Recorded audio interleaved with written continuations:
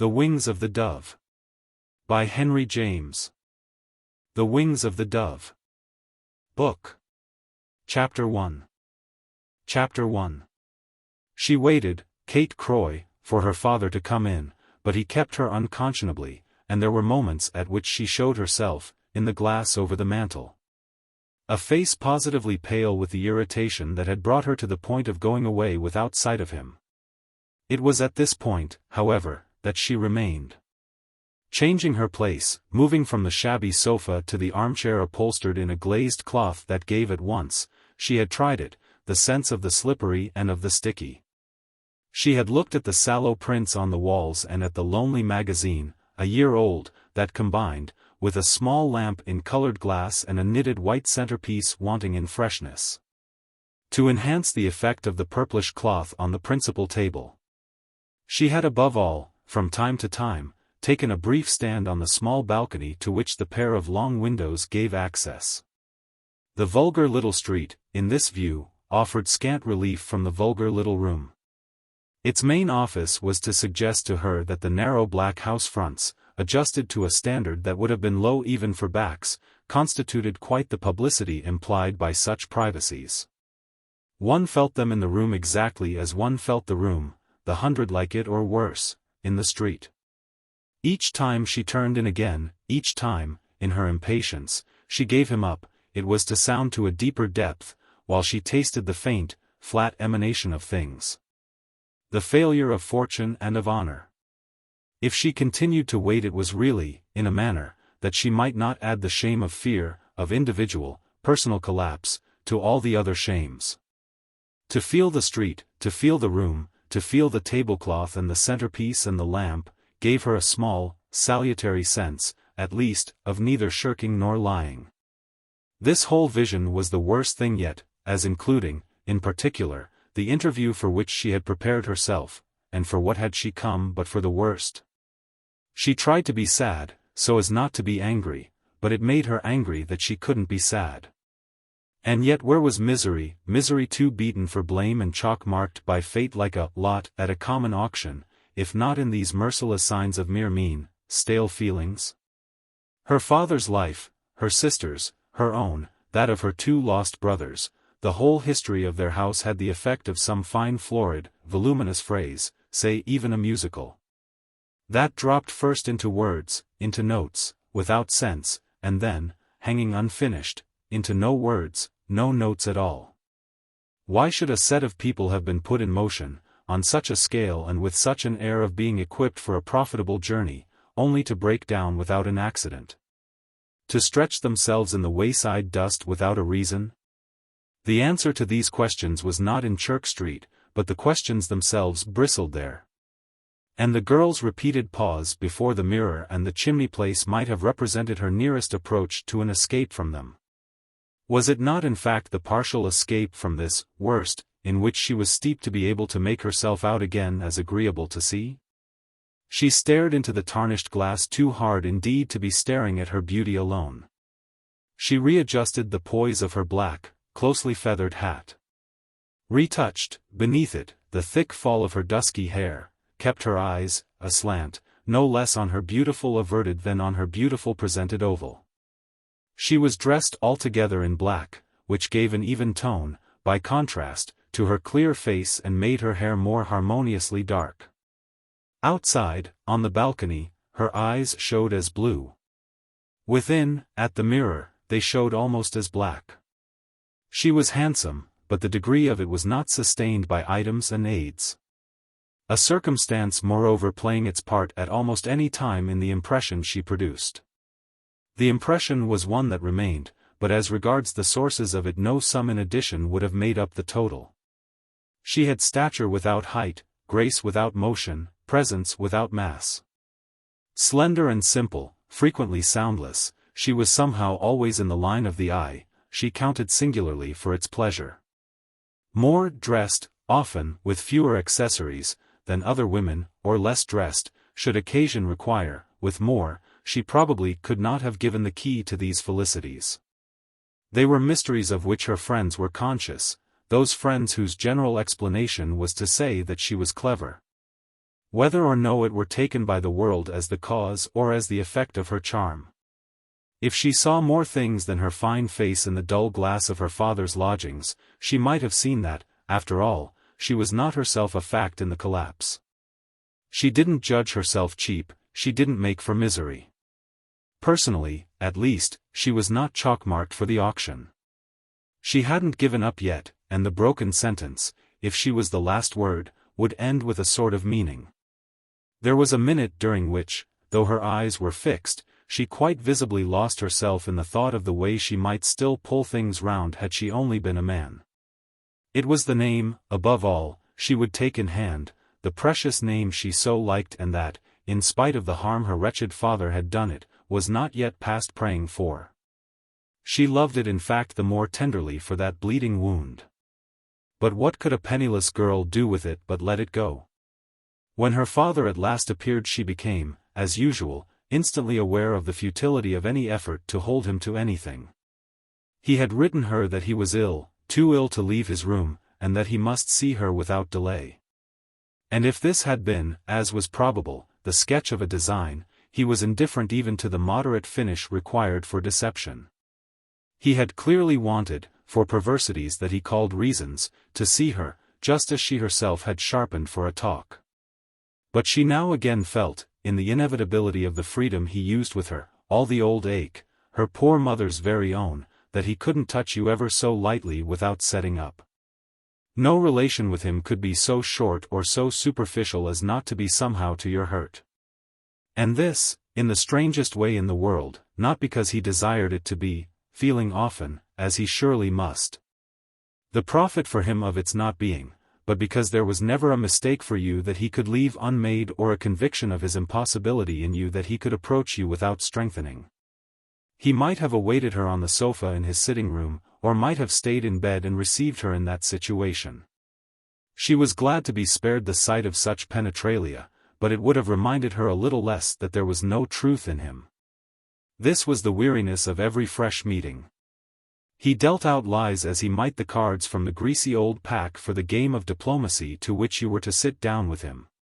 The inconvenience, as always happens in such cases, was not that you minded what was false, but that you missed what was true. He might be ill, and it might suit you to know it, but no contact with him, for this, could ever be straight enough.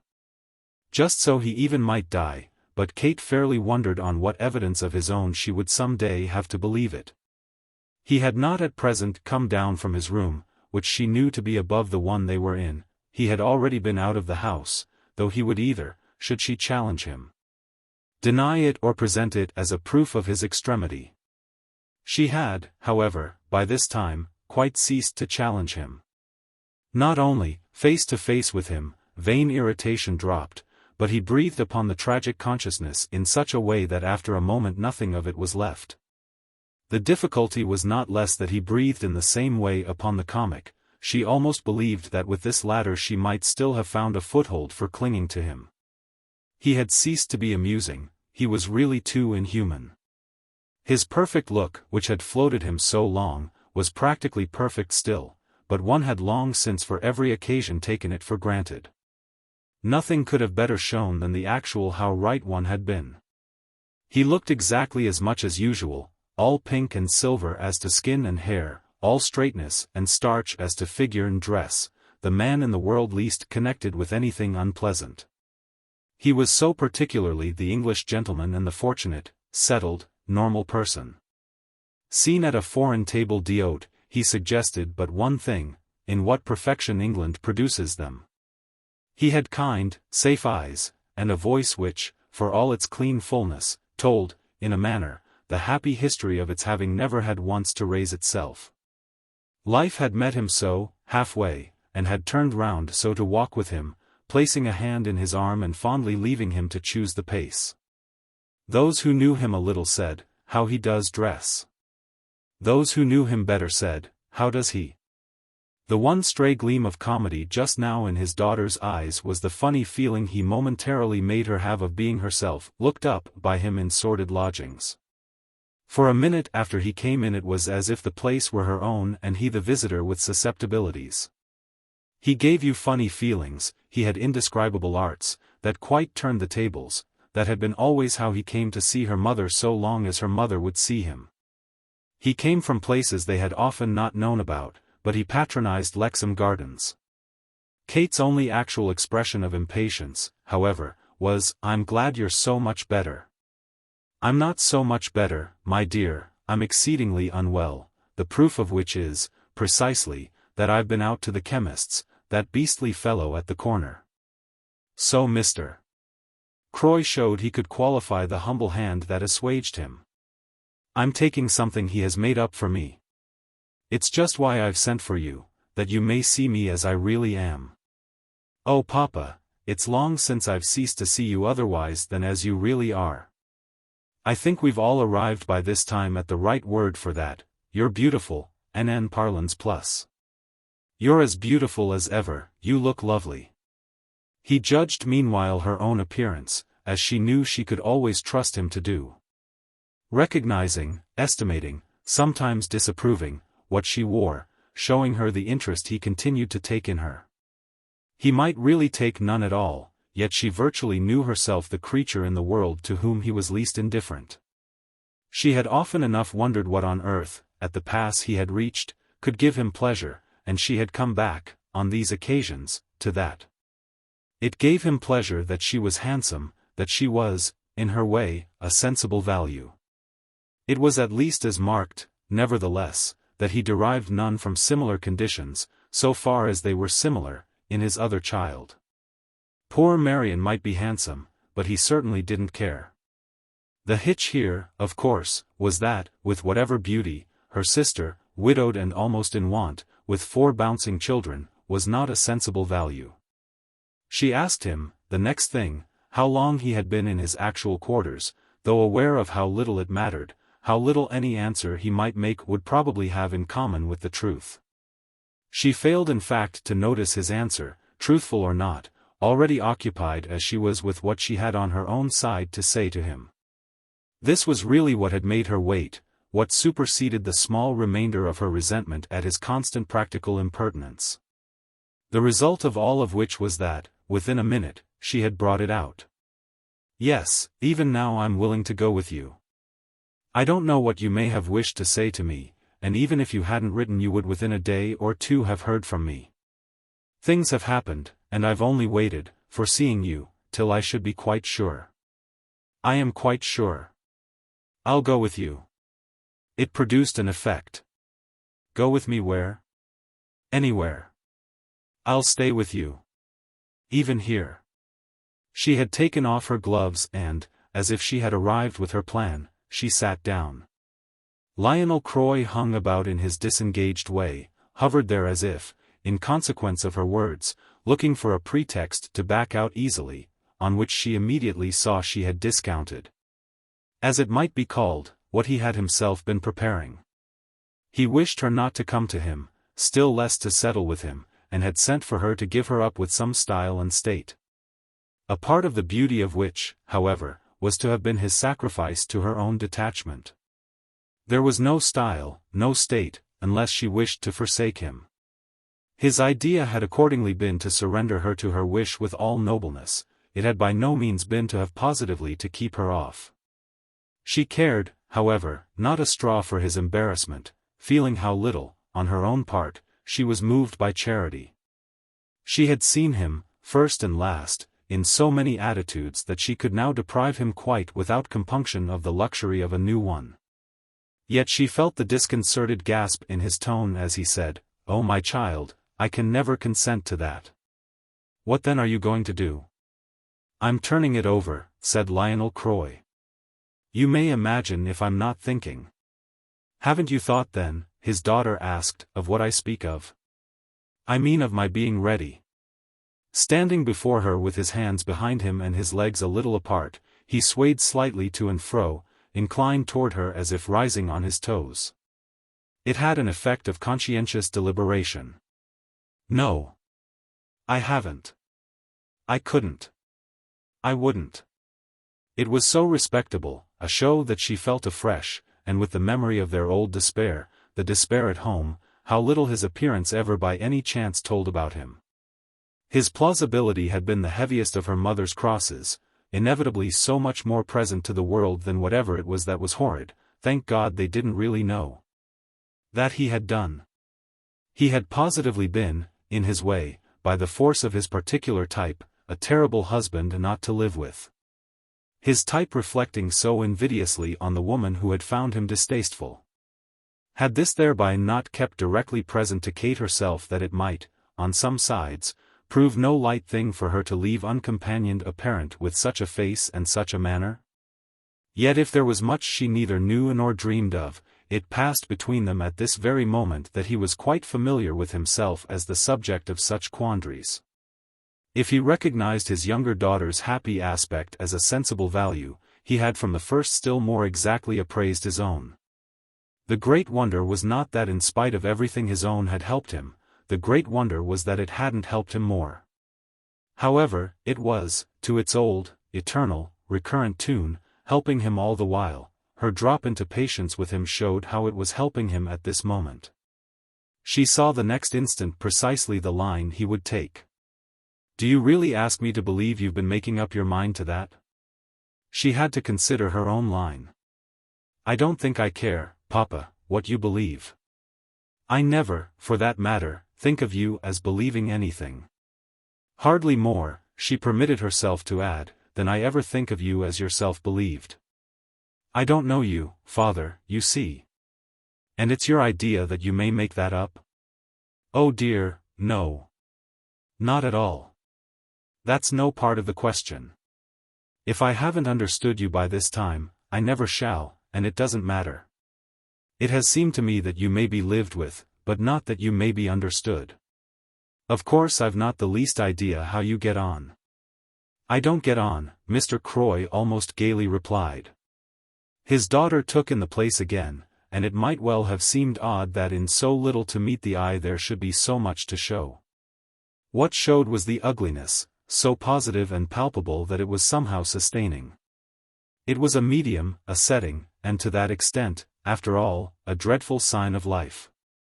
So that it fairly put a point into her answer. "Oh, I beg your pardon. You flourish. Do you throw it up at me again," he pleasantly inquired, "that I've not made away with myself?" She treated the question as needing no reply. She sat there for real things. "You know how all our anxieties, under Mama's will, have come out." She had still less to leave than she feared. "We don't know how we lived. It all makes up about 200 a year for Marion, and 2 for me, but I give up 100 to Marion." "Oh, you weak thing," her father kindly sighed. "For you and me together," she went on, "the other 100 would do something." "And what would do the rest? Can you yourself do nothing?" He gave her a look. Then, slipping his hands into his pockets and turning away, stood for a little at the window she had left open. She said nothing more. She had placed him there with that question, and the silence lasted a minute, broken by the call of an appealing costermonger, which came in with the mild March air. With the shabby sunshine, fearfully unbecoming to the room, and with the small homely hum of Chirk Street. Presently he moved nearer, but as if her question had quite dropped. "I don't see what has so suddenly wound you up. I should have thought you might perhaps guess. Let me at any rate tell you. Aunt Maude has made me a proposal. But she has also made me a condition. She wants to keep me. And what in the world else could she possibly want?" "Oh, I don't know, many things. I'm not so precious a capture," the girl a little dryly explained. "No one has ever wanted to keep me before." Looking always what was proper, her father looked now still more surprised than interested. "You've not had proposals?" He spoke as if that were incredible of Lionel Croy's daughter. As if indeed such an admission scarce consorted, even in filial intimacy, with her high spirit and general form. "Not from rich relations. She's extremely kind to me, but it's time, she says, that we should understand each other." Mr. Croy fully assented. "Of course it is, high time, and I can quite imagine what she means by it." "Are you very sure?" "Oh, perfectly." She means that she'll do for you handsomely if you'll break off all relations with me. You speak of her condition. Her condition's of course that. Well then, said Kate, it's what has wound me up.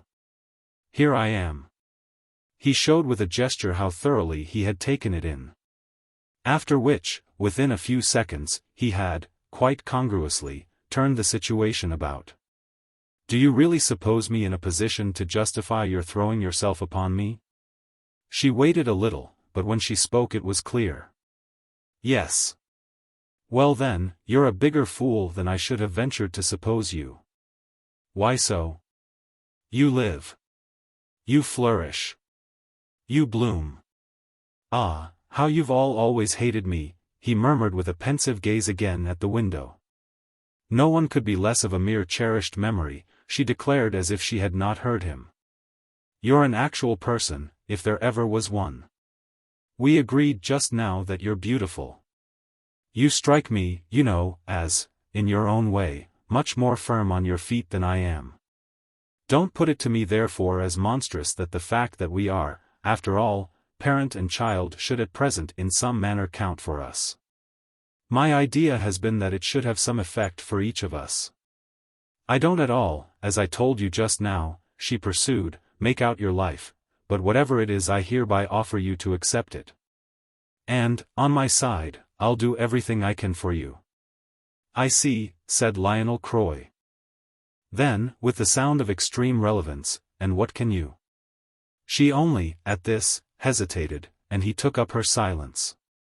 You can describe yourself, to yourself, as, in a fine flight, giving up your aunt for me. But what good, I should like to know, would your fine flight do me? As she still said nothing he developed a little. We're not possessed of so much, at this charming pass, please to remember, as that we can afford not to take hold of any perch held out to us. I like the way you talk, my dear, about giving up.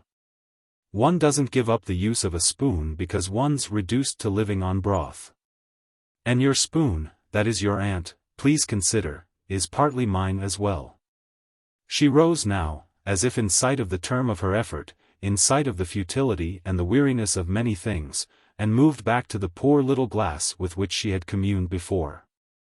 She retouched here again the poise of her hat, and this brought to her father's lips another remark in which impatience, however, had already been replaced by a funny flare of appreciation. Oh, you're all right. Don't muddle yourself up with me. His daughter turned round to him. The condition Aunt Maude makes is that I shall have absolutely nothing to do with you. Never see you, nor speak, nor write to you, never go near you nor make you a sign, nor hold any sort of communication with you. What she requires is that you shall simply cease to exist for me. He had always seemed, it was one of the marks of what they called the unspeakable, in him, to walk a little more on his toes, as if for jauntiness, in the presence of offense. Nothing, however, was more wonderful than what he sometimes would take for offense, unless it might be what he sometimes wouldn't. He walked at any rate on his toes now. A very proper requirement of your Aunt Maude, my dear, I don't hesitate to say it. Yet as this, much as she had seen, left her silent at first from what might have been a sense of sickness, he had time to go on, that's her condition then. But what are her promises? Just what does she engage to do? You must work it, you know. You mean make her feel, Kate asked after a moment, how much I'm attached to you. Well, what a cruel, invidious treaty it is for you to sign. I'm a poor old dad to make a stand about giving up, I quite agree. But I'm not, after all, quite the old dad not to get something for giving up. Oh, I think her idea, said Kate almost gaily now, is that I shall get a great deal. He met her with his inimitable amenity. But does she give you the items? The girl went through the show. More or less, I think. But many of them are things I dare say I may take for granted, things women can do for each other and that you wouldn't understand. There's nothing I understand so well, always, as the things I needn't. But what I want to do, you see, he went on, is to put it to your conscience that you've an admirable opportunity. And that it's moreover one for which, after all, damn you, you've really to thank me. I confess I don't see, Kate observed, what my conscience has to do with it. Then, my dear girl, you ought simply to be ashamed of yourself. Do you know what you're a proof of, all you hard, hollow people together? He put the question with a charming air of sudden spiritual heat. Of the deplorably superficial morality of the age. The family sentiment, in our vulgarist, brutalized life, has gone utterly to pot. There was a day when a man like me, by which I mean a parent like me, would have been for a daughter like you a quite distinct value, what's called in the business world, I believe, an asset. He continued sociably to make it out. I'm not talking only of what you might, with the right feeling do for me, but of what you might, it's what I call your opportunity, do with me. Unless indeed, he the next moment imperturbably threw off, they come a good deal to the same thing. Your duty as well as your chance, if you're capable of seeing it, is to use me. Show family feeling by seeing what I'm good for. If you had it as I have it you'd see I'm still good, well, for a lot of things. There's in fact, my dear, Mr. Croy wound up, a cochan for to be got out of me. His drop, or rather his climax, failed a little of effect, indeed, through an undue precipitation of memory. Something his daughter had said came back to him. You've settled to give away half your little inheritance? Her hesitation broke into laughter. No, I haven't settled anything. But you mean, practically, to let Marion collar it? They stood there face to face, but she so denied herself to his challenge that he could only go on. You've a view of 300 a year for her in addition to what her husband left her with? Is that, the remote progenitor of such wantonness audibly wondered, your morality? Kate found her answer without trouble. Is it your idea that I should give you everything? That everything clearly struck him, to the point even of determining the tone of his reply. Far from it. How can you ask that when I refuse what you tell me you came to offer? Make of my idea what you can, I think I've sufficiently expressed it, and it's at any rate to take or to leave. It's the only one, I may nevertheless add, it's the basket with all my eggs. It's my conception, in short, of your duty. The girl's tired smile watched the word as if it had taken on a small grotesque visibility. You're wonderful on such subjects. I think I should leave you in no doubt, she pursued, that if I were to sign my aunt's agreement I should carry it out, in honor, to the letter. Rather, my own love. It's just your honor that I appeal to. The only way to play the game is to play it. There's no limit to what your aunt can do for you. Do you mean in the way of marrying me? What else should I mean? Marry properly. And then? Kate asked as he hung fire. And then, well, I will talk with you. I'll resume relations. She looked about her and picked up her parasol. Because you're not so afraid of anyone else in the world as you are of her? My husband, if I should marry, would be, at the worst, less of a terror? If that's what you mean, there may be something in it. But doesn't it depend a little also on what you mean by my getting a proper one? However, Kate added as she picked out the frill of her little umbrella, I don't suppose your idea of him is quite that he should persuade you to live with us. Dear no, not a bit. He spoke as not resenting either the fear or the hope she imputed, met both imputations, in fact, with a sort of intellectual relief. I place the case for you wholly in your aunt's hands.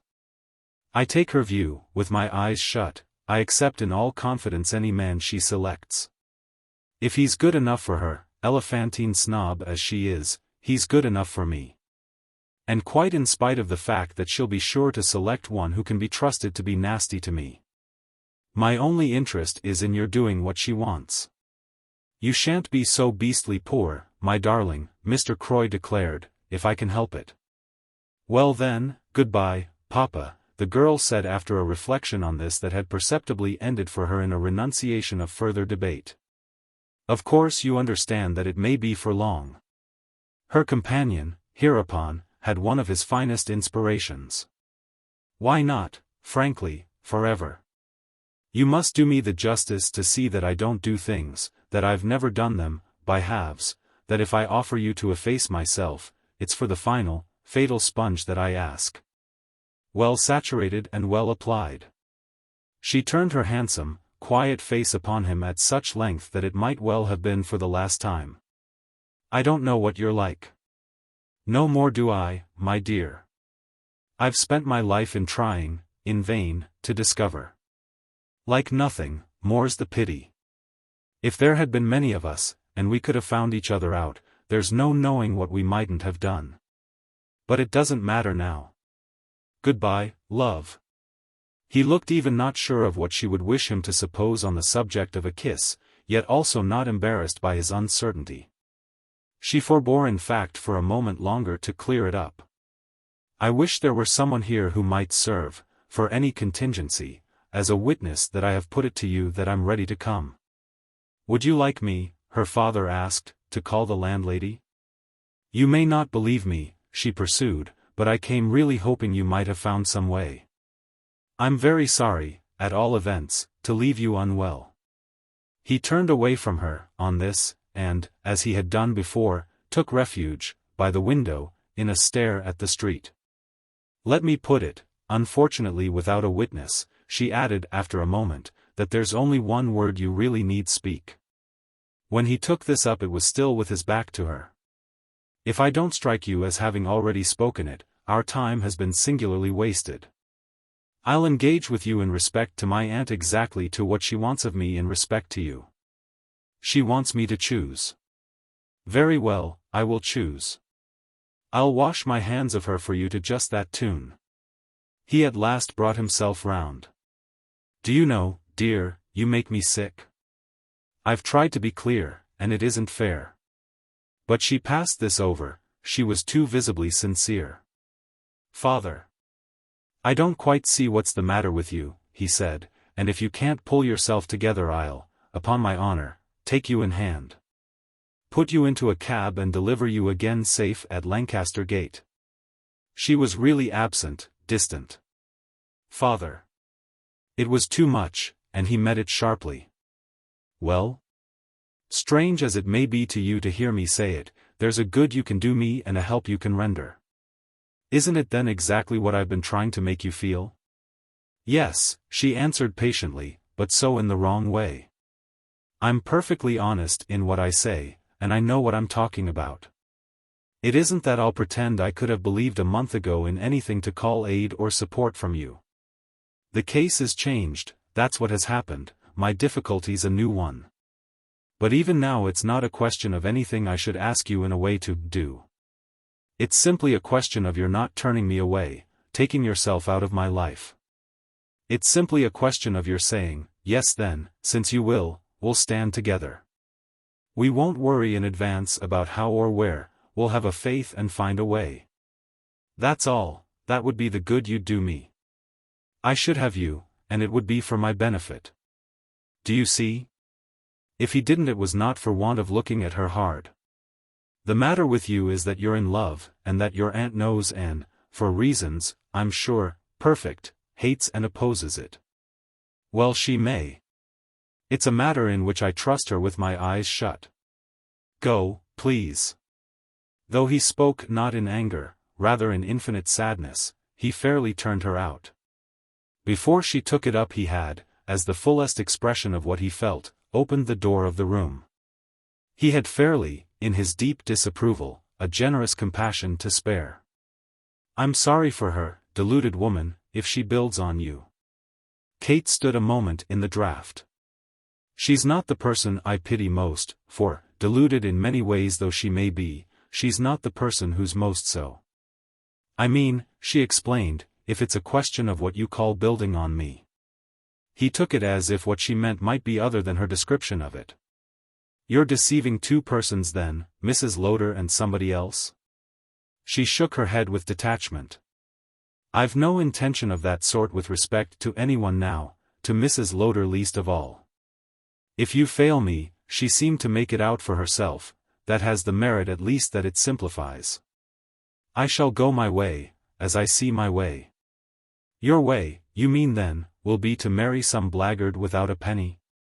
You ask a great deal of satisfaction, she observed, for the little you give. It brought him up again before her as with a sense that she was not to be hustled, and, though he glared at her a little, this had long been the practical limit to his general power of objection. If you're base enough to incur your aunt's disgust, you're base enough for my argument. What, if you're not thinking of an utterly improper person, do your speeches to me signify? Who is the beggarly sneak? He demanded as her response failed. Her response, when it came, was cold but distinct. He has every disposition to make the best of you. He only wants in fact to be kind to you. Then he must be an ass. And how in the world can you consider it to improve him for me, her father pursued, that he's also destitute and impossible? There are asses and asses, even, the right and the wrong, and you appear to have carefully picked out one of the wrong. Your aunt knows them, by good fortune.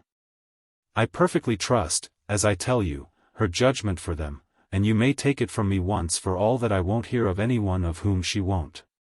Which led up to his last word. If you should really defy us both. Well, Papa? Well, my sweet child, I think that, reduced to insignificance as you may fondly believe me, I should still not be quite without some way of making you regret it. She had a pause, a grave one, but not, as appeared, that she might measure this danger. If I shouldn't do it, you know, it wouldn't be because I'm afraid of you. Oh, if you don't do it, he retorted, you may be as bold as you like. Then you can do nothing at all for me? He showed her, this time unmistakably, it was before her there on the landing. At the top of the tortuous stairs and in the midst of the strange smell that seemed to cling to them, how vain her appeal remained.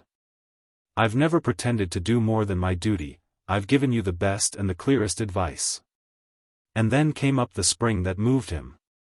If it only displeases you, you can go to Marion to be consoled. What he couldn't forgive was her dividing with Marion her scant share of the provision their mother had been able to leave them. She should have divided it with him. How do you find this book? Any thoughts about the book or the author? Any suggestion for improvement? Please take a moment to share your thoughts in a comment. If you like it, share it with your friends who might enjoy it as well. Subscribe to keep in touch.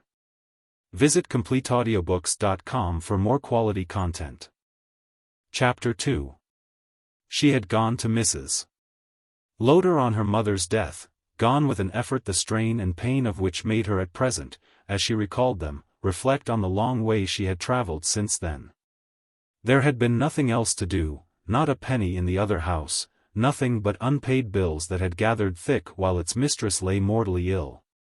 And the admonition that there was nothing she must attempt to raise money on, since everything belonged to the estate. How the estate would turn out at best presented itself as a mystery altogether gruesome. It had proved, in fact, since then a residuum a trifle less scant than, with Marion, she had for some weeks feared. But the girl had had at the beginning rather a wounded sense of its being watched on behalf of Marion and her children. What on earth was it supposed that she wanted to do to it? She wanted in truth only to give up, to abandon her own interest, which she, no doubt, would already have done had not the point been subject to Aunt Maude's sharp intervention. Aunt Maude's intervention was all sharp now, and the other point, the great one, was that it was to be, in this light, either all put up with or all declined. Yet at the winter's end, nevertheless, she could scarce have said what stand she conceived she had taken. It wouldn't be the first time she had seen herself obliged to accept with smothered irony other people's interpretation of her conduct. She often ended by giving up to them, it seemed really the way to live, the version that met their convenience. The tall, rich, heavy house at Lancaster Gate, on the other side of the park and the long South Kensington stretches, had figured to her, through childhood, through girlhood, as the remotest limit of her vague young world. It was further off and more occasional than anything else in the comparatively compact circle in which she revolved, and seemed, by a rigor early marked, to be reached through long, straight, discouraging vistas, which kept lengthening and straightening, whereas almost everything else in life was either, at the worst, round about Cromwell Road, or, at the furthest, in the nearer parts of Kensington Gardens.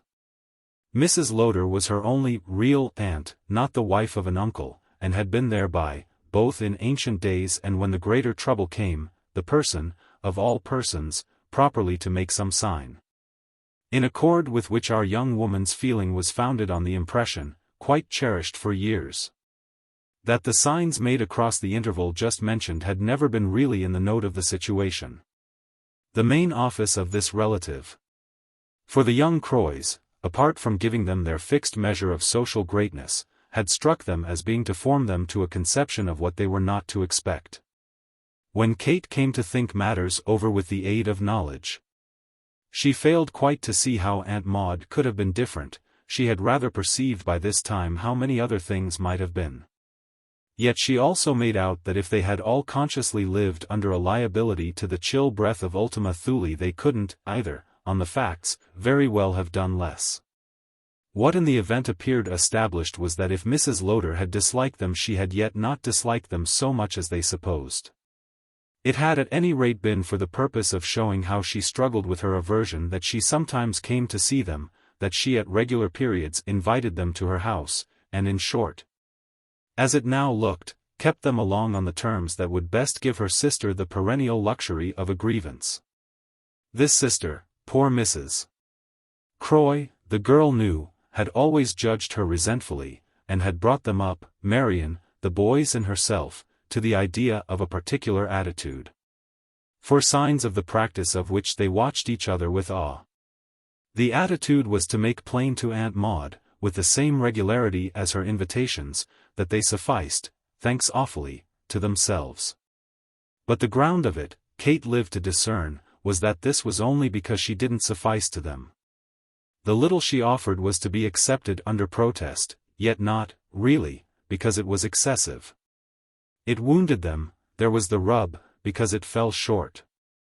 The number of new things our young lady looked out on from the high south window that hung over the park, this number was so great, though some of the things were only old ones altered and, as the phrase was of other matters, done up, that life at present turned to her view from week to week more and more the face of a striking and distinguished stranger.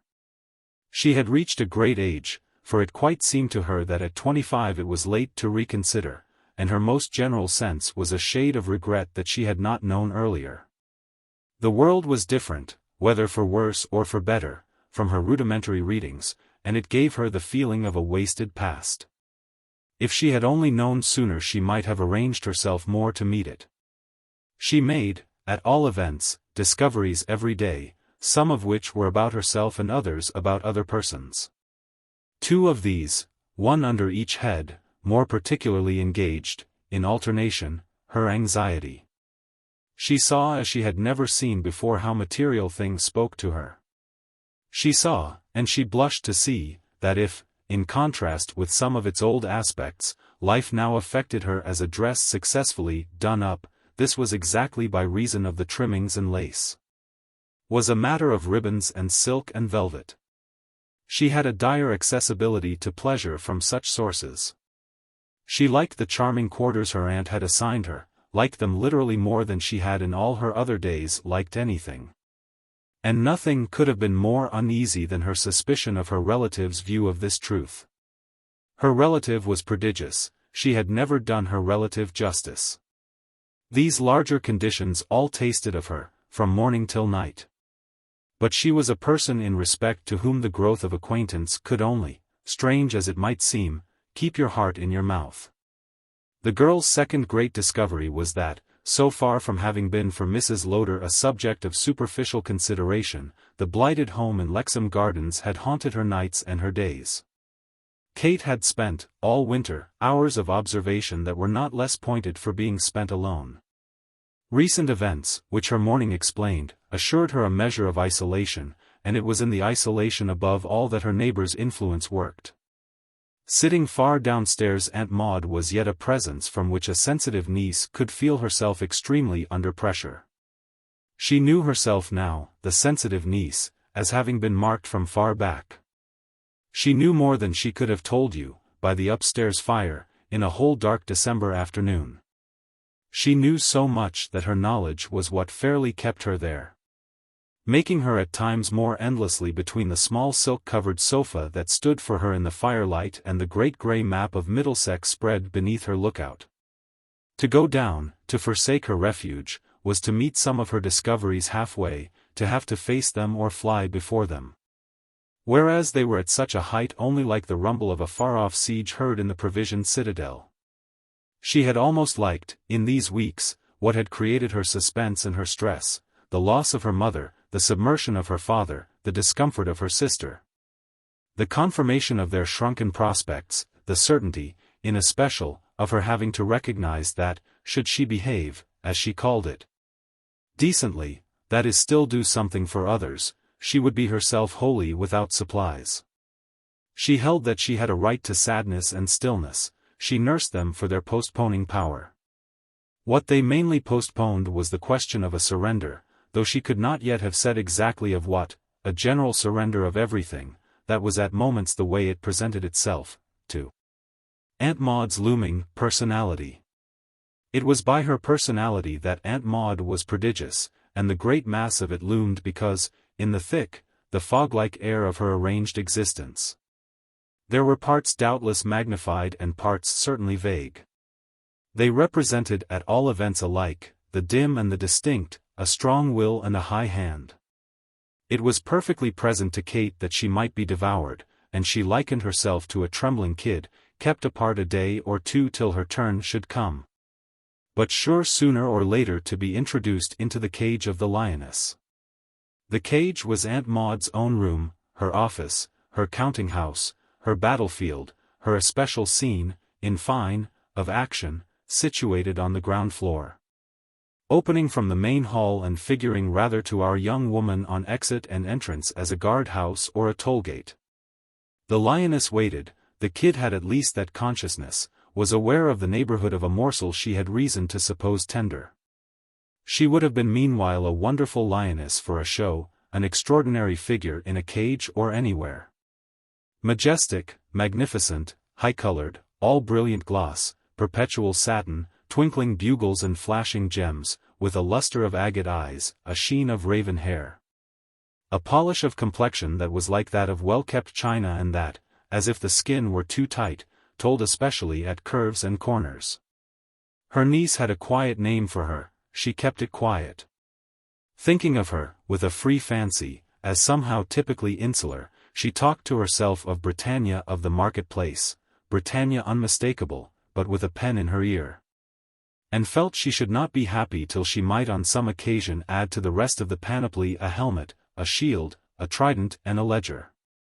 It was not in truth, however, that the forces with which, as Kate felt, she would have to deal were those most suggested by an image simple and broad.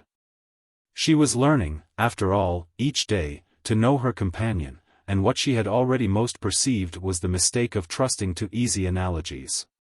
There was a whole side of Britannia, the side of her florid philistinism, her plumes and her train, her fantastic furniture and heaving bosom, the false gods of her taste and false notes of her talk, the sole contemplation of which would be dangerously misleading.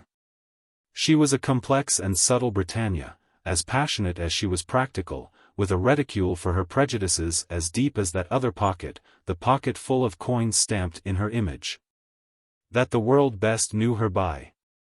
She carried on, in short, behind her aggressive and defensive front, operations determined by her wisdom. It was in fact, we have hinted, as a besieger that our young lady, in the provisioned citadel, had for the present most to think of her. And what made her formidable in this character was that she was unscrupulous and immoral.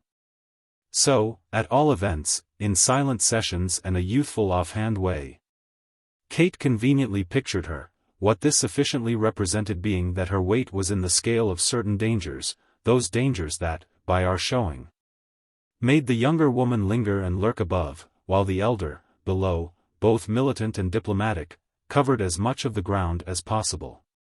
Yet what were the dangers, after all, but just the dangers of life and of London? Mrs. Lowder was London, was life, the roar of the siege and the thick of the fray. There were some things, after all, of which Britannia was afraid, but Aunt Maude was afraid of nothing, not even, it would appear, of arduous thought. These impressions, nonetheless, Kate kept so much to herself that she scarce shared them with poor Marion. The ostensible purpose of her frequent visits to whom yet continued to be to talk over everything. One of her reasons for holding off from the last concession to Aunt Maude was that she might be the more free to commit herself to this so much nearer and so much less fortunate relative, with whom Aunt Maude would have, directly, almost nothing to do. The sharpest pinch of her state, meanwhile, was exactly that all intercourse with her sister had the effect of casting down her courage and tying her hands, adding daily to her sense of the part, not always either uplifting or sweetening, that the bond of blood might play in one's life. She was face to face with it now, with the bond of blood. The consciousness of it was what she seemed most clearly to have come into by the death of her mother, much of that consciousness as her mother had absorbed and carried away. Her haunting, harassing father, her menacing, uncompromising aunt, her portionless little nephews and nieces, were figures that caused the chord of natural piety superabundantly to vibrate. Her manner of putting it to herself, but more especially in respect to Marion, was that she saw what you might be brought to by the cultivation of consanguinity. She had taken, in the old days, as she supposed, the measure of this liability. Those being the days when, as the second-born, she had thought no one in the world so pretty as Marion, no one so charming, so clever, so assured, in advance, of happiness and success. The view was different now, but her attitude had been obliged, for many reasons, to show as the same. The subject of this estimate was no longer pretty, as the reason for thinking her clever was no longer plain. Yet, bereaved, disappointed, demoralized, querulous, she was all the more sharply and insistently Kate's elder and Kate's own. Kate's most constant feeling about her was that she would make her, Kate, do things. And always, in comfortless Chelsea, at the door of the small house the small rent of which she couldn't help having on her mind, she fatalistically asked herself, before going in, which thing it would probably be this time. She noticed with profundity that disappointment made people selfish. She marveled at the serenity, it was the poor woman's only one, of what Marion took for granted, her own state of abasement as the second-born, her life reduced to mere inexhaustible sisterhood. She existed, in that view, wholly for the small house in Chelsea, the moral of which moreover, of course, was that the more one gave oneself the less of one was left. There were always people to snatch at one, and it would never occur to them that they were eating one up. They did that without tasting. There was no such misfortune, or at any rate no such discomfort, she further reasoned, as to be formed at once for being and for seeing. You always saw, in this case, something else than what you were, and you got, in consequence, none of the peace of your condition. However, as she never really let Marion see what she was, Marion might well not have been aware that she herself saw. Kate was accordingly, to her own vision, not a hypocrite of virtue, for she gave herself up, but she was a hypocrite of stupidity, for she kept to herself everything that was not herself. What she most kept was the particular sentiment with which she watched her sister instinctively neglect nothing that would make for her submission to their aunt. A state of the spirit that perhaps marked most sharply how poor you might become when you minded so much the absence of wealth. It was through Kate that Aunt Maude should be worked, and nothing mattered less than what might become of Kate in the process. Kate was to burn her ships, in short, so that Marion should profit. And Marion's desire to profit was quite oblivious of a dignity that had, after all, its reasons, if it had only cared for them, for keeping itself a little stiff. Kate, to be properly stiff for both of them, would therefore have had to be selfish, have had to prefer an ideal of behavior, than which nothing, ever, was more selfish, to the possibility of stray crumbs for the four small creatures. The tale of Mrs. Lowder's disgust at her elder niece's marriage to Mr. Condrip had lost little of its point, the incredibly fatuous behavior of Mr. Condrip, the parson of a dull suburban parish, with a saintly profile which was always in evidence, being so distinctly on record to keep criticism consistent. He had presented his profile on system, having, goodness knew, nothing else to present, nothing at all to full-face the world with, no imagination of the propriety of living and minding his business. Criticism had remained on Aunt Maude's part consistent enough. She was not a person to regard such proceedings as less of a mistake for having acquired more of the privilege of pathos. She had not been forgiving, and the only approach she made to overlooking them was by overlooking, with the surviving delinquent, the solid little phalanx that now represented them. Of the two sinister ceremonies that she lumped together, the marriage and the interment, she had been present at the former, just as she had sent Marion, before it, a liberal check. But this had not been for her more than the shadow of an admitted link with Mrs. Condrip's course. She disapproved of clamorous children for whom there was no prospect. She disapproved of weeping widows who couldn't make their errors good. And she had thus put within Marion's reach one of the few luxuries left when so much else had gone, an easy pretext for a constant grievance. Kate Croy remembered well what their mother, in a different quarter, had made of it. And it was Marion's marked failure to pluck the fruit of resentment that committed them, as sisters, to an almost equal fellowship in abjection. If the theory was that, yes, alas, one of the pair had ceased to be noticed, but that the other was noticed enough to make up for it. Who would fail to see that Kate couldn't separate herself without a cruel pride? That lesson became sharp for our young lady the day after her interview with her father. "I can't imagine," Marion on this occasion said to her, "how you can think of anything else in the world but the horrid way we're situated." "And, pray, how do you know," Kate inquired in reply, "anything about my thoughts? It seems to me I give you sufficient proof of how much I think of you." "I don't, really, my dear, know what else you've to do with." Marion's retort, on this, was a stroke as to which she had supplied herself with several kinds of preparation, but there was, none the less, something of an unexpected note in its promptitude.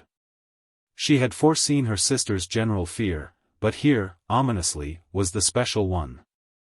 "Well, your own business is of course your own business, and you may say there's no one less in a position than I to preach to you. But, all the same, if you wash your hands of me forever for it, I won't, for this once, keep back that I don't consider you've a right, as we all stand, to throw yourself away."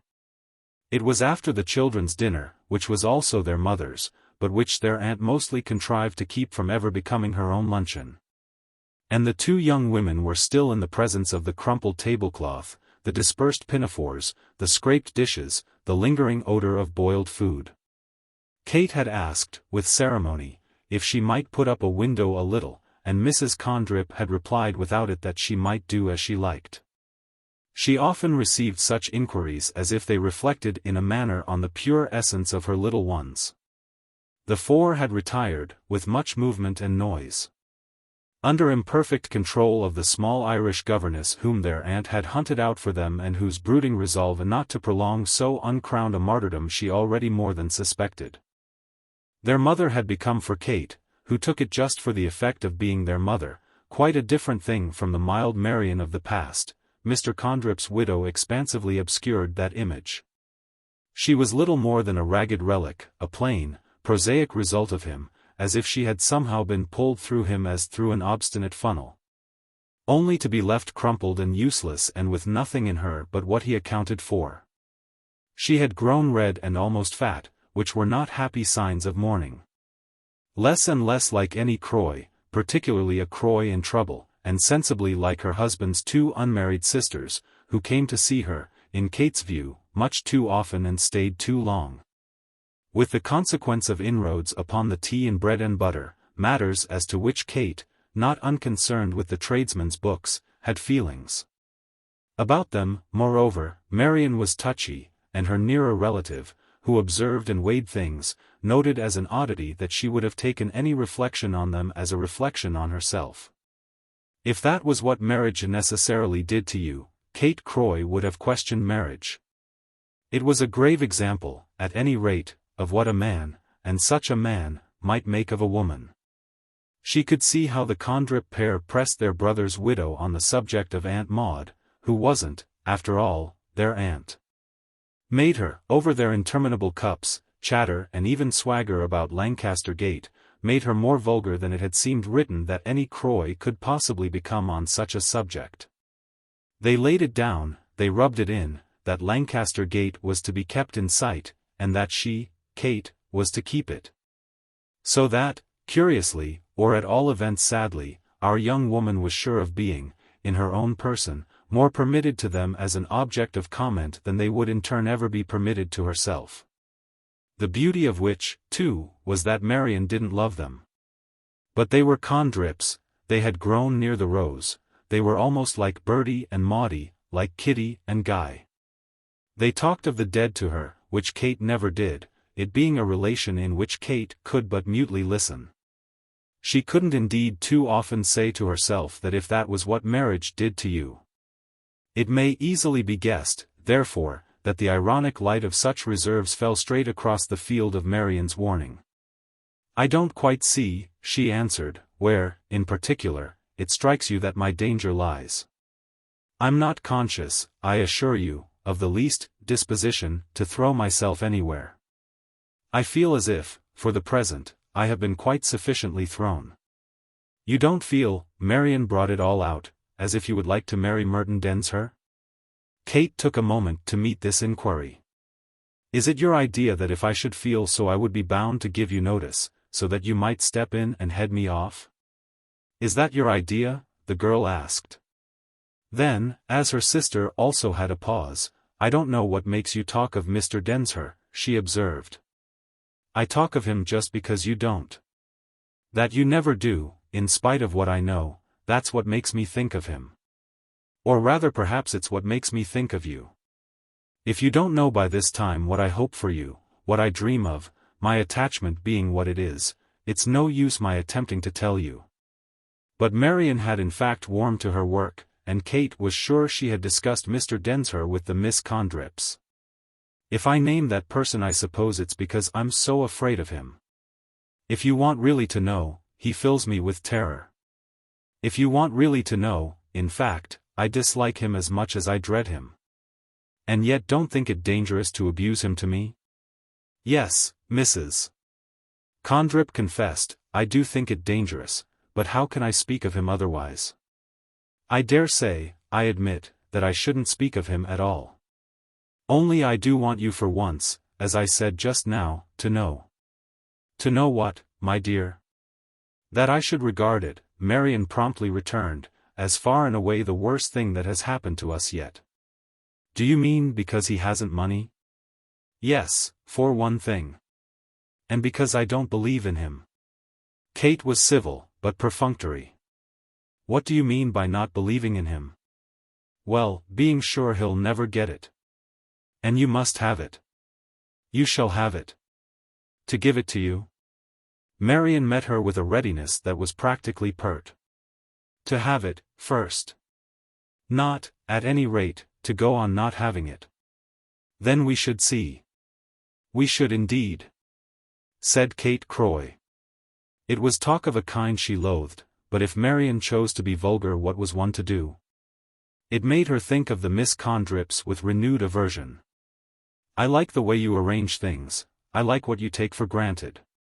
If it's so easy for us to marry men who want us to scatter gold, I wonder we any of us do anything else. I don't see so many of them about, nor what interest I might ever have for them. You live, my dear," she presently added, "in a world of vain thoughts. Not so much as you, Kate. For I see what I see, and you can't turn it off that way." The elder sister paused long enough for the younger's face to show, in spite of superiority, an apprehension. "I'm not talking of any man but Aunt Maude's man, nor of any money, even, if you like, but Aunt Maude's money. I'm not talking of anything but your doing what she wants. You're wrong if you speak of anything that I want of you. I want nothing but what she does. That's good enough for me." And Marion's tone struck her companion as dreadful. "If I don't believe in Merton Densher, I do at least in Mrs. Lowder." "Your ideas are the more striking," Kate returned, "that they're the same as Papa's. I had them from him, you may be interested to know, and with all the brilliancy you may imagine, yesterday." Marian clearly was interested to know. He has been to see you? No, I went to him. Really? Marian wondered. For what purpose? To tell him I'm ready to go to him. Marian stared. To leave Aunt Maude? For my father, yes. She had fairly flushed, poor Mrs. Condrip, with horror. You're ready? So I told him. I couldn't tell him less. And, pray, could you tell him more? Marian gasped in her distress. What in the world is he to us? You bring out such a thing as that this way? They faced each other, the tears were in Marian's eyes. Kate watched them there a moment and then said, I had thought it well over and over. But you needn't feel injured. I'm not going. He won't have me. Her companion still panted, it took time to subside. Well, I wouldn't have you, wouldn't receive you at all, I can assure you, if he had made you any other answer. I do feel injured, at your having been willing. If you were to go to Papa, my dear, you would have to stop coming to me. Marian put it thus, indefinably, as a picture of privation from which her companion might shrink. Such were the threats she could complacently make, could think herself masterful for making. But if he won't take you, she continued, he shows at least his sharpness. Marian had always her views of sharpness, she was, as her sister privately commented, great on it. But Kate had her refuge from irritation. He won't take me, she simply repeated. But he believes, like you, in Aunt Maude. He threatens me with his curse if I leave her. So you won't? As the girl at first said nothing, her companion caught at it. You won't, of course. I see you won't. But I don't see why, nevertheless, I shouldn't insist to you once for all on the plain truth of the whole matter. The truth, my dear, of your duty. Do you ever think about that? It's the greatest duty of all. There you are again, Kate laughed. Papa's also immense on my duty. Oh, I don't pretend to be immense, but I pretend to know more than you do of life. More even perhaps than Papa. Marian seemed to see that personage at this moment, nevertheless, in the light of a kinder irony. Poor old Papa. She sighed it with as many condonations as her sister's ear had more than once caught in her dear old Aunt Maude. These were things that made Kate, for the time, turn sharply away, and she gathered herself now to go. They were the note again of the abject. It was hard to say which of the persons in question had most shown how little they liked her. The younger woman proposed, at any rate, to let discussion rest, and she believed that, for herself, she had done so during the 10 minutes that, thanks to her wish not to break off short, elapsed before she could gracefully withdraw. It then appeared, however, that Marian had been discussing still, and there was something that, at the last, Kate had to take up. Whom do you mean by Aunt Maude's young man? Whom should I mean but Lord Mark? And where do you pick up such vulgar twaddle? Kate demanded with her clear face. How does such stuff, in this hole, get to you? She had no sooner spoken than she asked herself what had become of the grace to which she had sacrificed. Marian certainly did little to save it, and nothing indeed was so inconsequent as her ground of complaint. She desired her to work Lancaster Gate as she believed that scene of abundance could be worked. But she now didn't see why advantage should be taken of the bloated connection to put an affront on her own poor home. She appeared in fact for the moment to take the position that Kate kept her in her hole, and then heartlessly reflected on her being in it. Yet she didn't explain how she had picked up the report on which her sister had challenged her, so that it was thus left to her sister to see in it, once more, a sign of the creeping curiosity of the Miss Condrips. They lived in a deeper hole than Marian, but they kept their ear to the ground, they spent their days in prowling, whereas Marian, in garments and shoes that seemed steadily to grow looser and larger, never prowled. There were times when Kate wondered if the Miss Condrips were offered her by fate as a warning for her own future, to be taken as showing her what she herself might become at 40 if she let things too recklessly go. What was expected of her by others, and by so many of them, could, all the same, on occasion, present itself as beyond a joke, and this was just now the aspect it particularly wore. She was not only to quarrel with Merton Densher to oblige her 5 spectators, with the Miss Condrips there were 5.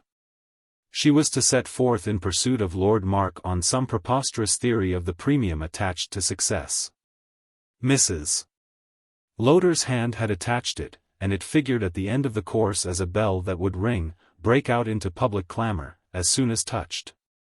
Kate reflected sharply enough on the weak points of this fond fiction, with the result at last of a certain chill for her sister's confidence, though Mrs.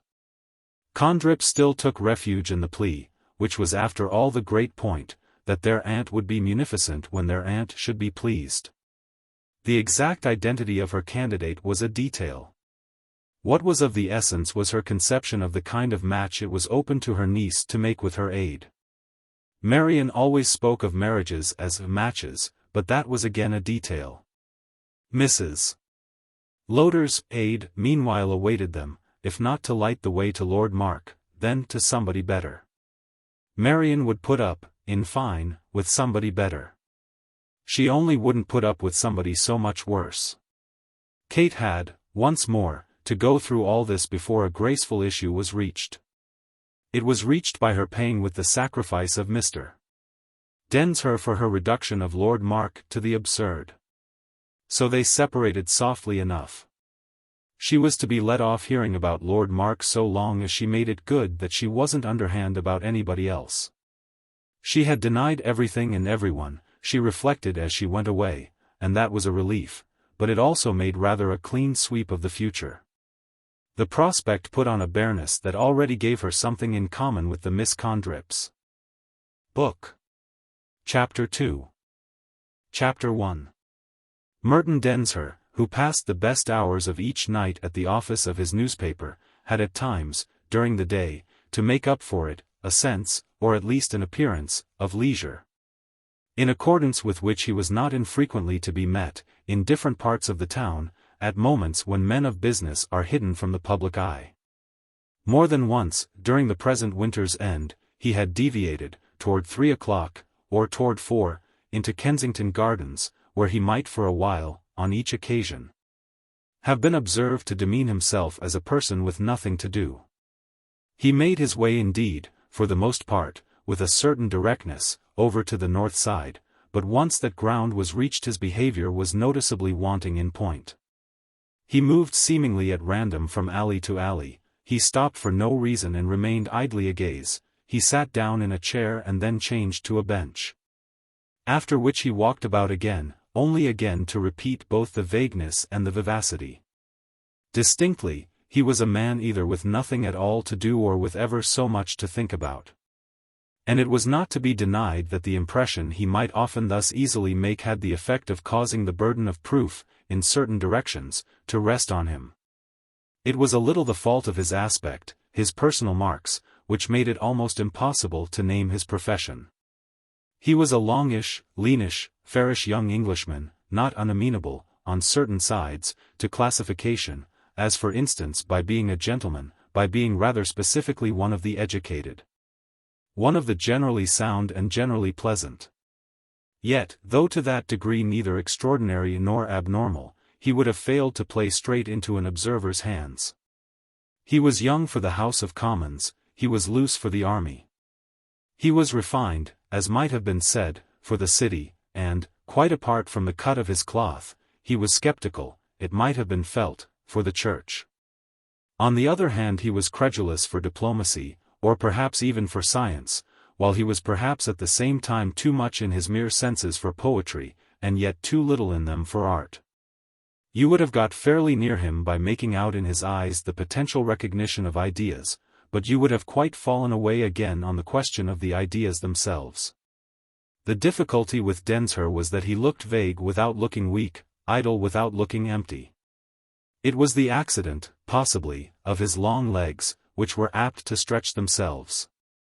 Of his straight hair and his well-shaped head, never, the latter, neatly smooth, and apt, into the bargain, at the time of quite other calls upon it, to throw itself suddenly back and supported behind by his uplifted arms and interlocked hands, place him for unconscionable periods in communion with the ceiling, the treetops, the sky.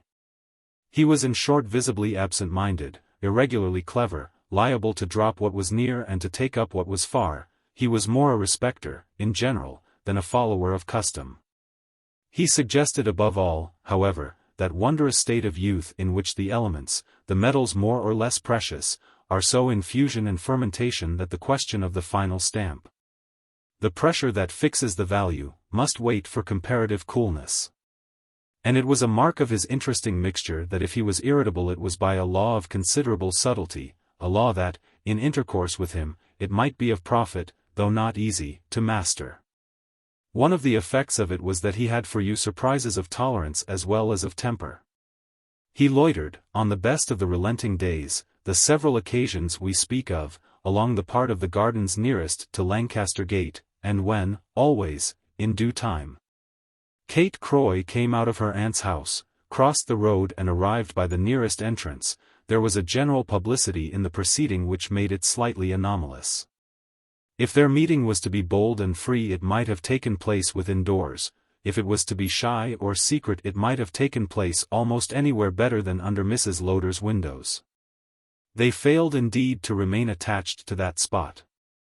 They wandered and strolled, taking in the course of more than one of these interviews a considerable walk. Or else picked out a couple of chairs under one of the great trees and sat as much apart from everyone else, as possible. But Kate had, each time, at first, the air of wishing to expose herself to pursuit and capture if those things were in question. She made the point that she was not underhand, any more than she was vulgar, that the gardens were charming in themselves and this use of them a matter of taste. And that, if her aunt chose to glare at her from the drawing-room or to cause her to be tracked and overtaken, she could at least make it convenient that this should be easily done. The fact was that the relation between these young persons abounded in such oddities as were not inaptly symbolized by assignations that had a good deal more appearance than motive. Of the strength of the tie that held them we shall sufficiently take the measure. But it was meanwhile almost obvious that if the great possibility had come up for them it had done so, to an exceptional degree, under the protection of the famous law of contraries. Any deep harmony that might eventually govern them would not be the result of their having much in common, having anything, in fact, but their affection. And would really find its explanation in some sense, on the part of each, of being poor where the other was rich. It is nothing new indeed that generous young persons often admire most what nature hasn't given them, from which it would appear, after all, that our friends were both generous. Merton Densher had repeatedly said to himself, and from far back, that he should be a fool not to marry a woman whose value would be in her differences. And Kate Croy, though without having quite so philosophized, had quickly recognized in the young man a precious unlikeness. He represented what her life had never given her and certainly, without some such aid as his, never would give her, all the high, dim things she lumped together as of the mind.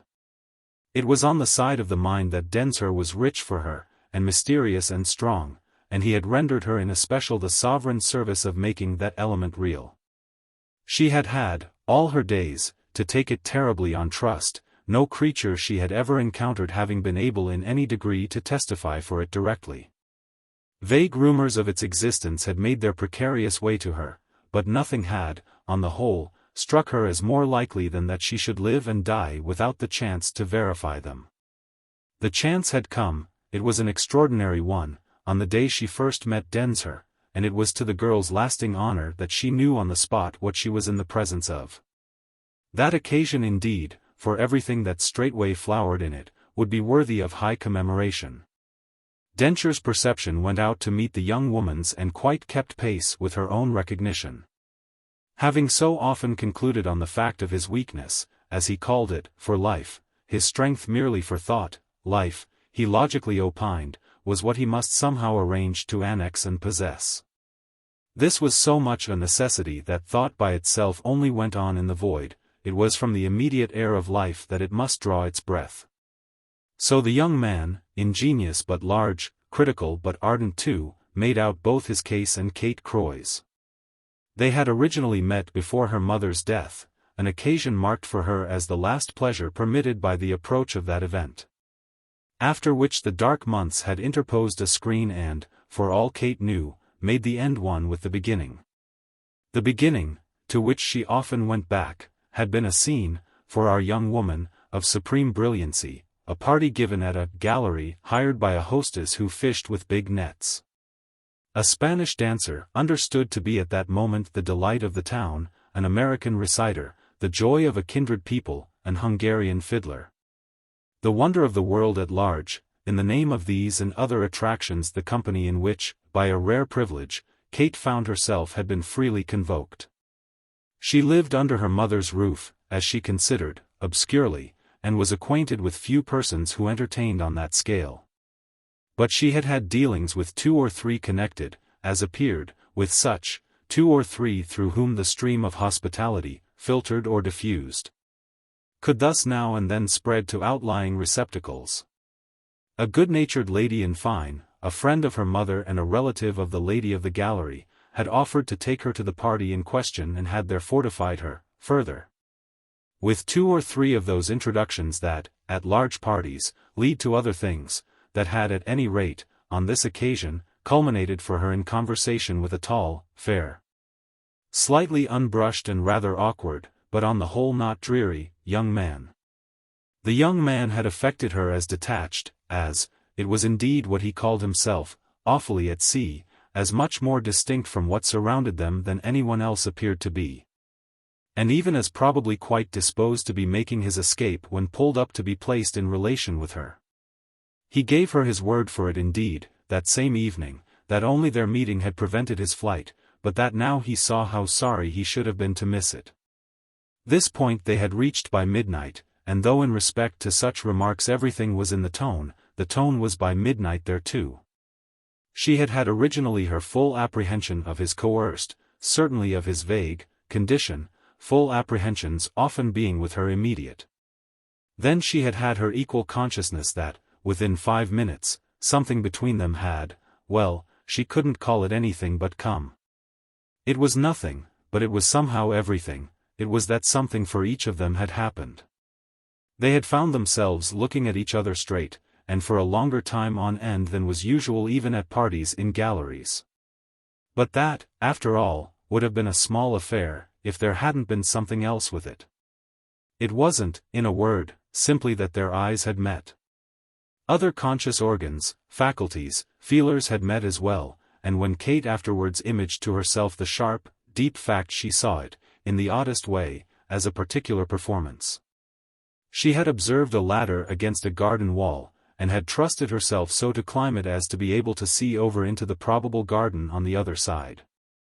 On reaching the top she had found herself face to face with a gentleman engaged in a like calculation at the same moment, and the 2 inquirers had remained confronted on their ladders. The great point was that for the rest of that evening they had been perched, they had not climbed down. And indeed, during the time that followed, Kate at least had had the perched feeling, it was as if she were there aloft without a retreat.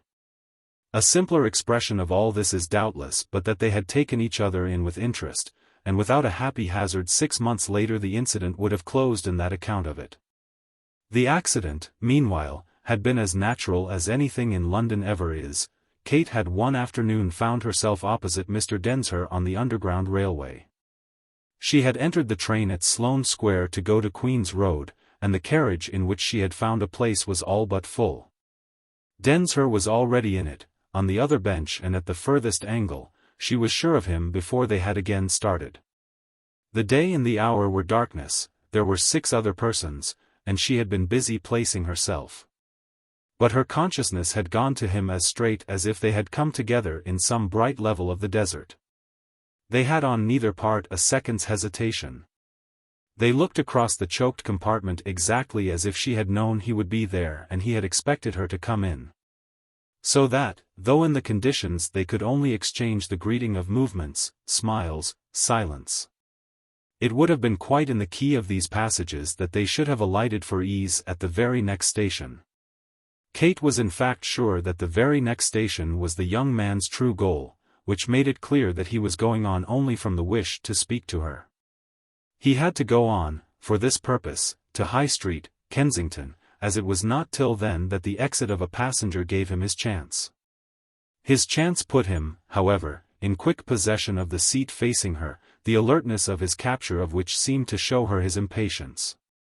It helped them, moreover, with strangers on either side, little to talk, though this very restriction perhaps made such a mark for them as nothing else could have done. If the fact that their opportunity had again come round for them could be so intensely expressed between them without a word, they might very well feel on the spot that it had not come round for nothing. The extraordinary part of the matter was that they were not in the least meeting where they had left off, but ever so much further on. And that these added links added still another between High Street and Notting Hill Gate, and then between the latter station and Queen's Road an extension really inordinate. At Notting Hill Gate, Kate's right-hand neighbour descended, whereupon Densher popped straight into that seat, only there was not much gained when a lady, the next instant, popped into Densher's. He could say almost nothing to her, she scarce knew, at least, what he said. She was so occupied with a certainty that one of the persons opposite, a youngish man with a single eyeglass, which he kept constantly in position, had made her out from the first as visibly, as strangely affected. If such a person made her out, what then did Densher do? A question in truth sufficiently answered when, on their reaching her station, he instantly followed her out of the train. That had been the real beginning, the beginning of everything else. The other time, the time at the party, had been but the beginning of that. Never in life before had she so let herself go. For always before, so far as small adventures could have been in question for her, there had been, by the vulgar measure, more to go upon. He had walked with her to Lancaster Gate, and then she had walked with him away from it, for all the world, she said to herself, like the housemaid giggling to the baker. This appearance, she was afterwards to feel, had been all in order for a relation that might precisely best be described in the terms of the baker and the housemaid.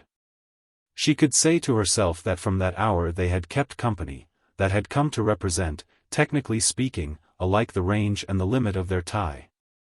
He had on the spot, naturally, asked leave to call upon her, which, as a young person who wasn't really young, who didn't pretend to be a sheltered flower, she as rationally gave. That, she was promptly clear about it, was now her only possible basis. She was just the contemporary London female, highly modern, inevitably battered, honourably free. She had of course taken her aunt straight into her confidence, had gone through the form of asking her leave. And she subsequently remembered that though, on this occasion, she had left the history of her new alliance as scant as the facts themselves, Mrs. Lowder had struck her at the time surprisingly mild. It had been, in every way, the occasion, full of the reminder that her hostess was deep. It was definitely then that she had begun to ask herself what Aunt Maude was, in vulgar parlance, up to. You may receive, my dear, whom you like, that was what Aunt Maude, who in general objected to people's doing as they liked, had replied. And it bore, this unexpectedness, a good deal of looking into. There were many explanations, and they were all amusing, that is, in the line of the sombre and brooding amusement, cultivated by Kate in her actual high retreat. Merton Densher came the very next Sunday, but Mrs. Lowder was so consistently magnanimous as to make it possible to her niece to see him alone. She saw him, however, on the Sunday following, in order to invite him to dinner. And when, after dining, he came again, which he did 3 times, she found means to treat his visit as preponderantly to herself. Kate's conviction that she didn't like him made that remarkable. It added to the evidence, by this time voluminous, that she was remarkable all round. If she had been, in the way of energy, merely usual, she would have kept her dislike direct. Whereas it was now as if she were seeking to know him in order to see best where to have him. That was one of the reflections made in our young woman's high retreat. She smiled from her lookout, in the silence that was only the fact of hearing irrelevant sounds. As she caught the truth that you could easily accept people when you wanted them so to be delivered to you. When Aunt Maude wished them dispatched, it was not to be done by deputy, it was clearly always a matter reserved for her own hand. But what made the girl wonder most was the implications of so much diplomacy in respect to her own value. What view might she take of her position in the light of this appearance that her companion feared so, as yet, to upset her? It was as if Densher were accepted partly under the dread that if he hadn't been she would act in resentment. Hadn't her aunt considered the danger that she would in that case have broken off, have seceded? The danger was exaggerated, she would have done nothing so gross. But that, it seemed, was the way Mrs. Lowder saw her and believed her to be reckoned with. What importance therefore did she really attach to her, what strange interest could she take on their keeping on terms? Her father and her sister had their answer to this, even without knowing how the question struck her. They saw the Lady of Lancaster Gate as panting to make her fortune, and the explanation of that appetite was that, on the accident of a nearer view than she had before enjoyed, she had been charmed. Been dazzled. They approved, they admired in her one of the belated fancies of rich, capricious, violent old women, the more marked, moreover, because the result of no plot. And they piled up the possible results for the person concerned.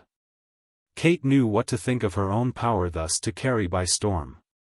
She saw herself as handsome, no doubt, but as hard, and felt herself as clever but as cold. And as so much too imperfectly ambitious, furthermore, that it was a pity, for a quiet life, she couldn't settle to be either finely or stupidly indifferent. Her intelligence sometimes kept her still, too still, but her want of it was restless, so that she got the good, it seemed to her, of neither extreme. She saw herself at present, none the less, in a situation, and even her sad, disillusioned mother, dying, but with Aunt Maude interviewing the nurse on the stairs, had not failed to remind her that it was of the essence of situations to be, under Providence, worked. The dear woman had died in the belief that she was actually working the one then produced. Kate took one of her walks with Densher just after her visit to Mr. Croy. But most of it went, as usual, to their sitting in talk. They had, under the trees, by the lake, the air of old friends, phases of apparent earnestness, in particular, in which they might have been settling every question in their vast young world. And periods of silence, side by side, perhaps even more, when a long engagement would have been the final reading of the signs on the part of a passer struck with them, as it was so easy to be. They would have presented themselves thus as very old friends rather than as young persons who had met for the first time but a year before and had spent most of the interval without contact. It was indeed for each, already, as if they were older friends. And though the succession of their meetings might, between them, have been straightened out, they only had a confused sense of a good many, very much alike. And a confused intention of a good many more, as little different as possible. The desire to keep them just as they were had perhaps to do with the fact that in spite of the presumed diagnosis of the stranger there had been for them as yet no formal, no final understanding. Densher had at the very first pressed the question, but that, it had been easy to reply, was too soon, so that a singular thing had afterwards happened. They had accepted their acquaintance as too short for an engagement, but they had treated it as long enough for almost anything else. And marriage was somehow before them like a temple without an avenue. They belonged to the temple and they met in the grounds, they were in the stage at which grounds in general offered much scattered refreshment. But Kate had meanwhile had so few confidants that she wondered at the source of her father's suspicions. The diffusion of rumor was of course always remarkable in London, and for Marian not less, as Aunt Maude touched neither directly, the mystery had worked. No doubt she had been seen. Of course she had been seen. She had taken no trouble not to be seen, and it was a thing, clearly, she was incapable of taking. But she had been seen how, and what was there to see? She was in love, she knew that, but it was wholly her own business, and she had the sense of having conducted herself, of still so doing, with almost violent conformity. I've an idea, in fact I feel sure, that Aunt Maude means to write to you, and I think you had better know it. So much as this she said to him as soon as they met, but immediately adding to it, so as to make up your mind how to take her. I know pretty well what she'll say to you. Then will you kindly tell me? She thought a little. I can't do that. I should spoil it. She'll do the best for her own idea. Her idea, you mean, that I'm a sort of a scoundrel. Or, at the best, not good enough for you. They were side by side again in their penny chairs, and Kate had another pause. Not good enough for her. Oh, I see. And that's necessary. He put it as a truth rather more than as a question, but there had been plenty of truths between them that each had contradicted. Kate, however, let this one sufficiently pass, only saying the next moment, she has behaved extraordinarily. And so have we, Densher declared. I think, you know, we've been awfully decent. For ourselves, for each other, for people in general, yes. But not for her. For her, said Kate, we've been monstrous. She has been giving us rope. So if she does send for you, the girl repeated, you must know where you are. That I always know. It's where you are that concerns me. Well, said Kate after an instant, her idea of that is what you'll have from her. He gave her a long look, and whatever else people who wouldn't let her alone might have wished, for her advancement, his long looks were the thing in the world she could never have enough of. What she felt was that, whatever might happen, she must keep them, must make them most completely her possession. And it was already strange enough that she reasoned, or at all events began to act, as if she might work them in with other and alien things, privately cherish them, and yet, as regards the rigor of it, pay no price. She looked it well in the face, she took it intensely home, that they were lovers, she rejoiced to herself and, frankly, to him, in their wearing of the name. But, distinguished creature that, in her way, she was, she took a view of this character that scarce squared with the conventional. The character itself she insisted on as their right, taking that so for granted that it didn't seem even bold. But Densher, though he agreed with her, found himself moved to wonder at her simplifications, her values. Life might prove difficult, was evidently going to. But meanwhile they had each other, and that was everything. This was her reasoning, but meanwhile, for him, each other was what they didn't have, and it was just the point. Repeatedly, however, it was a point that, in the face of strange and special things, he judged it rather awkwardly gross to urge. It was impossible to keep Mrs. Lowder out of their scheme. She stood there too close to it and too solidly, it had to open a gate, at a given point, do what they would to take her in. And she came in, always, while they sat together rather helplessly watching her, as in a coach in four. She drove round their prospect as the principal lady at the circus drives round the ring, and she stopped the coach in the middle to alight with majesty. It was our young man's sense that she was magnificently vulgar, but yet, quite, that this wasn't all. It wasn't with her vulgarity that she felt his want of means, though that might have helped her richly to embroider it, nor was it with the same infirmity that she was strong, original, dangerous. His want of means sufficient for anyone but himself, was really the great ugliness, and was, moreover, at no time more ugly for him than when it rose there, as it did seem to rise. Shameless, face to face with the elements in Kate's life colloquially and conveniently classed by both of them as funny. He sometimes indeed, for that matter, asked himself if these elements were as funny as the innermost fact, so often vivid to him. Of his own consciousness, his private inability to believe he should ever be rich. His conviction on this head was in truth quite positive and a thing by itself. He failed, after analysis, to understand it, though he had naturally more lights on it than anyone else. He knew how it subsisted in spite of an equal consciousness of his being neither mentally nor physically quite helpless, neither a dunce nor a cripple.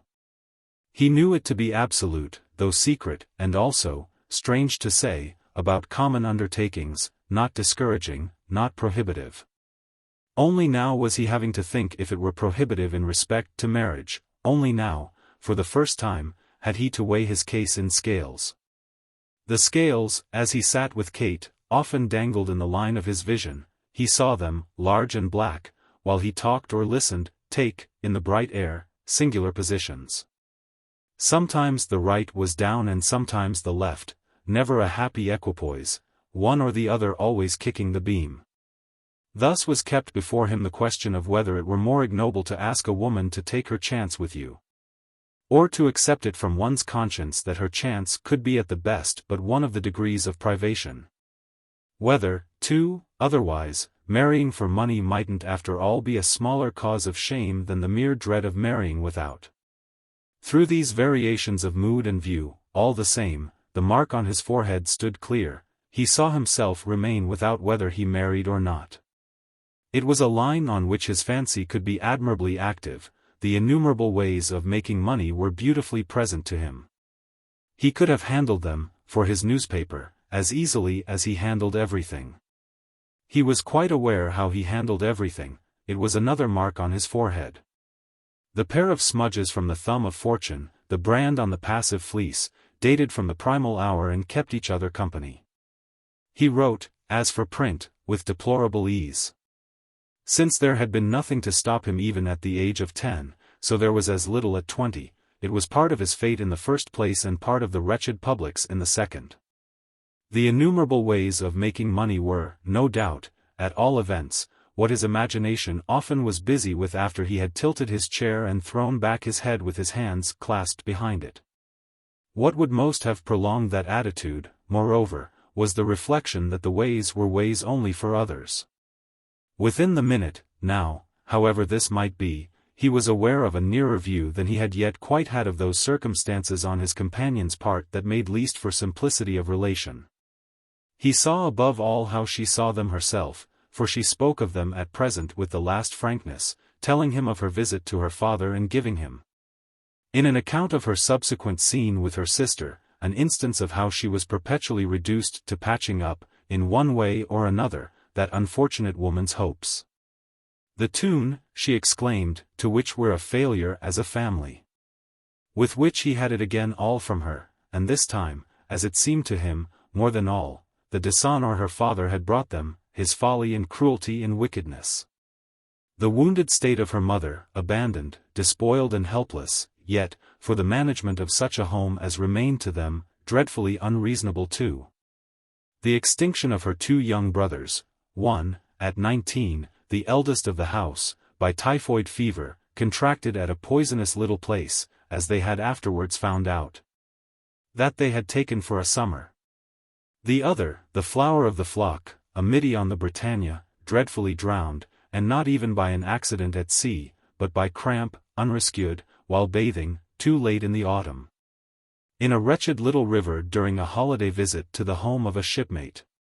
Then Marian's unnatural marriage, in itself a kind of spiritless turning of the other cheek to fortune, her actual wretchedness and plaintiveness, her greasy children, her impossible claims, her odious visitors, these things completed the proof of the heaviness, for them all, of the hand of fate. Kate confessedly described them with an excess of impatience. It was much of her charm for Densher that she gave in general that turned to her descriptions, partly as if to amuse him by free and humorous color. Partly, and that charm was the greatest, as if to work off, for her own relief, her constant perception of the incongruity of things. She had seen the general show too early and too sharply, and she was so intelligent that she knew it and allowed for that misfortune. Therefore when, in talk with him, she was violent and almost unfeminine, it was almost as if they had settled, for intercourse, on the shortcut of the fantastic and the happy language of exaggeration. It had come to be definite between them at a primary stage that, if they could have no other straight way, the realm of thought at least was open to them. They could think whatever they liked about whatever they would, or, in other words, they could say it. Saying it for each other alone, only of course added to the taste. The implication was thereby constant that what they said when not together had no taste for them at all, and nothing could have served more to launch them, at special hours, on their small floating island than such an assumption that they were only making believe everywhere else. Our young man, it must be added, was conscious enough that it was Kate who profited most by this particular play of the fact of intimacy.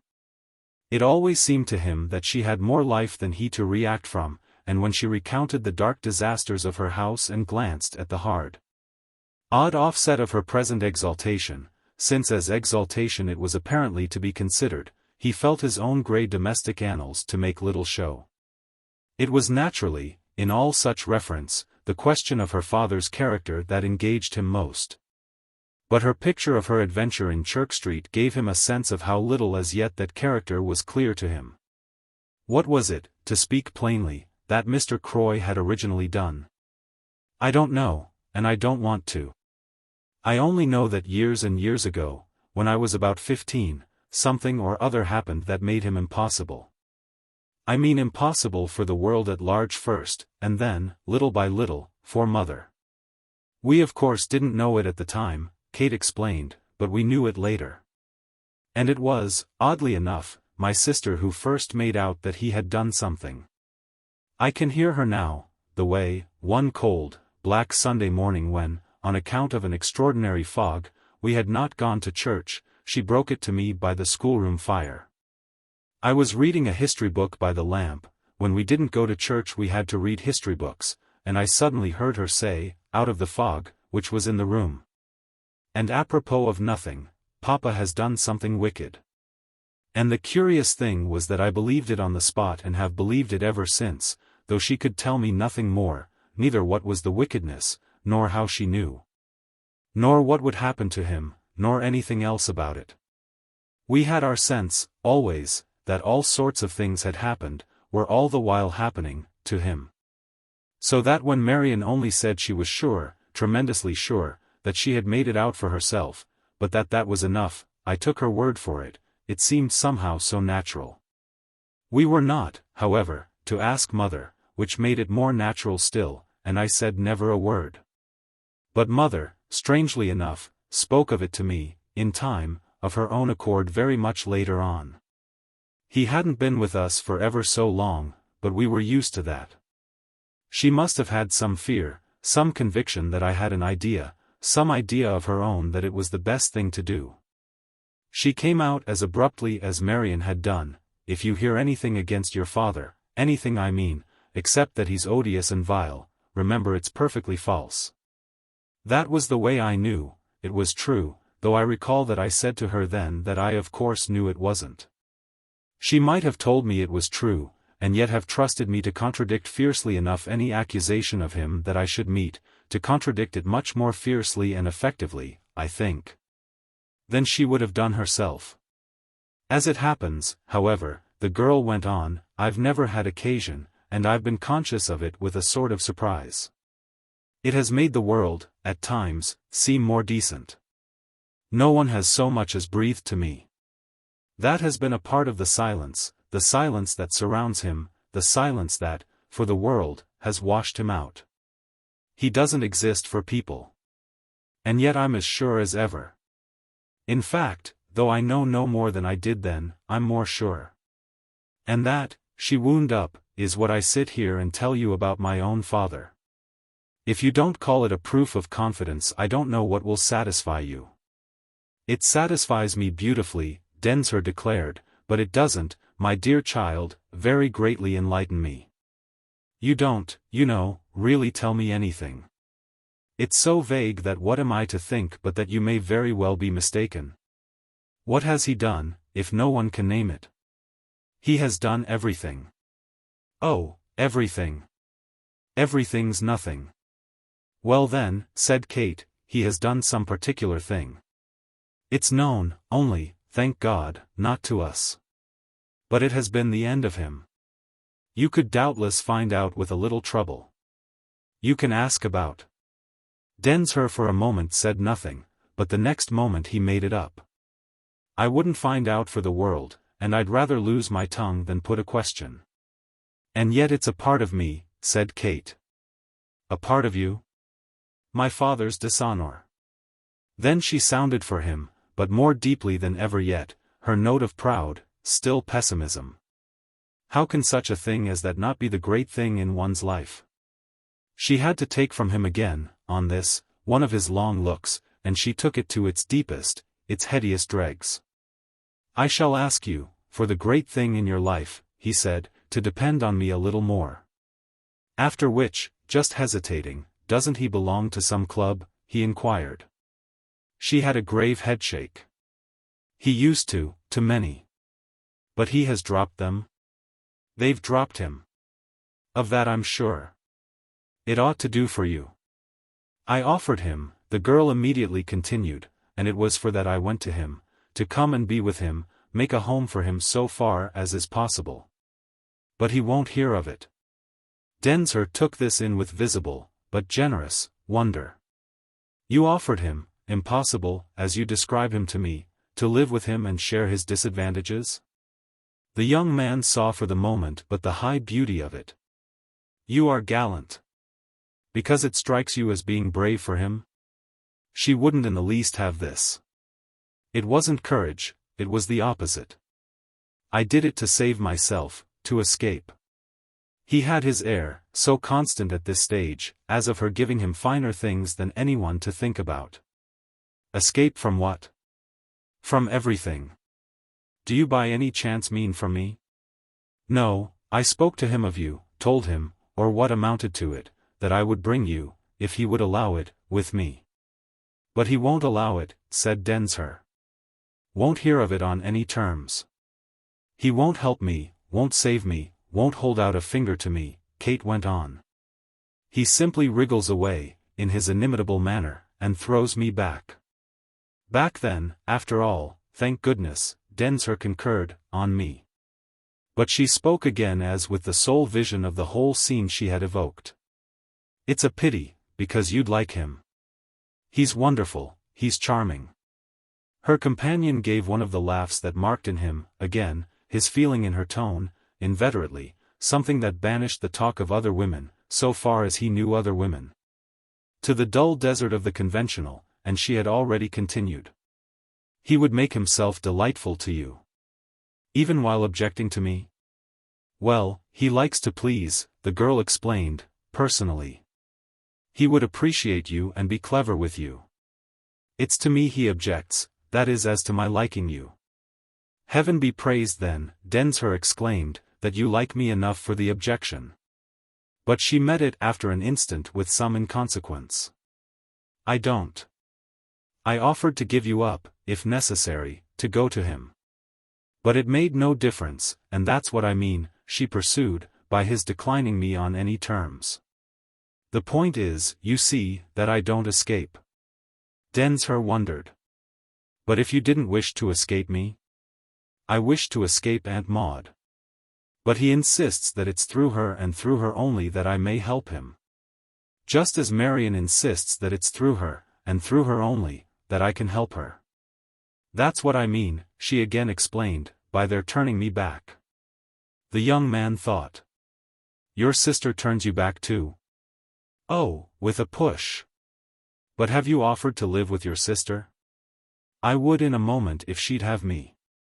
That's all my virtue, a narrow little family feeling. I've a small stupid piety, I don't know what to call it. Kate bravely sustained it, she made it out. Sometimes, alone, I've to smother my shrieks when I think of my poor mother. She went through things, they pulled her down, I know what they were now, I didn't then, for I was a pig, and my position, compared with hers, is an insolence of success. That's what Marion keeps before me. That's what Papa himself, as I say, so inimitably does. My position's a value, a great value, for them both, she followed and followed. Lucid and ironic, she knew no merciful muddle. It's the value, the only one they have. Everything between our young couple moved today, in spite of their pauses, their margin, to a quicker measure, the quickness and anxiety playing lightning-like in the sultriness. Densher watched, decidedly, as he had never done before. And the fact you speak of holds you. Of course, it holds me. It's a perpetual sound in my ears. It makes me ask myself if I've any right to personal happiness, any right to anything but to be as rich and overflowing, as smart and shining, as I can be made. Densher had a pause. Oh, you might, with good luck, have the personal happiness too. Her immediate answer to this was a silence like his own. After which she gave him straight in the face, but quite simply and quietly, "Darling." It took him another moment, then he was also quiet and simple. "Will you settle it by our being married tomorrow, as we can, with perfect ease, civilly?" "Let us wait to arrange it," Kate presently replied, "till after you've seen her." "Do you call that adoring me?" Densher demanded. They were talking, for the time, with the strangest mixture of deliberation and directness. And nothing could have been more in the tone of it than the way she at last said, "You're afraid of her yourself." He gave a smile a trifle glassy. For young persons of a great distinction and a very high spirit, we're a caution. "Yes," she took it straight up, "we're hideously intelligent. But there's fun in it too. We must get our fun where we can. I think," she added, "and for that matter, not without courage, our relation's beautiful. It's not a bit vulgar. I cling to some saving romance in things." It made him break into a laugh which had more freedom than his smile. "How you must be afraid you'll chuck me." "No, no, that would be vulgar. But, of course, I do see my danger," she admitted, "of doing something base." "Then what can be so base as sacrificing me?" "I shan't sacrifice you, don't cry out till you're hurt. I shall sacrifice nobody and nothing, and that's just my situation, that I want and that I shall try for everything. That," she wound up, "is how I see myself, and how I see you quite as much, acting for them." "For them," and the young man strongly, extravagantly marked his coldness. "Thank you. Don't you care for them?" "Why should I? What are they to me but a serious nuisance?" As soon as he had permitted himself this qualification of the unfortunate persons she so perversely cherished, he repented of his roughness, and partly because he expected a flash from her. But it was one of her finest sides that she sometimes flashed with a mere mild glow. "I don't see why you don't make out a little more that if we avoid stupidity we may do all. We may keep her." He stared. "Make her pension us?" "Well, wait at least till we have seen." He thought. "Seen what can be got out of her?" Kate for a moment said nothing. "After all, I never asked her. Never, when our troubles were at the worst, appealed to her nor went near her. She fixed upon me herself, settled on me with her wonderful gilded claws." "You speak," Densher observed, "as if she were a vulture." "Call it an eagle, with a gilded beak as well, and with wings for great flights. If she's a thing of the air, in short, say at once a great seamed silk balloon, I never myself got into her car. I was her choice." It had really, her sketch of the affair, a high color and a great style, at all of which he gazed a minute as at a picture by a master. "What she must see in you. Wonders." And, speaking it loud, she stood straight up. "Everything. There it is." Yes, there it was, and as she remained before him he continued to face it. "So that what you mean is that I'm to do my part in somehow squaring her?" See her," Kate said with impatience. "And grovel to her?" "Ah, do what you like." And she walked in her impatience away. Chapter 2. His eyes had followed her at this time quite long enough, before he overtook her, to make out more than ever, in the poise of her head. The pride of her step, he didn't know what best to call it, a part, at least, of Mrs. Lowder's reasons. He consciously winced while he figured his presenting himself as a reason opposed to these. Though, at the same moment, with the source of Aunt Maude's inspiration thus before him, he was prepared to conform, by almost any abject attitude or profitable compromise, to his companion's easy injunction. He would do as she liked, his own liking might come off as it would. He would help her to the utmost of his power. For, all the rest of that day and the next, her easy injunction, tossed off that way as she turned her beautiful back, was like the crack of a great whip in the blue air. The high element in which Mrs. Lowder hung. He wouldn't grovel perhaps, he wasn't quite ready for that, but he would be patient, ridiculous, reasonable, unreasonable, and above all deeply diplomatic. He would be clever, with all his cleverness, which he now shook hard, as he sometimes shook his poor, dear, shabby, old watch, to start it up again. It wasn't, thank goodness, as if there weren't plenty of that, and with what they could muster between them it would be little to the credit of their star, however pale. That defeat and surrender so early, so immediate, should have to ensue. It was not indeed that he thought of that disaster as, at the worst, a direct sacrifice of their possibilities. He imaged it, which was enough as some proved vanity, some exposed fatuity. In the idea of bringing Mrs. Lowder round. When, shortly afterwards, in this lady's vast drawing-room, the apartments at Lancaster Gate had struck him from the first as of prodigious extent, he awaited her, at her request. Conveyed in a reply-paid telegram, his theory was that of their still clinging to their idea, though with a sense of the difficulty of it really enlarged to the scale of the place. He had the place for a long time, it seemed to him a quarter of an hour, to himself. And while Aunt Maude kept him, while observation and reflection crowded on him, he asked himself what was to be expected of a person who could treat one like that. The visit, the hour were of her own proposing, so that her delay, no doubt, was but part of a general plan of putting him to inconvenience. As he walked to and fro, however, taking in the message of her massive, florid furniture, the immense expression of her signs and symbols, he had as little doubt of the inconvenience he was prepared to suffer. He found himself even facing the thought that he had nothing to fall back on, and that was as great a humiliation in a good cause as a proud man could desire. It had not yet been so distinct to him that he made no show, literally not the smallest, so complete a show seemed made there all about him. So almost abnormally affirmative, so aggressively erect, were the huge, heavy objects that syllabled his hostess' story. When all's said and done, you know, she's colossally vulgar, he had once all but said that of Mrs. Lowder to her niece. Only just keeping it back at the last, keeping it to himself with all its danger about it.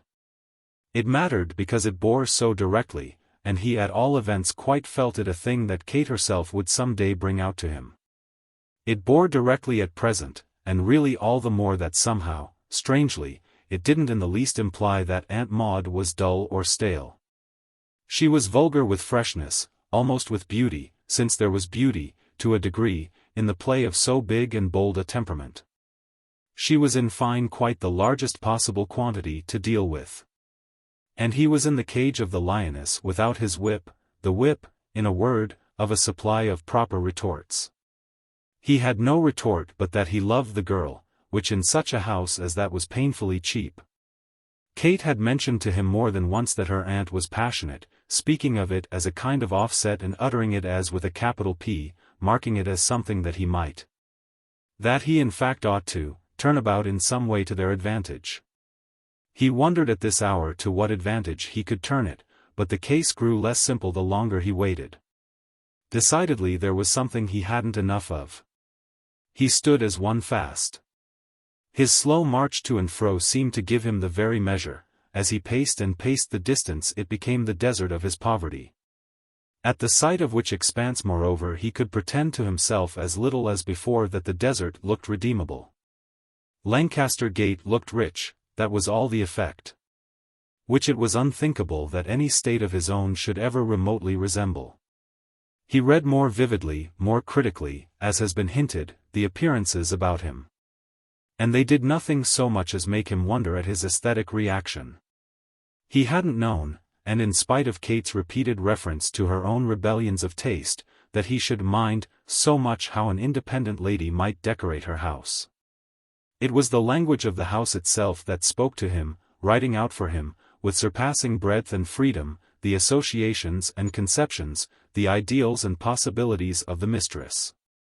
Never, he flattered himself, had he seen anything so gregariously ugly, operatively, ominously so cruel. He was glad to have found this last name for the whole character. Cruel, somehow played into the subject for an article, that his impression put straight into his mind. He would write about the heavy horrors that could still flourish, that lifted their undiminished heads, in an age so proud of its short way with false gods. And it would be funny if what he should have got from Mrs. Lowder were to prove, after all, but a small amount of copy. Yet the great thing, really the dark thing, was that, even while he thought of the quick column he might add up, he felt it less easy to laugh at the heavy horrors than to quail before them.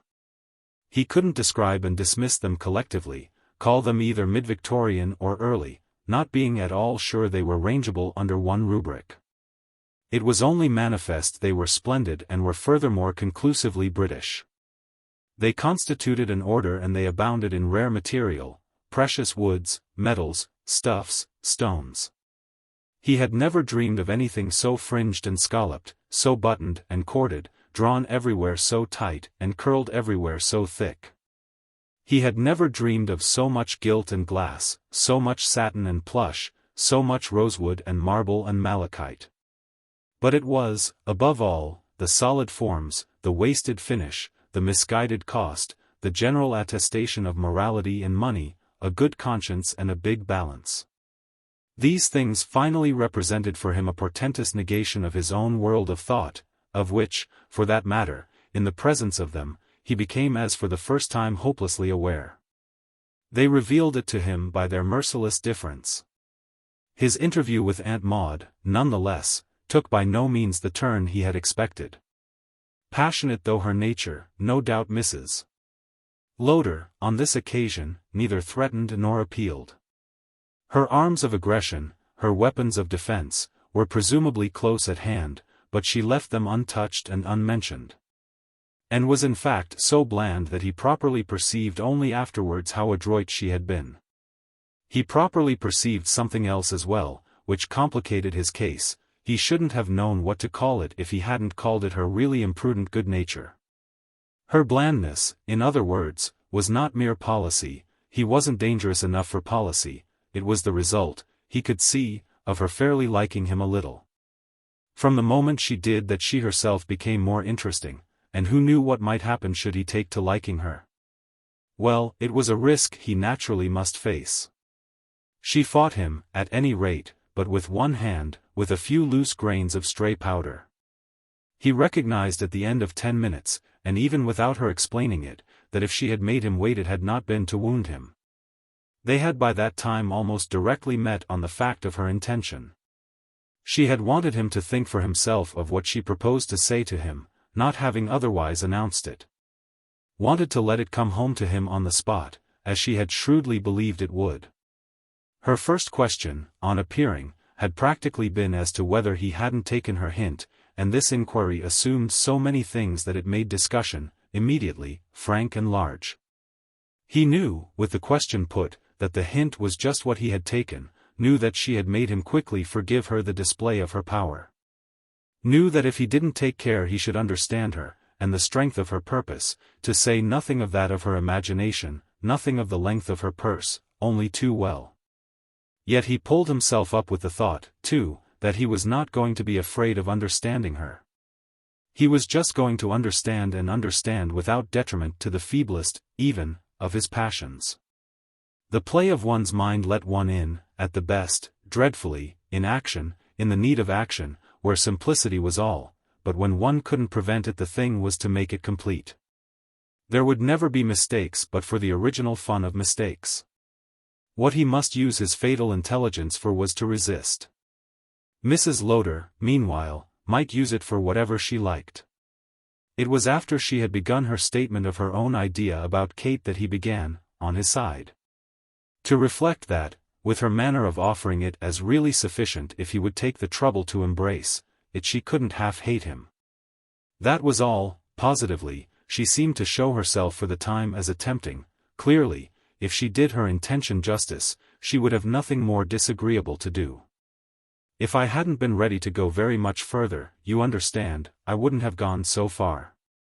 I don't care what you repeat to her, the more you repeat to her, perhaps the better. And, at any rate, there's nothing she doesn't already know. I don't say it for her, I say it for you. When I want to reach my niece I know how to do it straight. So Aunt Maude delivered herself, as with homely benevolence, in the simplest, but the clearest terms. Virtually conveying that, though a word to the wise was, doubtless, in spite of the advantage, not always enough, a word to the good could never fail to be. The sense our young man read into her words was that she liked him because he was good, was really, by her measure, good enough, that is, to give up her niece for her and go his way in peace. But was he good enough, by his own measure? He fairly wondered, while she more fully expressed herself, if it might be his doom to prove so. She's the finest possible creature, of course you flatter yourself that you know it. But I know it, quite as well as you possibly can, by which I mean a good deal better yet.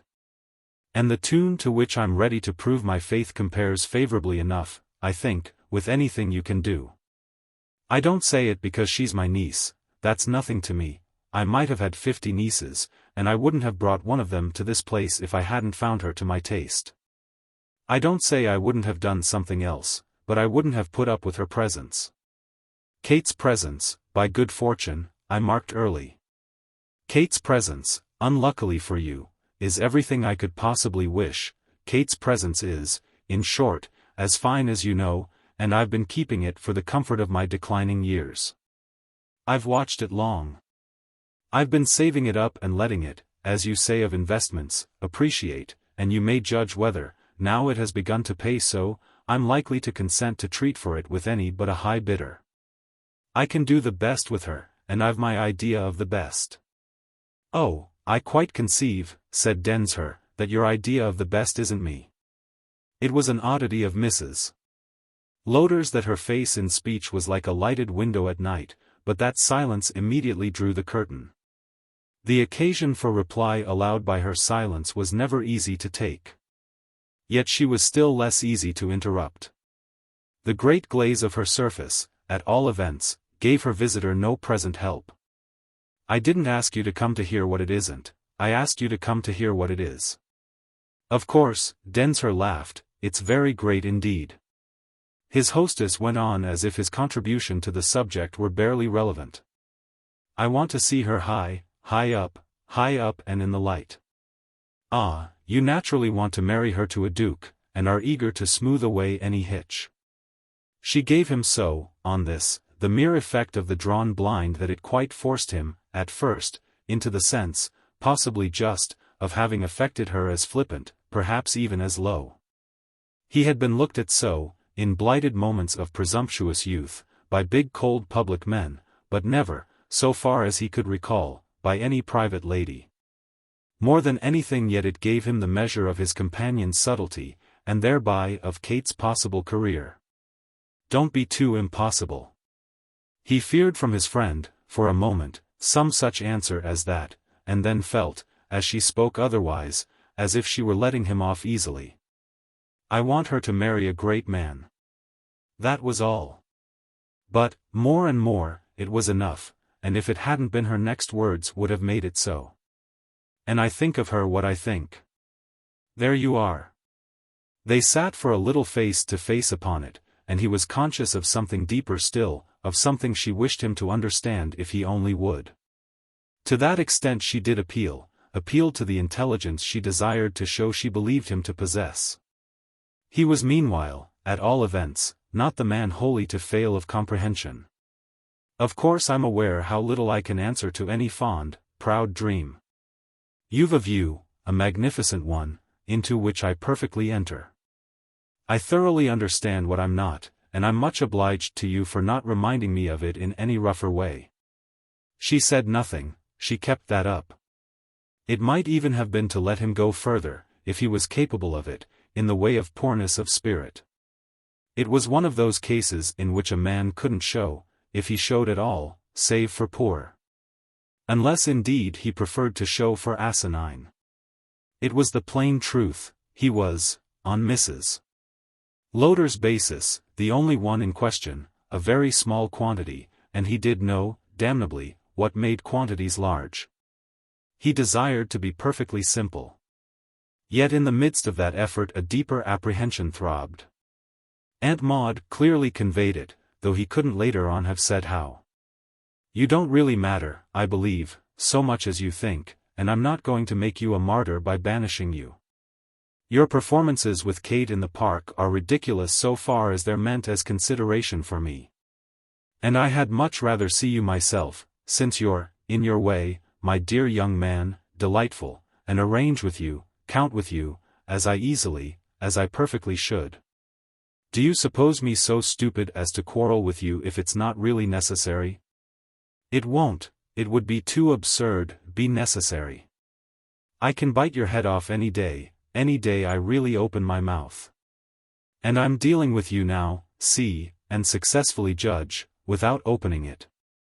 I do things handsomely all round, I place you in the presence of the plan with which, from the moment it's a case of taking you seriously, you're incompatible. Come then as near it as you like, walk all round it, don't be afraid you'll hurt it, and live on with it before you. He afterwards felt that if she hadn't absolutely phrased all this it was because she so soon made him out as going with her far enough. He was so pleasantly affected by her asking no promise of him, her not proposing he should pay for her indulgence by his word of honor not to interfere, that he gave her a kind of general assurance of esteem. Immediately afterwards, then, he spoke of these things to Kate. And what then came back to him first of all was the way he had said to her. He mentioned it to the girl, very much as one of a pair of lovers says in a rupture by mutual consent, I hope immensely, of course, that you'll always regard me as a friend. This had perhaps been going far, he submitted it all to Kate, but really there had been so much in it that it was to be looked at, as they might say, wholly in its own light. Other things than those we have presented had come up before the close of his scene with Aunt Maude, but this matter of her not treating him as a peril of the first order easily predominated. There was moreover plenty to talk about on the occasion of his subsequent passage with our young woman, it having been put to him abruptly, the night before, that he might give himself a lift and do his newspaper a service, so flatteringly was the case expressed, by going, for 15 or 20 weeks, to America. The idea of a series of letters from the United States from the strictly social point of view had for some time been nursed in the inner sanctuary at whose door he sat. And the moment was now deemed happy for letting it loose. The imprisoned thought had, in a word, on the opening of the door, flown straight out into Densher's face, or perched at least on his shoulder, making him look up in surprise from his mere inky office table. His account of the matter to Kate was that he couldn't refuse, not being in a position, as yet, to refuse anything, but that his being chosen for such an errand confounded his sense of proportion.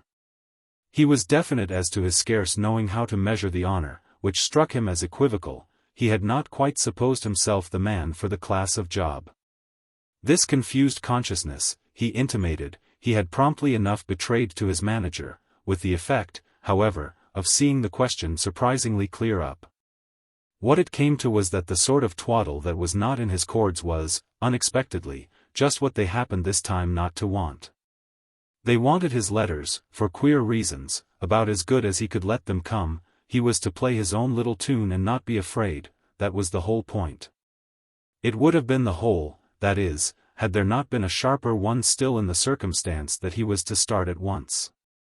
His mission, as they called it at the office, would probably be over by the end of June, which was desirable, but to bring that about he must now not lose a week.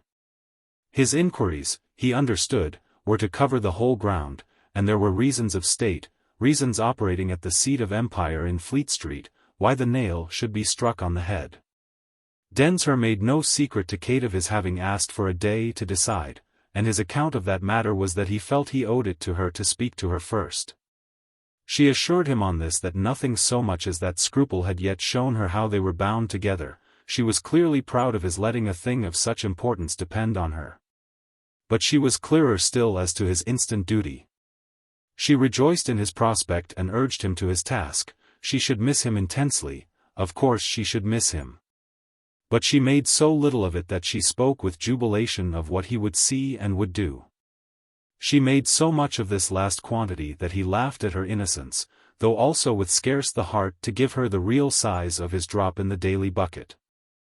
He was struck at the same time with her happy grasp of what had really occurred in Fleet Street, all the more that it was his own final reading. He was to pull the subject up, that was just what they wanted, and it would take more than all the United States together, visit them each as he might, to let him down. It was just because he didn't nose about and wasn't the usual gossip-monger that they had picked him out. It was a branch of their correspondence with which they evidently wished a new tone associated, such a tone as, from now on, it would have always to take from his example. How you ought indeed, when you understand so well, to be a journalist's wife. Densher exclaimed in admiration, even while she struck him as fairly hurrying him off. But she was almost impatient of the praise. What do you expect one not to understand when one cares for you? Ah then, I'll put it otherwise and say, how much you care for me. Yes, she assented, it fairly redeems my stupidity. I shall, with a chance to show it, she added, have some imagination for you. She spoke of the future this time as so little contingent that he felt a queerness of conscience in making her the report that he presently arrived at on what had passed for him with the real arbiter of their destiny. The way for that had been blocked a little by his news from Fleet Street. But in the crucible of their happy discussion this element soon melted into the other, and in the mixture that ensued the parts were not to be distinguished. The young man moreover, before taking his leave, was to see why Kate had just spoken of the future as if they now really possessed it. And was to come to the vision by a devious way that deepened the final cheer. Their faces were turned to the illumined quarter as soon as he had answered her question in respect to the appearance of their being able to play a waiting game with success. It was for the possibility of that appearance that she had, a few days before, so earnestly pressed him to see her aunt. And if after his hour with that lady it had not struck Densher that he had seen her to the happiest purpose, the poor facts flushed with a better meaning as Kate, one by one, took them up. If she consents to your coming, why isn't that everything? It is everything, everything she thinks it. It's the probability, I mean as Mrs. Lowder measures probability, that I may be prevented from becoming a complication for her by some arrangement, any arrangement, through which you shall see me often and easily. She's sure of my want of money, and that gives her time. She believes in my having a certain amount of delicacy, in my wishing to better my state before I put the pistol to your head in respect to sharing it. The time that will take figures for her as the time that will help her if she doesn't spoil her chance by treating me badly. She doesn't at all wish moreover, Densher went on, to treat me badly, for I believe, upon my honor, funny as it may sound to you, that she personally rather likes me. And that if you weren't in question I might almost become her pet young man. She doesn't disparage intellect and culture, quite the contrary, she wants them to adorn her board and be named in her program.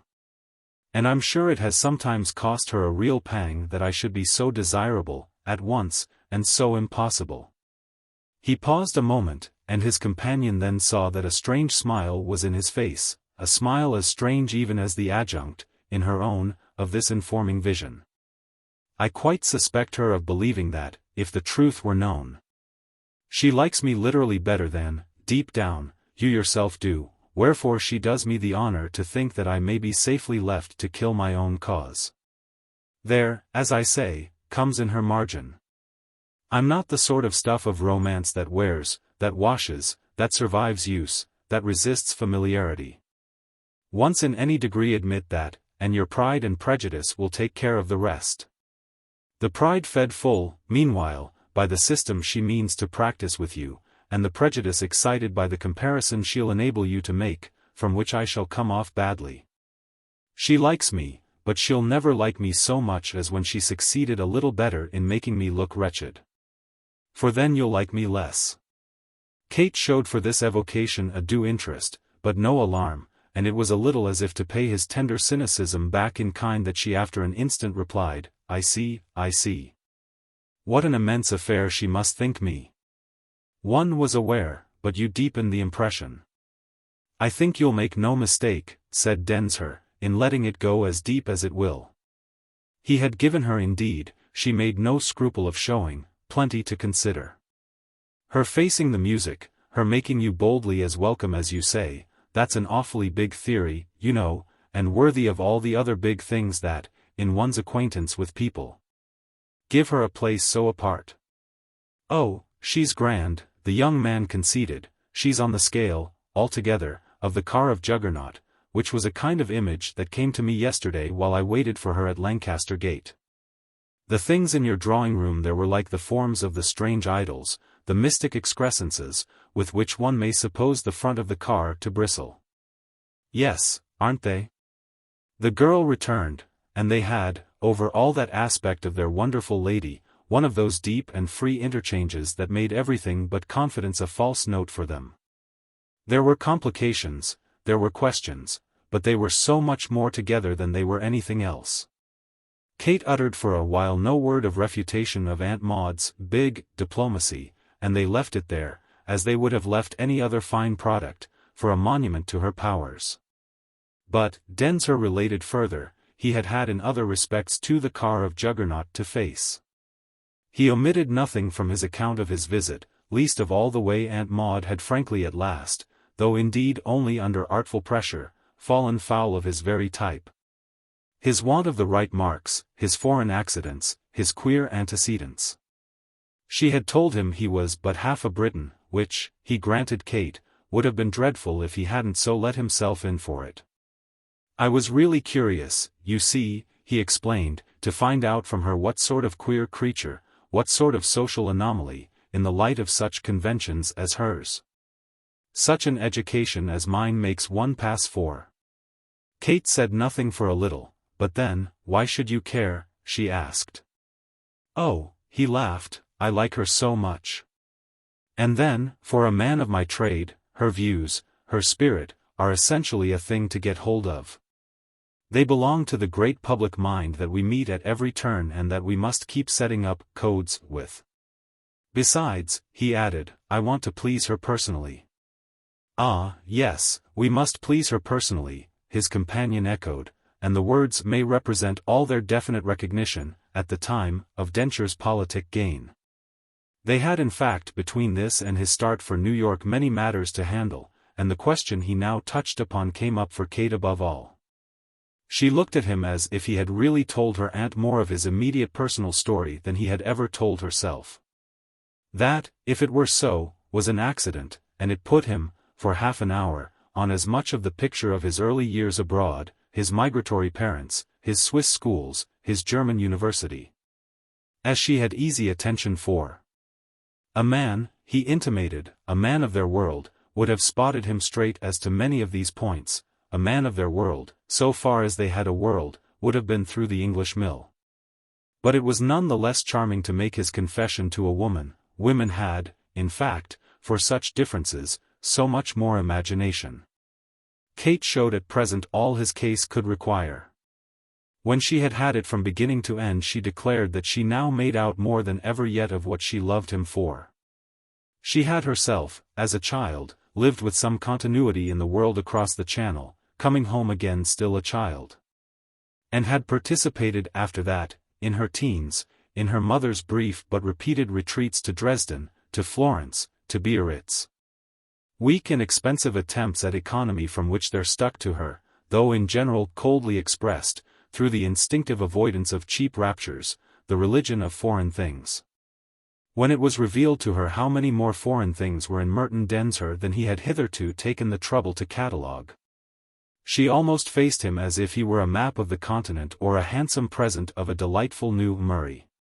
He hadn't meant to swagger, he had rather meant to plead, though with Mrs. Lowder he had meant also a little to explain.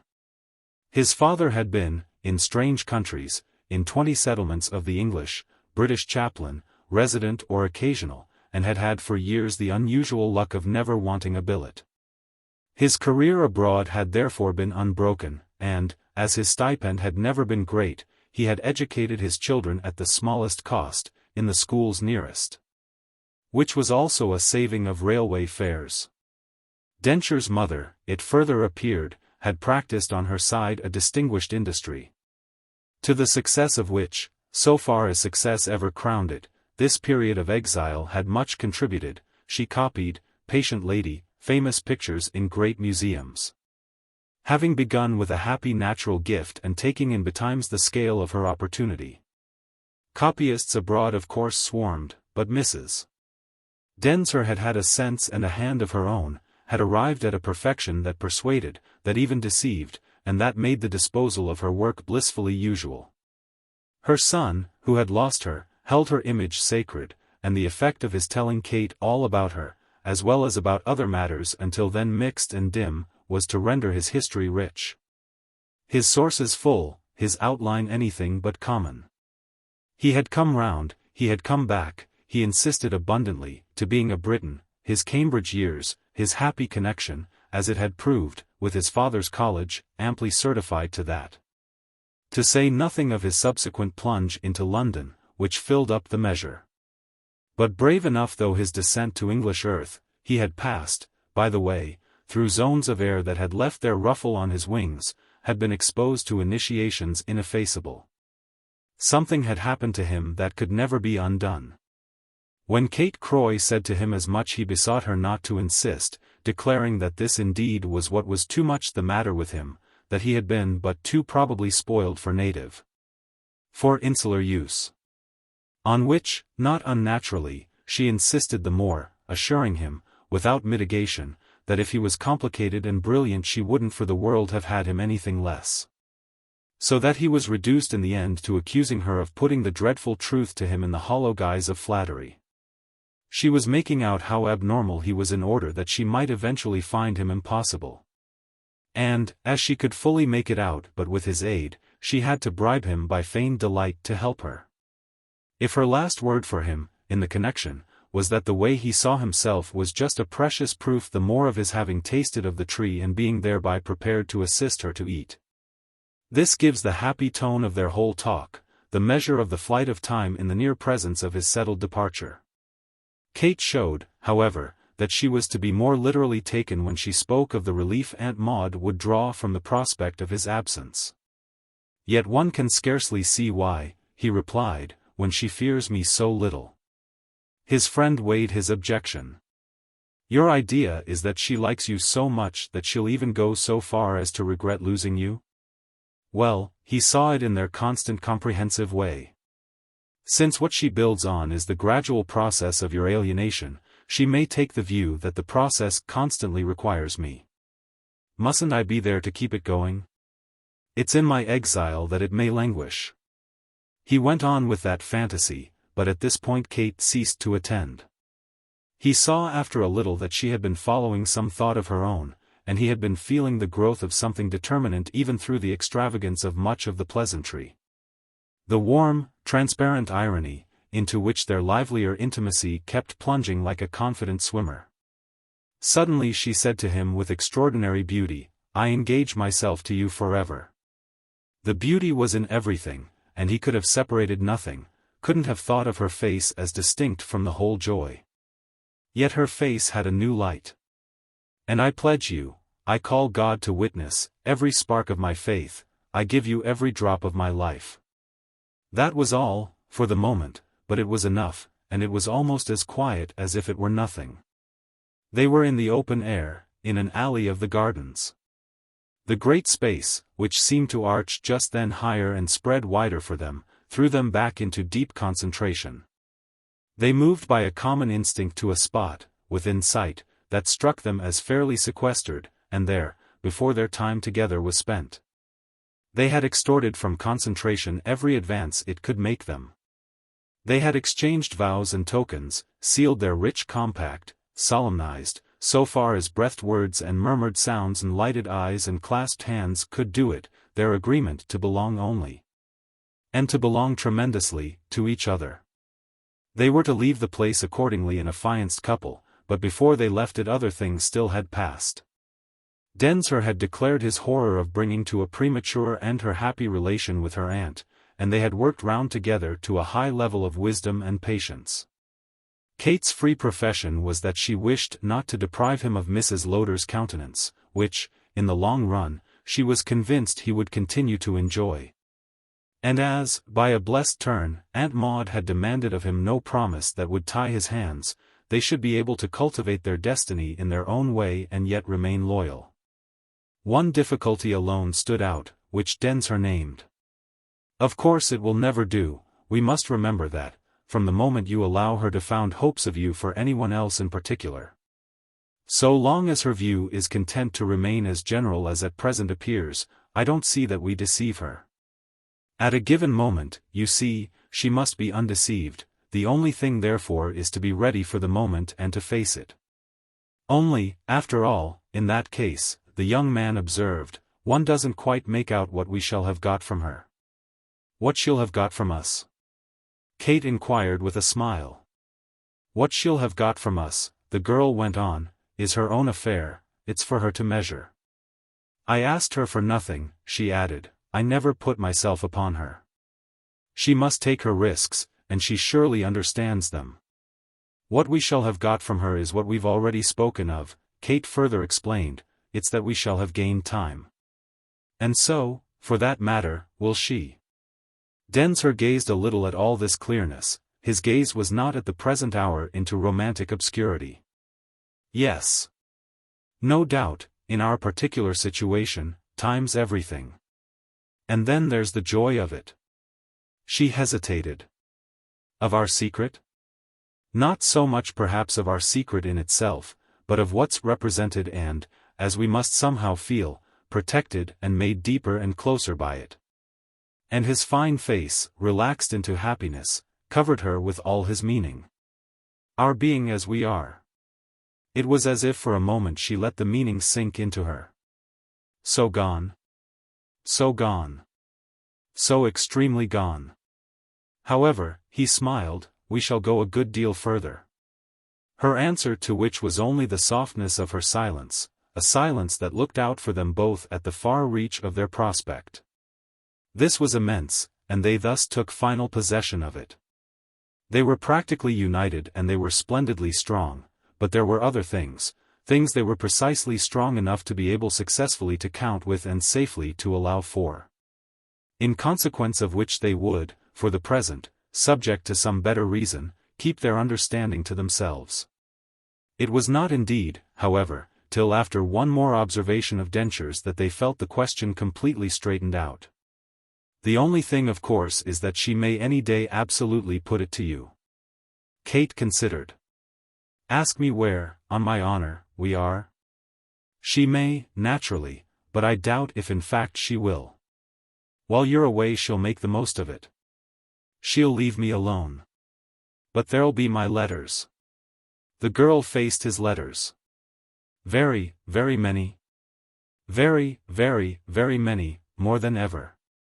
And you know what that is. And then, Densher added, there'll be yours. Oh, I shan't leave mine on the hall table. I shall post them myself. He looked at her a moment. Do you think then I had best address you elsewhere? After which, before she could quite answer, he added with some emphasis, I'd rather not, you know. It's straighter. She might again have just waited. Of course it's straighter. Don't be afraid I shan't be straight. Address me, she continued, where you like. I shall be proud enough of its being known you write to me. He turned it over for the last clearness. Even at the risk of its really bringing down the Inquisition? Well, the last clearness now filled her. I'm not afraid of the Inquisition. If she asks if there's anything definite between us, I know perfectly what I shall say. That I am, of course, gone for you. That I love you as I shall never in my life love anyone else, and that she can make what she likes of that. She said it out so splendidly that it was like a new profession of faith, the fullness of a tide breaking through. And the effect of that, in turn, was to make her companion meet her with such eyes that she had time again before he could otherwise speak. Besides, she's just as likely to ask you. Not while I'm away. Then when you come back. Well then, said Densher, we shall have had our particular joy. But what I feel is, he candidly added, that, by an idea of her own, her superior policy, she won't ask me. She'll let me off. I shan't have to lie to her. It will be left all to me? Asked Kate. All to you, he tenderly laughed. But it was, oddly, the very next moment as if he had perhaps been a shade too candid. His discrimination seemed to mark a possible, a natural reality, a reality not wholly disallowed by the account the girl had just given of her own intention. There was a difference in the air, even if none other than the supposedly usual difference in truth between man and woman, and it was almost as if the sense of this provoked her. She seemed to cast about an instant, and then she went back a little resentfully to something she had suffered to pass a minute before. She appeared to take up rather more seriously than she need the joke about her freedom to deceive. Yet she did this too in a beautiful way. Men are too stupid, even you. You didn't understand just now why, if I post my letters myself, it won't be for anything so vulgar as to hide them. Oh, you said, for the pleasure. Yes. But you don't understand what the pleasure may be. There are refinements, she more patiently dropped. I mean of consciousness, of sensation, of appreciation, she went on. No, she sadly insisted, men don't know. They know, in such matters, almost nothing but what women show them. This was one of the speeches, frequent in her, that, liberally, joyfully, intensely adopted and, in itself, as might be, embraced, drew him again as close to her, and held him as long as their conditions permitted. Then that's exactly why we've such an abysmal need of you. Book. Chapter 3. Chapter 1. The two ladies who, in advance of the Swiss season, had been warned that their design was unconsidered, that the passes would not be clear, nor the air mild, nor the inns open, the two ladies who, characteristically, had braved a good deal of possibly interested remonstrance were finding themselves, as their adventure turned out, wonderfully sustained. It was the judgment of the head waiters and other functionaries on the Italian lakes that approved itself now as interested. They themselves had been conscious of impatiences, of bolder dreams, at least the younger had. So that one of the things they made out together, making out as they did an endless variety, was that in those operatic palaces of the Villa d'Este, of Cadenabbia, of Pallanza and Stresa, lone women, however reinforced by a travelling library of instructive volumes, were apt to be beguiled and undone. Their flights of fancy moreover had been modest, they had for instance risked nothing vital in hoping to make their way by the Brunig. They were making it in fact happily enough as we meet them, and were only wishing that, for the wondrous beauty of the early high-climbing spring, it might have been longer and the places to pause and rest more numerous. Such at least had been the intimated attitude of Mrs. Stringham, the elder of the companions, who had her own view of the impatiences of the younger, to which, however, she offered an opposition but of the most circuitous. She moved, the admirable Mrs. Stringham, in a fine cloud of observation and suspicion. She was in the position, as she believed, of knowing much more about Milly Theale than Milly herself knew, and yet of having to darken her knowledge as well as make it active. The woman in the world least formed by nature, as she was quite aware, for duplicities and labyrinths, she found herself dedicated to personal subtlety by a new set of circumstances. Above all by a new personal relation. Had now in fact to recognize that an education in the occult, she could scarce say what to call it, had begun for her the day she left New York with Mildred. She had come on from Boston for that purpose, had seen little of the girl, or rather had seen her but briefly, for Mrs. Stringham, when she saw anything at all, saw much, saw everything, before accepting her proposal. And had accordingly placed herself, by her act, in a boat that she more and more estimated as, humanly speaking, of the biggest, though likewise, no doubt, in many ways, by reason of its size, of the safest. In Boston, the winter before, the young lady in whom we are interested had, on the spot, deeply, yet almost tacitly, appealed to her, dropped into her mind the shy conceit of some assistance, some devotion to render. Mrs.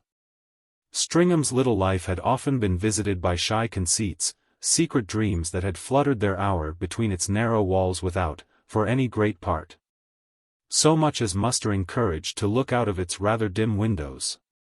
But this imagination, the fancy of a possible link with the remarkable young thing from New York, had mustered courage, had perched, on the instant, at the clearest lookout it could find, and might be said to have remained there till, only a few months later, it had caught, in surprise and joy, the unmistakable flash of a signal. Milly Theale had Boston friends, such as they were, and of recent making. And it was understood that her visit to them, a visit that was not to be meager, had been undertaken, after a series of bereavements. In the interest of the particular peace that New York could not give. It was recognized, liberally enough, that there were many things, perhaps even too many, New York could give. But this was felt to make no difference in the constant fact that what you had most to do, under the discipline of life, or of death, was really to feel your situation as grave. Boston could help you to that as nothing else could, and it had extended to Milly, by every presumption, some such measure of assistance. Mrs.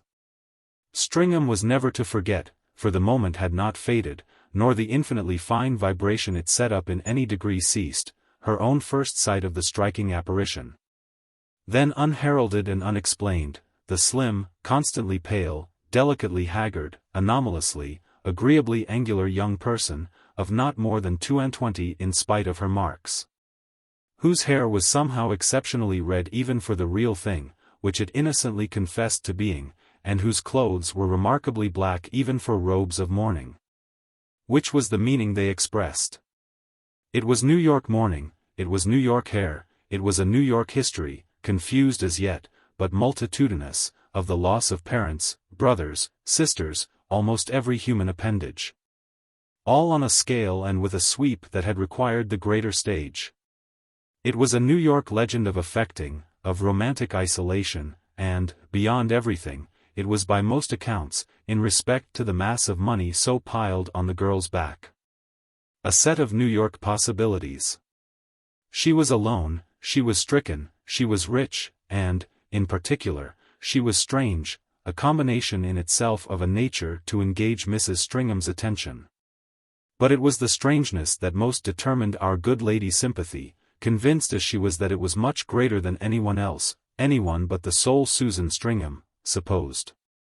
Susan privately settled it that Boston was not in the least seeing her, was only occupied with her seeing Boston, and that any assumed affinity between the two characters was delusive and vain. She was seeing her, and she had quite the deepest moment of her life in now obeying the instinct to conceal the vision. She couldn't explain it, no one would understand. They would say clever Boston things, Mrs. Stringham was from Burlington, Vermont, which she boldly upheld as the real heart of New England, Boston being too far south, but they would only darken counsel.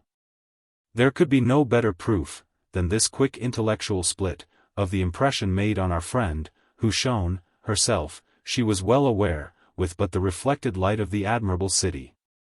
She too had had her discipline, but it had not made her striking, it had been prosaically usual, though doubtless a decent dose. And had only made her usual to match it, usual, that is, as Boston went. She had lost first her husband, and then her mother, with whom, on her husband's death, she had lived again. So that now, childless, she was but more sharply single than before. But she sat rather coldly light, having, as she called it, enough to live on, so far, that is. As she lived by bread alone, how little indeed she was regularly content with that diet appeared from the name she had made, Susan Shepherd Stringham, as a contributor to the best magazines. She wrote short stories, and she fondly believed she had her note, the art of showing New England without showing it wholly in the kitchen. She had not herself been brought up in the kitchen. She knew others who had not, and to speak for them had thus become with her a literary mission. To be in truth literary had ever been her dearest thought, the thought that kept her bright little nippers perpetually in position.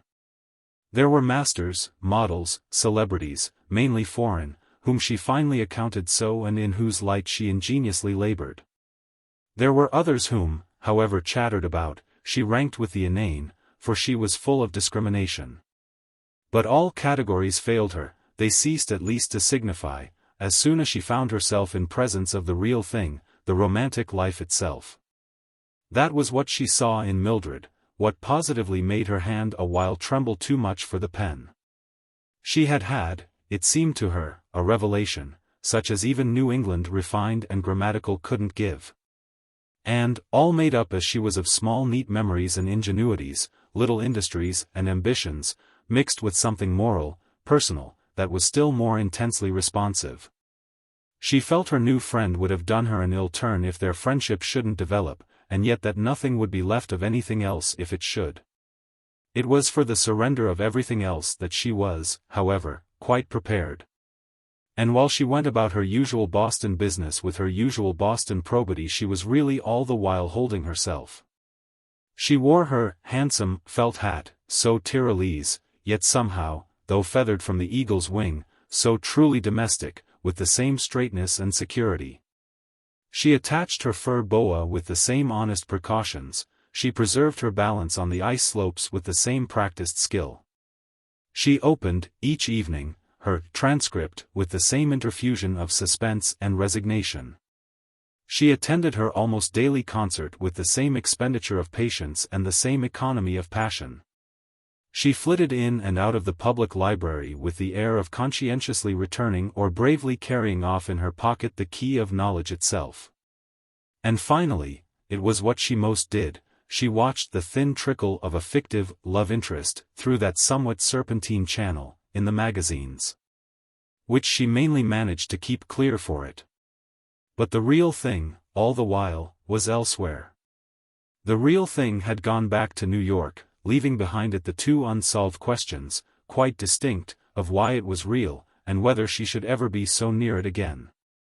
For the figure to which these questions attached themselves she had found a convenient description, she thought of it for herself, always, as that of a girl with a background. The great reality was in the fact that, very soon, after but 2 or 3 meetings, the girl with the background, the girl with the crown of old gold and the morning that was not as the morning of Boston, but at once more rebellious in its gloom and more frivolous in its frills, had told her she had never seen anyone like her. They had met thus as opposed curiosities, and that simple remark of Milly's, if simple it was, became the most important thing that had ever happened to her. It deprived the love interest, for the time, of actuality and even of pertinence. It moved her first, in short, in a high degree, to gratitude, and then to no small compassion. Yet in respect to this relation at least it was what did prove the key of knowledge, it lighted up as nothing else could do the poor young woman's history. That the potential heiress of all the ages should never have seen anyone like a mere typical subscriber, after all, to the transcript, was a truth that, in especial as announced with modesty, with humility, with regret, described a situation. It laid upon the elder woman, as to the void to be filled, a weight of responsibility. But in particular it led her to ask whom poor Mildred had then seen, and what range of contacts it had taken to produce such queer surprises. That was really the inquiry that had ended by clearing the air. The key of knowledge was felt to click in the lock from the moment it flashed upon Mrs. Stringham that her friend had been starved for culture. Culture was what she herself represented for her, and it was living up to that principle that would surely prove the great business. She knew, the clever lady, what the principle itself represented, and the limits of her own store, and a certain alarm would have grown upon her if something else hadn't grown faster. This was, fortunately for her, and we give it in her own words, the sense of a harrowing pathos. That, primarily, was what appealed to her, what seemed to open the door of romance for her still wider than a still more reckless, connection with the picture papers. For such was essentially the point, it was rich, romantic, abysmal, to have, as was evident, thousands and thousands a year, to have youth and intelligence and if not beauty, at least, in equal measure, a high, dim, charming, ambiguous oddity, which was even better, and then on top of all to enjoy boundless freedom. The freedom of the wind in the desert. It was unspeakably touching to be so equipped and yet to have been reduced by fortune to little humble-minded mistakes. It brought our friend's imagination back again to New York, where aberrations were so possible in the intellectual sphere. And it in fact caused a visit she presently paid there to overflow with interest. As Milly had beautifully invited her, so she would hold out if she could against the strain of so much confidence in her mind. And the remarkable thing was that even at the end of 3 weeks she had held out. But by this time her mind had grown comparatively bold and free. It was dealing with new quantities, a different proportion altogether, and that had made for refreshment. She had accordingly gone home in convenient possession of her subject. New York was vast, New York was startling, with strange histories, with wild cosmopolite backward generations that accounted for anything. And to have got nearer the luxuriant tribe of which the rare creature was the final flower, the immense, extravagant, unregulated cluster, with free-living ancestors, handsome dead cousins, lurid uncles, beautiful vanished aunts, persons all busts and curls, preserved, though so exposed, in the marble of famous French chisels, all this, to say nothing of the effect of closer growths of the stem, was to have had one small world space both crowded and enlarged. Our couple had at all events effected an exchange. The elder friend had been as consciously intellectual as possible, and the younger, abounding in personal revelation, had been as unconsciously distinguished. This was poetry, it was also history, Mrs. Stringham thought, to a finer tune even than Maeterlinck and Pater, than Marbot and Gregorovius. She appointed occasions for the reading of these authors with her hostess, rather perhaps than actually achieved great spans. But what they managed and what they missed speedily sank for her into the dim depths of the merely relative, so quickly, so strongly had she clutched her central clue. All her scruples and hesitations, all her anxious enthusiasms, had reduced themselves to a single alarm, the fear that she really might act on her companion clumsily and coarsely. She was positively afraid of what she might do to her, and to avoid that, to avoid it with piety and passion, to do, rather, nothing at all, to leave her untouched because no touch one could apply.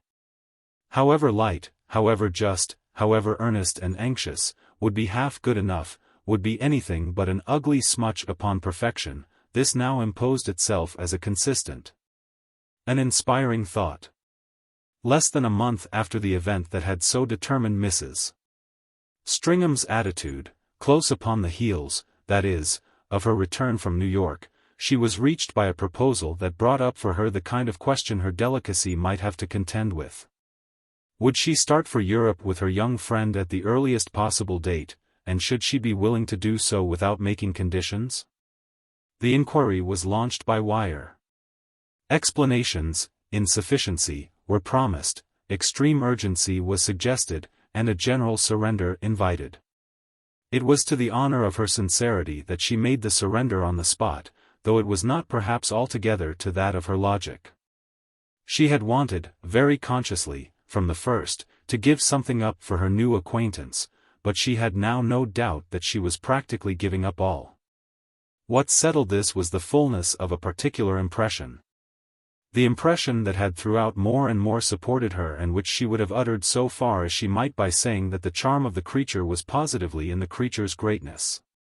She would have been content so to leave it, unless indeed she had said, more familiarly, that Mildred was the biggest impression of her life. That was at all events the biggest account of her, and none but a big, clearly, would do. Her situation, as such things were called, was on the grand scale, but it still was not that.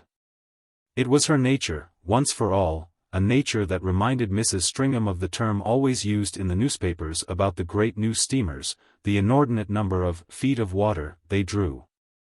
So that if, in your little boat, you had chosen to hover and approach, you had but yourself to thank, when once motion was started, for the way the draught pulled you.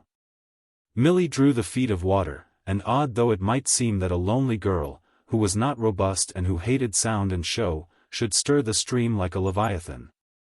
Her companion floated off with the sense of rocking violently at her side. More than prepared, however, for that excitement, Mrs. Stringham mainly failed of ease in respect to her own consistency.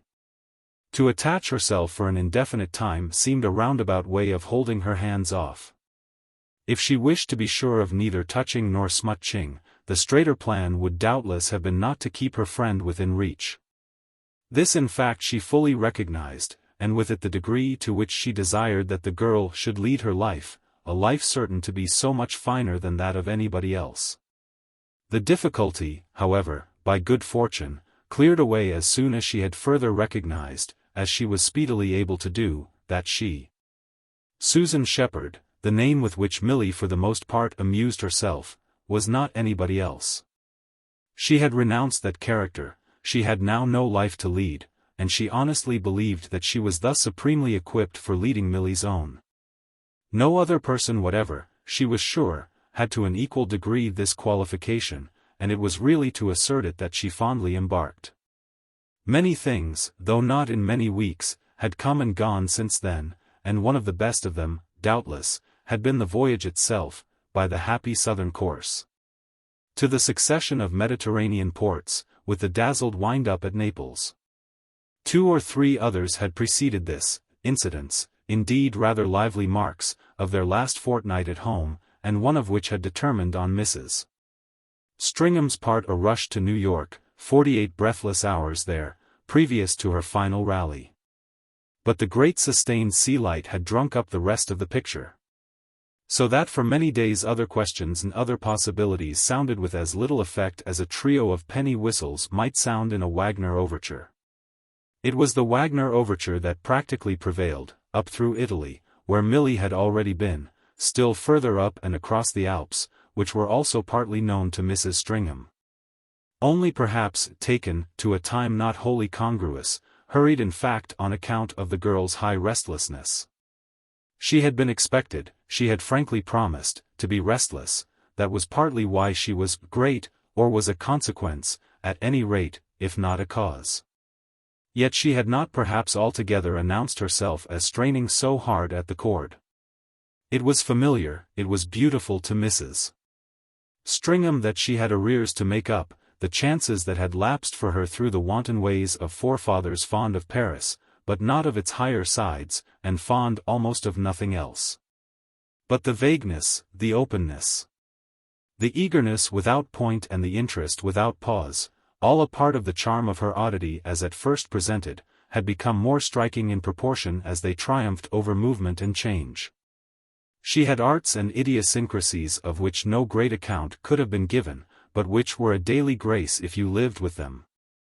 Such as the art of being almost tragically impatient and yet making it as light as air, of being inexplicably sad and yet making it as clear as noon, of being unmistakably gay, and yet making it as soft as dusk. Mrs. Stringham by this time understood everything, was more than ever confirmed in wonder and admiration, in her view that it was life enough simply to feel her companion's feelings. But there were special keys she had not yet added to her bunch, impressions that, of a sudden, were apt to affect her as new. This particular day on the great Swiss road had been, for some reason, full of them, and they referred themselves, provisionally, to some deeper depth than she had touched, though into 2 or 3 such depths, it must be added, she had peeped long enough to find herself suddenly draw back. It was not Milly's unpacified state, in short, that now troubled her, though certainly, as Europe was the great American sedative, the failure was to some extent to be noted, it was the suspected presence of something behind it, which, however, could scarcely have taken its place there since their departure. What any fresh motive of unrest could suddenly have sprung from was, in short, not to be divined. It was but half an explanation to say that excitement, for each of them, had naturally dropped, and that what they had left behind, or tried to, the great serious facts of life, as Mrs. Stringham liked to call them, was once more coming into sight as objects loom through smoke when smoke begins to clear. For these were general appearances from which the girl's own aspect, her really larger vagueness, seemed rather to disconnect itself. The nearest approach to a personal anxiety indulged in as yet by the elder lady was on her taking occasion to wonder if what she had more than anything else got hold of mightn't be one of the finer. One of the finest, one of the rarest, as she called it so that she might call it nothing worse, cases of American intensity. She had just had a moment of alarm, asked herself if her young friend were merely going to treat her to some complicated drama of nerves. At the end of a week, however, with their further progress, her young friend had effectively answered the question and given her the impression, indistinct indeed as yet, of something that had a reality compared with which the nervous explanation would have been coarse. Mrs. Stringham found herself from that hour, in other words, in presence of an explanation that remained a muffled and intangible form, but that, assuredly, should it take on sharpness, would explain everything and more than everything, would become instantly the light in which Milly was to be read. Such a matter as this may at all events speak of the style in which our young woman could affect those who were near her, may testify to the sort of interest she could inspire. She worked, and seemingly quite without design, upon the sympathy, the curiosity, the fancy of her associates. And we shall really ourselves scarce otherwise come closer to her than by feeling their impression and sharing, if need be, their confusion. She reduced them, Mrs. Stringham would have said, reduced them to a consenting bewilderment, which was precisely, for that good lady, on a last analysis, what was most in harmony with her greatness. She exceeded, escaped measure, was surprising only because they were so far from great. Thus it was that on this wondrous day on the Brunig the spell of watching her had grown more than ever irresistible, a proof of what, or of a part of what, Mrs. Stringham had, with all the rest, been reduced to. She had almost the sense of tracking her young friend as if at a given moment to pounce. She knew she shouldn't pounce, she hadn't come out to pounce, yet she felt her attention secretive, all the same, and her observation scientific. She struck herself as hovering like a spy, applying tests, laying traps, concealing signs. This would last, however, only till she should fairly know what was the matter. And to watch was, after all, meanwhile, a way of clinging to the girl, not less than an occupation, a satisfaction in itself. The pleasure of watching, moreover, if a reason were needed, came from a sense of her beauty. Her beauty hadn't at all originally seemed a part of the situation, and Mrs. Stringham had, even in the first flush of friendship, not named it, grossly, to anyone, having seen early that, for stupid people, and who, she sometimes secretly asked herself, wasn't stupid? It would take a great deal of explaining. She had learned not to mention it till it was mentioned first, which occasionally happened, but not too often, and then she was there in force. Then she both warmed to the perception that met her own perception, and disputed it, suspiciously, as to special items. While, in general, she had learned to refine even to the point of herself employing the word that most people employed. She employed it to pretend that she was also stupid and so have done with the matter, spoke of her friend as plain, as ugly even, in a case of especially dense insistence. But as, in appearance, so awfully full of things. This was her own way of describing a face that, thanks, doubtless, to rather too much forehead, too much nose and too much mouth, together with too little mere conventional color and conventional line, was expressive, irregular, exquisite, both for speech and for silence. When Milly smiled it was a public event, when she didn't it was a chapter of history. They had stopped, on the Brunig, for luncheon, and there had come up for them under the charm of the place the question of a longer stay. Mrs. Stringham was now on the ground of thrilled recognitions, small sharp echoes of a past which she kept in a well-thumbed case, but which, on pressure of a spring and exposure to the air, still showed itself ticking as hard as an honest old watch. The embalmed Europe of her younger time had partly stood for 3 years of Switzerland, a term of continuous school at Vevey, with rewards of merit in the form of silver medals tied by blue ribbons and mild mountain passes attacked with alpenstocks. It was the good girls who, in the holidays, were taken highest, and our friend could now judge, from what she supposed her familiarity with the minor peaks, that she had been one of the best.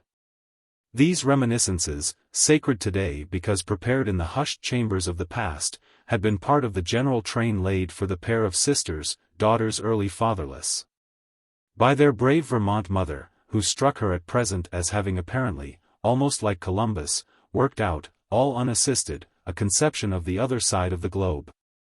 She had focused Vevey, by the light of nature, and with extraordinary completeness, at Burlington, after which she had embarked, sailed, landed, explored and, above all, made good her presence. She had given her daughters the 5 years in Switzerland and Germany that were to leave them ever afterwards a standard of comparison for all cycles of Cathay. And to stamp the younger in especial, Susan was the younger, with a character that, as Mrs. Stringham had often had occasion, through life, to say to herself, made all the difference. It made all the difference for Mrs. Stringham, over and over again and in the most remote connections, that, thanks to her parents' lonely, thrifty, hearty faith, she was a woman of the world. There were plenty of women who were all sorts of things that she wasn't, but who, on the other hand, were not that.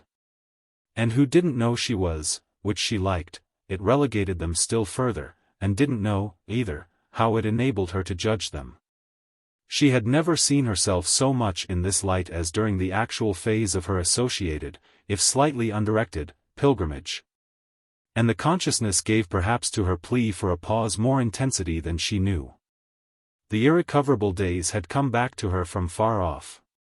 They were part of the sense of the cool upper air and of everything else that hung like an indestructible scent to the torn garment of youth, the taste of honey and the luxury of milk. The sound of cattle bells and the rush of streams, the fragrance of trodden bombs and the dizziness of deep gorges. Milly clearly felt these things too, but they affected her companion at moments. That was quite the way Mrs. Stringham would have expressed it, as the princess in a conventional tragedy might have affected the confidant if a personal emotion had ever been permitted to the latter. That a princess could only be a princess was a truth with which, essentially, a confidant, however responsive, had to live. Mrs.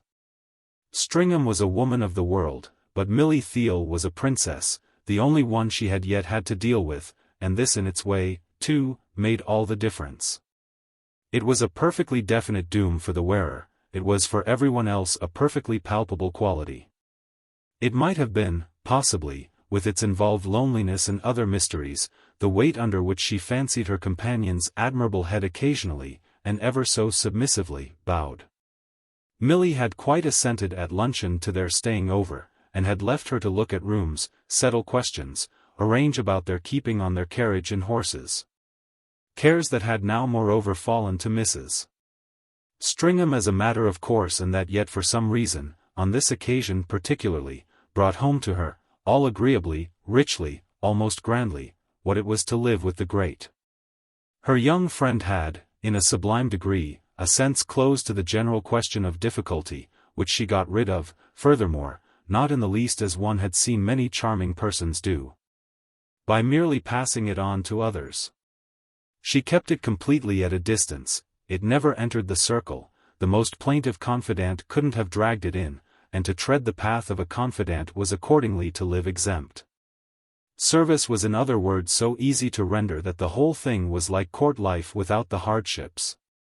It came back of course to the question of money, and our observant lady had by this time repeatedly reflected that if one were talking of the difference, it was just this. This incomparably and nothing else, that when all was said and done most made it.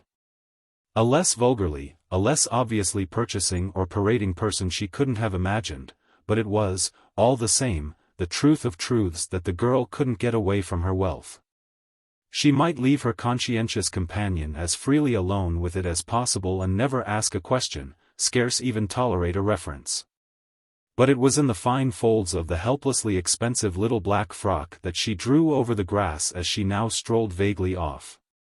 It was in the curious and splendid coils of hair, done, with no eye whatever to the mode du jour, that peeped from under the corresponding indifference of her hat. The merely personal tradition that suggested a sort of noble inelegance. It lurked between the leaves of the uncut but antiquated Tauchnitz volume of which, before going out, she had mechanically possessed herself. She couldn't dress it away, nor walk it away, nor read it away, nor think it away, she could neither smile it away in any dreamy absence nor blow it away in any softened sigh. She couldn't have lost it if she had tried, that was what it was to be really rich. It had to be the thing you were. When at the end of an hour she had not returned to the house Mrs. Stringham, though the bright afternoon was yet young, took, with precautions, the same direction, went to join her in case of her caring for a walk. But the purpose of joining her was in truth less distinct than that of a due regard for a possibly preferred detachment, so that, once more, the good lady proceeded with a quietness that made her slightly underhand even in her own eyes. She couldn't help that, however, and she didn't care, sure as she was that what she really wanted was not to overstep, but to stop in time. It was to be able to stop in time that she went softly, but she had on this occasion further to go than ever yet, for she followed in vain, and at last with some anxiety. The footpath she believed Milly to have taken. It wound up a hillside and into the higher alpine meadows in which, all these last days, they had so often wanted, as they passed above or below, to stray. And then it obscured itself in a wood, but always going up, up, and with a small cluster of brown old high-perched chalets evidently for its goal. Mrs. Stringham reached in due course the chalets, and there received from a bewildered old woman, a very fearful person to behold, an indication that sufficiently guided her. The young lady had been seen not long before passing further on, over a crest and to a place where the way would drop again, as our unappeased inquirer found it, in fact, a quarter of an hour later. Markedly and almost alarmingly to do. It led somewhere, yet apparently quite into space, for the great side of the mountain appeared, from where she pulled up, to fall away altogether. Though probably but to some issue below and out of sight. Her uncertainty moreover was brief, for she next became aware of the presence on a fragment of rock, 20 yards off, of the Tauchnitz volume that the girl had brought out. And that therefore pointed to her shortly previous passage. She had rid herself of the book, which was an encumbrance, and meant of course to pick it up on her return, but as she hadn't yet picked it up, what on earth had become of her? Mrs. Stringham, I hasten to add, was within a few moments to see, but it was quite an accident that she had not, before they were over, betrayed by her deeper agitation the fact of her own nearness. The whole place, with the descent of the path and as a sequel to a sharp turn that was masked by rocks and shrubs, appeared to fall precipitously and to become a view pure and simple. A view of great extent and beauty, but thrown forward and vertiginous.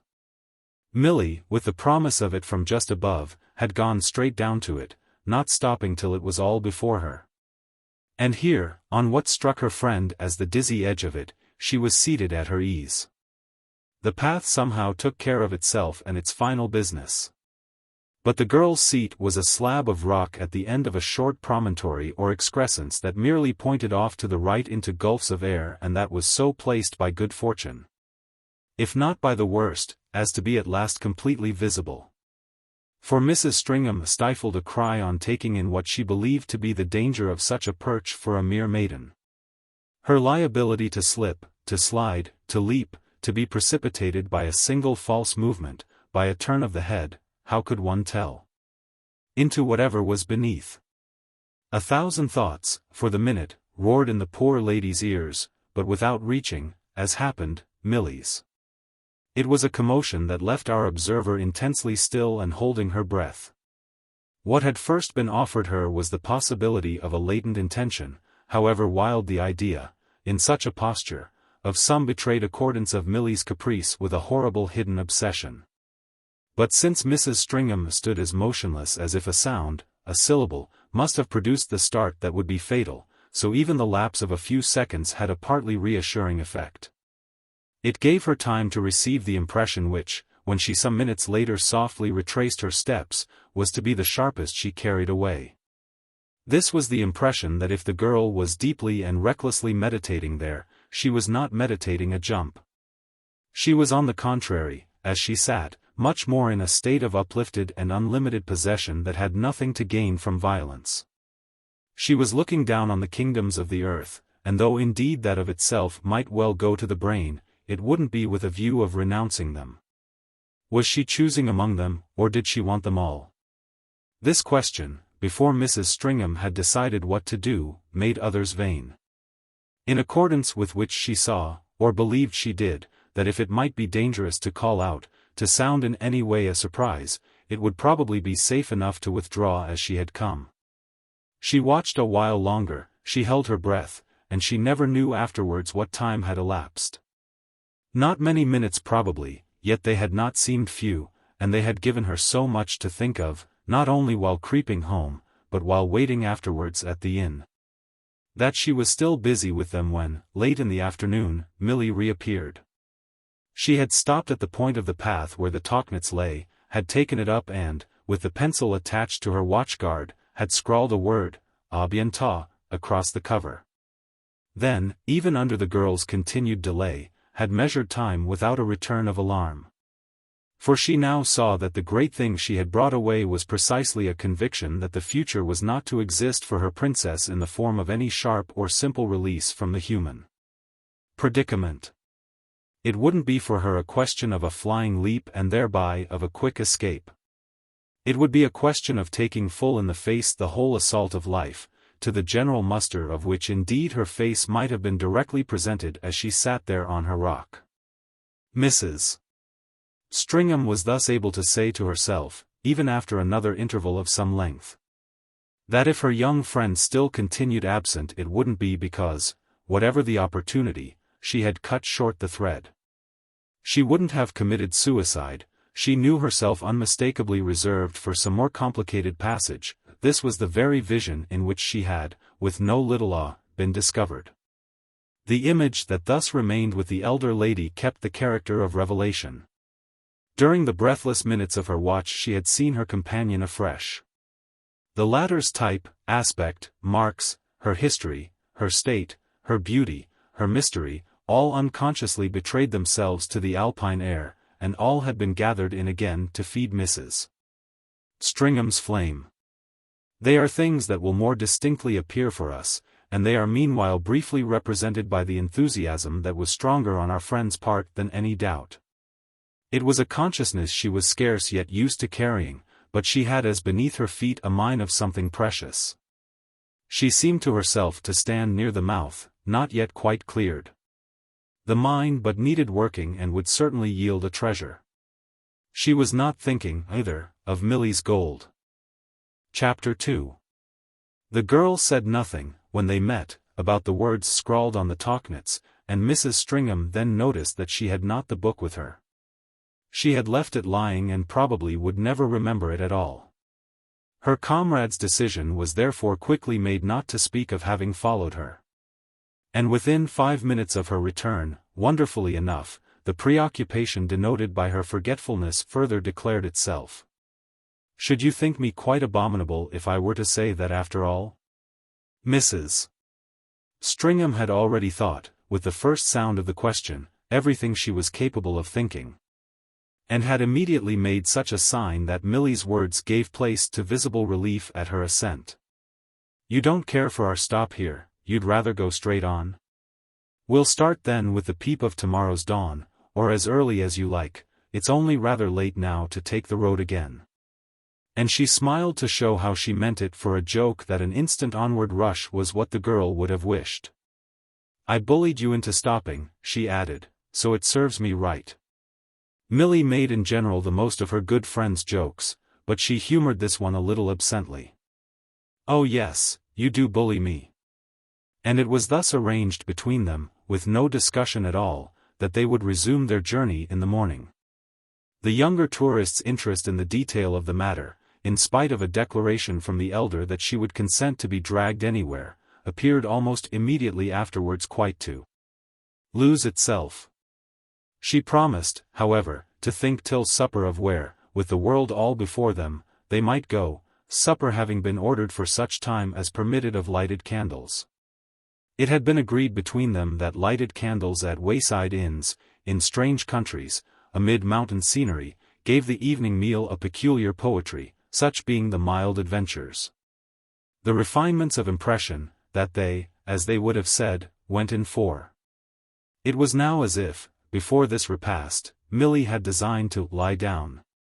But at the end of 3 minutes more she was not lying down, she was saying instead, abruptly, with a transition that was like a jump of 4,000 miles, "What was it that, in New York, on the 9th, when you saw him alone, Dr.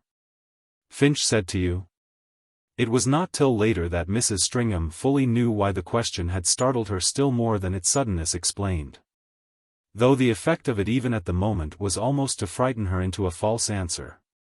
She had to think, to remember the occasion, the 9th, in New York, the time she had seen Dr.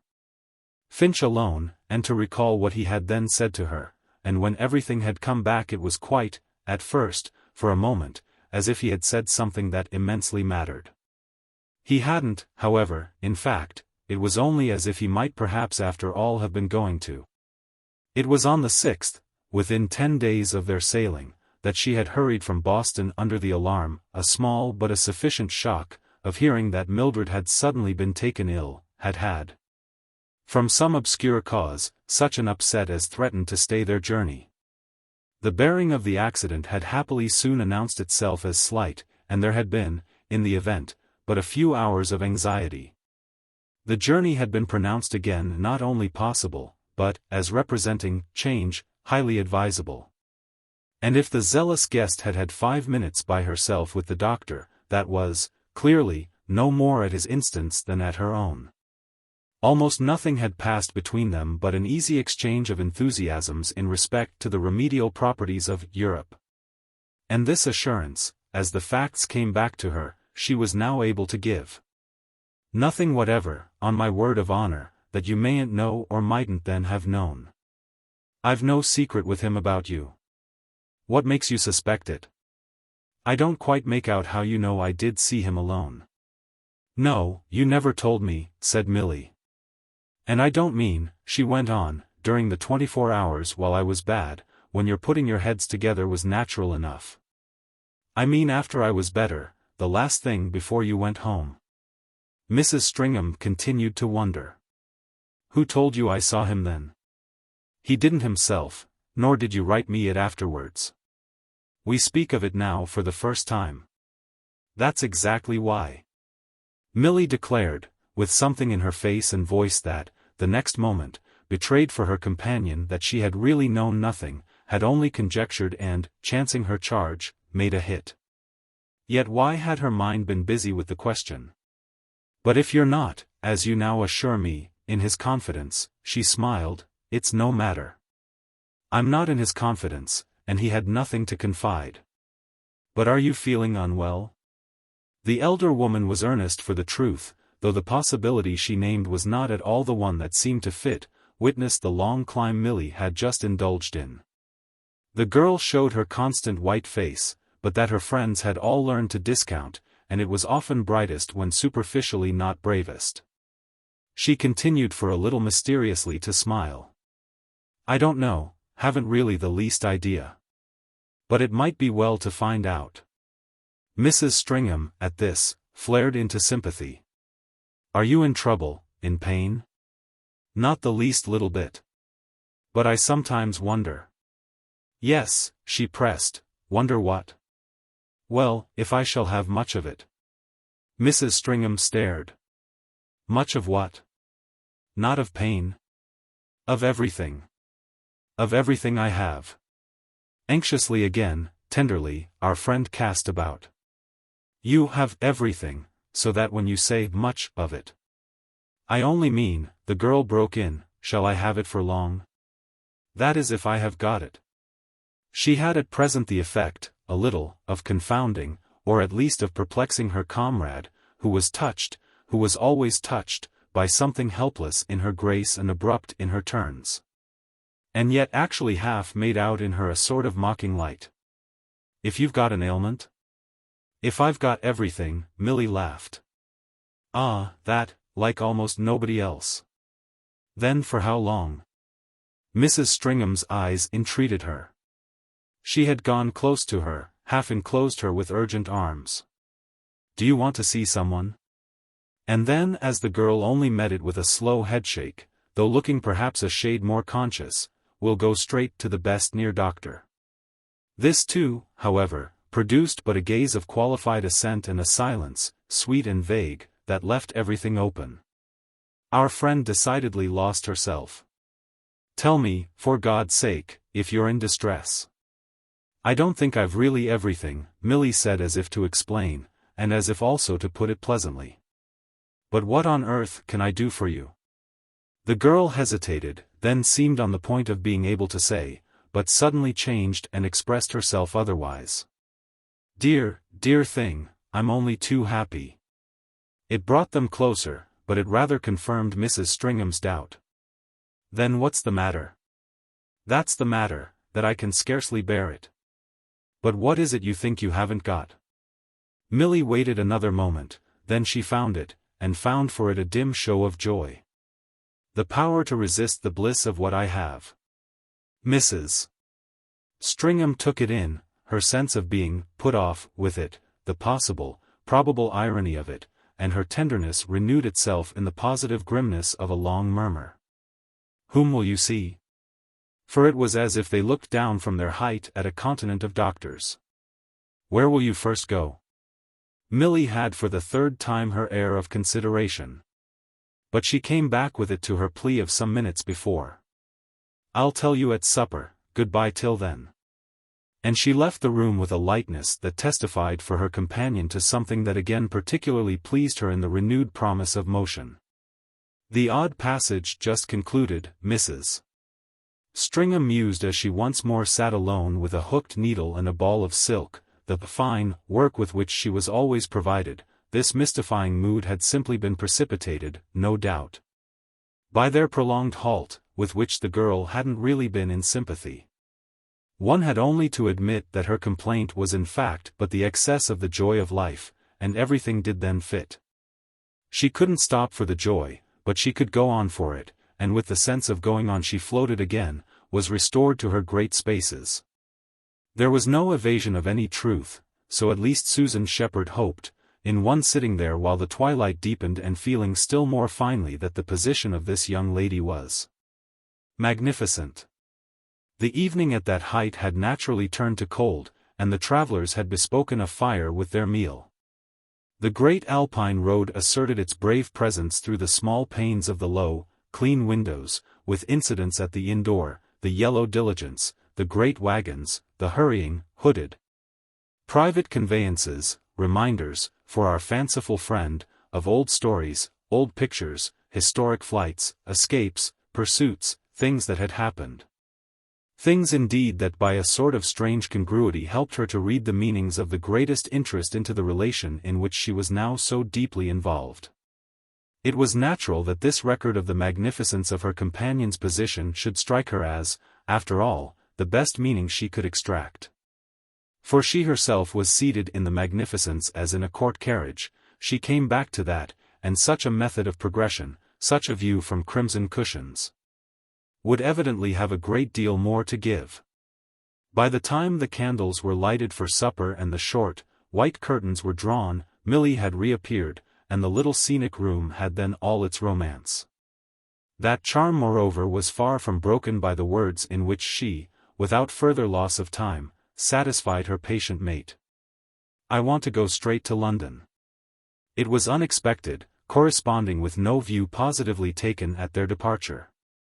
When England had appeared, on the contrary, rather relegated and postponed, seen for the moment, as who should say, at the end of an avenue of preparations and introductions. London, in short, might have been supposed to be the crown, and to be achieved like a siege by gradual approaches. Milly's actual fine stride was therefore the more exciting, as any simplification almost always was to Mrs. Stringham, who, besides, was afterwards to recall as a piece of that very exposition dear to the dramatist the terms in which, between their smoky candles, the girl had put her preference and in which still other things had come while the clank of wagon chains in the sharp air reached their ears, with the stamp of hoofs, the rattle of buckets and the foreign questions, foreign answers, that were all alike a part of the cheery converse of the road. The girl brought it out in truth as she might have brought a huge confession, something she admitted herself shy about and that would seem to show her as frivolous. It had rolled over her that what she wanted of Europe was people, so far as they were to be had, and that if her friend really wished to know.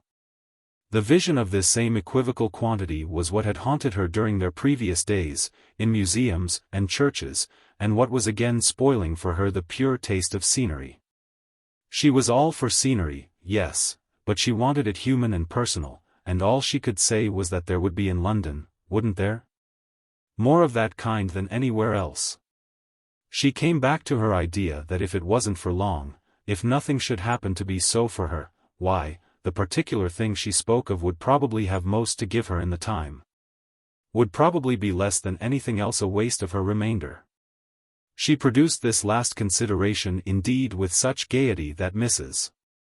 Stringham was not again disconcerted by it, was in fact quite ready, if talk of early dying was in order, to match it from her own future.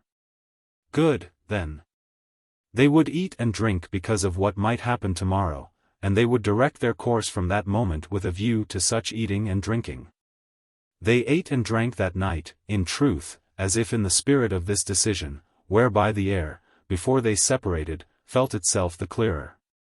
It had cleared perhaps to a view only too extensive, that is, in proportion to the signs of life presented.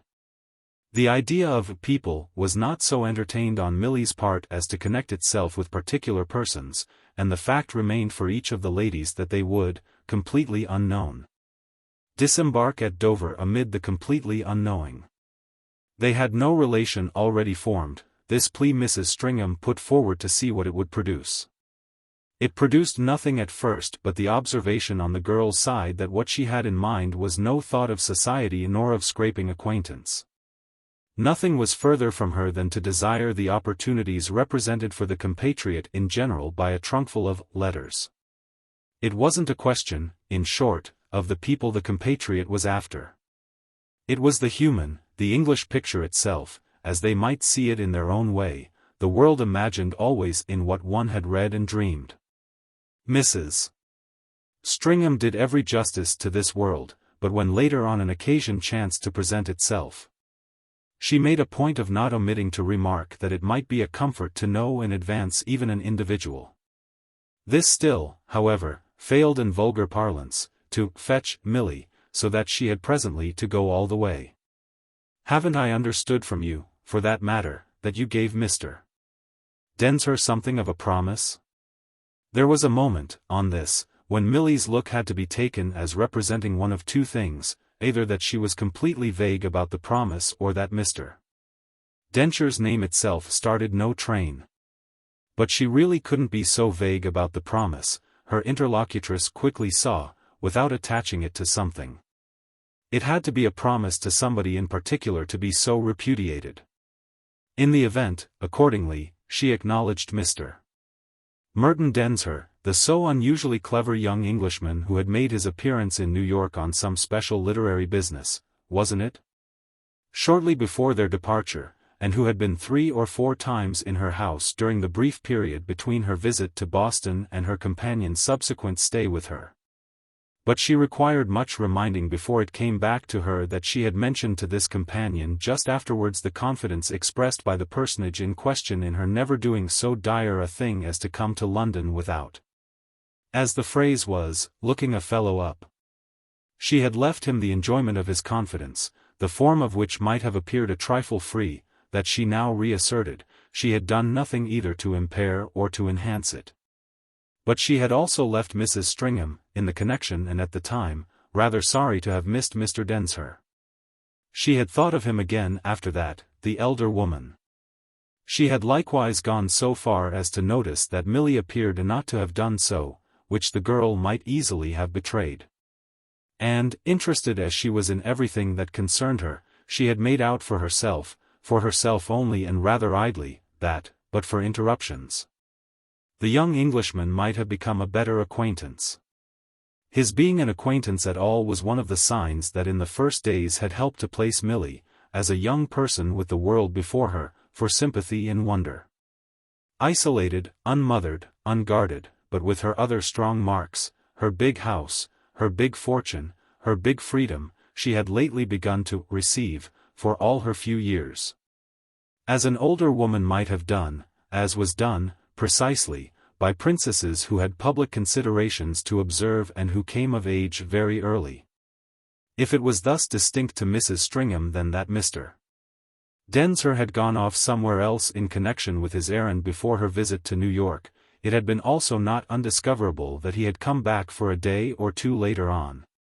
That is after her own second excursion, that he had in fine reappeared on a single occasion on his way to the West, his way from Washington as she believed. Though he was out of sight at the time of her joining her friend for their departure. It had not occurred to her before to exaggerate, it had not occurred to her that she could. But she seemed to become aware tonight that there had been just enough in this relation to provoke, the free conception of a little more. She presently put it that, at any rate, promise or no promise, Milly would, at a pinch, be able, in London, to act on his permission to make him a sign. To which Milly replied with readiness that her ability, though evident, would be none the less quite wasted, inasmuch as the gentleman would, to a certainty, be still in America. He had a great deal to do there, which he would scarce have begun, and in fact she might very well not have thought of London at all if she hadn't been sure he wasn't yet near coming back. It was perceptible to her companion that the moment our young woman had so far committed herself she had a sense of having overstepped. Which was not quite patched up by her saying the next minute, possibly with a certain failure of presence of mind, that the last thing she desired was the air of running after him. Mrs. Stringham wondered privately what question there could be of any such appearance, the danger of which thus suddenly came up. But she said, for the time, nothing of it. She only said other things, one of which was, for instance, that if Mr. Densher was away he was away, and that this was the end of it. Also that of course they must be discreet at any price. But what was the measure of discretion, and how was one to be sure? So it was that, as they sat there, she produced her own case. She had a possible tie with London, which she desired as little to disown as she might wish to risk presuming on it. She treated her companion, in short, for their evening's end, to the story of Maud Manningham. The odd but interesting English girl who had formed her special affinity in the old days at the Vevey school. Whom she had written to, after their separation, with a regularity that had at first faltered and then altogether failed, yet that had been for the time quite a fine case of crude constancy. So that it had in fact flickered up again of itself on the occasion of the marriage of each. They had then once more fondly, scrupulously written, Mrs. Lowder first. And even another letter or two had afterwards passed. This, however, had been the end, though with no rupture, only a gentle drop. Maud Manningham had made, she believed, a great marriage, while she herself had made a small. On top of which, moreover, distance, difference, diminished community and impossible reunion had done the rest of the work. It was but after all these years that reunion had begun to show as possible, if the other party to it, that is, should be still in existence. That was exactly what it now struck our friend as interesting to ascertain, as, with one aid and another, she believed she might. It was an experiment she would at all events now make if Milly didn't object. Milly in general objected to nothing, and, though she asked a question or two, she raised no present plea. Her questions, or at least her own answers to them, kindled, on Mrs. Stringham's part, a backward train. She hadn't known till tonight how much she remembered, or how fine it might be to see what had become of large, high-colored Maud, florid, exotic and alien, which had been just the spell, even to the perceptions of youth. There was the danger, she frankly touched it, that such a temperament mightn't have matured, with the years, all in the sense of fineness. It was the sort of danger that, in renewing relations after long breaks, one had always to look in the face. To gather in strayed threads was to take a risk, for which, however, she was prepared if Milly was. The possible fun, she confessed, was by itself rather tempting. And she fairly sounded, with this, wound up a little as she was, the note of fun as the harmless final rite of 50 years of mere New England virtue. Among the things she was afterwards to recall was the indescribable look dropped on her, at this, by her companion. She was still seated there between the candles and before the finished supper, while Milly moved about, and the look was long to figure for her as an inscrutable comment on her notion of freedom. Challenged, at any rate, as for the last wise word, Milly showed perhaps, musingly, charmingly, that, though her attention had been mainly soundless. Her friend's story, produced as a resource unsuspected, a card from up the sleeve, half surprised, half beguiled her. Since the matter, such as it was, depended on that, she brought out, before she went to bed, an easy, a light, risk everything. This quality in it seemed possibly a little to deny weight to Maude Lowder's evoked presence, as Susan Stringham, still sitting up, became, in excited reflection, a trifle more conscious. Something determinant, when the girl had left her, took place in her, nameless but, as soon as she had given way, coercive. It was as if she knew again, in this fullness of time, that she had been, after Maude's marriage, just sensibly outlived or, as people nowadays said, shunted. Mrs. Lowder had left her behind, and on the occasion, subsequently, of the corresponding date in her own life, not the second, the sad one, with its dignity of sadness, but the first. With the meagerness of its supposed felicity, she had been, in the same spirit, almost patronizingly pitted.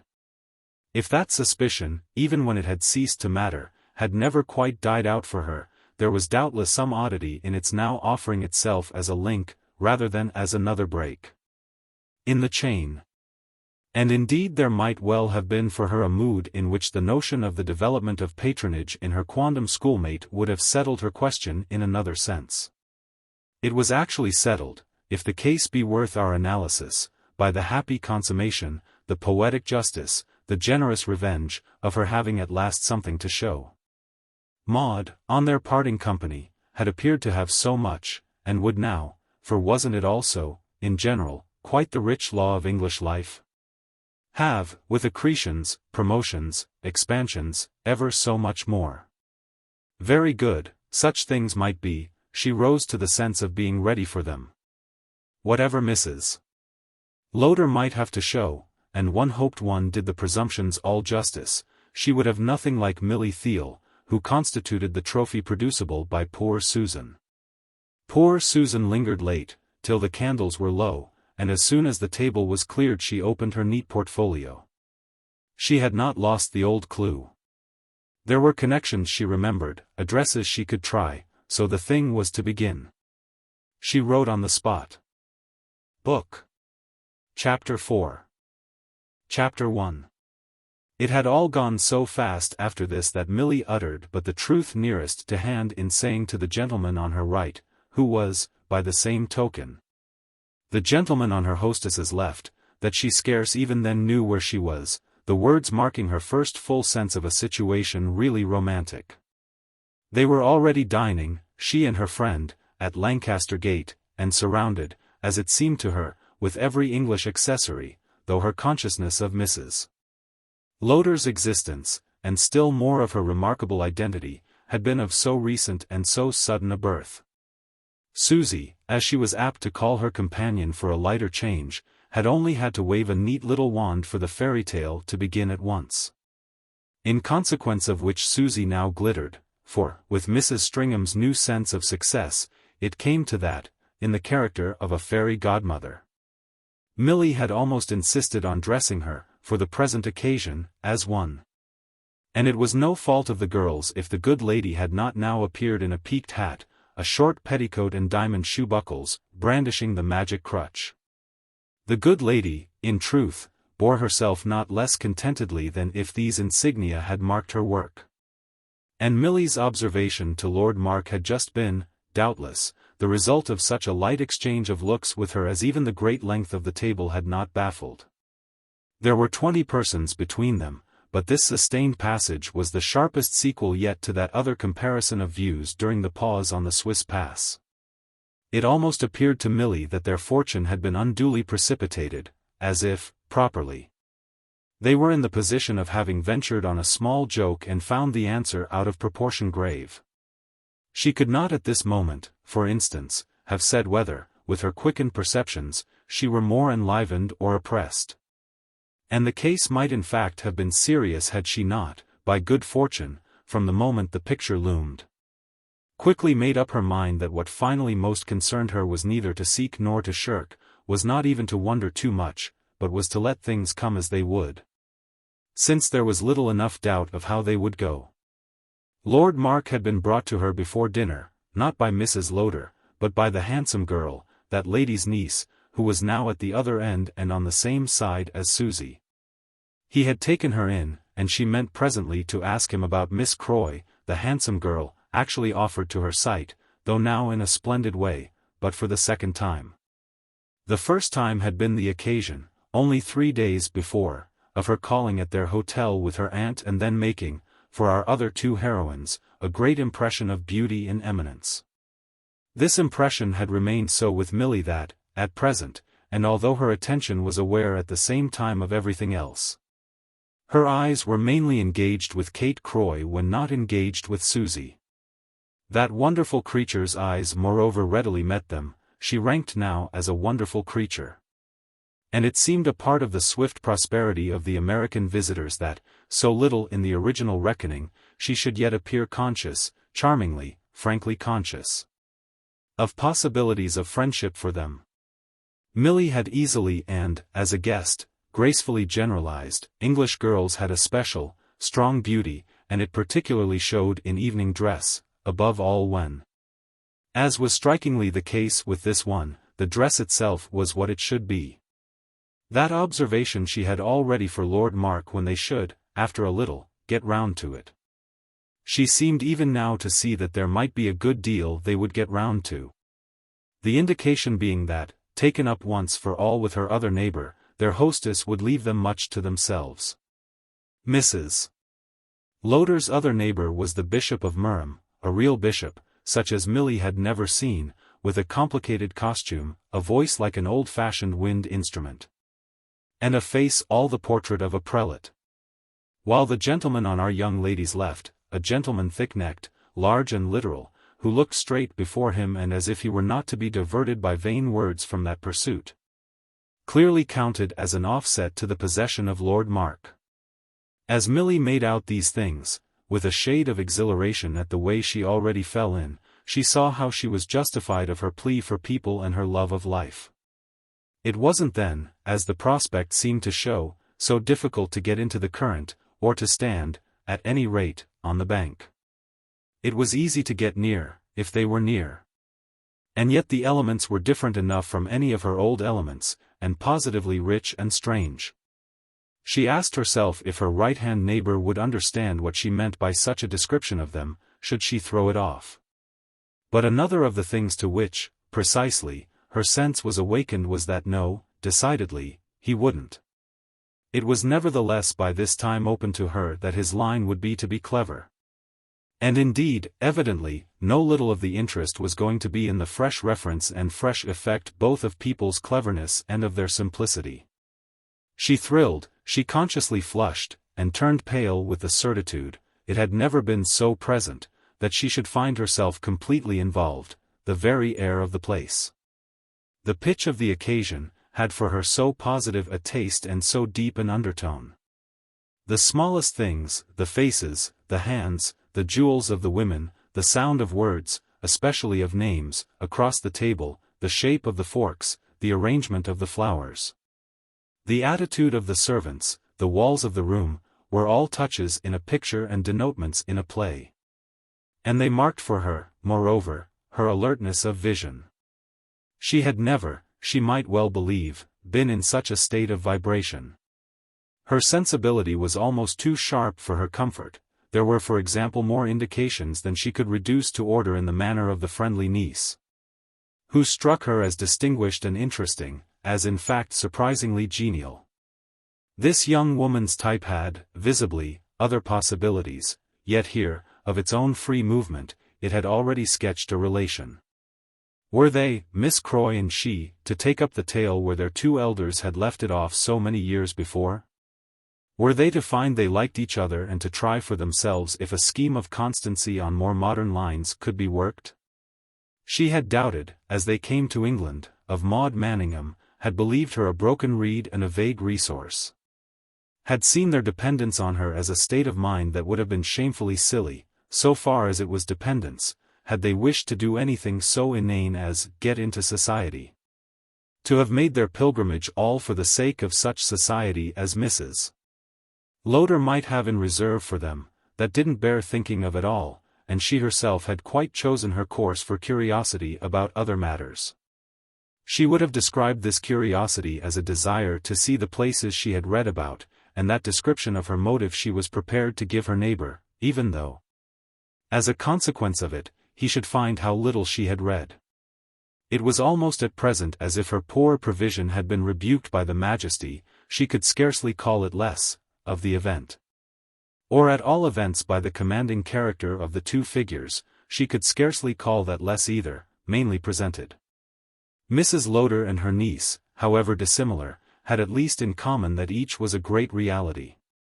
That was true, primarily, of the aunt, so true that Milly wondered how her own companion had arrived, in other days, at so odd an alliance, yet she none the less felt Mrs. Lowder as a person of whom the mind might in 2 or 3 days roughly make the circuit.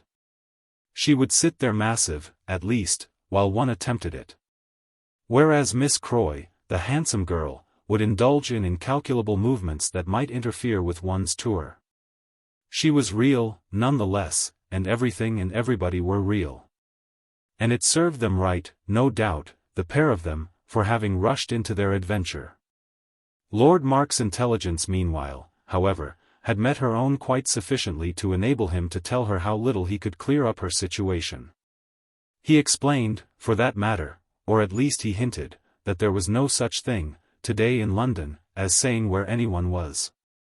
Everyone was everywhere, nobody was anywhere. He should be put to it, yes, frankly, to give a name of any sort or kind to their hostess's set. Was it a set at all, or wasn't it, and were there not really no such things as sets, in the place, any more?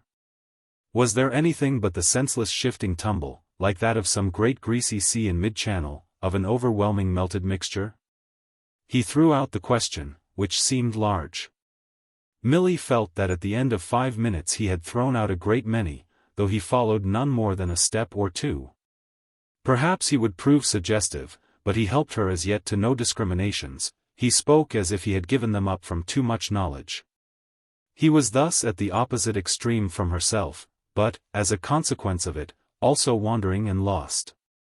And he was furthermore, for all his temporary incoherence, to which she guessed there would be some key, as great a reality as either Mrs. Lowder or Kate. The only light in which he placed the former of these ladies was that of an extraordinary woman, a most extraordinary woman, and the more extraordinary the more one knows her. While of the latter he said nothing, for the moment, but that she was tremendously, yes, quite tremendously, good-looking. It was some time, she thought, before his talk showed his cleverness, and yet each minute she believed in it more, quite apart from what her hostess had told her on first naming him. Perhaps he was one of the cases she had heard of at home, those characteristic cases of people in England who concealed their play of mind so much more than they showed it. Even Mr. Densher a little did that. And what made Lord Mark, at any rate, so real either, when this was a thing he so definitely insisted on? His type somehow, as by a life, a need, an intention of its own, insisted for him, but that was all. It was difficult to guess his age, whether he were a young man who looked old or an old man who looked young. It seemed to prove nothing, as against other things, that he was bald and, as might have been said, slightly stale, or, more delicately perhaps, dry. There was such a fine little fidget of preoccupied life in him, and his eyes. At moments, though it was an appearance they could suddenly lose, were as candid and clear as those of a pleasant boy. Very neat, very light. And so fair that there was little other indication of his mustache than his constantly feeling it, which was again boyish. He would have affected her as the most intellectual person present if he had not affected her as the most frivolous. The latter quality was rather in his look than in anything else, though he constantly wore his double eyeglass, which was, much more, Bostonian and thoughtful. The idea of his frivolity had, no doubt, to do with his personal designation, which represented, as yet, for our young woman, a little confusedly, a connection with an historic patriciate. A class that, in turn, also confusedly, represented an affinity with a social element that she had never heard otherwise described than as fashion. The supreme social element in New York had never known itself but as reduced to that category, and though Milly was aware that, as applied to a territorial and political aristocracy, the label was probably too simple, she had for the time none other at hand. She presently, it is true, enriched her idea with the perception that her interlocutor was indifferent. Yet this, indifferent as aristocracies notoriously were, saw her but little further, inasmuch as she felt that, in the first place, he would much rather get on with her than not. And in the second was only thinking of too many matters of his own. If he kept her in view on the one hand and kept so much else on the other, the way he crumbed up his bread was a proof. Why did he hover before her as a potentially insolent noble? She couldn't have answered the question, and it was precisely one of those that swarmed. They were complicated, she might fairly have said, by his visibly knowing, having known from afar off, that she was a stranger and an American. And by his none the less making no more of it than if she and her like were the chief of his diet. He took her, kindly enough, but imperturbably, irreclaimably, for granted, and it wouldn't in the least help that she herself knew him, as quickly, for having been in her country and threshed it out. There would be nothing for her to explain or attenuate or brag about, she could neither escape nor prevail by her strangeness. He would have, for that matter, on such a subject, more to tell her than to learn from her. She might learn from him why she was so different from the handsome girl, which she didn't know, being merely able to feel it. Or at any rate might learn from him why the handsome girl was so different from her. On these lines, however, they would move later. The lines immediately laid down were, in spite of his vagueness for his own convenience, definite enough. She was already, he observed to her, thinking what she should say on her other side, which was what Americans were always doing. She needn't in conscience say anything at all. But Americans never knew that, nor ever, poor creatures, yes, she had interposed the poor creatures, what not to do. The burdens they took on, the things, positively, they made an affair of. This easy and, after all, friendly jibe at her race was really for her, on her new friend's part, the note of personal recognition so far as she required it.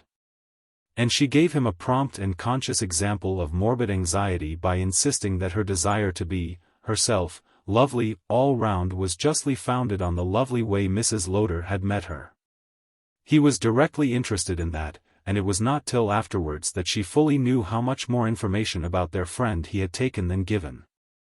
Here again, for instance, was a pertinent note for her. She had, on the spot, with her first plunge into the obscure depths of a society constituted from far back, encountered the interesting phenomenon of complicated, of possibly sinister motive. However, Maud Manningham, her name, even in her presence, somehow still fed the fancy, had, all the same, been lovely. And one was going to meet her now quite as far on as one had oneself been met. She had been with them at their hotel, they were a pair, before even they had supposed she could have got their letter. Of course indeed they had written in advance, but they had followed that up very fast. She had thus engaged them to dine but 2 days later, and on the morrow again, without waiting for a return visit, waiting for anything, she had called with her niece. It was as if she really cared for them, and it was magnificent fidelity, fidelity to Mrs. Stringham, her own companion and Mrs. Lowder's former schoolmate, the lady with the charming face and the rather high dress down there at the end. Lord Mark took in through his nippers these balanced attributes of Susie. But isn't Mrs. Stringham's fidelity then equally magnificent? Well, it's a beautiful sentiment, but it isn't as if she had anything to give. Hasn't she got you? Lord Mark presently asked. Me, to give Mrs. Lowder? Milly had clearly not yet seen herself in the light of such an offering. Oh, I'm rather a poor present, and I don't feel as if, even at that, I've as yet quite been given. You've been shown, and if our friend has jumped at you it comes to the same thing. He made his jokes, Lord Mark, without amusement for himself, yet it wasn't that he was grim. To be seen you must recognize, is, for you, to be jumped at, and, if it's a question of being shown, here you are again. Only it has now been taken out of your friend's hands, it's Mrs. Lowder, already, who's getting the benefit. Look round the table and you'll make out, I think, that you're being, from top to bottom, jumped at. Well, then, said Milly, I seem also to feel that I like it better than being made fun of. It was one of the things she afterwards saw, Milly was forever seeing things afterwards, that her companion had some way of his own, quite unlike anyone's else, of assuring her of his consideration. She wondered how he had done it, for he had neither apologized nor protested. She said to herself, at any rate, that he had led her on, and what was most odd was the question by which he had done so. "Does she know much about you?" "No, she just likes us." Even for this his travelled lordship, seasoned and saturated, had no laugh. "I mean you particularly. Has that lady with the charming face, which is charming, told her?" Milly hesitated. "Told her what?" "Everything." This, with the way he dropped it, again considerably moved her, made her feel for a moment that, as a matter of course, she was a subject for disclosures. But she quickly found her answer. "Oh, as for that, you must ask her. Your clever companion, Mrs. Lowder." He replied to this that their hostess was a person with whom there were certain liberties one never took, but that he was none the less fairly upheld. Inasmuch as she was for the most part kind to him, and as, should he be very good for a while, she would probably herself tell him. "And I shall have, at any rate, in the meantime, the interest of seeing what she does with you. That will teach me more or less, you see, how much she knows." Milly followed this. It was lucid. But it suggested something apart. "How much does she know about you?" "Nothing," said Lord Mark serenely. "But that doesn't matter, for what she does with me." And then, as to anticipate Milly's question about the nature of such doing, "This, for instance, turning me straight on for you." The girl thought. "And you mean she wouldn't if she did know?" He met it as if it were really a point. "No. I believe, to do her justice, she still would. So you can be easy." Milly had the next instant, then, acted on the permission. "Because you're even at the worst the best thing she has?" With this he was at last amused. "I was till you came. You're the best now." It was strange his words should have given her the sense of his knowing, but it was positive that they did so, and to the extent of making her believe them, though still with wonder. That, really, from this first of their meetings, was what was most to abide with her. She accepted almost helplessly, she surrendered to the inevitability of being the sort of thing. As he might have said, that he at least thoroughly believed he had, in going about, seen here enough of for all practical purposes. Her submission was naturally, moreover, not to be impaired by her learning later on that he had paid at short intervals, though at a time apparently just previous to her own emergence from the obscurity of extreme youth, 3 separate visits to New York, where his nameable friends and his contrasted contacts had been numerous. His impression, his recollection of the whole mixed quantity, was still visibly rich. It had helped him to place her. And she was more and more sharply conscious of having, as with the door sharply slammed upon her and the guard's hand raised in signal to the train, been popped into the compartment in which she was to travel for him. It was a use of her that many a girl would have been doubtless quick to resent. And the kind of mind that thus, in our young lady, made all for mere seeing and taking is precisely one of the charms of our subject. Milly had practically just learned from him, had made out, as it were, from her rumbling compartment, that he gave her the highest place among their friends' actual properties. She was a success, that was what it came to, he presently assured her, and that was what it was to be a success. It always happened before one could know it. One's ignorance was in fact often the greatest part of it. "You haven't had time yet," he said, "this is nothing. But you'll see. You'll see everything. You can, you know, everything you dream of." He made her more and more wonder, she almost felt as if he were showing her visions while he spoke. And strangely enough, though it was visions that had drawn her on, she hadn't seen them in connection, that is in such preliminary and necessary connection, with such a face as Lord Mark's. Such eyes and such a voice, such a tone and such a manner. He had for an instant the effect of making her ask herself if she were after all going to be afraid, so distinct was it for 50 seconds that a fear passed over her. There they were again, yes, certainly, Susie's overture to Mrs. Lowder had been their joke, but they had pressed in that gaiety an electric bell that continued to sound. Positively, while she sat there, she had the loud rattle in her ears, and she wondered, during these moments, why the others didn't hear it. They didn't stare, they didn't smile, and the fear in her that I speak of was but her own desire to stop it. That dropped, however, as if the alarm itself had ceased. She seemed to have seen in a quick, though tempered glare that there were two courses for her, one to leave London again the first thing in the morning, the other to do nothing at all. Well, she would do nothing at all, she was already doing it, more than that, she had already done it, and her chance was gone. She gave herself up, she had the strangest sense, on the spot, of so deciding, for she had turned a corner before she went on again with Lord Mark. Inexpressive, but intensely significant, he met as no one else could have done the very question she had suddenly put to Mrs. Stringham on the Brunig. Should she have it, whatever she did have, that question had been, for long?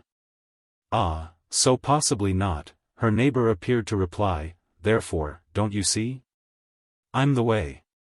It was vivid that he might be, in spite of his absence of flourish, the way being doubtless just in that absence. The handsome girl, whom she didn't lose sight of and who, she felt, kept her also in view, Mrs. Lowder's striking niece would, perhaps, be the way as well, for in her too was the absence of flourish, though she had little else, so far as one could tell, in common with Lord Mark. Yet how indeed could one tell, what did one understand, and of what was one, for that matter, provisionally conscious but of their being somehow together in what they represented?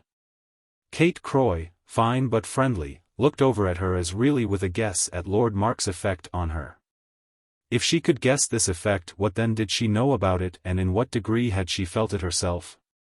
Did that represent, as between them, anything particular, and should she have to count with them as duplicating, as intensifying by a mutual intelligence, the relation into which she was sinking? Nothing was so odd as that she should have to recognize so quickly in each of these glimpses of an instant the various signs of a relation. And this anomaly itself, had she had more time to give to it, might almost terribly have suggested to her that her doom was to live fast. It was queerly a question of the short run and the consciousness proportionately crowded. These were immense excursions for the spirit of a young person at Mrs. Lowder's mere dinner party. But what was so significant and so admonitory as the fact of their being possible? What could they have been but just a part, already, of the crowded consciousness? And it was just a part, likewise, that while plates were changed and dishes presented and periods in the banquet marked. While appearances insisted and phenomena multiplied and words reached her from here and there like plashes of a slow, thick tide, while Mrs. Lowder grew somehow more stout and more instituted and Susie, at her distance and in comparison, more thinly improvised and more different, that is. From everyone and everything, it was just a part that while this process went forward our young lady alighted, came back. Taking up her destiny again as if she had been able by a wave or two of her wings to place herself briefly in sight of an alternative to it. Whatever it was it had showed in this brief interval as better than the alternative, and it now presented itself altogether in the image and in the place in which she had left it. The image was that of her being, as Lord Mark had declared, a success. This depended more or less of course on his idea of the thing, into which at present, however, she wouldn't go. But, renewing soon, she had asked him what he meant then that Mrs. Lowder would do with her, and he had replied that this might safely be left. She'll get back, he pleasantly said, her money. He could say it too, which was singular, without affecting her either as vulgar or as nasty, and he had soon explained himself by adding, nobody here, you know, does anything for nothing. Ah, if you mean that we shall reward her as hard as ever we can, nothing is more certain. But she's an idealist, Milly continued, and idealists, in the long run, I think, don't feel that they lose. Lord Mark seemed, within the limits of his enthusiasm, to find this charming. Ah, she strikes you as an idealist? She idealises us, my friend and me, absolutely. She sees us in a light, said Milly. That's all I've got to hold on by. So don't deprive me of it. I wouldn't for the world. But do you think," he continued as if it were suddenly important for him, "do you think she sees me in a light?" She neglected his question for a little, partly because her attention attached itself more and more to the handsome girl, partly because, placed so near their hostess, she wished not to show as discussing her too freely. Mrs. Lowder, it was true, steering in the other quarter a course in which she called at subjects as if they were islets in an archipelago, continued to allow them their ease, and Kate Croy, at the same time, steadily revealed herself as interesting. Milly in fact found, of a sudden, her ease, found it all, as she bethought herself that what Mrs. Lowder was really arranging for was a report on her quality and, as perhaps might be said, her value from Lord Mark. She wished him, the wonderful lady, to have no pretext for not knowing what he thought of Miss Theale. Why his judgment so mattered remained to be seen. But it was this divination, in any case, that now determined Milly's rejoinder. "No. She knows you. She has probably reason to. And you all, here, know each other, I see that, so far as you know anything. You know what you're used to, and it's your being used to it, that, and that only, that makes you. But there are things you don't know." He took it in as if it might fairly, to do him justice, be a point. "Things that I don't, with all the pains I take and the way I've run about the world to leave nothing unlearned?" Milly thought, and it was perhaps the very truth of his claim, its not being negligible, that sharpened her impatience and thereby her wit. "You're blasé, but you're not enlightened. You're familiar with everything, but conscious, really of nothing. What I mean is that you've no imagination."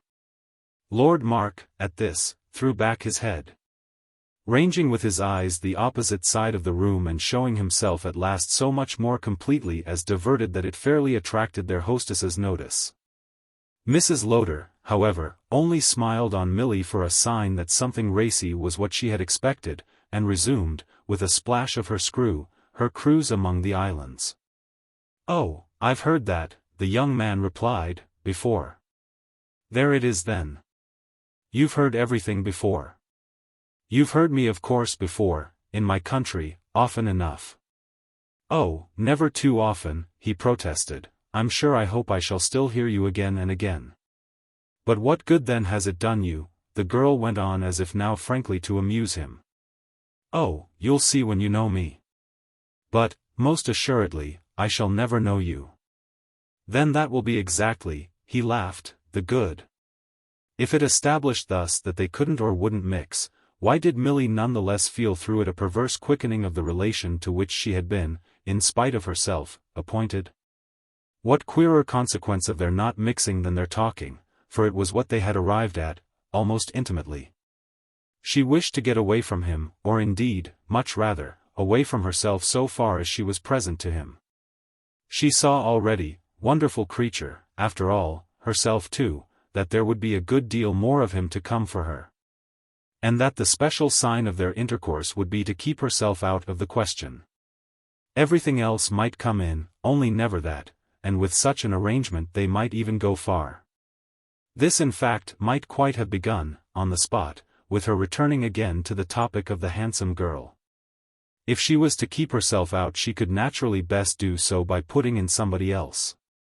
She accordingly put in Kate Croy, being ready to that extent, as she was not at all afraid for her, to sacrifice her if necessary.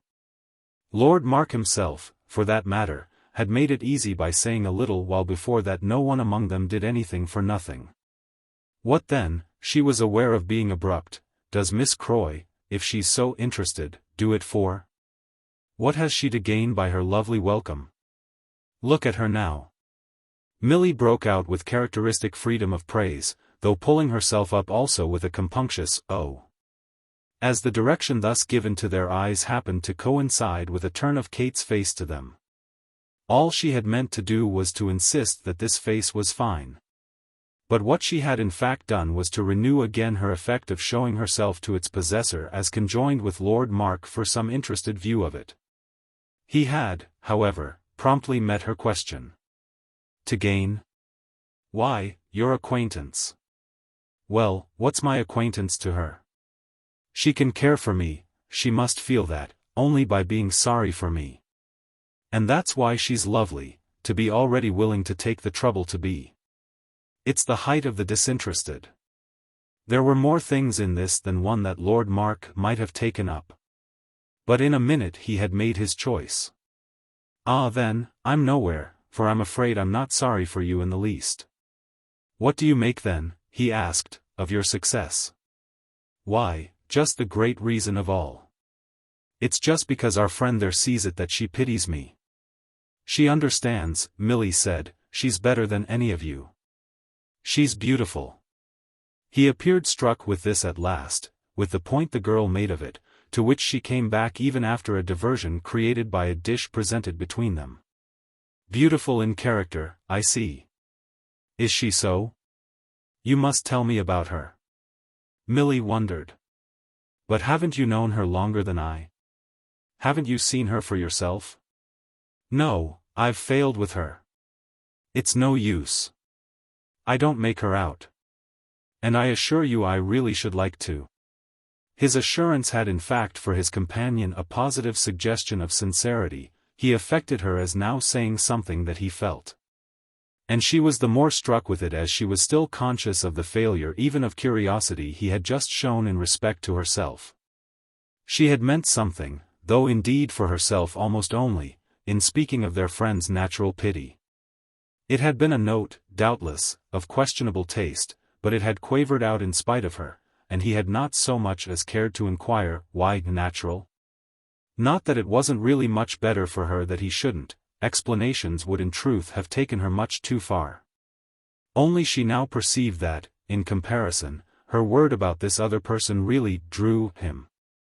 And there were things in that, probably, many things, as to which she would learn more and which glimmered there already as part and parcel of that larger real with which, in her new situation, she was to be beguiled.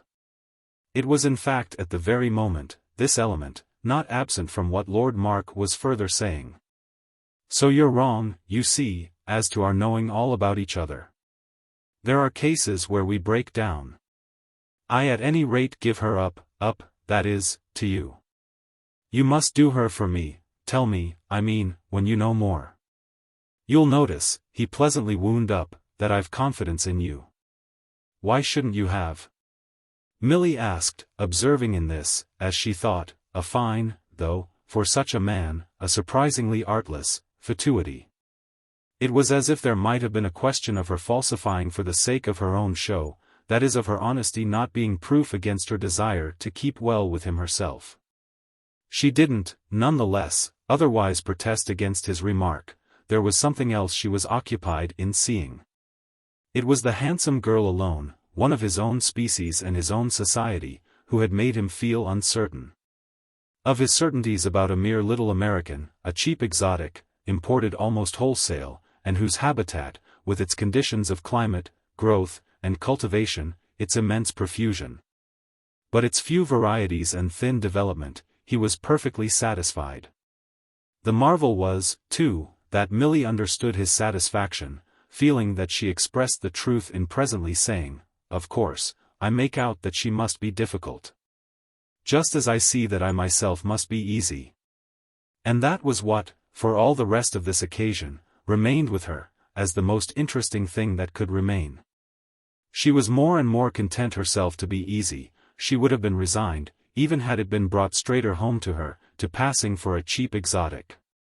Provisionally, at any rate, that protected her wish to keep herself, with Lord Mark, in abeyance. They had all affected her as inevitably knowing each other, and if the handsome girl's place among them was something even their initiation couldn't deal with, why, then, she would indeed be a quantity. Chapter 2. That sense of quantities, separate or mixed, was indeed doubtless what most prevailed at first for our slightly gasping American pair. It found utterance for them in their frequent remark to each other that they had no one but themselves to thank. It dropped from Milly more than once that if she had ever known it was so easy. though her exclamation mostly ended without completing her idea. This, however, was a trifle to Mrs. Stringham, who cared little whether she meant that in this case she would have come sooner. She couldn't have come sooner, and she perhaps, on the contrary, meant, for it would have been like her, that she wouldn't have come at all. Why it was so easy being at any rate a matter as to which her companion had begun quickly to pick up views. Susie kept some of these lights for the present to herself, since, freely communicated, they might have been a little disturbing. With which, moreover, the quantities that we speak of as surrounding the two ladies were, in many cases, quantities of things, and of other things, to talk about. Their immediate lesson, accordingly, was that they just had been caught up by the incalculable strength of a wave that was actually holding them aloft and that would naturally dash them wherever it liked. They meanwhile, we hasten to add, make the best of their precarious position, and if Milly had had no other help for it she would have found not a little in the sight of Susan Shepherd's state. The girl had had nothing to say to her, for 3 days, about the success announced by Lord Mark, which they saw, besides, otherwise established. She was too taken up, too touched, by Susie's own exaltation. Susie glowed in the light of her justified faith. Everything had happened that she had been acute enough to think least probable. She had appealed to a possible delicacy in Maud Manningham, a delicacy, mind you, but barely possible, and her appeal had been met in a way that was an honor to human nature. This proved sensibility of the Lady of Lancaster Gate performed verily, for both our friends, during these first days, the office of a fine floating gold dust. Something that threw over the prospect a harmonizing blur. The forms, the colors behind it were strong and deep, we have seen how they already stood out for Milly. But nothing, comparatively, had had so much of the dignity of truth as the fact of Maud's fidelity to a sentiment. That was what Susie was proud of, much more than of her great place in the world, which she was moreover conscious of not as yet wholly measuring. That was what was more vivid even than her being, in senses more worldly and in fact almost in the degree of a revelation, English and distinct and positive, with almost no inward, but with the finest outward resonance. Susan Shepherd's word for her, again and again, was that she was large. Yet it was not exactly a case, as to the soul, of echoing chambers. She might have been likened rather to a capacious receptacle, originally perhaps loose, but now drawn as tightly as possible over its accumulated contents, a packed mass, for her American admirer, of curious detail. When the latter good lady, at home, had handsomely figured her friends as not small, which was the way she mostly figured them, there was a certain implication that they were spacious because they were empty.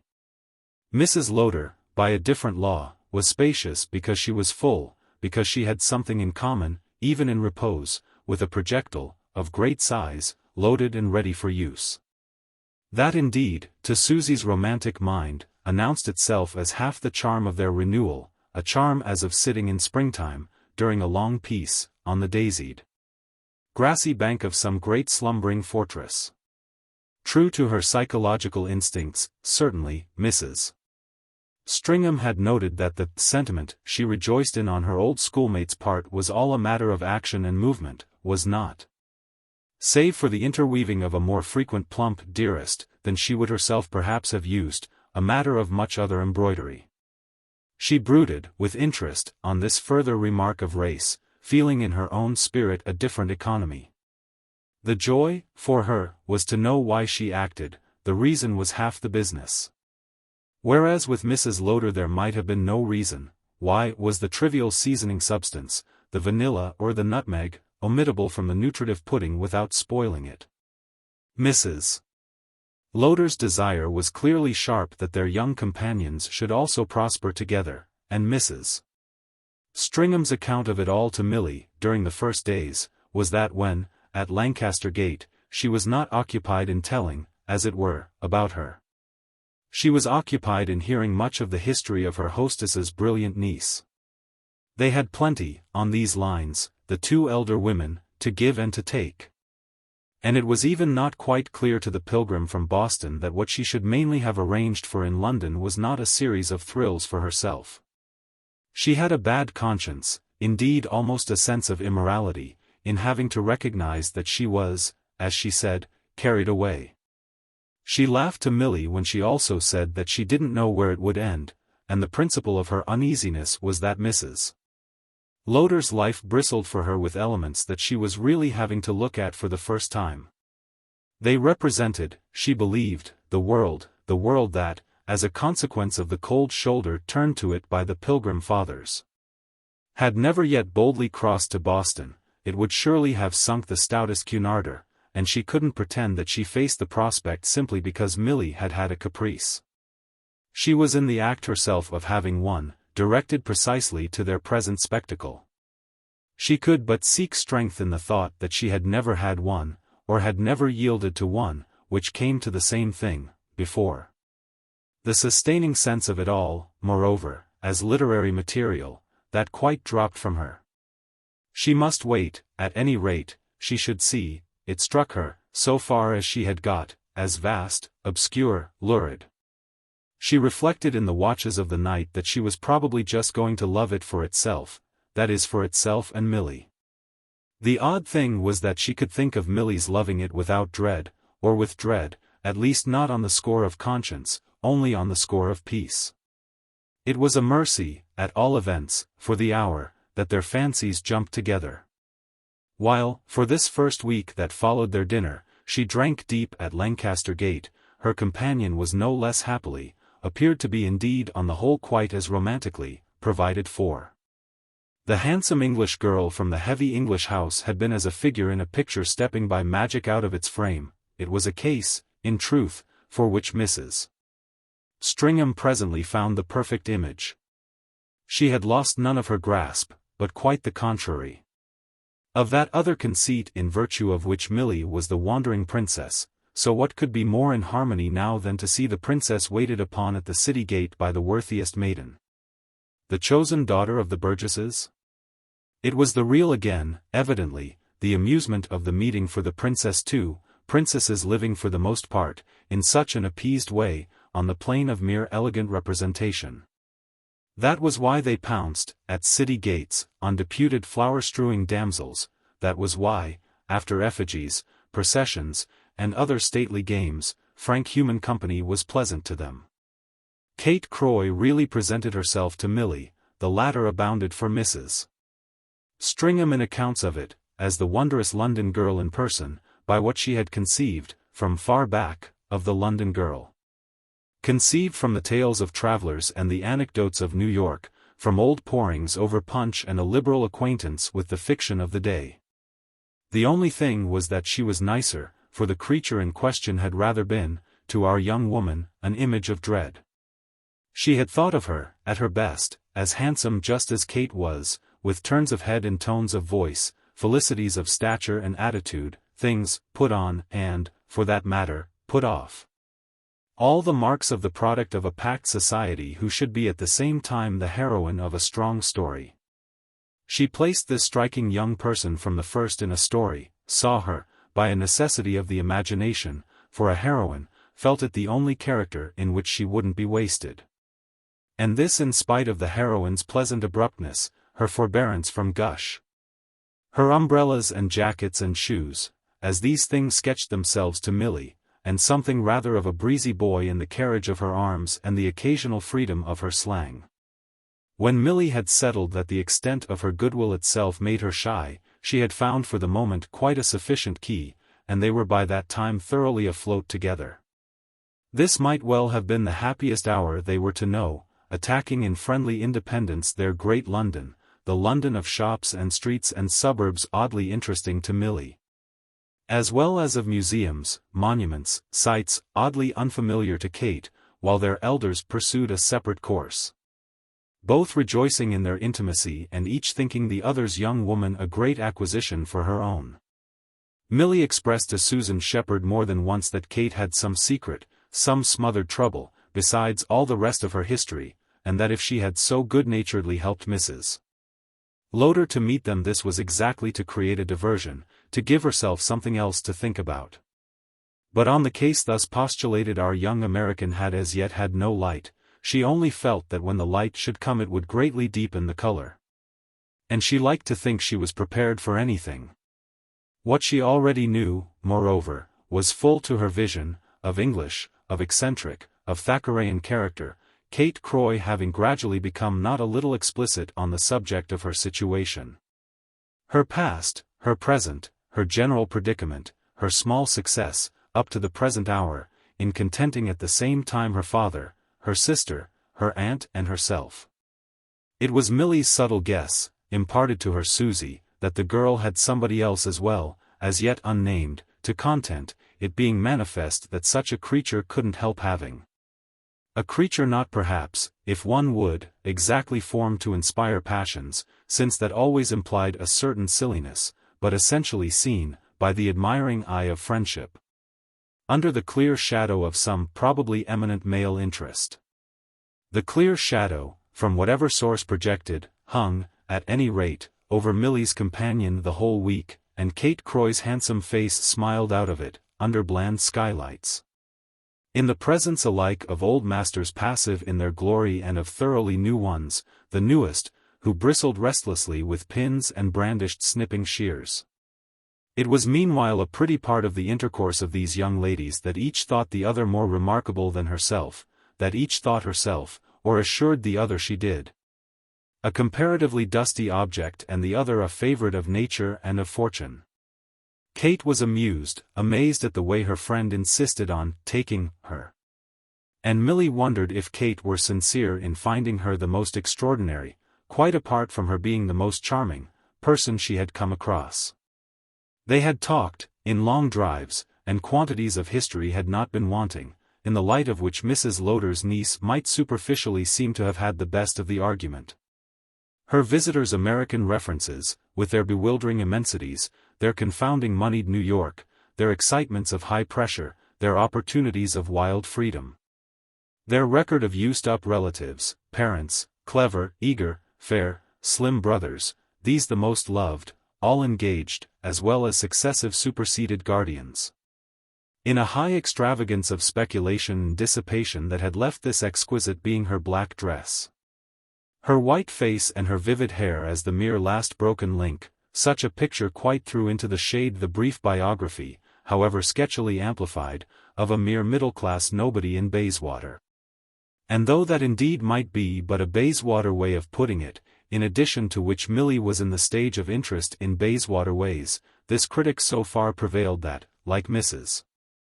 Stringham herself, she fairly got her companion to accept from her that she was quite the nearest approach to a practical Princess Bayswater could hope ever to know. It was a fact, it became one at the end of 3 days, that Milly actually began to borrow from the handsome girl a sort of view of her state. The handsome girl's impression of it was clearly so sincere. This impression was a tribute positively to power the source of which was the last thing Kate treated as a mystery. There were passages, under all their skylights, the succession of their shops being large, in which the latter's easy. Yet the least bit dry manner sufficiently gave out that if she had had so deep a pocket, it was not moreover by any means with not having the imagination of expenditure that she appeared to charge her friend, but with not having the imagination of terror, of thrift. The imagination or in any degree the habit of a conscious dependence on others.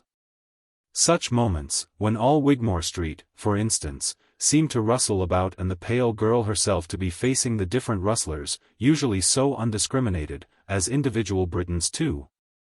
Britons personal, parties to a relation and perhaps even intrinsically remarkable, such moments in especial determined in Kate a perception of the high happiness of her companion's liberty.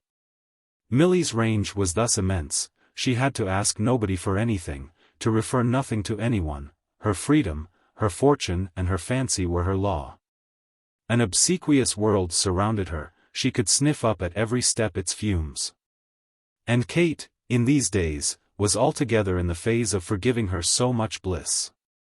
In the phase moreover of believing that, should they continue to go on together, she would abide in that generosity. She had, at such a point as this, no suspicion of a rift within the lute, by which we mean not only none of anything's coming between them, but none of any definite flaw in so much clearness of quality. Yet, all the same, if Milly, at Mrs. Lowder's banquet, had described herself to Lord Mark as kindly used by the young woman on the other side because of some faintly felt special propriety in it, so there really did match with this. Privately, on the young woman's part, a feeling not analyzed but divided, a latent impression that Milly Theale was not, after all, a person to change places, to change even chances with. Kate, verily, would perhaps not quite have known what she meant by this reservation, and she came near naming it only when she said to herself that, rich as Milly was, one probably wouldn't, which was singular, ever hate her for it. The handsome girl had, with herself, these felicities and crudities. It wasn't obscure to her that, without some very particular reason to help, it might have proved a test of one's philosophy not to be irritated by a mistress of millions, or whatever they were, who, as a girl, so easily might have been, like herself, only vague and fatally female. She was by no means sure of liking Aunt Maude as much as she deserved, and Aunt Maude's command of funds was obviously inferior to Milly's. There was thus clearly, as pleading for the latter, some influence that would later on become distinct. And meanwhile, decidedly, it was enough that she was as charming as she was queer and as queer as she was charming, all of which was a rare amusement. As well, for that matter, as further sufficient that there were objects of value she had already pressed on Kate's acceptance. A week of her society in these conditions that Milly chose to sum up as ministering immensely, for a blind, vague pilgrim, to aid and comfort, announced itself from an early hour as likely to become a week of presents, acknowledgments, mementos, pledges of gratitude and admiration that were all on one side. Kate as promptly embraced the propriety of making it clear that she must forswear shops till she should receive some guarantee that the contents of each one she entered as a humble companion should not be placed at her feet. Yet that was in truth not before she had found herself in possession, under whatever protests, of several precious ornaments and other minor conveniences. Great was the absurdity, too, that there should have come a day, by the end of the week, when it appeared that all Milly would have asked in definite return, as might be said, was to be told a little about Lord Mark and to be promised the privilege of a visit to Mrs. Condrip. Far other amusements had been offered her, but her eagerness was shamelessly human. And she seemed really to count more on the revelation of the anxious lady of Chelsea than on the best nights of the opera. Kate admired, and showed it, such an absence of fear, to the fear of being bored, in such a connection, she would have been so obviously entitled. Milly's answer to this was the plea of her curiosities, which left her friend wondering as to their odd direction. Some among them, no doubt, were rather more intelligible, and Kate had heard without wonder that she was blank about Lord Mark. This young lady's account of him, at the same time, professed itself as frankly imperfect, for what they best knew him by at Lancaster Gate was a thing difficult to explain. One knew people in general by something they had to show, something that, either for them or against, could be touched or named or proved. And she could think of no other case of a value taken as so great and yet flourishing untested. His value was his future, which had somehow got itself as accepted by Aunt Maude as if it had been his good cook or his steam launch. She, Kate, didn't mean she thought him a humbug. He might do great things, but they were all, as yet, so to speak, he had done. On the other hand, it was of course something of an achievement, and not open to everyone, to have got oneself taken so seriously by Aunt Maude. The best thing about him, doubtless, on the whole, was that Aunt Maude believed in him. She was often fantastic, but she knew a humbug, and, no, Lord Mark wasn't that. He had been a short time in the House, on the Tory side, but had lost his seat on the first opportunity, and this was all he had to point to. However, he pointed to nothing. Which was very possibly just a sign of his real cleverness, one of those that the really clever had in common with the really void. Even Aunt Maude frequently admitted that there was a good deal, for her view of him, to come up in the rear. And he wasn't meanwhile himself indifferent to himself, for he was working Lancaster Gate for all it was worth, just as it was, no doubt, working him. And just as the working and the worked were in London, as one might explain, the parties to every relation. Kate did explain, for her listening friend, everyone who had anything to give, it was true they were the fewest, made the sharpest possible bargain for it, got at least its value in return. The strangest thing, furthermore, was that this might be, in cases, a happy understanding. The worker in one connection was the worked in another. It was as broad as it was long, with the wheels of the system, as might be seen, wonderfully oiled. People could quite like each other in the midst of it, as Aunt Maude, by every appearance, quite liked Lord Mark, and as Lord Mark, it was to be hoped, liked Mrs. Lowder, since if he didn't he was a greater brute than one could believe. She, Kate, had not yet, it was true, made out what he was doing for her, besides which the dear woman needed him, even at the most he could do, much less than she imagined. So far as all of which went, moreover, there were plenty of things on every side she had not yet made out. She believed, on the whole, in anyone Aunt Maude took up.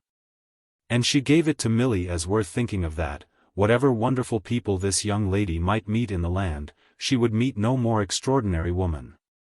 There were greater celebrities by the million, and of course greater swells, but a bigger person, by Kate's view, and a larger natural handful every way, would really be far to seek. When Milly inquired with interest if Kate's belief in her was primarily on the lines of what Mrs. Lowder took up, her interlocutress could handsomely say yes, since by the same principle she believed in herself.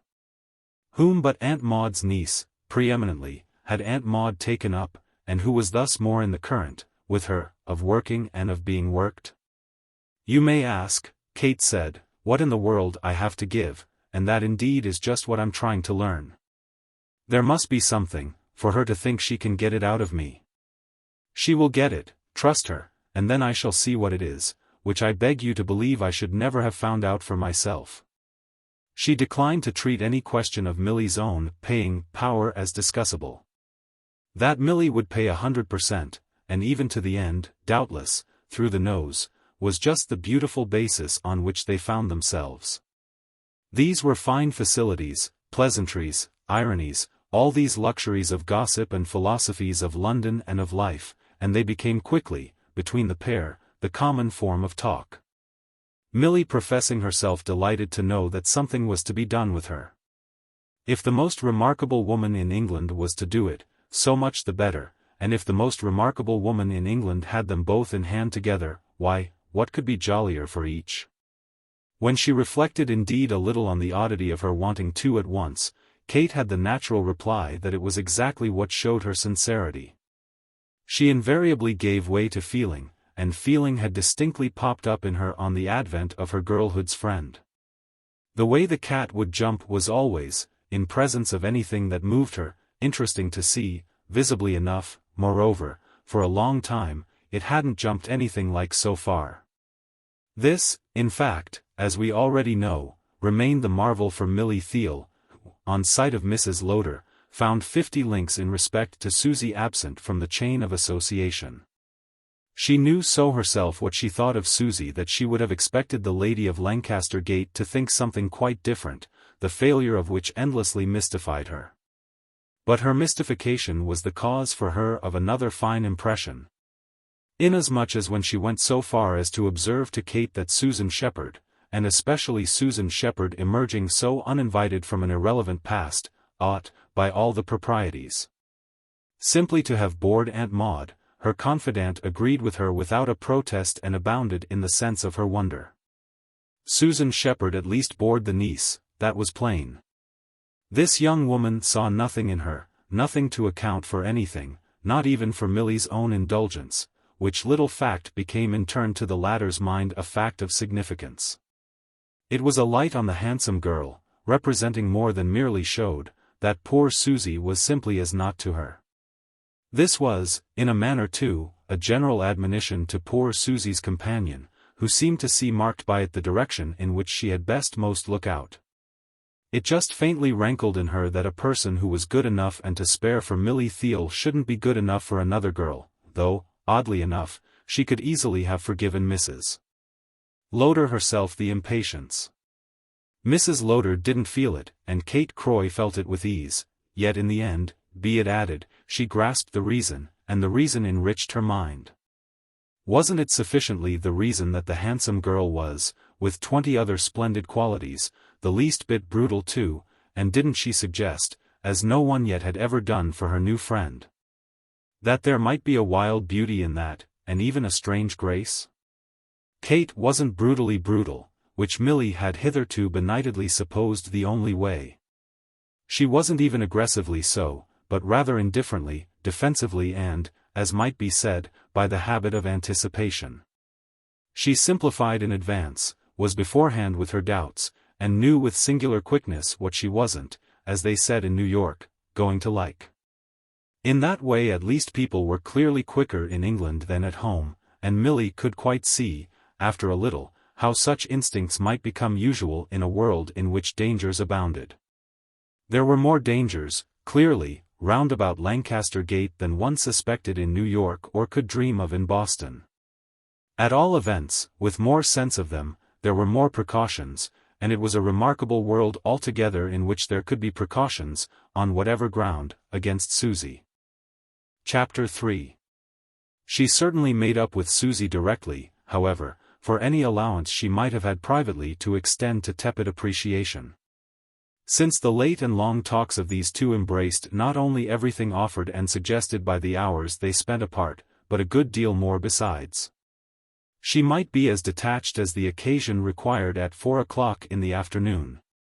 But she used no such freedom to anyone about anything as she habitually used about everything to Susan Shepherd at midnight. All the same, it should with much less delay than this have been mentioned, she had not yet, that is, at the end of 6 days, produced any news for her comrade to compare with an announcement made her by the latter as a result of a drive with Mrs. Lowder, for a change, in the remarkable Battersea Park.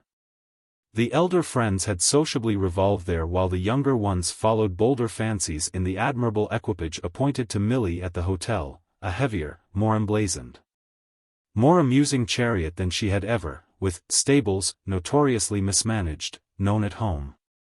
Whereby, in the course of the circuit, more than once repeated, it had come out, as Mrs. Stringham said, that the couple at Lancaster Gate were, of all people, acquainted with Mildred's other English friend, the gentleman. The one connected with the English newspaper, Susie hung fire a little over his name, who had been with her in New York so shortly previous to present adventures. He had been named of course in Battersea Park, else he couldn't have been identified. And Susie had naturally, before she could produce her own share in the matter as a kind of confession, to make it plain that her allusion was to Mr. Merton Densher. This was because Milly had at first a little air of not knowing whom she meant. And the girl really kept, as well, a certain control of herself while she remarked that the case was surprising, the chance 1 in 1,000. They knew him, both Maude and Miss Croy knew him, she gathered too, rather well, though indeed it was not on any show of intimacy that he had happened to be mentioned. It had not been, Susie made the point, she herself who brought him in. He had in fact not been brought in at all, but only referred to as a young journalist known to Mrs. Lowder and who had lately gone to their wonderful country. Mrs. Lowder always said, "your wonderful country," on behalf of his journal. But Mrs. Stringham had taken it up, with the tips of her fingers indeed, and that was the confession, she had, without meaning any harm, recognized Mr. Densher as an acquaintance of Milly's, though she had also pulled herself up before getting in too far. Mrs. Lowder had been struck, clearly, it wasn't too much to say. Then she also, it had rather seemed, had pulled herself up, and there had been a little moment during which each might have been keeping something from the other. "Only," said Milly's mate, "I luckily remembered in time that I had nothing whatever to keep, which was much simpler and nicer. I don't know what Maude has, but there it is. She was interested, distinctly, in your knowing him, in his having met you over there with so little loss of time. But I ventured to tell her it hadn't been so long as to make you as yet great friends. I don't know if I was right." whatever time this explanation might have taken. There had been moments enough in the matter now, before the elder woman's conscience had done itself justice, to enable Milly to reply that although the fact in question doubtless had its importance, she imagined they wouldn't find the importance overwhelming. It was odd that their one Englishman should so instantly fit. It wasn't, however, miraculous. They surely all had often seen that, as everyone said, the world was extraordinarily small. Undoubtedly, too, Susie had done just the plain thing in not letting his name pass. Why in the world should there be a mystery? And what an immense one they would appear to have made if he should come back and find they had concealed their knowledge of him. "I don't know, Susie dear," the girl observed, "what you think I have to conceal." "It doesn't matter, at a given moment," Mrs. Stringham returned, "what you know or don't know as to what I think. For you always find out the very next moment, and when you do find out, dearest, you never really care." "Only," she presently asked, "have you heard of him from Miss Croy? Heard of Mr. Densher?" "Never a word. We haven't mentioned him." "Why should we?" "That you haven't, I understand, but that she hasn't," Susie opined, "may mean something." "May mean what?" "Well, Mrs. Stringham presently brought out. "I tell you all when I tell you that Maude asks me to suggest to you that it may perhaps be better for the present not to speak of him to her niece, that is. Unless she herself speaks to you first. But Maude thinks she won't." Milly was ready to engage for anything, but in respect to the facts, as they so far possessed them, it all sounded a little complicated. "Is it because there's anything between them?" "No, I gather not, but Maude's state of mind is precautionary. She's afraid of something. Or perhaps it would be more correct to say she's afraid of everything." "She's afraid, you mean," Milly asked, "of their liking each other?" Susie had an intense thought and then an effusion. "My dear child, we move in a labyrinth." "Of course we do. That's just the fun of it," said Milly with a strange gaiety. Then she added, "Don't tell me that, in this for instance, there are not abysses." "I want abysses."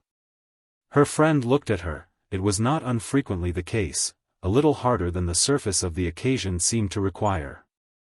And another person present at such times might have wondered to what inner thought of her own the good lady was trying to fit the speech.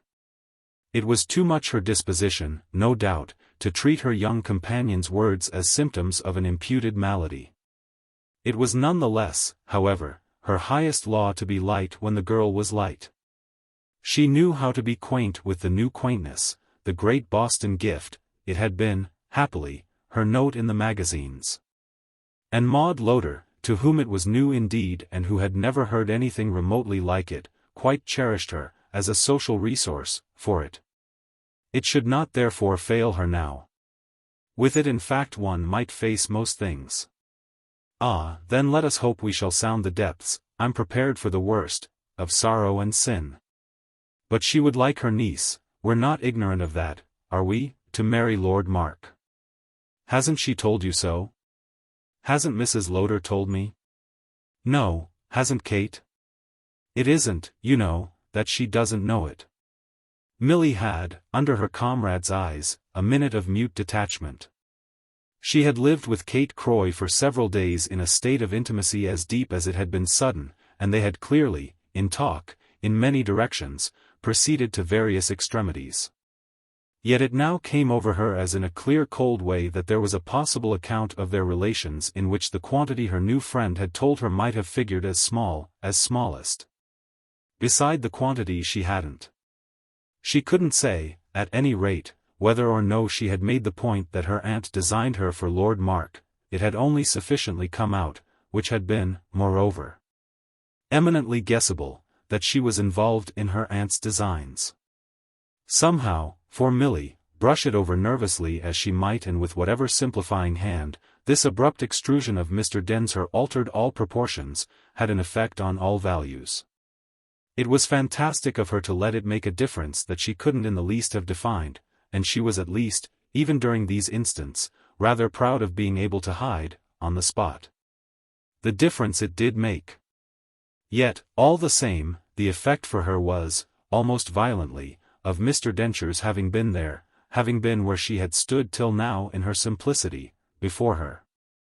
It would have taken but another free moment to make her see abysses, since abysses were what she wanted, in the mere circumstance of his own silence, in New York, about his English friends.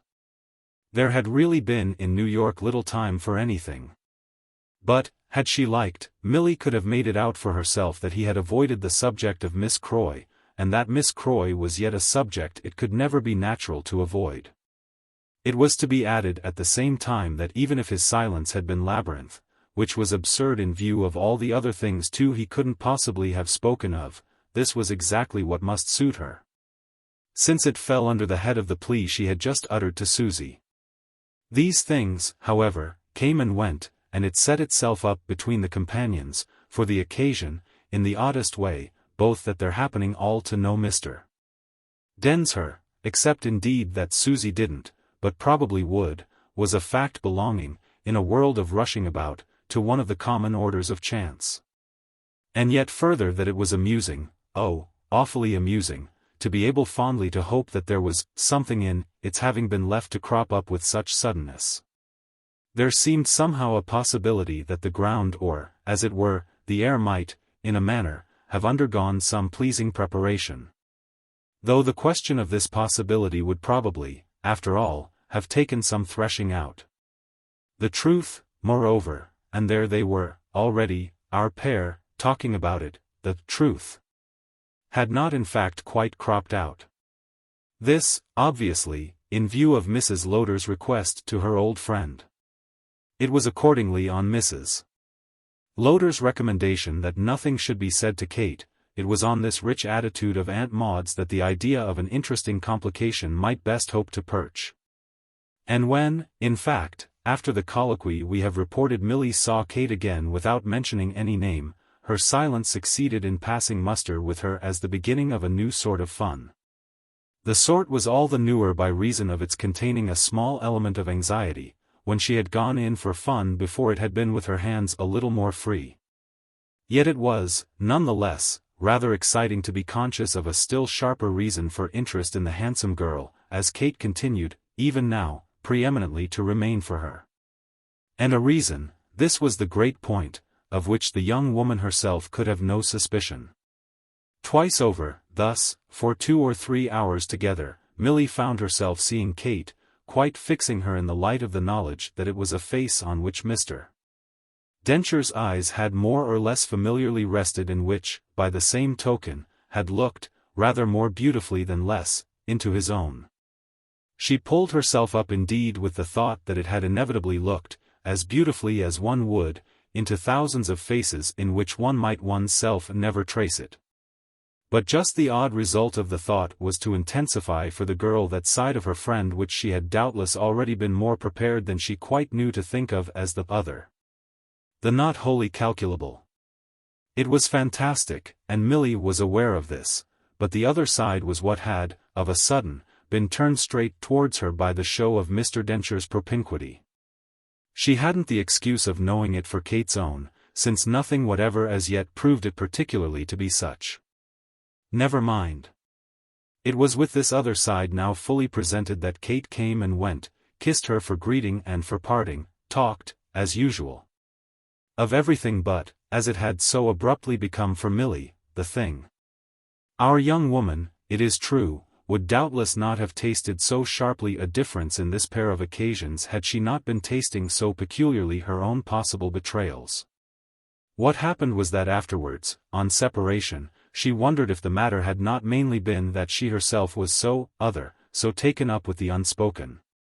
The strangest thing of all being, still subsequently, that when she asked herself how Kate could have failed to feel it she became conscious of being here on the edge of a great darkness. She should never know how Kate truly felt about anything such a one as Milly Theale should give her to feel. Kate would never, and not from ill will, nor from duplicity, but from a sort of failure of common terms, reduce it to such a one's comprehension or put it within her convenience. It was as such a one, therefore, that, for 3 or 4 days more, Milly watched Kate as just such another. And it was presently as such a one that she threw herself into their promised visit, at last achieved, to Chelsea, the quarter of the famous Carlyle, the field of exercise of his ghost, his votaries.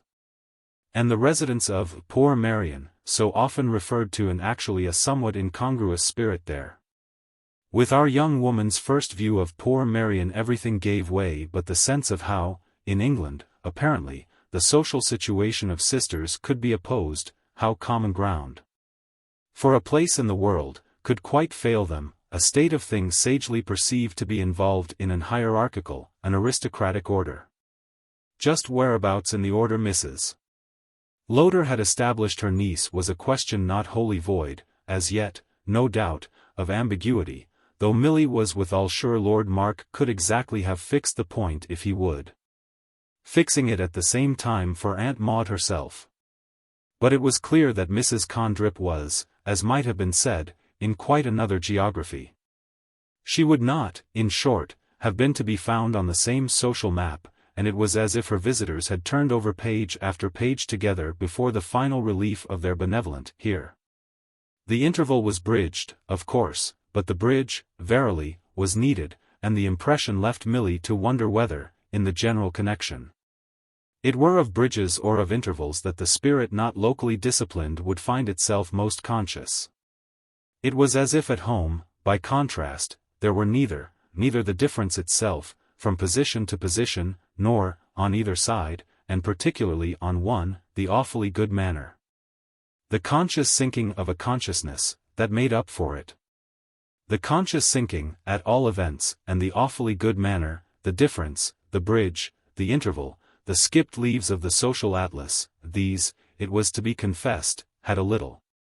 For our young lady, in default of stouter stuff, to work themselves into the light literary legend, a mixed, wandering echo of Trollope, of Thackeray. Perhaps mostly of Dickens, under favour of which her pilgrimage had so much appealed. She could relate to Susie later on, late the same evening, that the legend, before she had done with it, had run clear, that the adored author of the Newcomes, in fine, had been on the whole the note, the picture lacking thus more than she had hoped, or rather perhaps showing less than she had feared, a certain possibility of Pickwickian outline. She explained how she meant by this that Mrs. Condrip had not altogether proved another Mrs. Nickleby, nor even, for she might have proved almost anything, from the way poor worried Kate had spoken, a widowed and aggravated Mrs. Micawber.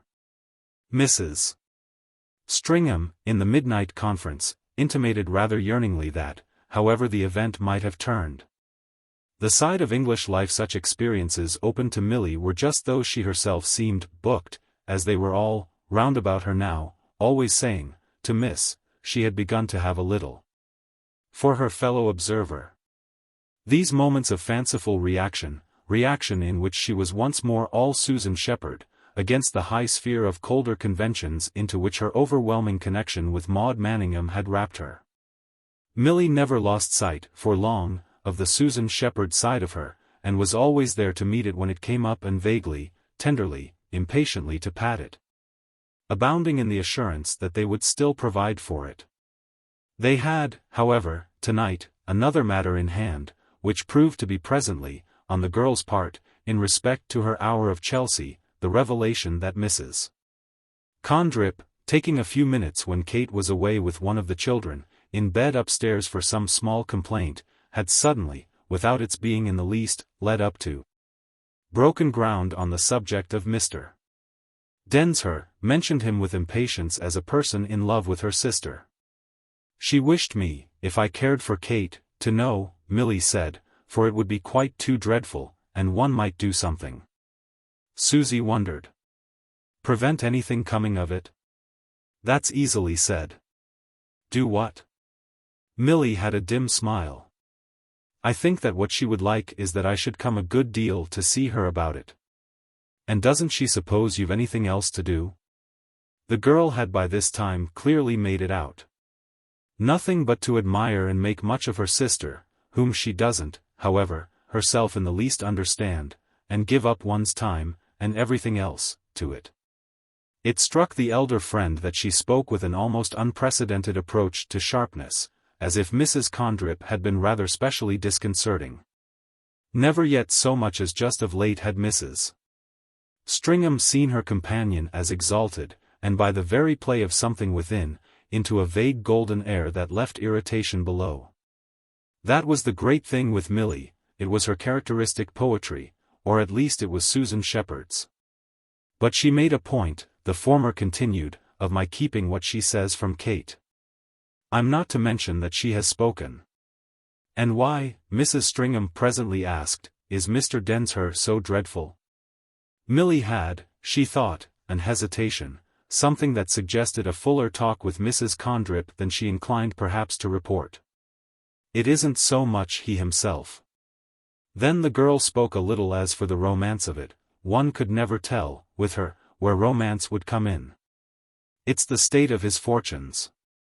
And is that very bad? He has no private means, and no prospect of any. He has no income, and no ability, according to Mrs. Condrip, to make one. He's as poor, she calls it, as poverty, and she says she knows what that is. Again Mrs. Stringham considered, and it presently produced something. But isn't he brilliantly clever?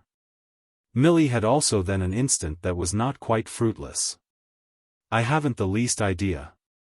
To which, for the time, Susie only answered, oh. Though by the end of a minute she had followed it with a slightly musing, I see, and that in turn with, it's quite what Maude Lowder thinks. That he'll never do anything? No, quite the contrary, that he's exceptionally able. Oh yes, I know, Milly had again, in reference to what her friend had already told her of this, her little tone of a moment before. But Mrs. Condrip's own great point is that Aunt Maude herself won't hear of any such person. Mr. Densher, she holds that's the way, at any rate, it was explained to me, won't ever be either a public man or a rich man. If he were public she'd be willing, as I understand, to help him. If he were rich, without being anything else, she'd do her best to swallow him. As it is, she taboos him. In short, said Mrs. Stringham as with a private purpose, she told you, the sister, all about it. But Mrs. Lowder likes him, she added. Mrs. Condrip didn't tell me that. Well, she does, all the same, my dear, extremely. Then there it is. On which, with a drop and one of those sudden, slightly sighing surrenders to a vague reflux and a general fatigue that had recently more than once marked themselves for her companion, Milly turned away. Yet the matter was not left so, that night, between them, albeit neither perhaps could afterwards have said which had first come back to it. Milly's own nearest approach, at least, for a little, to doing so, was to remark that they appeared all, everyone they saw, to think tremendously of money. This prompted in Susie a laugh, not untender, the innocent meaning of which was that it came, as a subject for indifference, money did. Easier to some people than to others, she made the point in fairness, however, that you couldn't have told, by any too crude transparency of air, what place it held for Maud Manningham.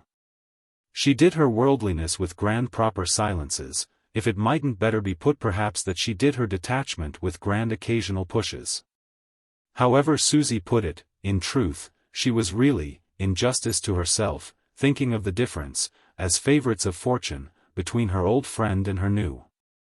Aunt Maude sat somehow in the midst of her money, founded on it and surrounded by it, even if with a clever high manner about it, her manner of looking, hard and bright, as if it weren't there.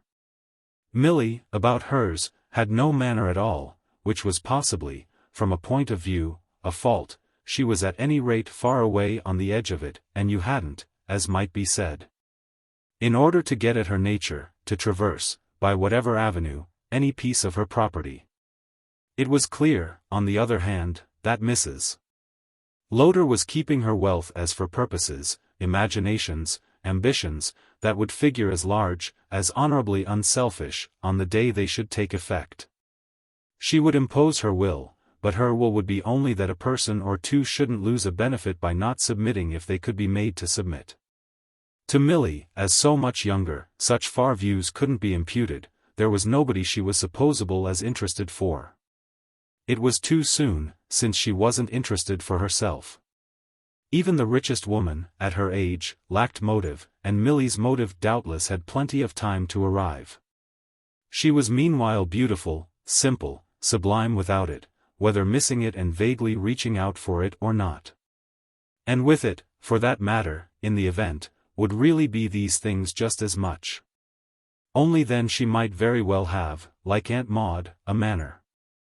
Such were the connections, at all events, in which the colloquy of our two ladies freshly flickered up, in which it came round that the elder asked the younger if she had herself, in the afternoon, named Mr. Densher as an acquaintance. Oh no, I said nothing of having seen him. I remembered, the girl explained, Mrs. Lowder's wish. But that, her friend observed after a moment, was for silence to Kate. Yes, but Mrs. Condrip would immediately have told Kate. Why so, since she must dislike to talk about him? Mrs. Condrip must? Milly thought.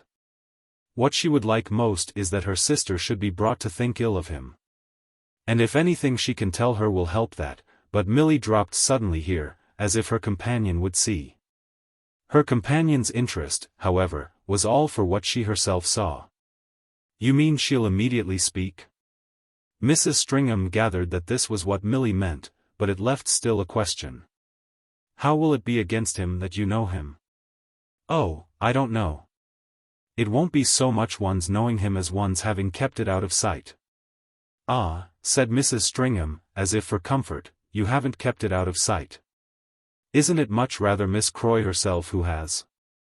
It isn't my acquaintance with him, Milly smiled, that she has dissimulated. She has dissimulated only her own? Well then, the responsibility's hers. Ah but, said the girl, not perhaps with marked consequence, she has a right to do as she likes. Then so, my dear, have you, smiled Susan Shepherd. Milly looked at her as if she were almost venerably simple, but also as if this were what one loved her for. We're not quarreling about it, Kate and I, yet. I only meant, Mrs. Stringham explained, that I don't see what Mrs. Condrip would gain. By her being able to tell Kate? Milly thought. I only meant that I don't see what I myself should gain. But it will have to come out, that he knows you both, some time. Milly scarce assented. Do you mean when he comes back? He'll find you both here, and he can hardly be looked to, I take it, to cut either of you for the sake of the other. This placed the question at last on a basis more distinctly cheerful. I might get at him somehow beforehand, the girl suggested. I might give him what they call here the tip, that he's not to know me when we meet. Or, better still, I mightn't be here at all. Do you want to run away from him? It was, oddly enough, an idea Milly seemed half to accept. I don't know what I want to run away from. It dispelled, on the spot, something, to the elder woman's ear, in the sad, sweet sound of it, any ghost of any need of explaining. The sense was constant for her that their relation was as if afloat, like some island of the south, in a great warm sea that made, for every conceivable chance, a margin. An outer sphere of general emotion. And the effect of the occurrence of anything in particular was to make the sea submerge the island, the margin flood the text. The great wave now for a moment swept over. I'll go anywhere else in the world you like. But Milly came up through it. Dear old Susie, how I do work you. Oh, this is nothing yet. No indeed, to what it will be. You're not, and it's vain to pretend, said dear old Susie, who had been taking her in, as sound and strong as I insist on having you. Insist, the more the better. But the day I look as sound and strong as that, you know, Milly went on that day I shall be just sound and strong enough to take leave of you sweetly forever. That's where one is, she continued thus agreeably to embroider, when even one's most beaux moments aren't such as to qualify, so far as appearance goes, for anything gayer than a handsome cemetery. Since I've lived all these years as if I were dead, I shall die, no doubt, as if I were alive, which will happen to be as you want me. So, you see, she wound up, you'll never really know where I am. Except indeed when I'm gone, and then you'll only know where I'm not. I'd die for you, said Susan Shepherd after a moment. Thanks awfully. Then stay here for me. But we can't be in London for August, nor for many of all these next weeks. Then we'll go back. Susie blenched. Back to America? No, abroad, to Switzerland, Italy, anywhere. I mean by your staying here for me, Milly pursued, you're staying with me wherever I may be, even though we may neither of us know at the time where it is. No, she insisted, I don't know where I am, and you never will, and it doesn't matter, and I dare say it's quite true, she broke off, that everything will have to come out. Her friend would have felt of her that she joked about it now, had not her scale from grave to gay been a thing of such unnameable shades that her contrasts were never sharp. She made up for failures of gravity by failures of mirth. If she hadn't, that is, been at times as earnest as might have been liked, so she was certain not to be at other times as easy as she would like herself. I must face the music. It isn't, at any rate, it's coming out, she added, it's that Mrs. Condrip would put the fact before her to his injury. Her companion wondered. But how to his? Why, if he pretends to love her? And does he only pretend? I mean if, trusted by her in strange countries, he forgets her so far as to make up to other people. The amendment, however, brought Susie in, as if with gaiety, for a comfortable end. Did he make up, the false creature, to you? No, but the question isn't of that. It's of what Kate might be made to believe. That, given the fact that he evidently more or less followed up his acquaintance with you, to say nothing of your obvious weird charm, he must have been all ready if you had at all led him on. Milly neither accepted nor qualified this, she only said, after a moment, as with a conscious excess of the pensive, no, I don't think she'd quite wish to suggest that I made up to him. For that I should have had to do so would only bring out his constancy. All I mean is, she added, and now at last, as with a supreme impatience, that her being able to make him out a little a person who could give cause for jealousy would evidently help her. Since she's afraid of him, to do him in her sister's mind a useful ill turn. Susan Shepherd perceived in this explanation such signs of an appetite for motive as would have sat gracefully even on one of her own New England heroines. It was seeing round several corners. But that was what New England heroines did, and it was moreover interesting for the moment to make out how many really her young friend had undertaken to see round. Finally, too, weren't they braving the deeps? They got their amusement where they could. Isn't it only, she asked, rather probable she'd see that Kate's knowing him as, what's the pretty old word, volage? Well? She hadn't filled out her idea, but neither, it seemed, could Milly. Well, might but do what that often does, by all our blessed little laws and arrangements at least. Excite Kate's own sentiment instead of depressing it. The idea was bright, yet the girl but beautifully stared. Kate's own sentiment? Oh, she didn't speak of that. I don't think, she added as if she had been unconsciously giving a wrong impression, I don't think Mrs. Condrip imagines she's in love. It made Mrs. Stringham stare in turn. Then what's her fear? Well, only the fact of Mr. Densher's possibly himself keeping it up, the fear of some final result from that. Oh, said Susie, intellectually a little disconcerted, she looks far ahead. At this, however, Milly threw off another of her sudden vague sports. No, it's only we who do. Well, don't let us be more interested for them than they are for themselves. Certainly not, the girl promptly assented. A certain interest nevertheless remained. She appeared to wish to be clear. It wasn't of anything on Kate's own part she spoke. You mean she thinks her sister does not care for him? It was still as if, for an instant, Milly had to be sure of what she meant, but there it presently was. If she did care Mrs. Condrip would have told me. What Susan Shepherd seemed hereupon for a little to wonder was why then they had been talking so. But did you ask her? Ah, no. "Oh," said Susan Shepherd. Milly, however, easily explained that she wouldn't have asked her for the world. Book. Chapter 5. Chapter 1. Lord Mark looked at her today in particular as if to wring from her a confession that she had originally done him injustice. And he was entitled to whatever there might be in it of advantage or merit that his intention really in a manner took effect. He cared about something, that is, after all, sufficiently to make her feel absurdly as if she were confessing, all the while it was quite the case that neither justice nor injustice was what had been in question between them. He had presented himself at the hotel, had found her and had found Susan Shepherd at home, had been civil to Susan. It was just that shade, and Susan's fancy had fondly caught it. And then had come again and missed them. And then had come and found them once more, besides letting them easily see that if it hadn't by this time been the end of everything, which they could feel in the exhausted air, that of the season at its last gasp, the places they might have liked to go to were such as they would have had only to mention. Their feeling was, or at any rate their modest general plea, that there was no place they would have liked to go to. There was only the sense of finding they liked, wherever they were, the place to which they had been brought. Such was highly the case as to their current consciousness, which could be indeed, in an equally eminent degree, but a matter of course.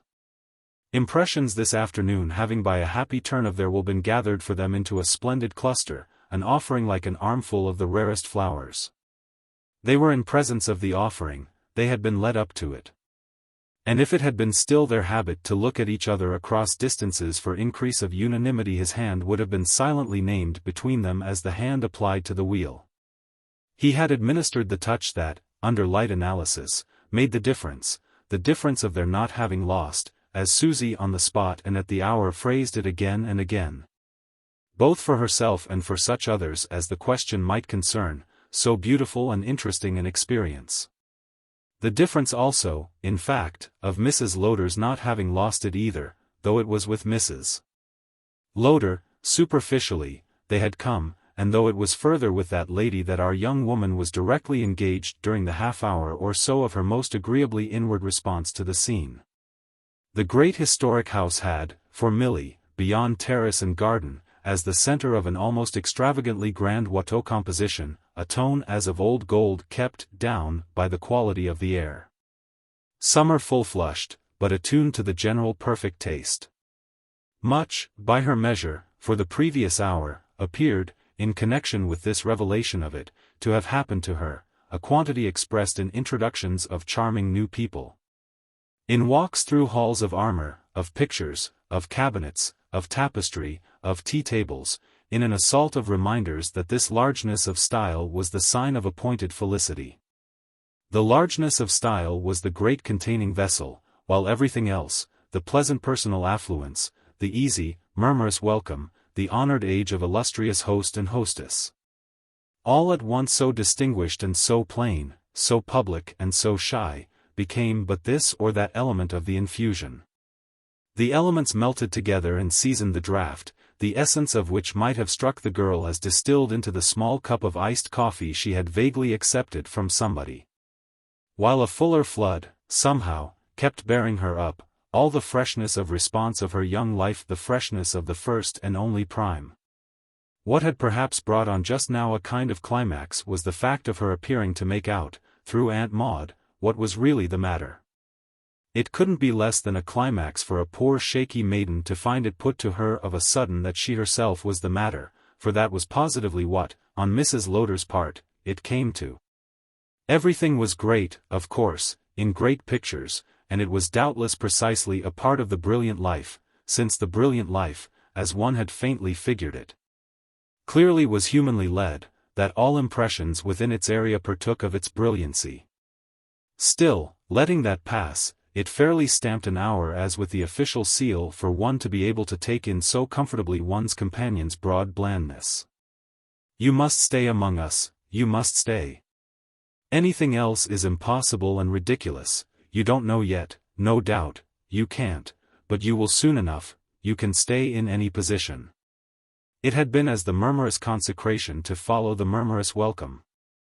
And even if it were but part of Aunt Maude's own spiritual ebriety, for the dear woman, one could see, was spiritually keeping the day, it served to Milly, then and afterwards, as a high-water mark of the imagination. It was to be the end of the short parenthesis which had begun but the other day at Lancaster Gate with Lord Mark's informing her that she was a success, the key thus again struck. And though no distinct, no numbered revelations had crowded in, there had, as we have seen, been plenty of incident for the space and the time. There had been thrice as much, and all gratuitous and genial, if, in portions, not exactly hitherto the revelation, as 3 unprepared weeks could have been expected to produce. Mrs. Lowder had improvised a rush for them, but out of elements, as Milly was now a little more freely aware, somewhat roughly combined. Therefore if at this very instant she had her reasons for thinking of the parenthesis as about to close, reasons completely personal, she had on behalf of her companion a divination almost as deep. The parenthesis would close with this admirable picture, but the admirable picture still would show Aunt Maude as not absolutely sure either if she herself were destined to remain in it. What she was doing, Milly might even not have escaped seeming to see, was to talk herself into a sublimer serenity while she ostensibly talked Milly. It was fine, the girl fully felt, the way she did talk her, little as, at bottom, our young woman needed it or found other persuasions at fault.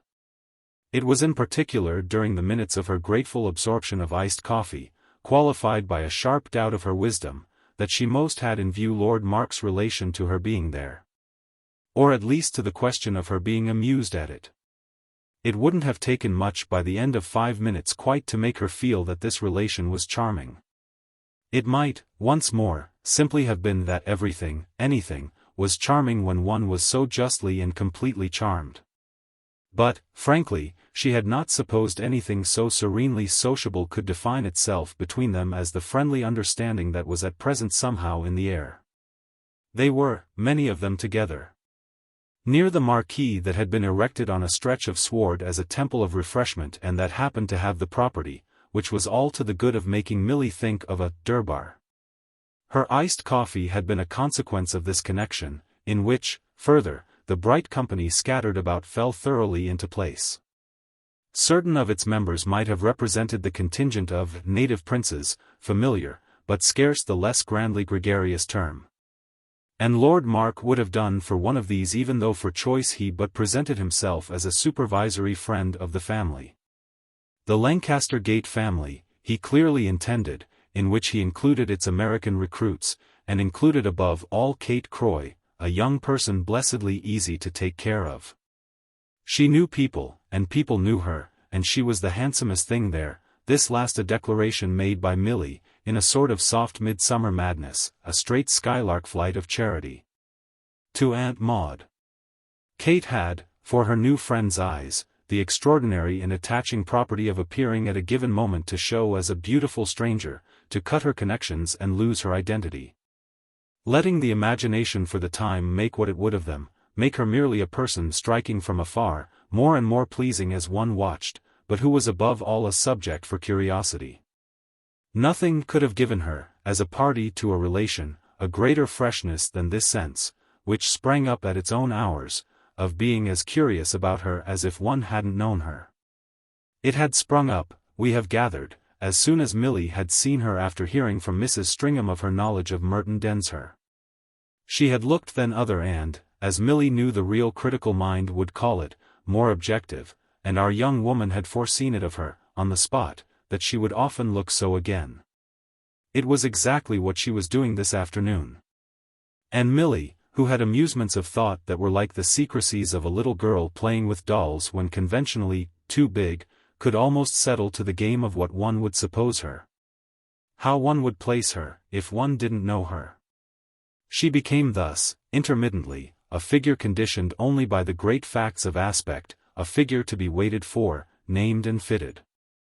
This was doubtless but a way of feeling that it was of her essence to be peculiarly what the occasion, whatever it might be, demanded when its demand was highest. There were probably ways enough, on these lines, for such a consciousness. Another of them would be, for instance, to say that she was made for great social uses. Milly was not wholly sure that she herself knew what great social uses might be, unless, as a good example, exerting just that sort of glamour in just that sort of frame were one of them, she would have fallen back on knowing sufficiently that they existed at all events for her friend. It imputed a primness, all round, to be reduced but to saying, by way of a translation of one's amusement, that she was always so right, since that, too often, was what the insupportables themselves were. Yet it was, in overflow to Aunt Maude, what she had to content herself withal, save for the lame enhancement of saying she was lovely. It served, all the same, the purpose, strengthened the bond that for the time held the two ladies together, distilled in short its drop of rose color for Mrs. Lowder's own view. That was really the view Milly had, for most of the rest of the occasion, to give herself to immediately taking in. But it didn't prevent the continued play of those swift cross-lights, odd beguilements of the mind, at which we have already glanced. Mrs. Lowder herself found it enough simply to reply, in respect to Kate, that she was indeed a luxury to take about the world. She expressed no more surprise than that at her rightness today. Wasn't it by this time sufficiently manifest that it was precisely as the very luxury she was proving that she had, from far back, been appraised and waited for? Crude elation, however, might be kept at bay, and the circumstance none the less demonstrated that they were all swimming together in the blue. It came back to Lord Mark again, as he seemed slowly to pass and repass and conveniently to linger before them. He was personally the note of the blue, like a suspended skein of silk within reach of the broiderer's hand. Aunt Maude's free-moving shuttle took a length of him at rhythmic intervals. And one of the intermixed truths that flickered across to Milly was that he ever so consentingly knew he was being worked in. This was almost like an understanding with her at Mrs. Lowder's expense, which she would have none of. She wouldn't for the world have had him make any such point as that he wouldn't have launched them at Matcham, or whatever it was he had done, only for Aunt Maude's beaux yeux. What he had done, it would have been guessable, was something he had for some time been desired in vain to do. And what they were all now profiting by was a change comparatively sudden, the cessation of hope delayed. What had caused the cessation easily showed itself as none of Milly's business. And she was luckily, for that matter, in no real danger of hearing from him directly that her individual weight had been felt in the scale. Why then indeed was it an effect of his diffused but subdued participation that he might absolutely have been saying to her, yes, let the dear woman take her own tone. Since she's here she may stay, he might have been adding, for whatever she can make of it. But you and I are different. Milly knew she was different in truth, his own difference was his own affair, but also she knew that, after all, even at their distinctest, Lord Mark's tips in this line would be tacit. He practically placed her, it came round again to that, under no obligation whatever. It was a matter of equal ease, moreover, her letting Mrs. Lowder take a tone. She might have taken 20, they would have spoiled nothing. You must stay on with us, you can, you know, in any position you like, any, my dear child, and her emphasis went deep. You must make your home with us, and it's really open to you to make the most beautiful one in the world. You mustn't be under a mistake, under any sort. And you must let us all think for you a little, take care of you and watch over you. Above all you must help me with Kate, and you must stay a little for her. Nothing for a long time has happened to me so good as that you and she should have become friends. It's beautiful, it's great, it's everything. What makes it perfect is that it should have come about through our dear delightful Susie, restored to me, after so many years, by such a miracle. No, that's more charming to me than even your hitting it off with Kate. God has been good to one, positively. For I couldn't, at my age, have made a new friend, undertaken, I mean, out of whole cloth, the real thing. It's like changing one's bankers, after 50, one doesn't do that. That's why Susie has been kept for me, as you seem to keep people in your wonderful country. In lavender and pink paper, coming back at last as straight as out of a fairy tale and with you as an attendant fairy. Milly hereupon replied appreciatively that such a description of herself made her feel as if pink paper were her dress and lavender its trimming. But Aunt Maude was not to be deterred by a weak joke from keeping it up. Her interlocutress could feel besides that she kept it up in perfect sincerity. She was somehow at this hour a very happy woman, and a part of her happiness might precisely have been that her affections and her views were moving as never before in concert. Unquestionably she loved Susie. But she also loved Kate and loved Lord Mark, loved their funny old host and hostess, loved everyone within range, down to the very servant who came to receive Milly's empty ice plate, down, for that matter, to Milly herself, who was, while she talked, really conscious of the enveloping flap of a protective mantle, a shelter with the weight of an Eastern carpet. An Eastern carpet, for wishing purposes of one's own, was a thing to be on rather than under. Still, however, if the girl should fail of breath it wouldn't be, she could feel, by Mrs. Lowder's fault. One of the last things she was afterwards to recall of this was Aunt Maude's going on to say that she and Kate must stand together because together they could do anything. It was for Kate of course she was essentially planning. But the plan, enlarged and uplifted now, somehow required Milly's prosperity too for its full operation, just as Milly's prosperity at the same time involved Kate's. It was nebulous yet, it was slightly confused, but it was unmistakably free and genial. And it made our young woman understand things Kate had said of her aunt's possibilities as well as characterizations that had fallen from Susan Shepherd. One of the most frequent on the lips of the latter had been that dear Maude was a natural force. Chapter 2. A prime reason, we must add, why sundry impressions were not to be fully present to the girl till later on was that they yielded at this stage, with an effect of sharp supersession, to a detached quarter of an hour, her only one, with Lord Mark. "Have you seen the picture in the house, the beautiful one that's so like you?" He was asking that as he stood before her. Having come up at last with his smooth intimation that any wire he had pulled and yet wanted not to remind her of wasn't quite a reason for his having no joy at all. "I've been through rooms and I've seen pictures. But if I'm like anything so beautiful as most of them seem to me." It needed in short for Milly some evidence, which he only wanted to supply. She was the image of the wonderful Bronzino, which she must have a look at on every ground. He had thus called her off and led her away. The more easily that the house within was above all what had already drawn round her its mystic circle. Their progress, meanwhile, was not of the straightest. It was an advance, without haste, through innumerable natural pauses and soft concussions, determined for the most part by the appearance before them of ladies and gentlemen, singly, in couples, in groups, who brought them to a stand with an inveterate, "I say, Mark." What they said she never quite made out. It was their all so domestically knowing him, and his knowing them, that mainly struck her, while her impression, for the rest, was but of fellow strollers more vaguely afloat than themselves. Supernumeraries mostly a little battered, whether as jaunty males or as ostensibly elegant women. They might have been moving a good deal by a momentum that had begun far back, but they were still brave and personable, still warranted for continuance as long again, and they gave her, in especial collectively, a sense of pleasant voices, pleasanter than those of actors, of friendly, empty words and kind, lingering eyes. The lingering eyes looked her over. The lingering eyes were what went, in almost confessed simplicity, with the pointless, "I say, Mark."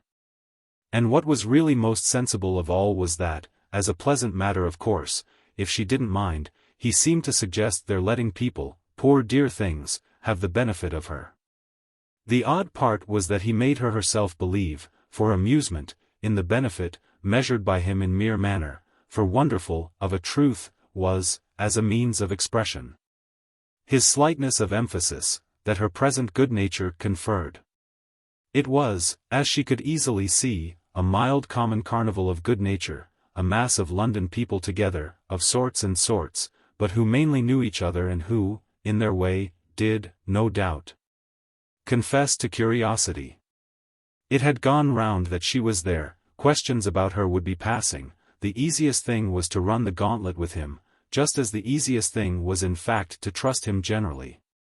Couldn't she know for herself, passively, how little harm they meant her, to that extent that it made no difference whether or not he introduced them?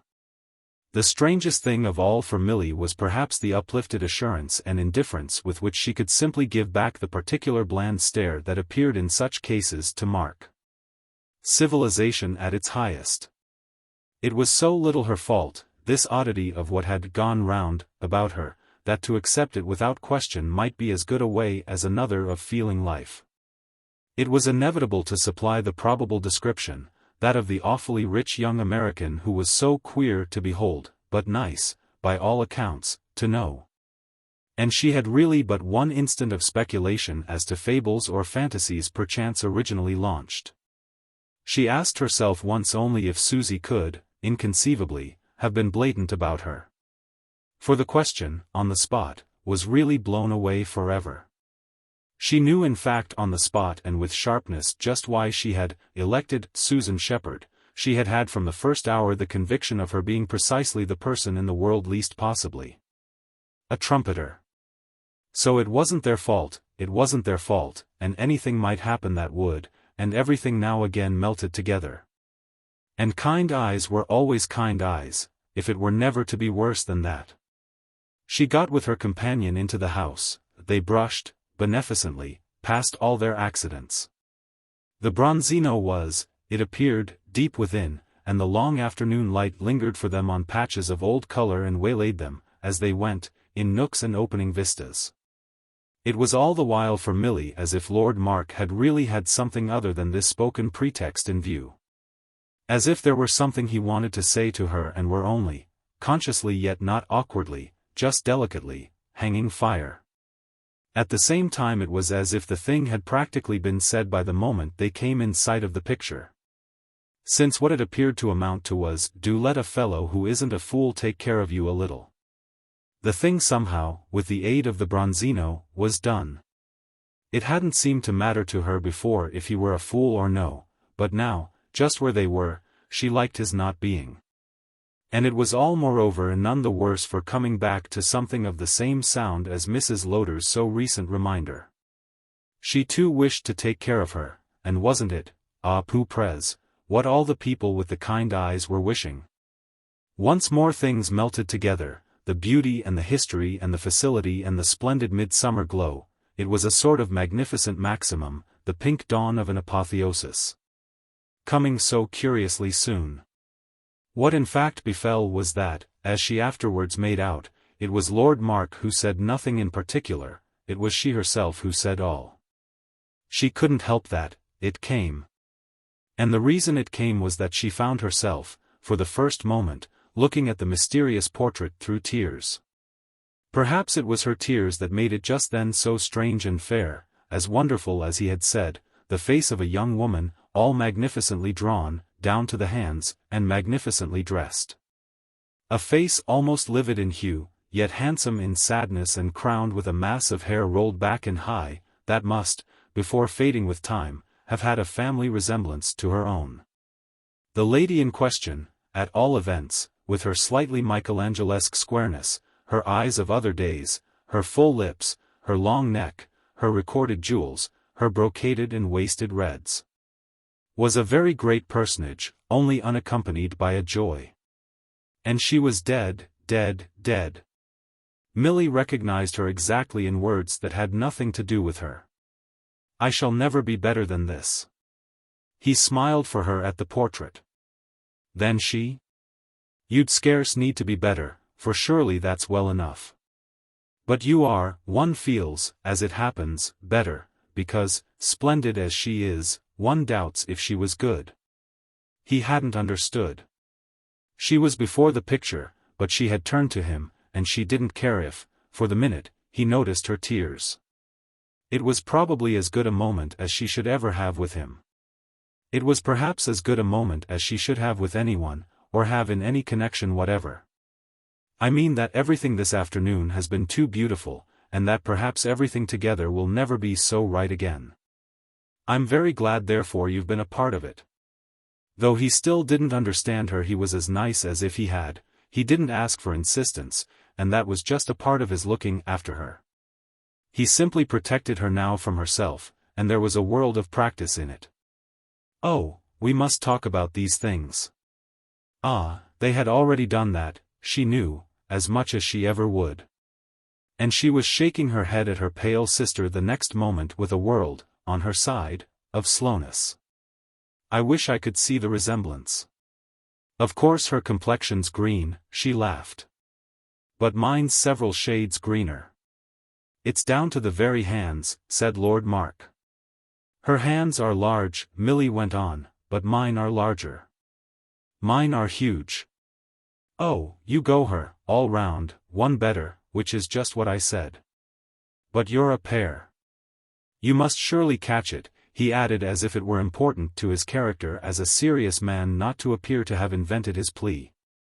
I don't know, one never knows one's self. It's a funny fancy, and I don't imagine it would have occurred. I see it has occurred, he has already taken her up. She had her back, as she faced the picture, to one of the doors of the room, which was open, and on her turning, as he spoke, she saw that they were in the presence of 3 other persons, also. As appeared, interested inquirers. Kate Croy was one of these. Lord Mark had just become aware of her, and she, all arrested, had immediately seen, and made the best of it, that she was far from being first in the field. She had brought a lady and a gentleman to whom she wished to show what Lord Mark was showing Milly, and he took her straightway as a reinforcement. Kate herself had spoken, however, before he had had time to tell her so. You had noticed too? She smiled at him without looking at Milly. Then I'm not original, which one always hopes one has been.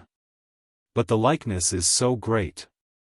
And now she looked at Milly, for whom again it was, all round indeed, kind eyes. Yes, there you are, my dear, if you want to know. And you're superb. She took now but a glance at the picture, though it was enough to make her question to her friends not too straight. Isn't she superb? I brought Miss Theale, Lord Mark explained to the latter, quite off my own bat. I wanted Lady Aldershaw, Kate continued to Milly, to see for herself.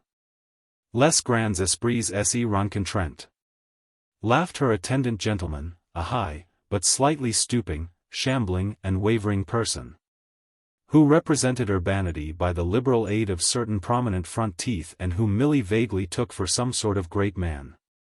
Lady Aldershaw meanwhile looked at Milly quite as if Milly had been the Bronzino and the Bronzino only Milly.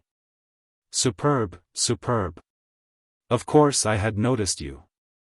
It is wonderful, she went on with her back to the picture, but with some other eagerness which Milly felt gathering, directing her motions now. It was enough, they were introduced, and she was saying, I wonder if you could give us the pleasure of coming. She was not fresh, for she was not young. Even though she denied at every pore that she was old. But she was vivid and much bejeweled for the midsummer daylight, and she was all in the palest pinks and blues. She didn't think, at this pass, that she could come anywhere, Milly didn't. And she already knew that somehow Lord Mark was saving her from the question. He had interposed, taking the words out of the lady's mouth and not caring at all if the lady minded. That was clearly the right way to treat her, at least for him, as she had only dropped, smiling, and then turned away with him. She had been dealt with, it would have done an enemy good. The gentleman still stood, a little helpless, addressing himself to the intention of urbanity as if it were a large loud whistle. He had been signing sympathy, in his way, while the lady made her overture, and Milly had, in this light, soon arrived at their identity. They were Lord and Lady Aldershaw, and the wife was the clever one.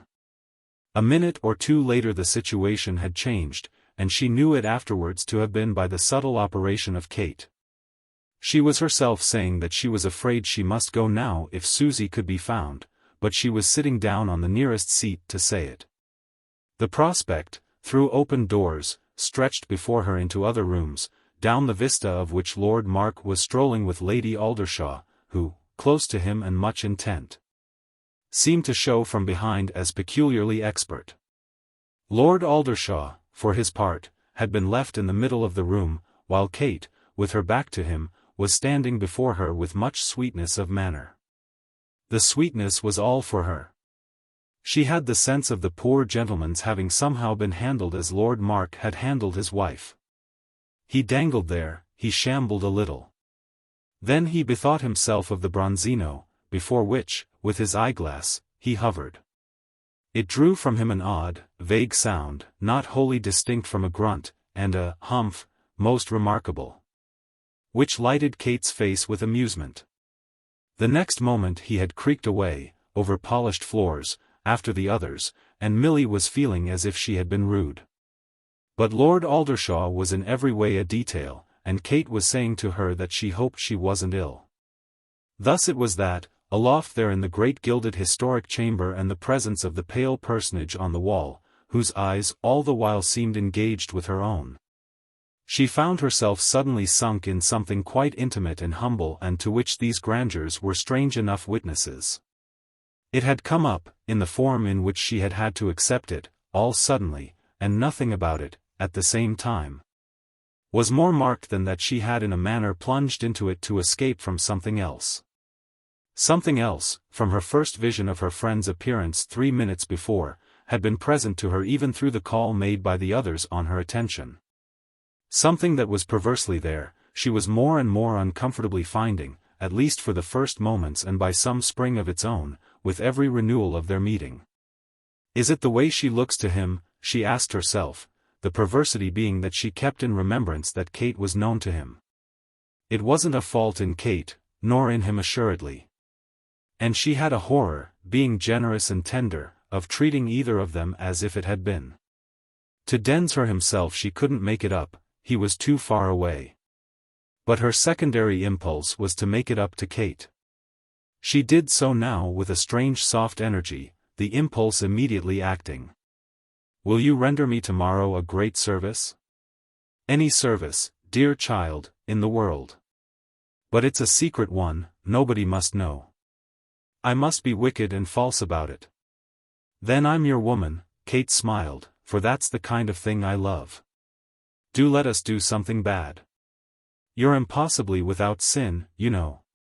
Milly's eyes, on this, remained a little with their companions. "Ah, I shan't perhaps come up to your idea. It's only to deceive Susan Shepherd." "Oh," said Kate as if this were indeed mild. "But thoroughly as I can." "And for cheating," Kate asked, "my powers will contribute?" "Well, I'll do my best for you."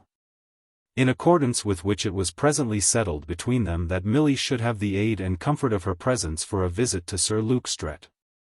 Kate had needed a minute for enlightenment, and it was quite grand for her comrade that this name should have said nothing to her. To Milly herself it had for some days been secretly saying much. The personage in question was, as she explained, the greatest of medical lights if she had got hold, as she believed, and she had used to this end the wisdom of the serpent, of the right. The special man. She had written to him 3 days before, and he had named her an hour, 11:20, only it had come to her, on the eve, that she couldn't go alone. Her maid, on the other hand, wasn't good enough, and Susie was too good. Kate had listened, above all, with high indulgence. "And I'm betwixt and between," happy thought. Too good for what? Milly thought. Why, to be worried if it's nothing. And to be still more worried, I mean before she need be, if it isn't. Kate fixed her with deep eyes. "What in the world is the matter with you?" It had inevitably a sound of impatience, as if it had been a challenge really to produce something. So that Milly felt her for the moment only as a much older person, standing above her a little, doubting the imagined ailments, suspecting the easy complaints, of ignorant youth.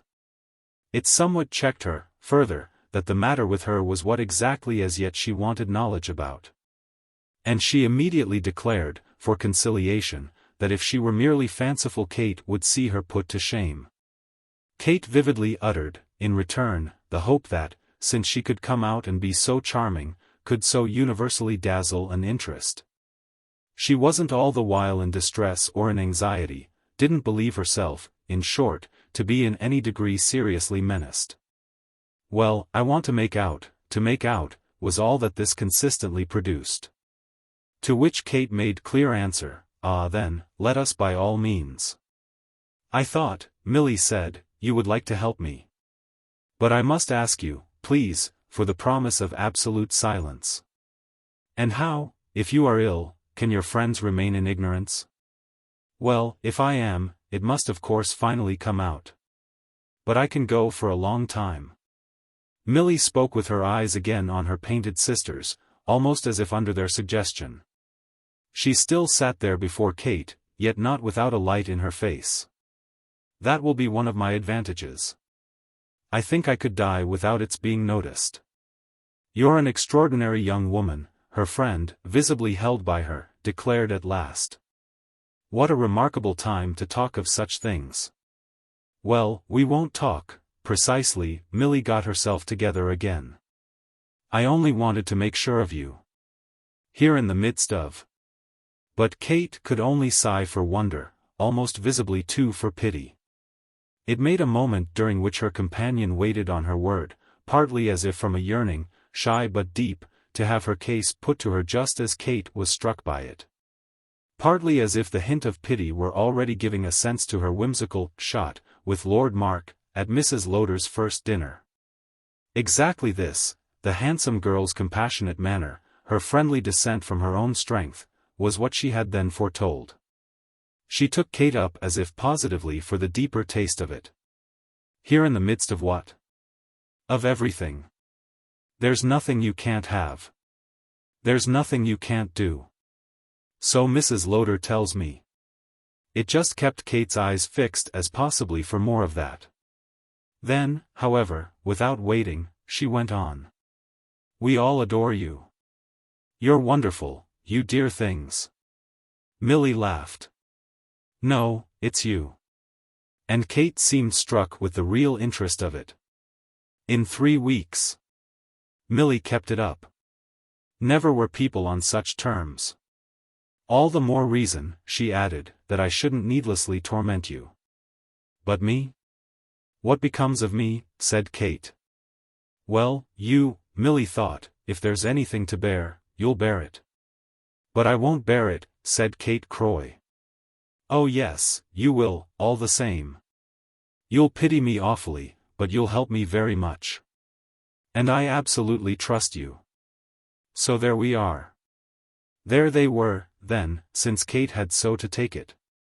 But there, Milly felt, she herself in particular was, for it was just the point at which she had wished to arrive. She had wanted to prove to herself that she didn't horribly blame her friend for any reserve, and what better proof could there be than this quite special confidence? If she desired to show Kate that she really believed the latter liked her, how could she show it more than by asking her for help? Chapter 3. What it really came to, on the morrow, this first time, the time Kate went with her, was that the great man had, a little, to excuse himself. Had, by a rare accident, for he kept his consulting hours in general rigorously free, but 10 minutes to give her. 10 mere minutes which he yet placed at her service in a manner that she admired even more than she could meet it, so crystal clean the great empty cup of attention that he set between them on the table. He was presently to jump into his carriage, but he promptly made the point that he must see her again, see her within a day or 2. And he named for her at once another hour, easing her off beautifully too even then in respect to her possibly failing of justice to her errand. The minutes affected her in fact as ebbing more swiftly than her little army of items could muster, and they would probably have gone without her doing much more than secure another hearing. Had it not been for her sense, at the last, that she had gained above all an impression. The impression, all the sharp growth of the final few moments, was neither more nor less than that she might make, of a sudden, in quite another world, another straight friend. And a friend who would moreover be, wonderfully, the most appointed, the most thoroughly adjusted of the whole collection, inasmuch as he would somehow wear the character scientifically, ponderably, provably, not just loosely and sociably. Literally, furthermore, it wouldn't really depend on herself, Sir Luke Strett's friendship, in the least. Perhaps what made her most stammer and pant was its thus queerly coming over her that she might find she had interested him even beyond her intention. Find she was in fact launched in some current that would lose itself in the sea of science. At the same time that she struggled, however, she also surrendered. There was a moment at which she almost dropped the form of stating, of explaining, and threw herself, without violence, only with a supreme pointless quaver that had turned, the next instant, to an intensity of interrogative stillness, upon his general goodwill. His large, settled face, though firm, was not, as she had thought at first, hard. He looked, in the oddest manner, to her fancy, half like a general and half like a bishop, and she was soon sure that, within some such handsome range, what it would show her would be what was good. What was best for her. She had established, in other words, in this time-saving way, a relation with it, and the relation was the special trophy that, for the hour, she bore off. It was like an absolute possession, a new resource altogether, something done up in the softest silk and tucked away under the arm of memory. She hadn't had it when she went in, and she had it when she came out, she had it there under her cloak, but dissimulated, invisibly carried, when smiling, she again faced Kate Croy. That young lady had of course awaited her in another room, where, as the great man was to absent himself, no one else was in attendance. And she rose for her with such a face of sympathy as might have graced the vestibule of a dentist. "Is it out?" she seemed to ask as if it had been a question of a tooth. And Milly indeed kept her in no suspense at all. "He's a dear. I'm to come again. But what does he say?" Milly was almost gay. "That I'm not to worry about anything in the world, and that if I'll be a good girl and do exactly what he tells me, he'll take care of me forever and ever." Kate wondered as if things scarce fitted. "But does he allow then that you're ill?" "I don't know what he allows, and I don't care. I shall know, and whatever it is it will be enough. He knows all about me, and I like it. I don't hate it a bit." Still, however, Kate stared. "But could he, in so few minutes, ask you enough?" "He asked me scarcely anything. He doesn't need to do anything so stupid," Milly said. "He can tell. He knows," she repeated. "And when I go back, for he'll have thought me over a little, it will be all right." Kate, after a moment, made the best of this. "Then when are we to come?" It just pulled her friend up, for even while they talked, at least it was one of the reasons, she stood there suddenly, irrelevantly, in the light of her other identity. The identity she would have for Mr. Densher. This was always, from one instant to another, an incalculable light, which, though it might go off faster than it came on, necessarily disturbed. It sprang, with a perversity all its own, from the fact that, with the lapse of hours and days, the chances themselves that made for his being named continued so oddly to fail. There were 20, there were 50, but none of them turned up. This, in particular, was of course not a juncture at which the least of them would naturally be present. But it would make, none the less, Milly saw, another day practically all stamped with avoidance. She saw in a quick glimmer, and with it all Kate's unconsciousness. And then she shook off the obsession.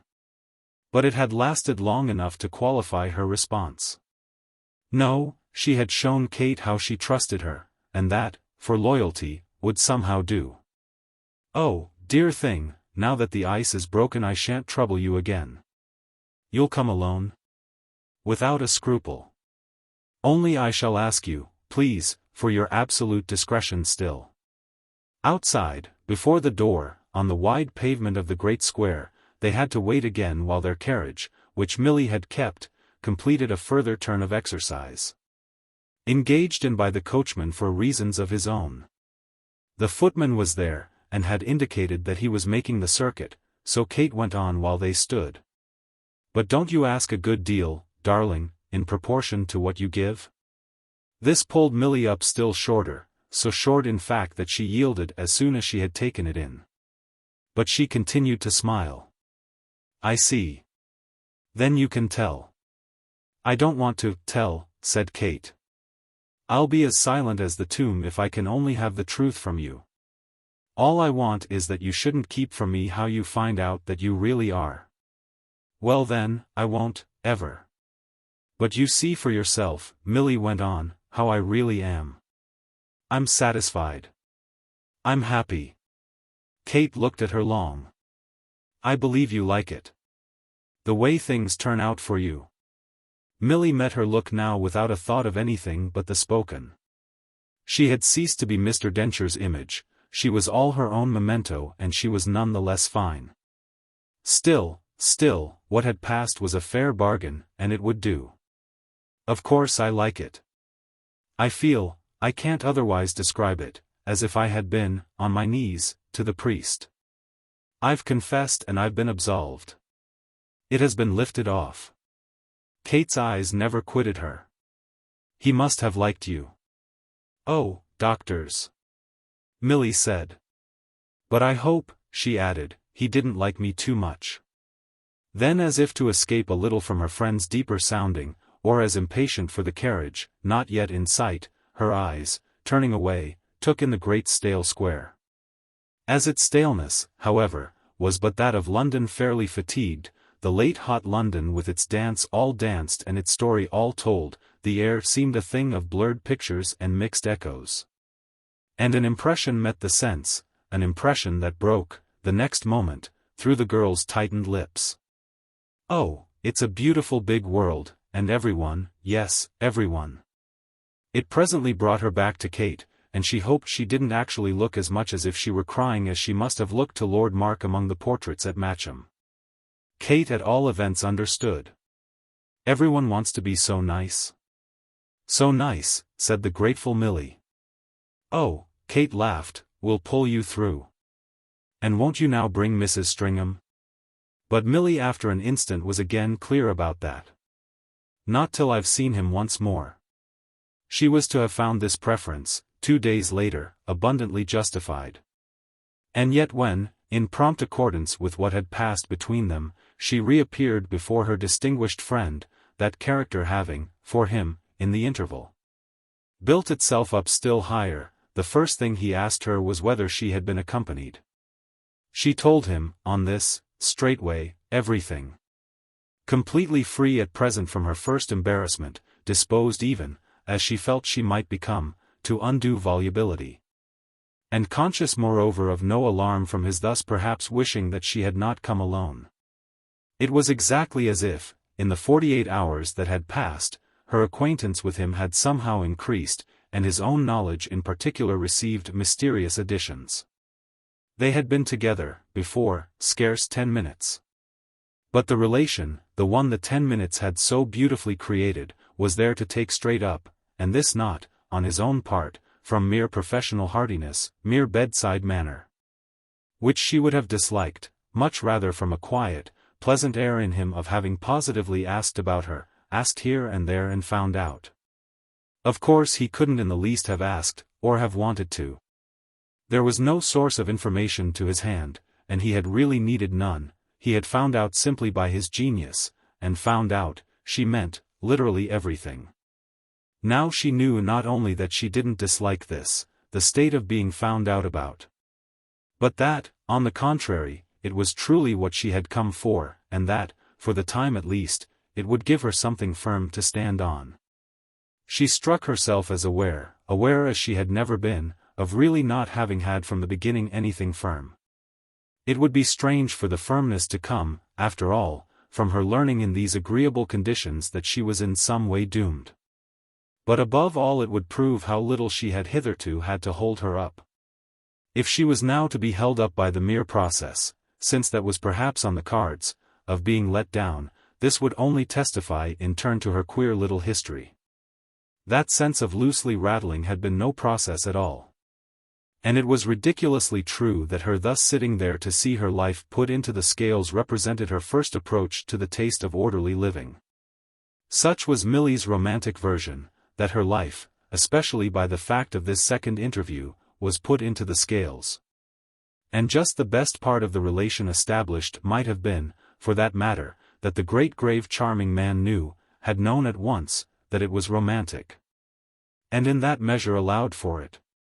Her only doubt, her only fear, was whether he perhaps wouldn't even take advantage of her being a little romantic to treat her as romantic altogether. This doubtless was her danger with him. But she should see, and dangers in general meanwhile dropped and dropped. The very place, at the end of a few minutes, the commodious, handsome room, far back in the fine old house, soundless from position, somewhat sallow with years of celebrity. Somewhat somber even at midsummer, the very place put on for her a look of custom and use, squared itself solidly round her as with promises and certainties. She had come forth to see the world, and this then was to be the world's light, the rich dusk of a London back, these the world's walls, those the world's curtains and carpet. She should be intimate with the great bronze clock and mantel ornaments, conspicuously presented in gratitude and long ago. She should be as one of the circle of eminent contemporaries, photographed, engraved, signatured, and in particular framed and glazed, who made up the rest of the decoration. And made up as well so much of the human comfort. And while she thought of all the clean truths, unfringed, unfingered, that the listening stillness, strained into pauses and waits, would again and again, for years, have kept distinct. She also wondered what she would eventually decide upon to present in gratitude. She would give something better at least than the brawny Victorian bronzes. This was precisely an instance of what she felt he knew of her before he had done with her, that she was secretly romancing at that rate, in the midst of so much else that was more urgent. All over the place.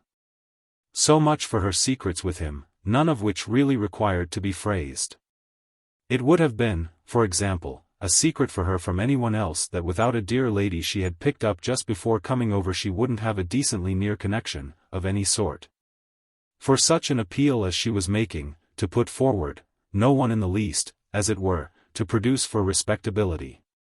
But his seeing it she didn't mind a scrap, and not a scrap either his knowing how she had left the dear lady in the dark. She had come alone, putting her friend off with a fraud, giving a pretext of shops, of a whim, of she didn't know what, the amusement of being for once in the streets by herself. The streets by herself were new to her, she had always had in them a companion, or a maid. And he was never to believe, moreover, that she couldn't take full in the face anything he might have to say. He was softly amused at her account of her courage. Though he yet showed it somehow without soothing her too grossly. Still, he did want to know whom she had. Hadn't there been a lady with her on Wednesday? Yes, a different one. Not the one who's traveling with me. I've told her. Distinctly he was amused, and it added to his air, the greatest charm of all, of giving her lots of time. You've told her what? Well, said Milly, that I visit you in secret. And how many persons will she tell? Oh, she's devoted. Not one. Well, if she's devoted, doesn't that make another friend for you?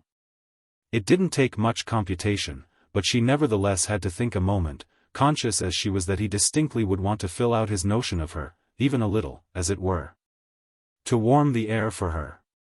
That, however, and better early than late, he must accept as of no use, and she herself felt for an instant quite a competent certainty on the subject of any such warming.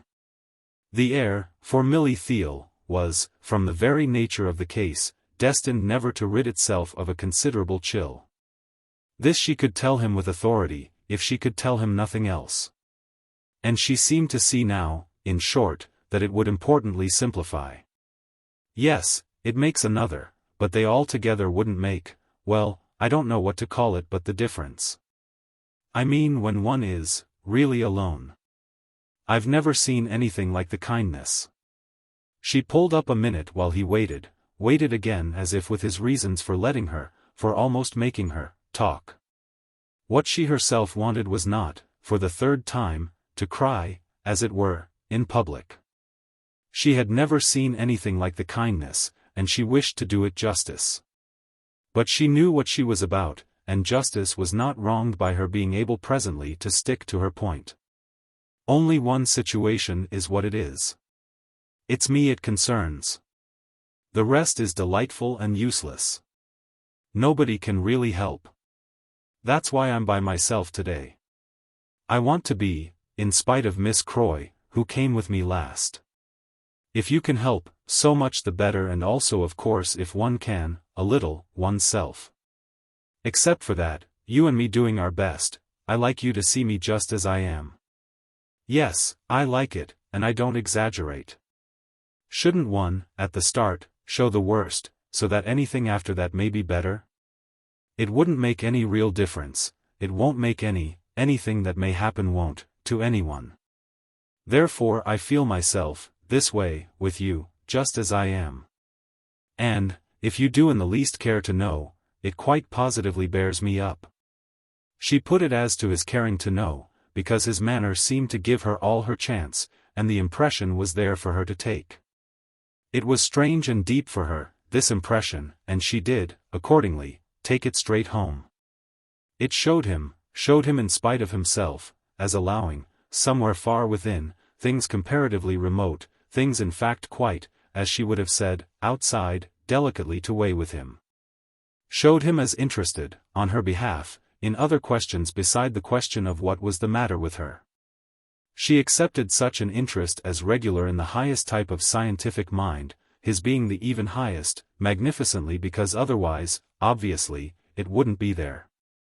But she could at the same time take it as a direct source of light upon herself, even though that might present her a little as pretending to equal him.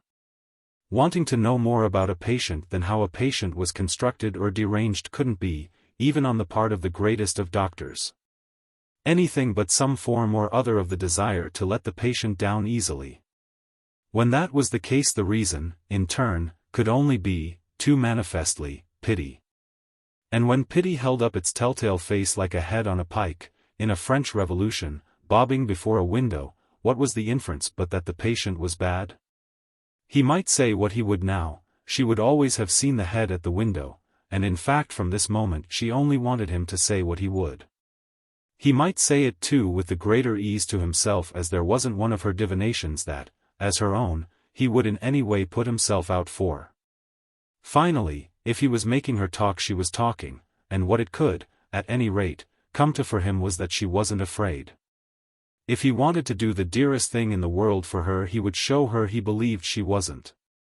Which undertaking of hers, not to have misled him, was what she counted at the moment as her presumptuous little hint to him that she was as good as himself.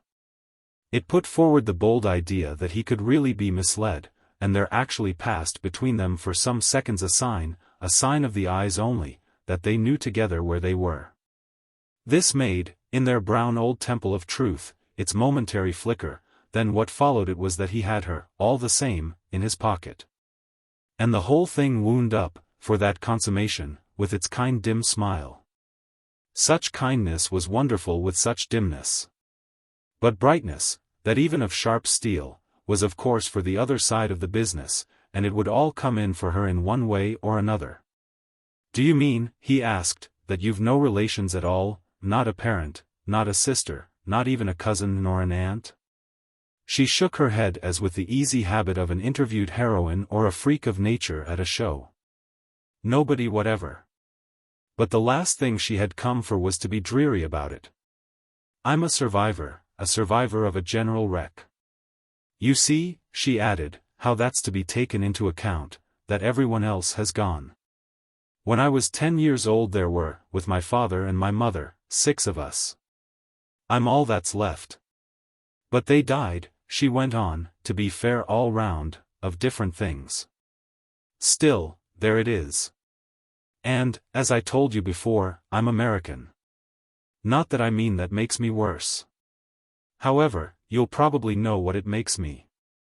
"Yes," he discreetly indulged her, "I know perfectly what it makes you. It makes you, to begin with, a capital case." She sighed, though gratefully, as if again before the social scene. "Ah, there you are." "Oh, no, there, we aren't at all. There I am only, but as much as you like. I've no end of American friends, there they are, if you please, and it's a fact that you couldn't very well be in a better place than in their company. It puts you with plenty of others, and that isn't pure solitude." Then he pursued, "I'm sure you've an excellent spirit. But don't try to bear more things than you need. Which after an instant he further explained. Hard things have come to you in youth, but you mustn't think life will be for you all hard things. You've the right to be happy. You must make up your mind to it. You must accept any form in which happiness may come. Oh, I'll accept any whatever, she almost gaily returned. And it seems to me, for that matter, that I'm accepting a new one every day. Now this, she smiled. This is very well so far as it goes. You can depend on me, the great man said, for unlimited interest. But I'm only, after all, one element in 50. We must gather in plenty of others. Don't mind who knows. Knows, I mean, that you and I are friends. Ah, you do want to see someone, she broke out. You want to get at someone who cares for me. With which, however, as he simply met this spontaneity in a manner to show that he had often had it from young persons of her race. And that he was familiar even with the possibilities of their familiarity, she felt her freedom rendered vain by his silence. And she immediately tried to think of the most reasonable thing she could say.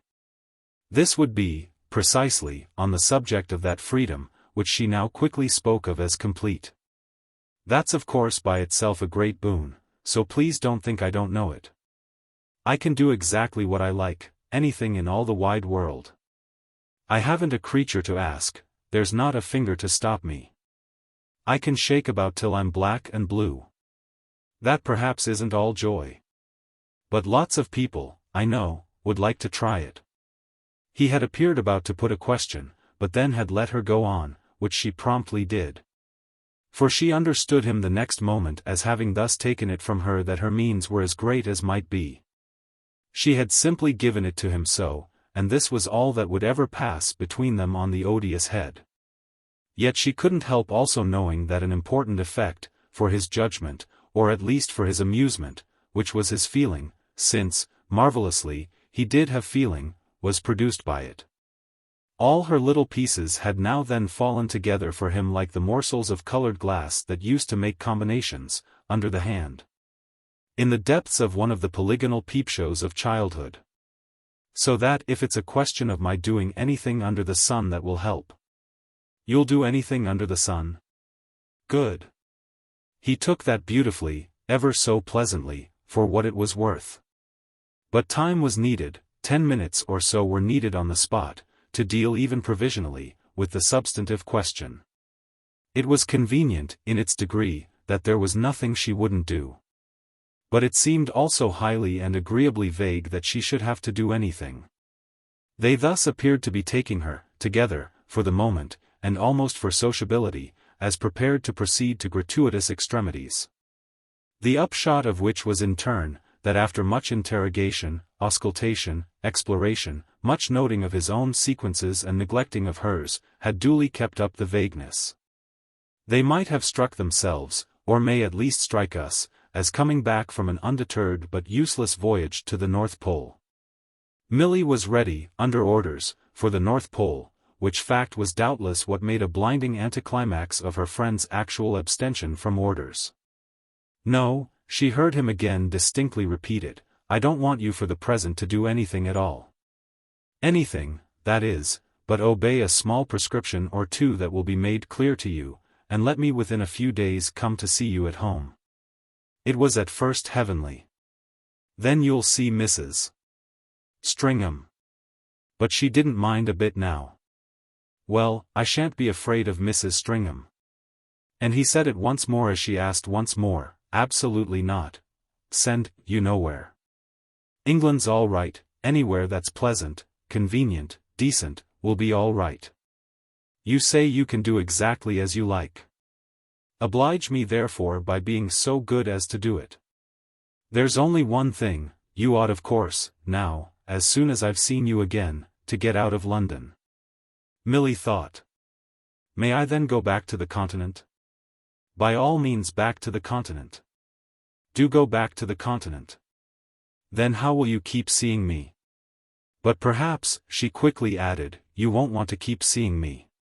He had it all ready, he had really everything all ready.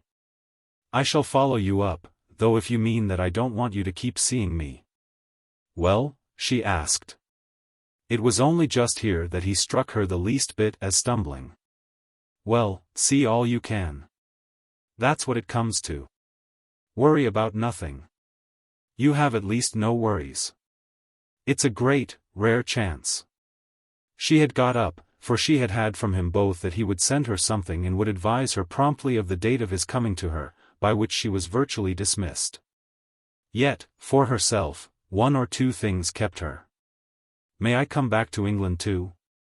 Rather. Whenever you like. But always, when you do come, immediately let me know. Ah, said Milly, it won't be a great going to and fro. Then if you'll stay with us, so much the better. It touched her, the way he controlled his impatience of her. And the fact itself affected her as so precious that she yielded to the wish to get more from it. So you don't think I'm out of my mind? Perhaps that is, he smiled, all that's the matter. She looked at him longer. No, that's too good. Shall I, at any rate, suffer? Not a bit. And yet then live? My dear young lady, said her distinguished friend, isn't to live exactly what I'm trying to persuade you to take the trouble to do? Chapter 4. She had gone out with these last words so in her ears that when once she was well away, back this time in the great square alone, it was as if some instant application of them had opened out there. Before her. It was positively, this effect, an excitement that carried her on. She went forward into space under the sense of an impulse received, an impulse simple and direct, easy above all to act upon. She was borne up for the hour, and now she knew why she had wanted to come by herself. No one in the world could have sufficiently entered into her state. No tie would have been close enough to enable a companion to walk beside her without some disparity. She literally felt, in this first flush, that her only company must be the human race at large, present all round her, but inspiringly impersonal, and that her only field must be, then and there, the grey immensity of London. Grey immensity had somehow of a sudden become her element. Grey immensity was what her distinguished friend had, for the moment, furnished her world with, and what the question of living, as he put it to her, living by option, by volition, inevitably took on for its immediate face. She went straight before her, without weakness, altogether with strength. And still as she went she was more glad to be alone, for nobody, not Kate Croy, not Susan Shepherd either, would have wished to rush with her as she rushed. She had asked him at the last whether, being on foot, she might go home so, or elsewhere, and he had replied as if almost amused again at her extravagance, "You're active, luckily. By nature, it's beautiful, therefore rejoice in it. Be active, without folly, for you're not foolish, be as active as you can and as you like." That had been in fact the final push. As well as the touch that most made a mixture of her consciousness, a strange mixture that tasted at one and the same time of what she had lost and what had been given her. It was wonderful to her, while she took her random course, that these quantities felt so equal. She had been treated, hadn't she, as if it were in her power to live. And yet one wasn't treated so, was one, unless it came up, quite as much, that one might die. The beauty of the bloom had gone from the small old sense of safety, that was distinct, she had left it behind her there forever. But the beauty of the idea of a great adventure, a big dim experiment or struggle in which she might, more responsibly than ever before, take a hand, had been offered her instead. It was as if she had had to pluck off her breast, to throw away, some friendly ornament, a familiar flower, a little old jewel, that was part of her daily dress. And to take up and shoulder as a substitute some queer defensive weapon, a musket, a spear, a battle-axe conducive possibly in a higher degree to a striking appearance, but demanding all the effort of the military posture. She felt this instrument, for that matter, already on her back, so that she proceeded now in very truth as a soldier on a march, proceeded as if, for her initiation, the first charge had been sounded. She passed along unknown streets, over dusty littery ways, between long rows of fronts not enhanced by the August light, she felt good for miles and only wanted to get lost. There were moments at corners, where she stopped and chose her direction, in which she quite lived up to his injunction to rejoice that she was active. It was like a new pleasure to have so new a reason, she would affirm, without delay, her option, her volition. Taking this personal possession of what surrounded her was a fair affirmation to start with, and she really didn't care if she made it at the cost of alarms for Susie. Susie would wonder in due course, whatever, as they said at the hotel, had become of her, yet this would be nothing either, probably, to wonderments still in store. Wonderments in truth, Milly felt, even now attended her steps. It was quite as if she saw in people's eyes the reflection of her appearance and pace. She found herself moving at times in regions visibly not haunted by odd-looking girls from New York, duskily draped, sable-plumed, all but incongruously shod and gazing about them with extravagance. She might, from the curiosity she clearly excited in byways, in side streets peopled with grimy children in costermongers' carts, which she hoped were slums, literally have had her musket on her shoulder, have announced herself as freshly on the warpath. But for the fear of overdoing this character she would hear and there have begun conversation, have asked her way. In spite of the fact that, as that would help the requirements of adventure, her way was exactly what she wanted not to know. The difficulty was that she at last accidentally found it. She had come out, she presently saw, at the Regent's Park, round which, on 2 or 3 occasions with Kate Croy, her public chariot had solemnly rolled. But she went into it further now. This was the real thing was to be quite away from the pompous roads, well within the center and on the stretches of shabby grass. Here were benches and smutty sheep. Here were idle lads at games of ball, with their cries mild in the thick air. Here were wanderers, anxious and tired like herself. Here doubtless were hundreds of others just in the same box. Their box, their great common anxiety, what was it, in this grim breathing space, but the practical question of life? They could live if they would, that is, like herself, they had been told so. She saw them all about her, on seats, digesting the information, feeling it altered, assimilated, recognizing it again as something, in a slightly different shape, familiar enough. The blessed old truth that they would live if they could. All she thus shared with them made her wish to sit in their company. Which she so far did that she looked for a bench that was empty, eschewing a still emptier chair that she saw hard by and for which she would have paid, with superiority, a fee. The last scrap of superiority had soon enough left her, if only because she before long knew herself for more tired than she had proposed. This and the charm, after a fashion, of the situation in itself made her linger and rest. There was a sort of spell in the sense that nobody in the world knew where she was. It was the first time in her life that this had happened. Somebody, everybody appeared to have known before, at every instant of it, where she was. So that she was now suddenly able to put it to herself that that hadn't been a life. This present kind of thing therefore might be, which was where precisely her distinguished friend seemed to be wishing her to come out. He wished her also, it was true, not to make, as she was perhaps doing now, too much of her isolation, at the same time, however, as he clearly desired to deny her no decent source of interest. He was interested, she arrived at that, in her appealing to as many sources as possible, and it fairly filtered into her, as she sat and sat, that he was essentially propping her up. Had she been doing it herself she would have called it bolstering, the bolstering that was simply for the weak. And she thought and thought as she put together the proofs that it was as one of the weak he was treating her.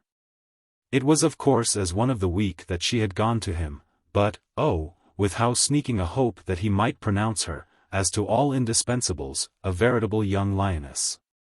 What indeed she was really confronted with was the consciousness that he had not, after all, pronounced her anything. She nursed herself into the sense that he had beautifully got out of it.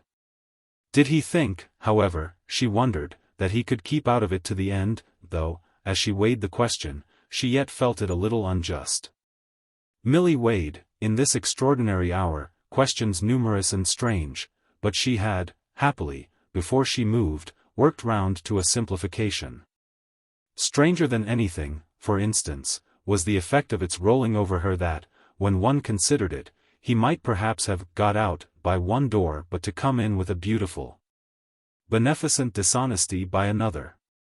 It kept her more intensely motionless there that what he might fundamentally be up to was some disguised intention of standing by her as a friend. Wasn't that what women always said they wanted to do when they deprecated the addresses of gentlemen they couldn't more intimately go on with? It was what they, no doubt, sincerely fancied they could make of men of whom they couldn't make husbands. And she didn't even reason that it was, by a similar law, the expedient of doctors in general for the invalids of whom they couldn't make patients. She was somehow so sufficiently aware that her doctor was, however fatuous it might sound, exceptionally moved. This was the damning little fact, if she could talk of damnation, that she could believe herself to have caught him in the act of irrelevantly liking her. She hadn't gone to him to be liked, she had gone to him to be judged, and he was quite a great enough man to be in the habit, as a rule, of observing the difference. She could like him, as she distinctly did, that was another matter, all the more that her doing so was now, so obviously for herself, compatible with judgment. Yet it would have been all portentously mixed had not, as we say, a final, merciful wave, chilling rather, but washing clear, come to her assistance. It came, of a sudden, when all other thought was spent. She had been asking herself why, if her case was grave, and she knew what she meant by that, he should have talked to her at all about what she might with futility do. Or why on the other hand, if it were light, he should attach an importance to the office of friendship. She had him, with her little lonely acuteness, as acuteness went during the dog days in the Regent's Park, in a cleft stick. She either mattered, and then she was ill. Or she didn't matter, and then she was well enough. Now he was acting, as they said at home, as if she did matter, until he should prove the contrary. It was too evident that a person at his high pressure must keep his inconsistencies, which were probably his highest amusements, only for the very greatest occasions. Her provision, in fine, of just where she should catch him furnished the light of that judgment in which we describe her as daring to indulge. And the judgment it was that made her sensation simple. He had distinguished her, that was the chill. He hadn't known, how could he, that she was devilishly subtle, subtle exactly in the manner of the suspected, the suspicious, the condemned. He in fact confessed to it, in his way, as to an interest in her combinations, her funny race, her funny losses, her funny gains, her funny freedom, and, no doubt, above all, her funny manners, funny, like those of Americans at their best, without being vulgar, legitimating amiability and helping to pass it off. In his appreciation of these redundancies he dressed out for her the compassion he so signally permitted himself to waste, but its operation for herself was as directly divesting, denuding, exposing. It reduced her to her ultimate state, which was that of a poor girl with her rent to pay, for example, staring before her in a great city. Milly had her rent to pay, her rent for her future. Everything else but how to meet it fell away from her in pieces, in tatters. This was the sensation the great man had doubtless not purposed. Well, she must go home, like the poor girl, and see. There might after all be ways, the poor girl too would be thinking. It came back for that matter perhaps to views already presented. She looked about her again, on her feet, at her scattered, melancholy comrades, some of them so melancholy as to be down on their stomachs in the grass, turned away, ignoring, burrowing. She saw once more, with them, those two faces of the question between which there was so little to choose for inspiration. It was perhaps superficially more striking that one could live if one would. But it was more appealing, insinuating, irresistible, in short, that one would live if one could.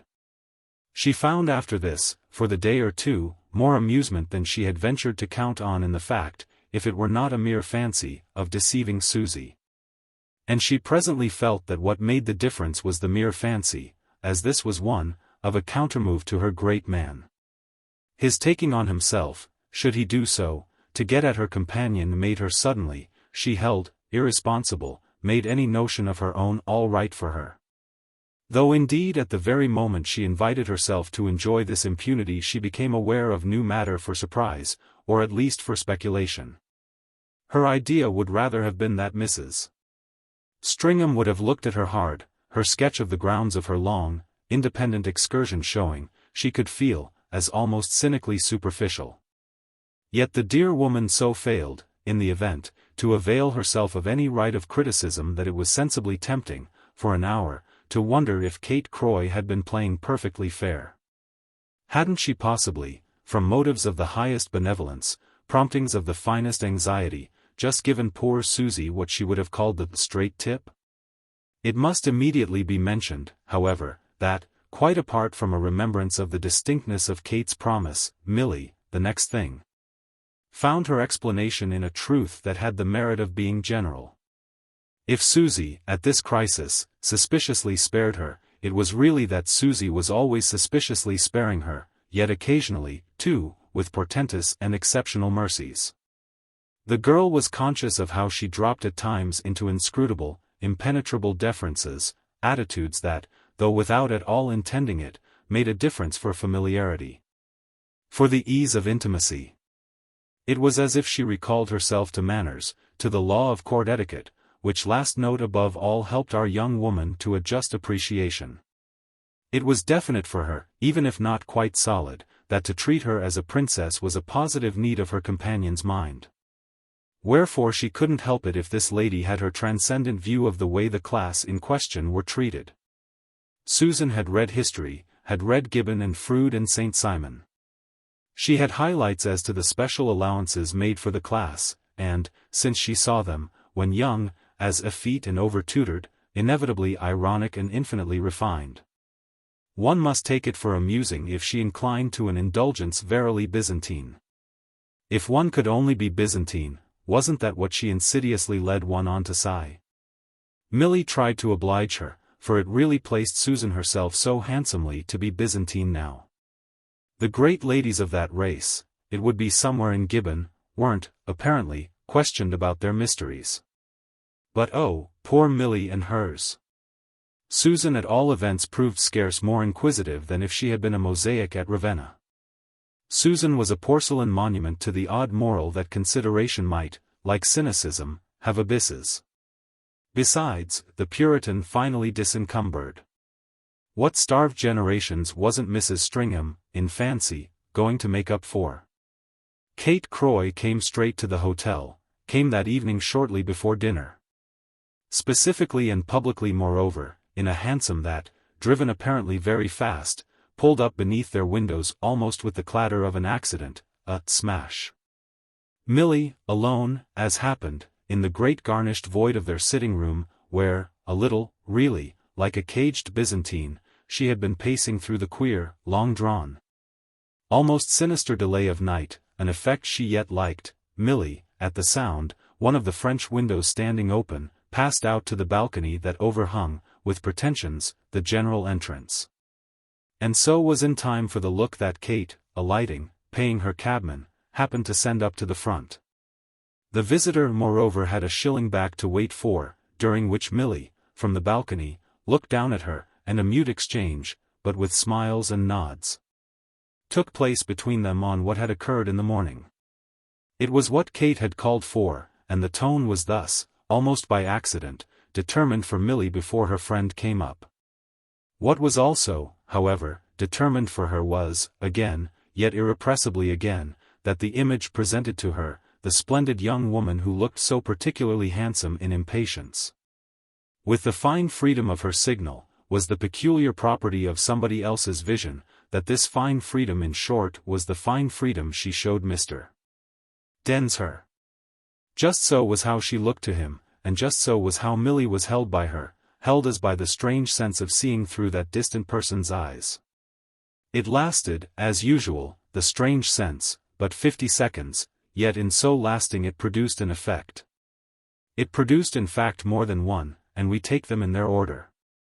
The first was that it struck our young woman as absurd to say that a girl's looking so to a man could possibly be without connections. And the second was that by the time Kate had got into the room Milly was in mental possession of the main connection it must have for herself.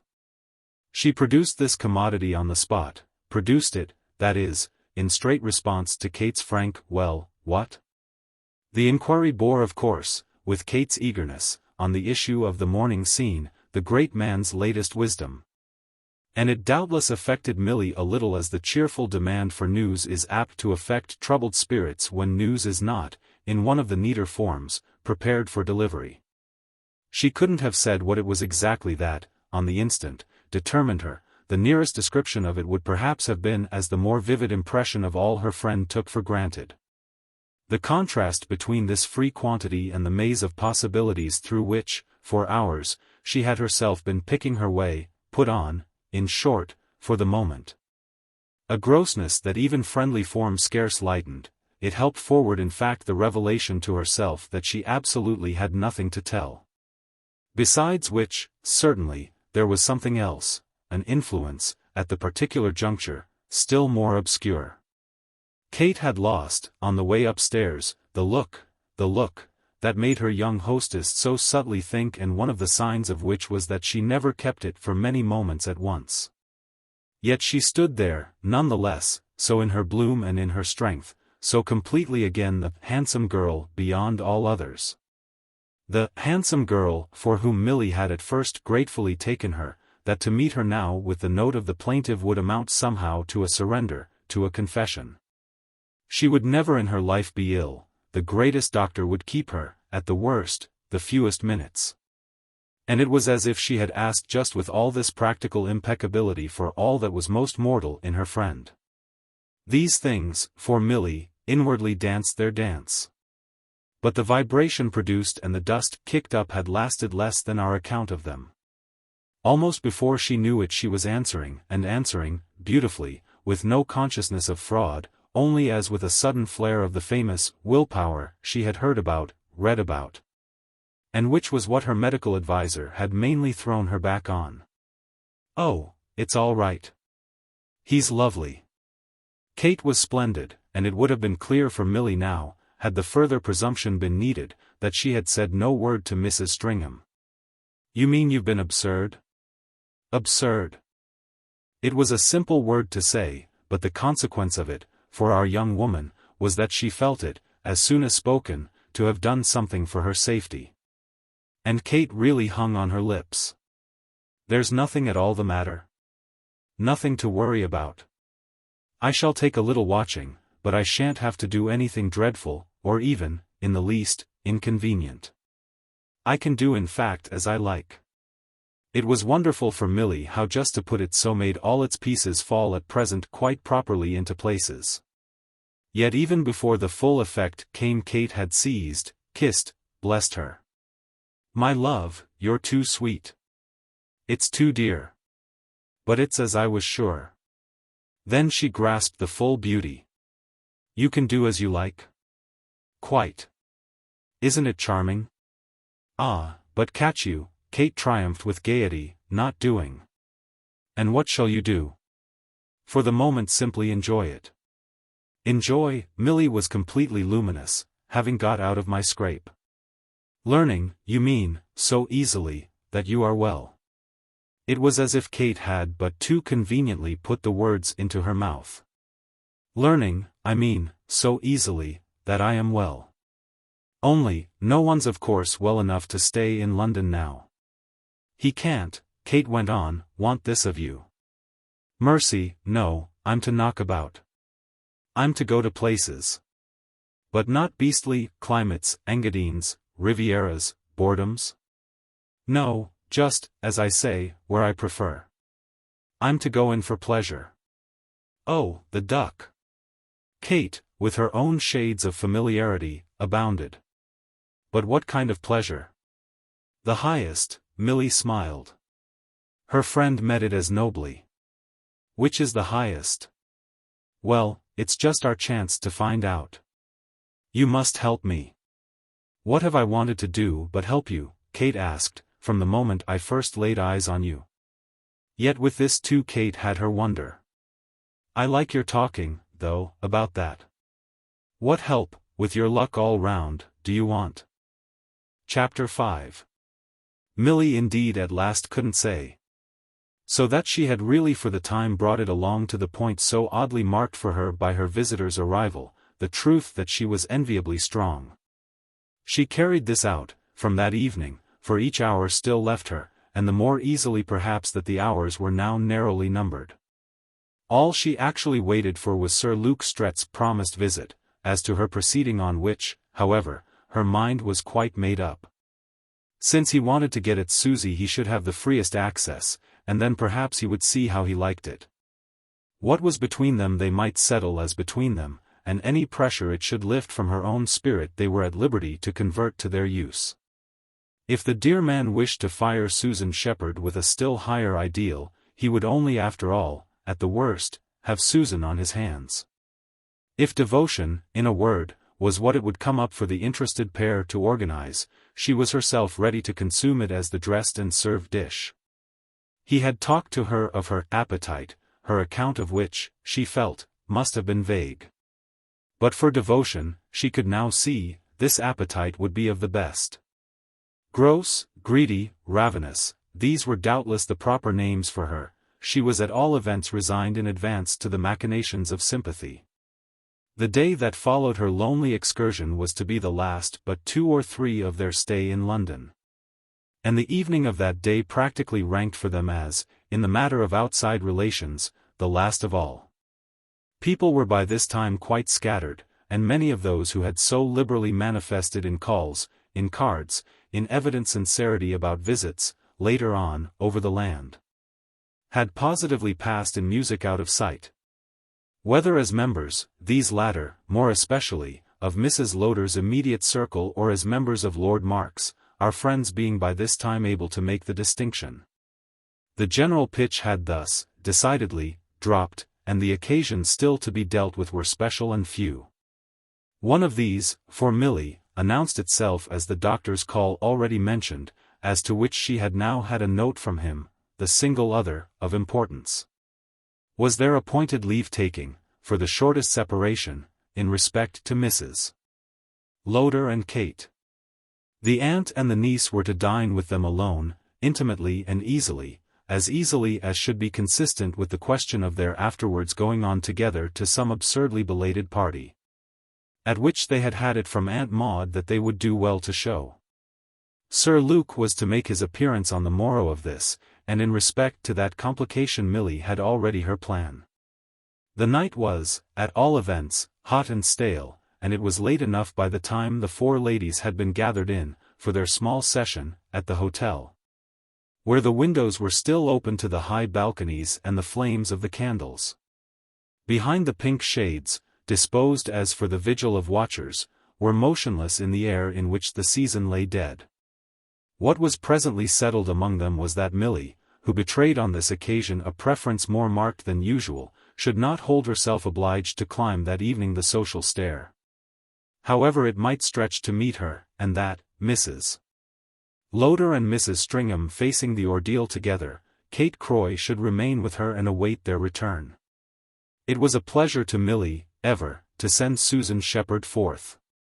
She saw her go with complacency, liked, as it were, to put people off with her, and noted with satisfaction, when she so moved to the carriage, the further denudation, a markedly ebbing tide, of her little benevolent back. If it wasn't quite Aunt Maude's ideal, moreover, to take out the new American girl's funny friend instead of the new American girl herself, nothing could better indicate the range of that lady's merit than the spirit in which, as at the present hour for instance, she made the best of the minor advantage. And she did this with a broad, cheerful absence of illusion. She did it, confessing even as much to poor Susie, because, frankly, she was good-natured. When Mrs. Stringham observed that her own light was too abjectly borrowed and that it was as a link alone, fortunately not missing, that she was valued, Aunt Maude concurred to the extent of the remark, "Well, my dear, you're better than nothing." Tonight, furthermore, it came up for Milly that Aunt Maude had something particular in mind. Mrs. Stringham, before adjourning with her, had gone off for some shawl or other accessory, and Kate, as if a little impatient for their withdrawal, had wandered out to the balcony, where she hovered For the time, unseen, though with scarce more to look at than the dim London stars and the cruder glow, up the street, on a corner, of a small public house, in front of which a fagged cab-horse was thrown into relief. Mrs. Lowder made use of the moment. Milly felt as soon as she had spoken that what she was doing was somehow for use. "Dear Susan tells me that you saw, in America, Mr. Densher, whom I've never till now, as you may have noticed, asked you about. But do you mind at last, in connection with him, doing something for me?" She had lowered her fine voice to a depth, though speaking with all her rich glibness, and Milly, after a small sharpness of surprise, was already guessing the sense of her appeal. "Will you name him, in any way you like, to her?" And Aunt Maude gave a nod at the window, "so that you may perhaps find out whether he's back?" Ever so many things, for Milly, fell into line at this. It was a wonder, she afterwards thought, that she could be conscious of so many at once. She smiled hard, however, for them all. "But I don't know that it's important to me to find out." The array of things was further swollen, however, even as she said this, by its striking her as too much to say. She therefore tried as quickly to say less. "Except you mean, of course, that it's important to you." She fancied Aunt Maude was looking at her almost as hard as she was herself smiling, and that gave her another impulse. "You know I never have yet named him to her. So that if I should break out now—" "Well?"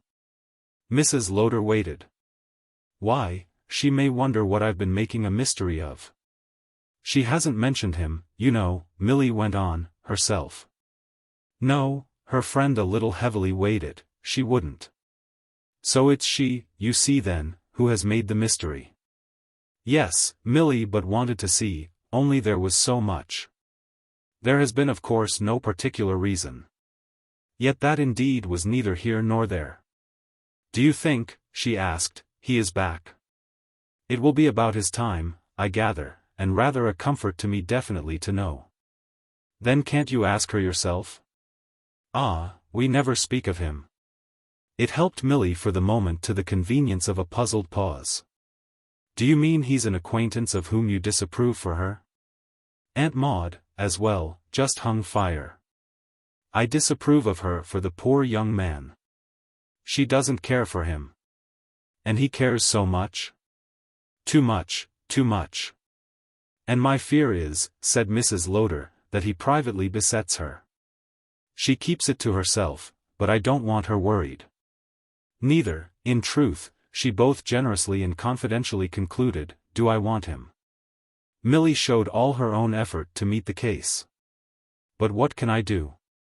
"You can find out where they are." "If I myself try," Mrs. Lowder explained, "I shall appear to treat them as if I supposed them deceiving me." "And you don't?" "You don't," Milly mused for her, "suppose them deceiving you." "Well," said Aunt Maude, whose fine onyx eyes failed to blink, even though Milly's questions might have been taken as drawing her rather further than she had originally meant to go, "well, Kate is thoroughly aware of my views for her, and that I take her being with me, at present, in the way she is with me, if you know what I mean, as a loyal assent to them. Therefore as my views don't happen to provide a place, at all, for Mr. Densher, much, in a manner, as I like him, therefore in short she had been prompted to this step, though she completed her sense, but sketchily, with the rattle of her large fan. It assisted them perhaps, however, for the moment, that Milly was able to pick out of her sense what might serve as the clearest part of it. "You do like him then?" "Oh dear, yes." "Don't you?" Milly hesitated, for the question was somehow as the sudden point of something sharp on a nerve that winced. She just caught her breath, but she had ground for joy afterwards, she felt, in not really having failed to choose with quickness sufficient, out of 15 possible answers, the one that would best serve her. She was then almost proud, as well, that she had cheerfully smiled. "I did, 3 times, in New York."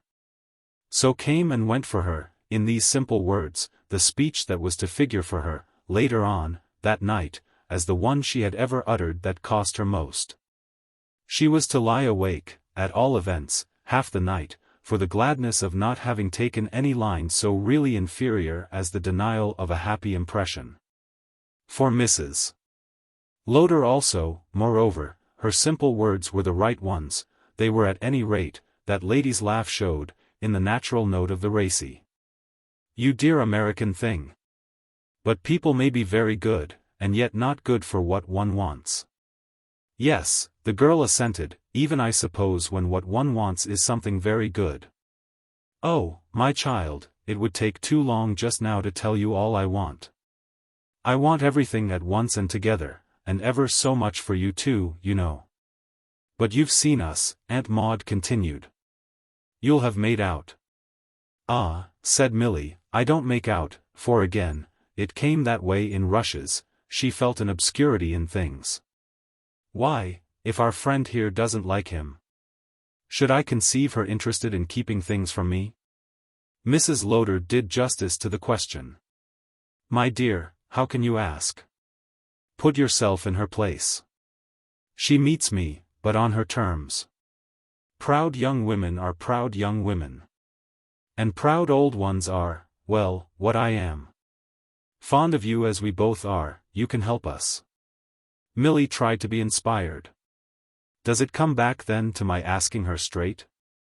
At this, however, finally, Aunt Maude threw her up. Oh, if you've so many reasons not.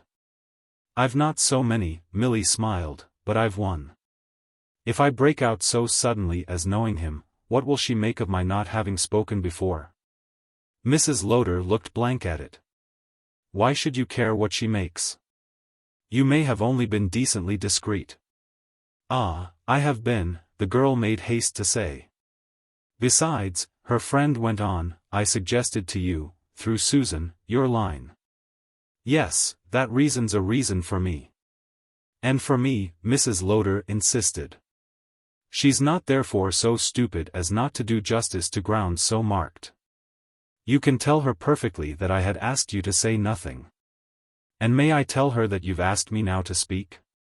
Mrs. Lowder might well have thought, yet, oddly, this pulled her up. You can't do it without? Milly was almost ashamed to be raising so many difficulties. I'll do what I can if you'll kindly tell me one thing more. She faltered a little, it was so prying, but she brought it out. Will he have been writing to her? It's exactly, my dear, what I should like to know. Mrs. Lowder was at last impatient. Push in for yourself, and I dare say she'll tell you. Even now, all the same, Milly had not quite fallen back. It will be pushing in, she continued to smile, for you. She allowed her companion, however, no time to take this up. The point will be that if he has been writing she may have answered. But what point, you subtle thing, is that? It isn't subtle, it seems to me, but quite simple, Milly said, that if she has answered she has very possibly spoken of me. Very certainly indeed. But what difference will it make? The girl had a moment, at this, of thinking it natural that her interlocutress herself should so fail of subtlety. It will make the difference that he will have written to her in answer that he knows me. And that, in turn, our young woman explained, will give an oddity to my own silence. How so, if she's perfectly aware of having given you no opening? The only oddity, Aunt Maude lucidly professed, is for yourself. It's in her not having spoken. Ah, there we are, said Milly. And she had uttered it, evidently, in a tone that struck her friend. Then it has troubled you? But the inquiry had only to be made to bring the rare color with fine inconsequence, to her face. Not, really, the least little bit. And, quickly feeling the need to abound in this sense, she was on the point, to cut short, of declaring that she cared, after all, no scrap how much she obliged. Only she felt at this instant too the intervention of still other things. Mrs. Lowder was, in the first place, already beforehand, already affected as by the sudden vision of her having herself pushed too far. Milly could never judge from her face of her uppermost motive, it was so little, in its hard, smooth sheen, that kind of human countenance. She looked hard when she spoke fair. The only thing was that when she spoke hard she likewise didn't look soft. Something, nonetheless, had arisen in her now, a full appreciable tide, entering by the rupture of some bar. She announced that if what she had asked was to prove in the least a bore her young friend was not to dream of it. Making her young friend at the same time, by the change in her tone, dream on the spot more profusely. She spoke with a belated light Milly could apprehend, she could always apprehend, from pity. And the result of that perception, for the girl, was singular. It proved to her as quickly that Kate, keeping her secret, had been straight with her. From Kate distinctly then, as to why she was to be pitied, Aunt Maude knew nothing, and was thereby simply putting in evidence the fine side of her own character. This fine side was that she could almost at any hour, by a kindled preference or a diverted energy, glow for another interest than her own. She exclaimed as well, at this moment, that Milly must have been thinking, round the case, much more than she had supposed. And this remark could, at once, affect the girl as sharply as any other form of the charge of weakness. It was what everyone, if she didn't look out, would soon be saying, "There's something the matter with you." What one was therefore oneself concerned immediately to establish was that there was nothing at all. "I shall like to help you. I shall like, so far as that goes, to help Kate herself," she made such haste as she could to declare. Her eyes wandering meanwhile across the width of the room to that dusk of the balcony in which their companion perhaps a little unaccountably lingered. She suggested hereby her impatience to begin. She almost overtly wondered at the length of the opportunity this friend was giving them, referring it, however, so far as words went, to the other friend. Breaking off with an amused, "How tremendously Susie must be beautifying." It only marked Aunt Maude, none the less, as too preoccupied for her allusion. The onyx eyes were fixed upon her with a polished pressure that must signify some enriched benevolence. "Let it go, my dear. We shall, after all, soon enough see." "If he has come back we shall certainly see," Milly after a moment replied. "For he'll probably feel that he can't quite civilly not come to see me." "Then there," she remarked, "we shall be. It wouldn't then, you see, come through Kate at all, it would come through him. Except," she wound up with a smile, "that he won't find me." She had the most extraordinary sense of interesting her interlocutress, in spite of herself, more than she wanted. It was as if her doom so floated her on that she couldn't stop, by very much the same trick it had played her with her doctor. "Shall you run away from him?" She neglected the question, wanting only now to get off. "Then," she went on, "you'll deal with Kate directly." "Shall you run away from her?" Mrs. Lowder profoundly inquired, while they became aware of Susie's return through the room opening out behind them, in which they had dined. This affected Milly as giving her but an instant. And suddenly, with it, everything she felt in the connection rose to her lips in a question that, even as she put it, she knew she was failing to keep colorless. "Is it your own belief that he is with her?" Aunt Maude took in, that is, everything of the tone that she just wanted her not to. And the result for some seconds, was but to make their eyes meet in silence. Mrs. Stringham had rejoined them and was asking if Kate had gone, an inquiry at once answered by this young lady's reappearance. They saw her again in the open window, where, looking at them, she had paused, producing thus, on Aunt Maude's part, almost too impressive a hush. Mrs. Lowder indeed, without loss of time, smothered any danger in a sweeping retreat with Susie. But Milly's words to her, just uttered, about dealing with her niece directly, struck our young woman as already recoiling on herself. Directness, however evaded, would be, fully, for her. Nothing in fact would ever have been for her so direct as the evasion. Kate had remained in the window, very handsome and upright, the outer dark framing in a highly favorable way her summery simplicities and lightnesses of dress. Milly had, given the relation of space, no real fear she had heard their talk, only she hovered there as with conscious eyes and some added advantage. Then indeed, with small delay, her friend sufficiently saw. The conscious eyes, the added advantage were but those she had now always at command, those proper to the person Milly knew as known to Merton Densher. It was for several seconds again as if the total of her identity had been that of the person known to him, a determination having for result another sharpness of its own. Kate had positively but to be there just as she was to tell her he had come back. It seemed to pass between them, in fine, without a word, that he was in London, that he was perhaps only round the corner. And surely therefore no dealing of Milly's with her would yet have been so direct. Chapter 6. It was doubtless because this queer form of directness had in itself, for the hour, seemed so sufficient that Milly was afterwards aware of having really, all the while, during the strange, indescribable session before the return of their companions, done nothing to intensify it.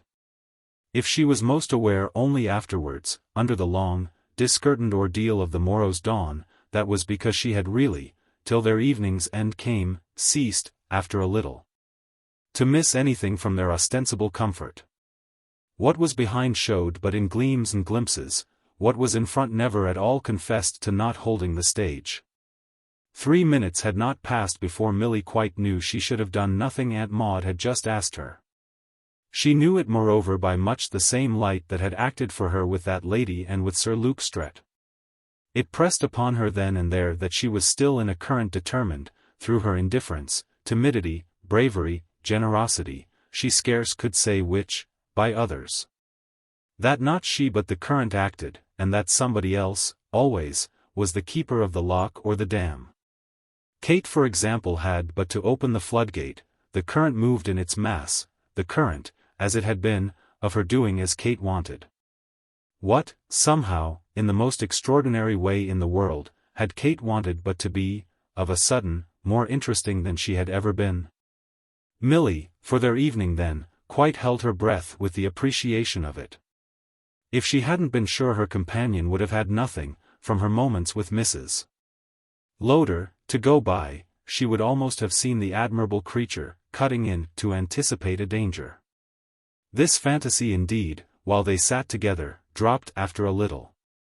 Even if only because other fantasies multiplied and clustered, making fairly, for our young woman, the buoyant medium in which her friend talked and moved. They sat together, I say, but Kate moved as much as she talked. She figured there, restless and charming, just perhaps a shade perfunctory, repeatedly quitting her place, taking slowly, to and fro, in the trailing folds of her light dress, the length of the room. And almost avowedly performing for the pleasure of her hostess. Mrs. Lowder had said to Milly at Matcham that she and her niece, as allies, could practically conquer the world. But though it was a speech about which there had even then been a vague, grand glamour, the girl read into it at present more of an approach to a meaning. Kate, for that matter, by herself, could conquer anything, and she, Milly Theale, was probably concerned with the world only as the small scrap of it that most impinged on her and that was therefore first to be dealt with. On this basis of being dealt with she would doubtless herself do her share of the conquering, she would have something to supply, Kate something to take, each of them thus, to that tune. Something for squaring with Aunt Maude's ideal. This in short was what it came to now, that the occasion, in the quiet late lamplight, had the quality of a rough rehearsal of the possible big drama.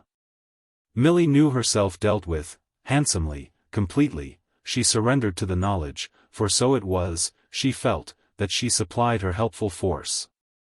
And what Kate had to take Kate took as freely and, to all appearance, as gratefully.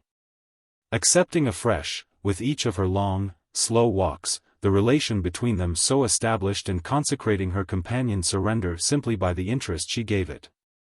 The interest to Milly herself we naturally mean, the interest to Kate Milly felt as probably inferior. It easily and largely came for their present talk, for the quick flight of the hour before the breach of the spell, it all came, when considered, from the circumstance, not in the least abnormal, that the handsome girl was in extraordinary form. Milly remembered her having said that she was at her best late at night. Remembered it by its having, with its fine assurance, made her wonder when she was at her best and how happy people must be who had such a fixed time. She had no time at all. She was never at her best, unless indeed it were exactly, as now, in listening, watching, admiring, collapsing. If Kate moreover, quite mercilessly, had never been so good, the beauty and the marvel of it was that she had never really been so frank.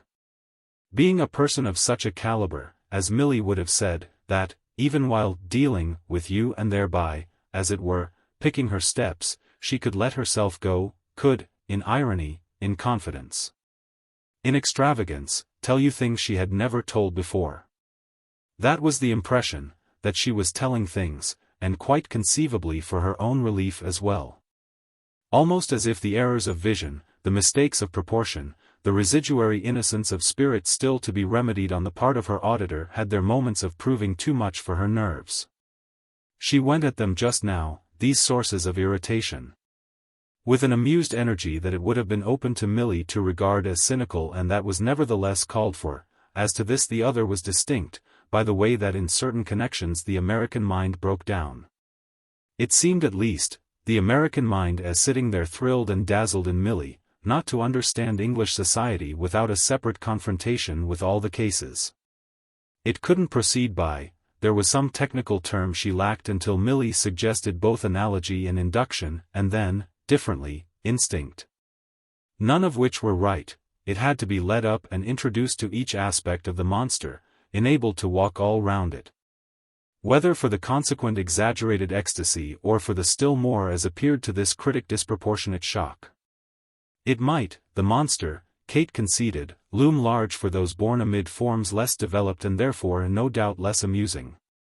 It might on some sides be a strange and dreadful monster, calculated to devour the unwary, to abase the proud, to scandalize the good. But if one had to live with it one must, not to be forever sitting up, learn how, which was virtually in short tonight what the handsome girl showed herself as teaching. She gave away publicly, in this process, Lancaster Gate and everything it contained. She gave away, hand over hand, Milly's thrill continued to note, Aunt Maude and Aunt Maude's glories and Aunt Maude's complacencies. She gave herself away most of all, and it was naturally what most contributed to her candor. She didn't speak to her friend once more, in Aunt Maude's strain, of how they could scale the skies. She spoke, by her bright, perverse preference on this occasion, of the need, in the first place, of being neither stupid nor vulgar. It might have been a lesson, for our young American, in the art of seeing things as they were, a lesson so various and so sustained that the pupil had, as we have shown, but receptively to gape. The odd thing furthermore was that it could serve its purpose while explicitly disavowing every personal bias. It wasn't that she disliked Aunt Maude, who was everything she had on other occasions declared. But the dear woman, ineffaceably stamped by inscrutable nature and a dreadful art, wasn't, how could she be, what she wasn't? She wasn't anyone. She wasn't anything. She wasn't anywhere. Milly mustn't think it, one couldn't, as a good friend, let her.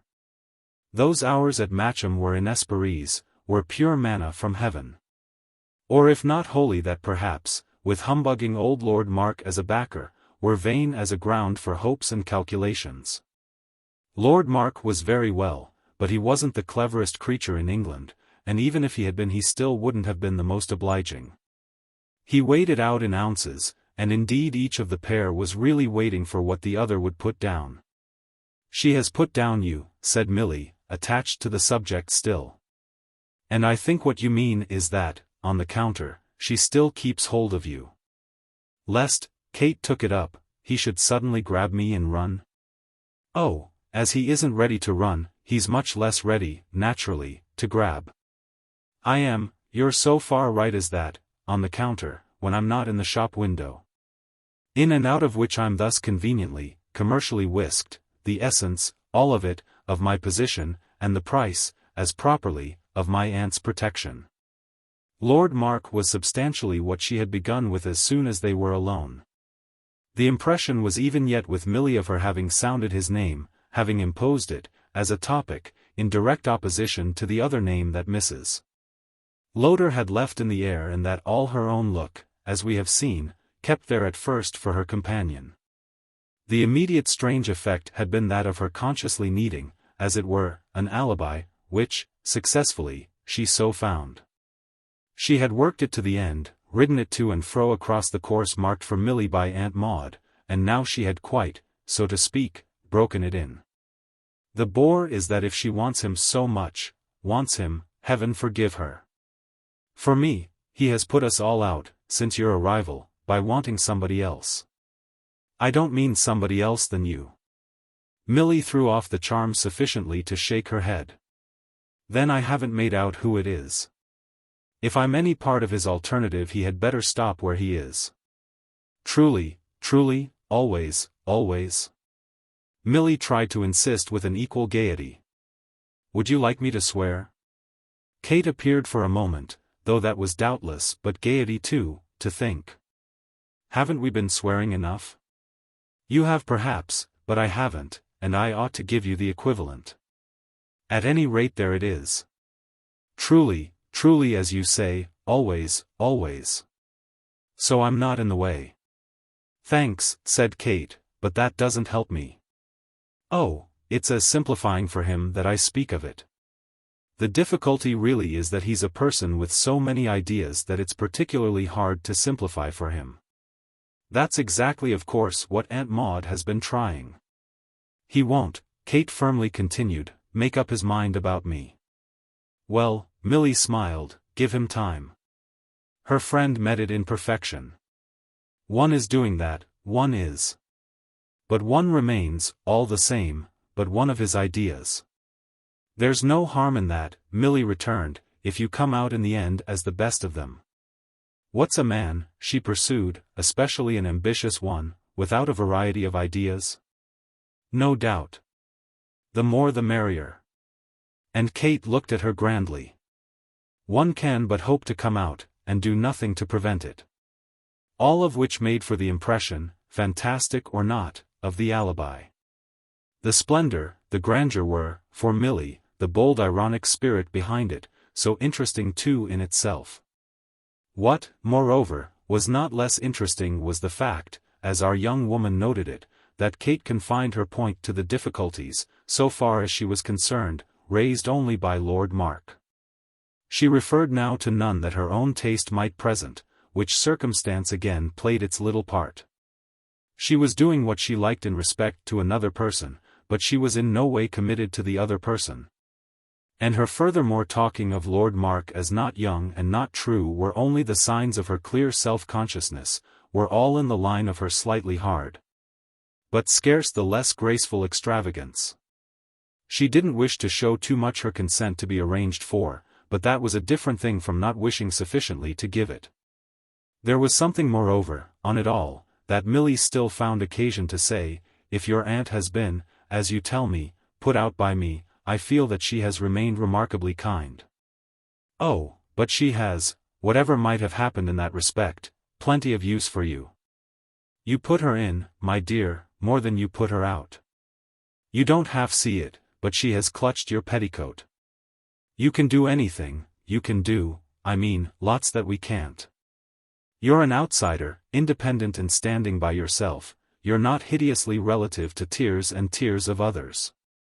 And Kate, facing in that direction, went further and further, wound up, while Milly gaped, with extraordinary words. We're of no use to you, it's decent to tell you. You'd be of use to us, but that's a different matter. My honest advice to you would be, she went indeed all lengths, to drop us while you can. It would be funny if you didn't soon see how awfully better you can do. We've not really done for you the least thing worth speaking of, nothing you mightn't easily have had in some other way. Therefore you're under no obligation. You won't want us next year, we shall only continue to want you. But that's no reason for you, and you mustn't pay too dreadfully for poor Mrs. Stringham's having let you in. She has the best conscience in the world, she's enchanted with what she has done, but you shouldn't take your people from her. It has been quite awful to see you do it. Milly tried to be amused, so as not, it was too absurd, to be fairly frightened. Strange enough indeed, if not natural enough, that, late at night thus, in a mere mercenary house, with Susie away, a want of confidence should possess her. She recalled, with all the rest of it, the next day, piecing things together in the dawn, that she had felt herself alone with a creature who paced like a panther. That was a violent image, but it made her a little less ashamed of having been scared. For all her scare, nonetheless, she had now the sense to find words. And yet without Susie I shouldn't have had you. It had been at this point, however, that Kate flickered highest. Oh, you may very well loathe me yet. Really at last, thus, it had been too much. As, with her own least feeble flare, after a wondering watch, Milly had shown. She hadn't cared, she had too much wanted to know. And, though a small solemnity of reproach, a somber strain, had broken into her tone, it was to figure as her nearest approach to serving Mrs. Lowder. Why do you say such things to me? This unexpectedly had acted, by a sudden turn of Kate's attitude, as a happy speech. She had risen as she spoke, and Kate had stopped before her, shining at her instantly with a softer brightness. Poor Milly hereby enjoyed one of her views of how people, wincing oddly, were often touched by her. Because you're a dove. With which she felt herself ever so delicately, so considerately, embraced, not with familiarity or as a liberty taken, but almost ceremonially and in the manner of an accolade. Partly as if, though a dove who could perch on a finger, one were also a princess with whom forms were to be observed. It even came to her, through the touch of her companion's lips, that this form, this cool pressure, fairly sealed the sense of what Kate had just said. It was moreover, for the girl, like an inspiration, she found herself accepting as the right one, while she caught her breath with relief, the name so given her. She met it on the instant as she would have met the revealed truth, it lighted up the strange dusk in which she lately had walked. That was what was the matter with her. She was a dove. Oh, wasn't she? It echoed within her as she became aware of the sound, outside, of the return of their friends. There was, the next thing, little enough doubt about it after Aunt Maude had been 2 minutes in the room. She had come up, Mrs. Lowder, with Susan, which she needn't have done, at that hour, instead of letting Kate come down to her. So that Milly could be quite sure it was to catch hold, in some way, of the loose end they had left. Well, the way she did catch was simply to make the point that it didn't now in the least matter. She had mounted the stairs for this, and she had her moment again with her younger hostess while Kate, on the spot, as the latter at the time noted, gave Susan Shepherd unwanted opportunities. Kate was in other words, as Aunt Maude engaged her friend, listening with the handsomest response to Mrs. Stringham's impression of the scene they had just quitted. It was in the tone of the fondest indulgence, almost, really, that of dove cooing to dove, that Mrs. Lowder expressed to Milly the hope that it had all gone beautifully. Her all had an ample benevolence, it soothed and simplified, she spoke as if it were the two young women, not she and her comrade, who had been facing the town together. But Milly's answer had prepared itself while Aunt Maude was on the stair, she had felt in a rush all the reasons that would make it the most dove-like. And she gave it, while she was about it, as earnest, as candid. I don't think, dear lady, he's here. It gave her straightway the measure of the success she could have as a dove, that was recorded in the long look of deep criticism, a look without a word, that Mrs. Lowder poured forth. And the word, presently, bettered it still. Oh, you exquisite thing. The luscious innuendo of it, almost startling, lingered in the room, after the visitors had gone, like an oversweet fragrance. But left alone with Mrs. Stringham, Milly continued to breathe it, she studied again the dove-like and so set her companion to mere rich reporting that she averted all inquiry into her own case. That, with the new day, was once more her law, though she saw before her, of course, as something of a complication, her need, each time, to decide. She should have to be clear as to how a dove would act. She settled it, she thought, well enough this morning by quite redopting her plan in respect to Sir Luke Strett. That, she was pleased to reflect, had originally been pitched in the key of a merely iridescent drab, and although Mrs. Stringham, after breakfast, began by staring at it as if it had been a priceless Persian carpet suddenly unrolled at her feet. She had no scruple, at the end of 5 minutes, in leaving her to make the best of it. "Sir Luke Strett comes, by appointment, to see me at 11, but I'm going out on purpose. He's to be told, please," deceptively, "that I'm at home, and you, as my representative, when he comes up, are to see him instead. He will like that, this time, better. So do be nice to him." It had taken, naturally, more explanation, and the mention, above all, of the fact that the visitor was the greatest of doctors. Yet when once the key had been offered, Susie slipped it on her bunch, and her young friend could again feel her lovely imagination operate. It operated in truth very much as Mrs. Lowder's, at the last, had done the night before. It made the air heavy once more with the extravagance of assent. It might, afresh, almost have frightened our young woman to see how people rushed to meet her. Had she then so little time to live that the road must always be spared her? It was as if they were helping her to take it out on the spot. Susie, she couldn't deny, and didn't pretend to, might, of a truth, on her side, have treated such news as a flash merely lurid. As to which, to do Susie justice, the pain of it was all there. But, none the less, the margin always allowed her young friend was all there as well. And the proposal now made her, what was it in short but Byzantine? The vision of Milly's perception of the propriety of the matter had, at any rate, quickly engulfed, so far as her attitude was concerned, any surprise and any shock. So that she only desired, the next thing, perfectly to possess the facts. Milly could easily speak, on this, as if there were only one. She made nothing of such another as that she had felt herself menaced. The great fact, in fine, was that she knew him to desire just now, more than anything else, to meet, quite apart, someone interested in her. Who therefore so interested as her faithful Susan? The only other circumstance that, by the time she had quitted her friend, she had treated as worth mentioning was the circumstance of her having at first intended to keep quiet. She had originally best seen herself as sweetly secretive. As to that she had changed, and her present request was the result. She didn't say why she had changed, but she trusted her faithful Susan. Their visitor would trust her not less, and she herself would adore their visitor. Moreover, he wouldn't, the girl felt sure, tell her anything dreadful. The worst would be that he was in love and that he needed a confidant to work it. And now she was going to the National Gallery. Chapter 7. The idea of the National Gallery had been with her from the moment of her hearing from Sir Luke Strett about his hour of coming. It had been in her mind as a place so meagerly visited, as one of the places that had seemed at home, one of the attractions of Europe and one of its highest aids to culture. But that, the old story, the typical frivolous always ended by sacrificing to vulgar pleasures. She had had perfectly, at those whimsical moments on the Brunig, the half-shamed sense of turning her back on such opportunities for real improvement as had figured to her, from of old. In connection with the Continental tour, under the general head of Pictures and Things. And now she knew for what she had done so.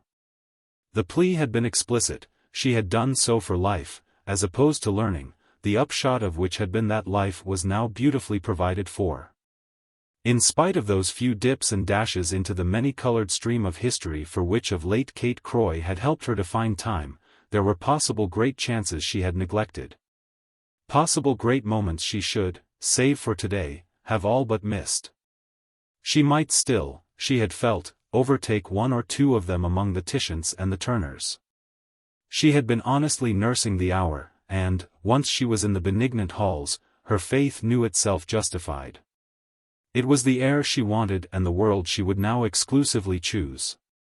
The quiet chambers, nobly overwhelming, rich but slightly veiled, opened out round her and made her presently say, "If I could lose myself here." There were people in plenty, but, admirably, no personal question. It was immense, outside, the personal question. But she had blissfully left it outside, and the nearest it came, for a quarter of an hour, to glimmering again into sight was when she watched for a little one of the more earnest of the lady copyists. 2 or 3 in particular, spectacled, aproned, absorbed, engaged her sympathy to an absurd extent, seemed to show her for the time the right way to live. She should have been a lady copyist, it met so the case. The case was the case of escape, of living under water, of being at once impersonal and firm. There it was before one had only to stick and stick. Milly yielded to this charm till she was almost ashamed. She watched the lady copyists till she found herself wondering what would be thought by others of a young woman, of adequate aspect, who should appear to regard them as the pride of the place. She would have liked to talk to them, to get, as it figured to her, into their lives. And was deterred but by the fact that she didn't quite see herself as purchasing imitations and yet feared she might excite the expectation of purchase. She really knew before long that what held her was the mere refuge, that something within her was after all too weak for the Turners and Titians. They joined hands about her in a circle too vast, though a circle that a year before she would only have desired to trace.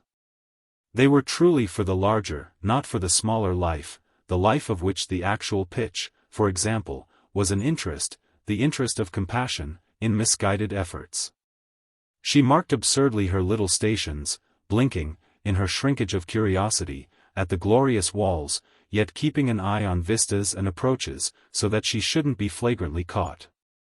The vistas and approaches drew her in this way from room to room, and she had been through many parts of the show, as she supposed, when she sat down to rest. There were chairs in scant clusters, places from which one could gaze. Milly indeed at present fixed her eyes more than elsewhere on the appearance, first, that she couldn't quite, after all, have accounted to an examiner for the order of her schools. And then on that of her being more tired than she had meant, in spite of her having been so much less intelligent.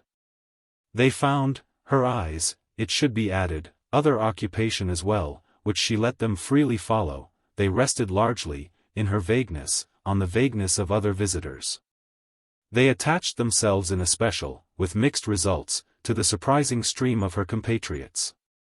She was struck with the circumstance that the great museum, early in August, was haunted with these pilgrims, as also with that of her knowing them from afar, marking them easily, each and all. And recognizing not less promptly that they had ever new lights for her, new lights on their own darkness.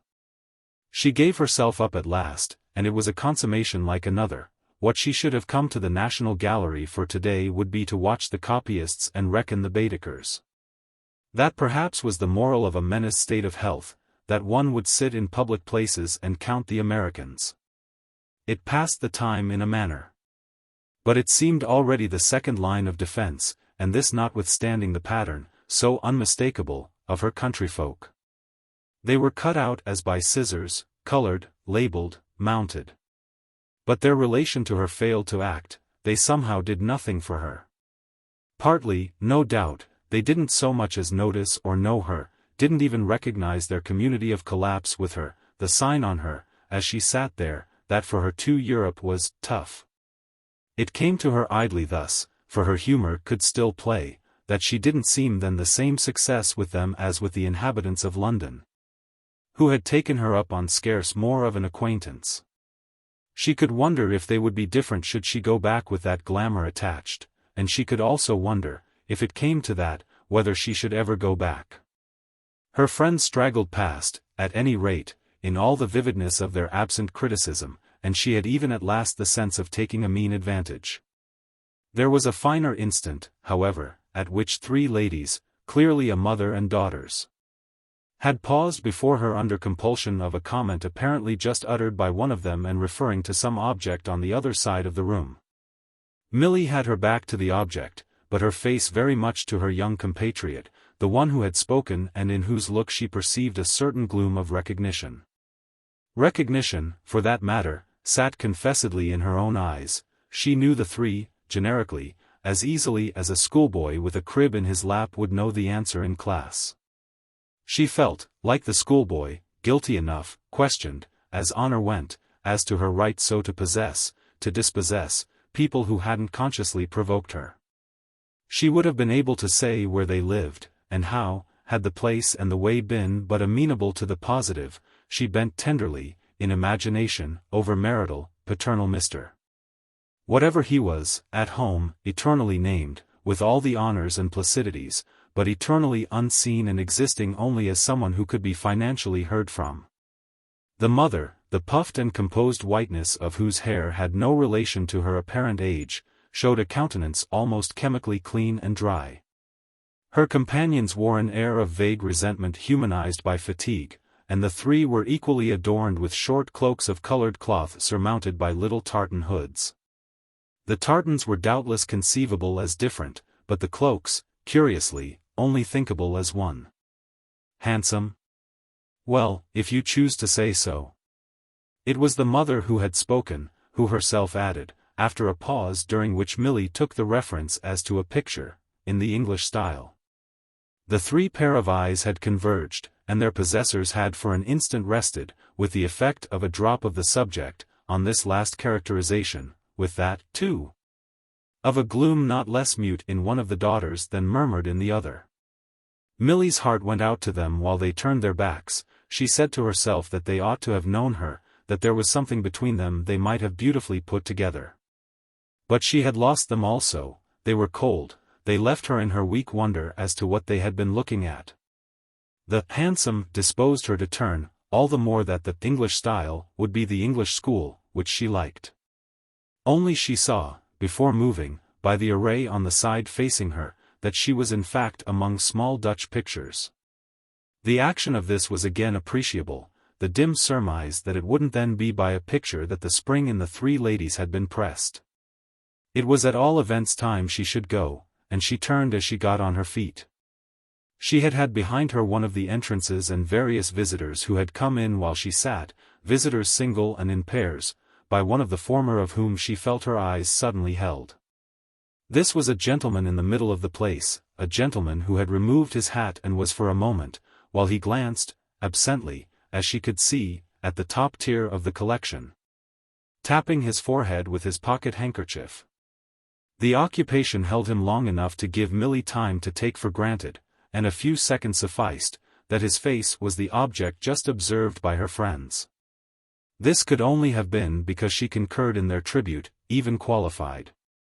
And indeed the English style of the gentleman, perhaps by instant contrast to the American, was what had had the arresting power. This arresting power, at the same time, and that was the marvel, had already sharpened almost to pain. For in the very act of judging the bared head with detachment she felt herself shaken by a knowledge of it. It was Merton Densher's own, and he was standing there, standing long enough unconscious for her to fix him and then hesitate. These successions were swift, so that she could still ask herself in freedom if she had best let him see her. She could still reply to that she shouldn't like him to catch her in the effort to prevent this. And she might further have decided that he was too preoccupied to see anything had not a perception intervened that surpassed the first in violence. She was unable to think afterwards how long she had looked at him before knowing herself as otherwise looked at. All she was coherently to put together was that she had had a second recognition without his having noticed her. The source of this latter shock was nobody less than Kate Croy, who was suddenly also in the line of vision and whose eyes met her eyes at their next movement. Kate was but 2 yards off, Mr. Densher wasn't alone. Kate's face specifically said so, for after a stare as blank at first as Milly's it broke into a far smile. That was what, wonderfully, in addition to the marvel of their meeting, passed from her for Milly, the instant reduction to easy terms of the fact of their being there, the two young women, together. It was perhaps only afterwards that the girl fully felt the connection between this touch and her already established conviction that Kate was a prodigious person. Yet on the spot she none the less, in a degree, knew herself handled and again, as she had been the night before, dealt with, absolutely even dealt with for her greater pleasure. A minute in fine hadn't elapsed before Kate had somehow made her provisionally take everything as natural. The provisional was just the charm, acquiring that character from one moment to the other. It represented happily so much that Kate would explain on the very first chance. This left moreover, and that was the greatest wonder, all due margin for amusement at the way things happened. The monstrous oddity of their turning up in such a place on the very heels of their having separated without allusion to it. The handsome girl was thus literally in control of the scene by the time Merton Densher was ready to exclaim with a high flush. Or a vivid blush, one didn't distinguish the embarrassment from the joy. "Why, Miss Theale, fancy." And, "Why, Miss Theale, what luck." Miss Theale had meanwhile the sense that for him too, on Kate's part, something wonderful and unspoken was determinant. And this although, distinctly, his companion had no more looked at him with a hint than he had looked at her with a question. He had looked and he was looking only at Milly herself, ever so pleasantly and considerately, she scarce knew what to call it.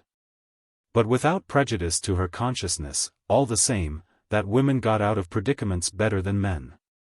The predicament of course wasn't definite or phraseable, and the way they let all phrasing pass was presently to recur to our young woman as a characteristic triumph of the civilized state. But she took it for granted, insistently, with a small private flare of passion, because the one thing she could think of to do for him was to show him how she eased him off.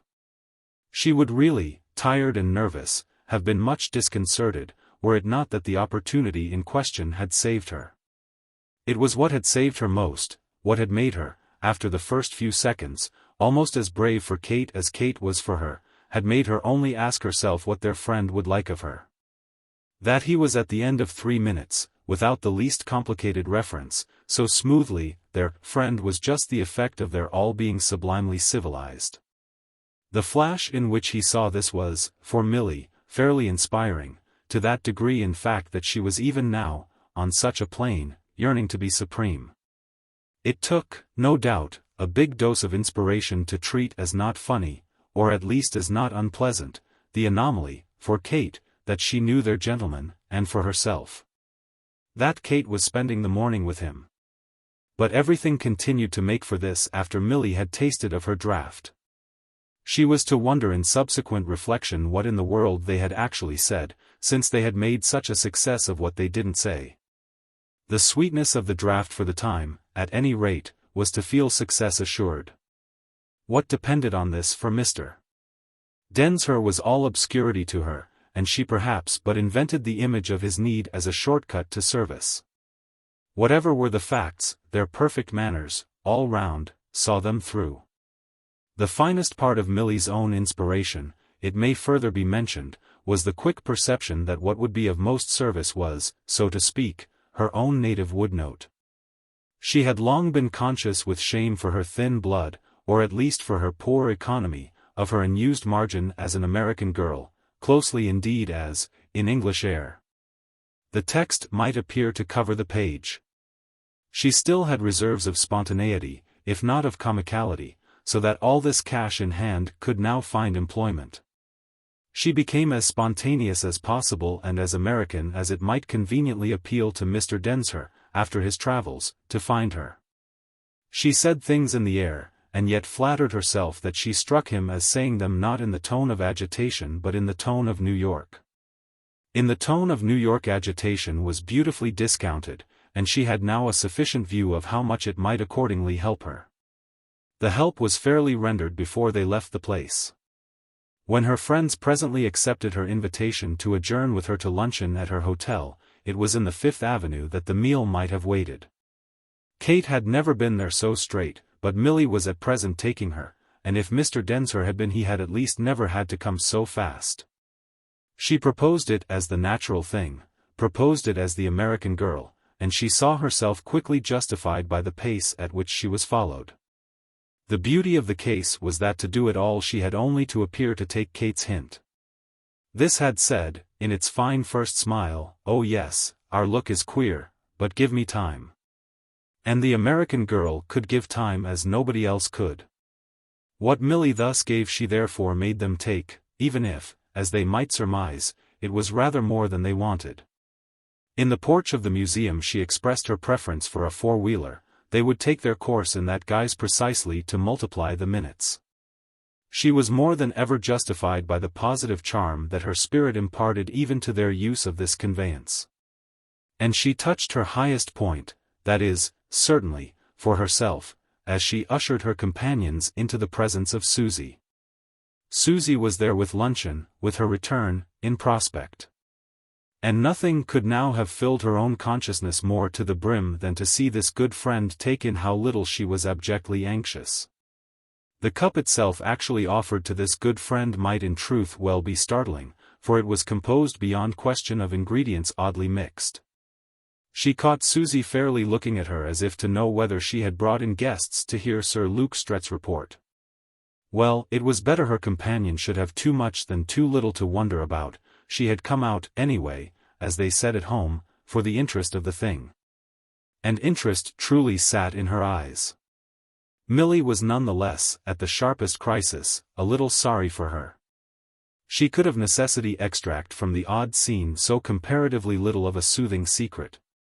She saw Mr. Densher suddenly popping up, but she saw nothing else that had happened. She saw in the same way her young friend indifferent to her young friend's doom, and she lacked what would explain it. The only thing to keep her in patience was the way, after luncheon, Kate almost, as might be said, made up to her.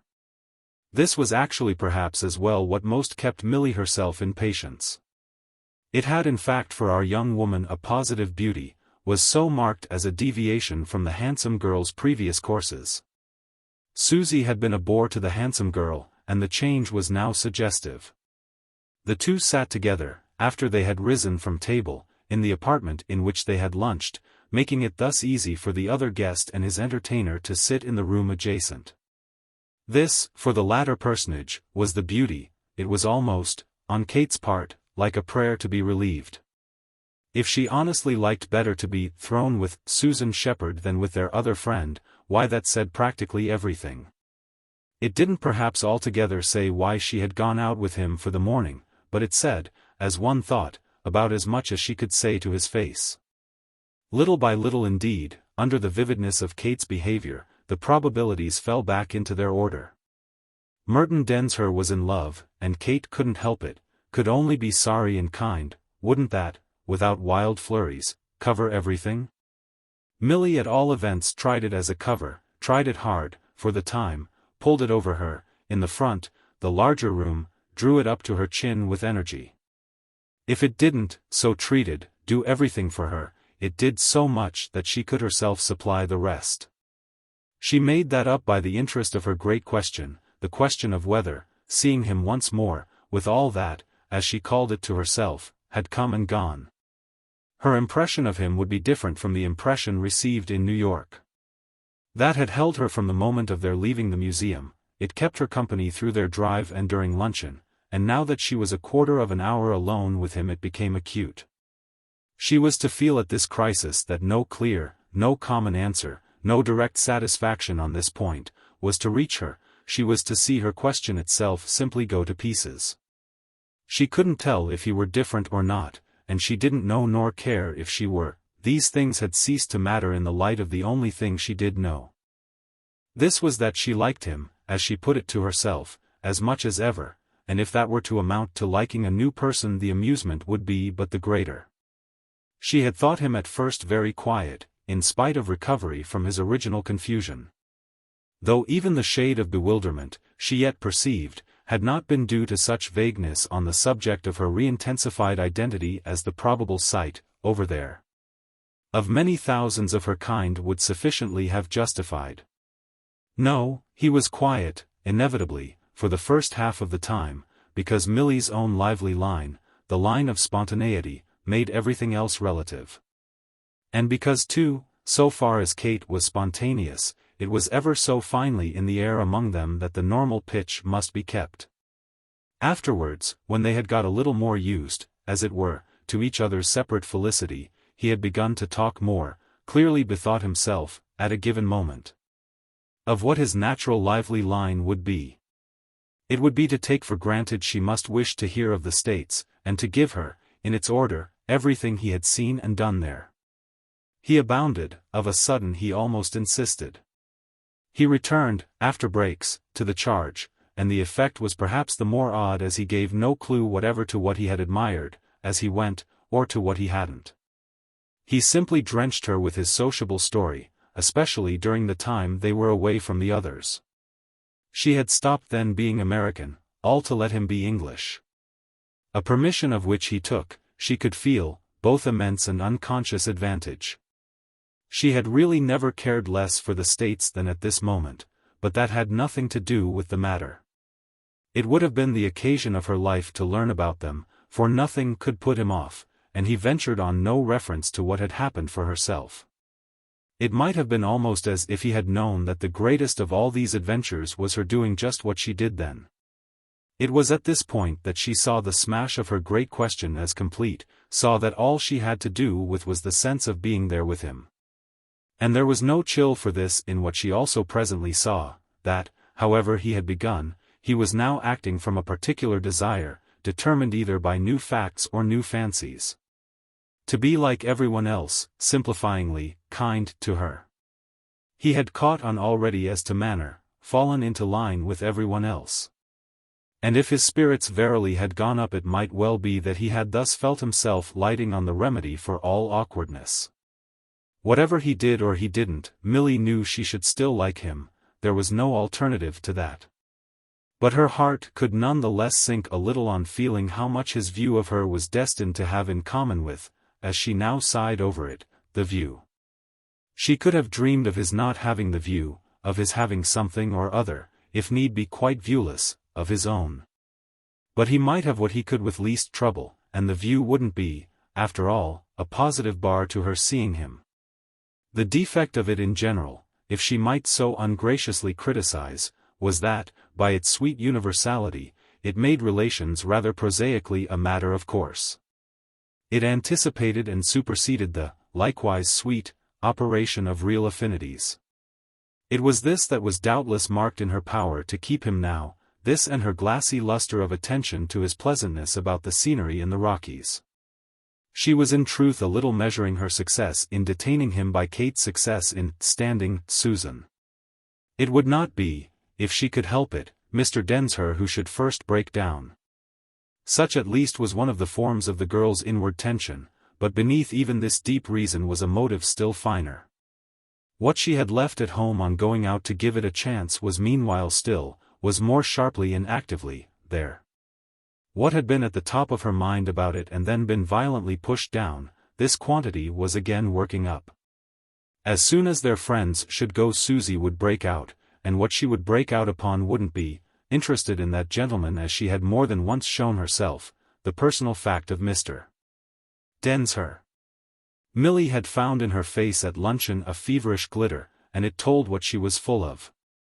She didn't care now for Mr. Densher's personal fact. Mr. Densher had risen before her only to find his proper place in her imagination already, of a sudden, occupied. His personal fact failed, so far as she was concerned, to be personal, and her companion noted the failure. This could only mean that she was full to the brim, of Sir Luke Strett, and of what she had had from him. What had she had from him? It was indeed now working upward again that Milly would do well to know, though knowledge looked stiff in the light of Susie's glitter. It was therefore, on the whole, because Densher's young hostess was divided from it by so thin a partition that she continued to cling to the Rockies. Book. Chapter 6. Chapter 1. "I say, you know, Kate, you did stay," had been Merton Densher's punctual remark on their adventure after they had, as it were, got out of it. An observation which she not less promptly, on her side, let him see that she forgave in him only because he was a man. She had to recognize, with whatever disappointment, that it was doubtless the most helpful he could make in this character. The fact of the adventure was flagrant between them. They had looked at each other, on gaining the street, as people look who have just rounded together a dangerous corner, and there was therefore already enough unanimity sketched out to have lighted, for her companion, anything equivocal in her action. But the amount of light men did need, Kate could have been eloquent at this moment about that. What, however, on his seeing more, struck him as most distinct in her was her sense that, reunited after his absence and having been now half the morning together, it behooved them to face without delay the question of handling their immediate future. That it would require some handling, that they should still have to deal in a crafty manner, with difficulties and delays, was the great matter he had come back to. greater than any but the refreshed consciousness of their personal need of each other. This need had had 20 minutes, the afternoon before, to find out where it stood, and the time was fully accounted for by the charm of the demonstration. He had arrived at Euston at 5, having wired her from Liverpool the moment he landed, and she had quickly decided to meet him at the station, whatever publicity might attend such an act. When he had praised her for it on alighting from his train, she had answered frankly enough that such things should be taken at a jump. She didn't care today who saw her, and she profited by it for her joy. Tomorrow, inevitably, she should have time to think, and then, as inevitably, would become a baser creature, a creature of alarms and precautions. It was none the less for tomorrow at an early hour that she had appointed their next meeting, keeping in mind for the present a particular obligation to show at Lancaster Gate by 6 o'clock. She had given, with imprecations, her reason, people to tea, eternally, and a promise to Aunt Maude. But she had been liberal enough on the spot and had suggested the National Gallery for the morning quite as with an idea that had ripened in expectancy. They might be seen there too, but nobody would know them. Just as, for that matter, now, in the refreshment room to which they had adjourned, they would incur the notice but, at the worst, of the unacquainted. They would have something there for the facility it would give. Thus had it already come up for them again that they had no place of convenience. He found himself on English soil with all sorts of feelings, but he hadn't quite faced having to reckon with a certain ruefulness in regard to that subject as one of the strongest. He was aware later on that there were questions his impatience had shirked, whereby it actually rather smote him, for want of preparation and assurance, that he had nowhere to take his love. He had taken it thus, at Euston, and on Kate's own suggestion, into the place where people had beer and buns, and had ordered tea at a small table in the corner. Which, no doubt, as they were lost in the crowd, did well enough for a stopgap. It perhaps did as well as her simply driving with him to the door of his lodging, which had had to figure as the sole device of his own wit. That wit, the truth was, had broken down a little at the sharp provision that once at his door they would have to hang back. She would have to stop there, wouldn't come in with him, couldn't possibly. And he shouldn't be able to ask her, would feel he couldn't without betraying a deficiency of what would be called, even at their advanced stage, respect for her. That again was all that was clear except the further fact that it was maddening. Compressed and concentrated, confined to a single sharp pang or two, but none the less in wait for him there on the Euston platform and lifting its head as that of a snake in the garden. Was the disconcerting sense that respect, in their game, seemed somehow, he scarce knew what to call it, a fifth wheel to the coach. It was properly an inside thing, not an outside, a thing to make love greater, not to make happiness less. They had met again for happiness, and he distinctly felt, during his most lucid moment or two, how he must keep watch on anything that really menaced that boon. If Kate had consented to drive away with him and alight at his house, there would probably enough have occurred for them, at the foot of his steps. One of those strange instants between man and woman that blow upon the red spark, the spark of conflict, ever latent in the depths of passion. She would have shaken her head, oh sadly, divinely, on the question of coming in.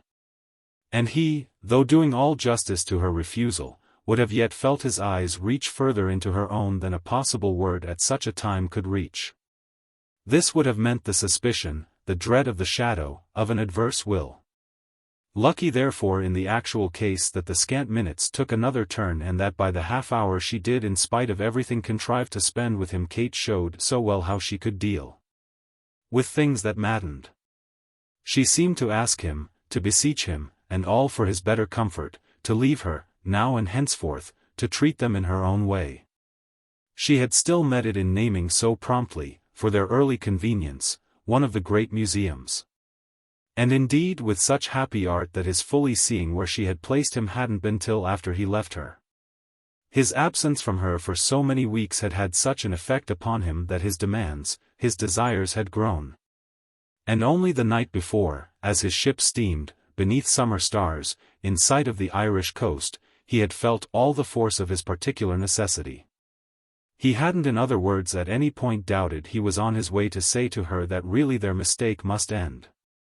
Their mistake was to have believed that they could hold out, that is, not against Aunt Maude, but against an impatience that, prolonged and exasperated, made a man ill.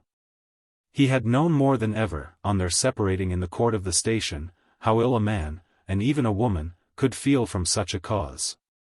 But he struck himself as also knowing that he had already suffered Kate to begin finally to apply antidotes and remedies and subtle sedatives.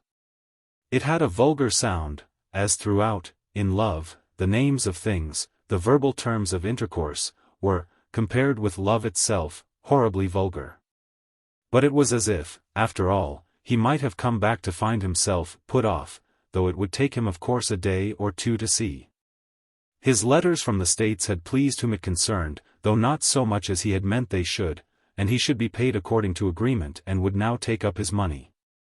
It wasn't in truth very much to take up, so that he hadn't in the least come back flourishing a checkbook. That new motive for bringing his mistress to terms he couldn't therefore pretend to produce. The ideal certainty would have been to be able to present a change of prospect as a warrant for the change of philosophy. And without it he should have to make shift but with the pretext of the lapse of time. The lapse of time, not so many weeks after all, she might always of course say, couldn't at any rate have failed to do something for him. And that consideration it was that had just now tided him over, all the more that he had his vision of what it had done personally for Kate. This had come out for him with a splendor that almost scared him even in their small corner of the room at Euston, almost scared him because it just seemed to blaze at him that waiting was the game of dupes. Not yet had she been so the creature he had originally seen, not yet had he felt so soundly safely sure. It was all there for him, playing on his pride of possession as a hidden master in a great dim church might play on the grandest organ. His final sense was that a woman couldn't be like that and then ask of one the impossible. She had been like that afresh on the morrow. And so for the hour they had been able to float in the mere joy of contact, such contact as their situation in pictured public halls permitted. This poor makeshift for closeness confessed itself in truth, by 20 small signs of unrest even on Kate's part, inadequate. So little could a decent interest in the interesting place presume to remind them of its claims. They had met there in order not to meet in the streets and not again, with an equal want of invention and of style, at a railway station. Not again, either, in Kensington Gardens, which, they could easily and tacitly agree, would have had too much of the taste of their old frustrations. The present taste, the taste that morning in the pictured halls, had been a variation, yet Densher had at the end of a quarter of an hour fully known what to conclude from it. This fairly consoled him for their awkwardness, as if he had been watching it affect her. She might be as nobly charming as she liked, and he had seen nothing to touch her in the States. She couldn't pretend that in such conditions as those she herself believed it enough to appease him. She couldn't pretend she believed he would believe it enough to render her a like service. It wasn't enough for that purpose, she as good as showed him it wasn't. That was what he could be glad, by demonstration, to have brought her to. He would have said to her had he put it crudely and on the spot, "Now am I to understand you that you consider this sort of thing can go on?" It would have been open to her, no doubt, to reply that to have him with her again, to have him all kept and treasured, so still, under her grasping hand, as she had held him in their yearning interval, was a sort of thing that he must allow her to have no quarrel about. But that would be a mere gesture of her grace, a mere sport of her subtlety. She knew as well as he what they wanted. In spite of which indeed he scarce could have said how beautifully he mightn't once more have named it and urged it if she hadn't, at a given moment, blurred, as it were, the accord. They had soon seated themselves for better talk, and so they had remained a while, intimate and superficial. The immediate things to say had been many, for they hadn't exhausted them at Euston. They drew upon them freely now, and Kate appeared quite to forget, which was prodigiously becoming to her, to look about for surprises.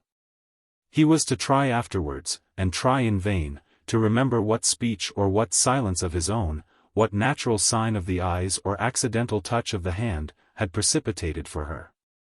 In the midst of this, a sudden different impulse. She had got up, with inconsequence, as if to break the charm, though he wasn't aware of what he had done at the moment to make the charm a danger. She had patched it up agreeably enough the next minute by some odd remark about some picture, to which he hadn't so much as replied. It being quite independently of this that he had himself exclaimed on the dreadful closeness of the rooms. He had observed that they must go out again to breathe. And it was as if their common consciousness, while they passed into another part, was that of persons who, infinitely engaged together, had been startled and were trying to look natural.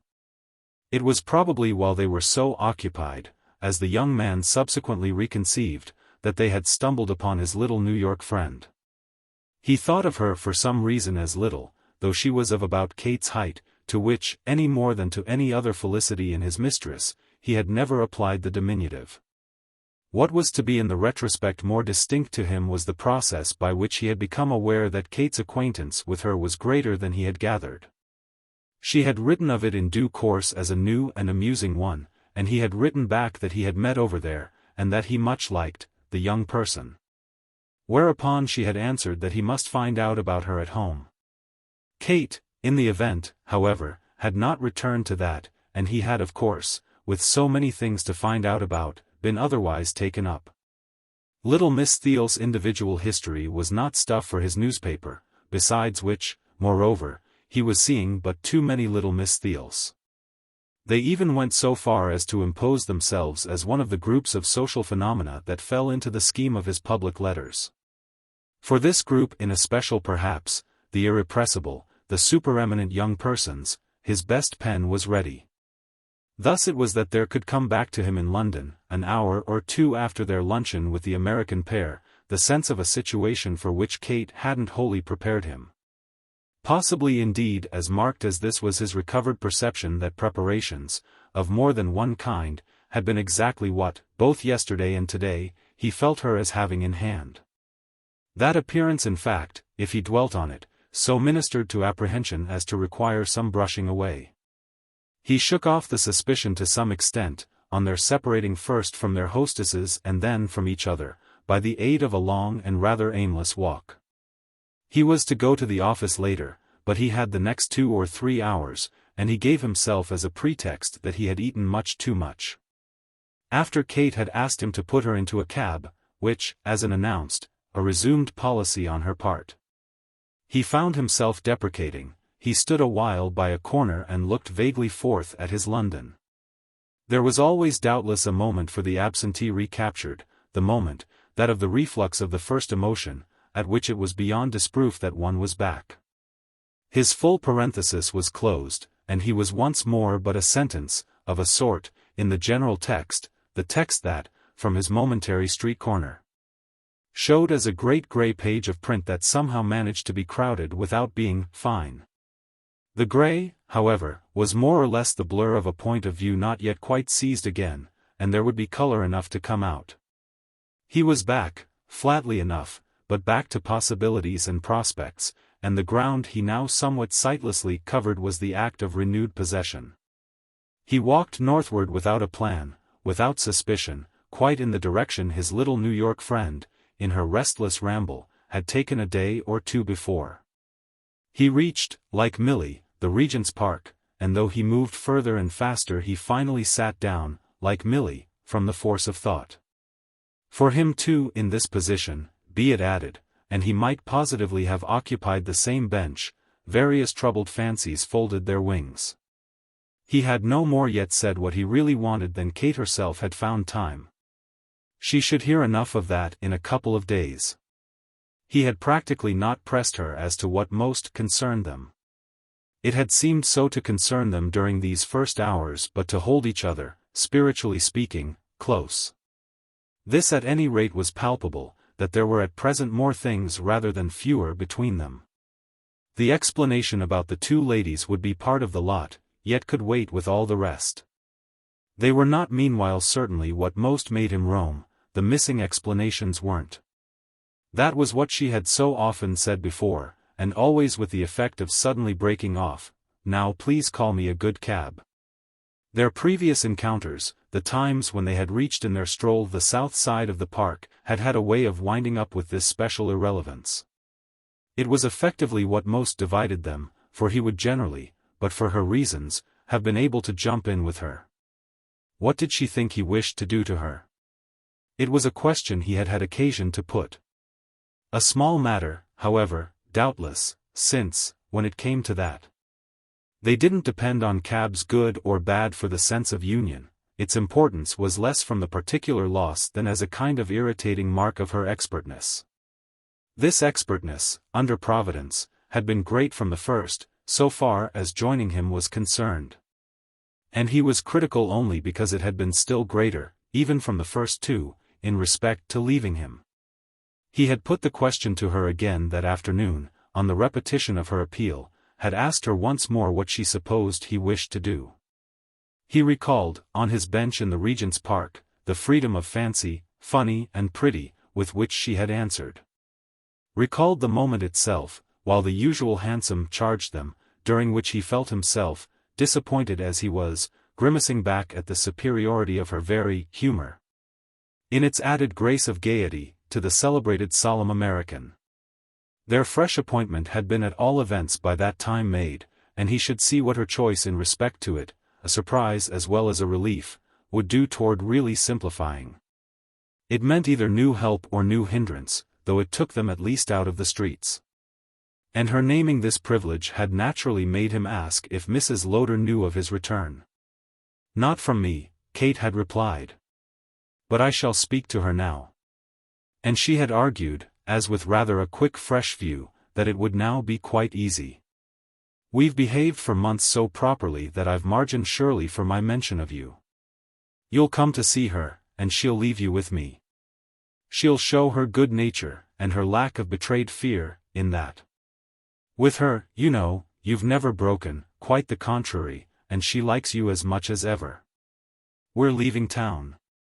It will be the end, just now therefore it's nothing to ask. I'll ask tonight, Kate had wound up, and if you'll leave it to me, my cleverness, I assure you, has grown infernal, I'll make it all right. He had of course thus left it to her and he was wondering more about it now than he had wondered there in Brook Street. He repeated to himself that if it wasn't in the line of triumph it was in the line of muddle. This indeed, no doubt, was as a part of his wonder for still other questions. Kate had really got off without meeting his little challenge about the terms of their intercourse with her dear Milly. Her dear Milly, it was sensible, was somehow in the picture. Her dear Milly, popping up in his absence, occupied, he couldn't have said quite why he felt it, more of the foreground than one would have expected her in advance to find clear. She took up room, and it was almost as if room had been made for her.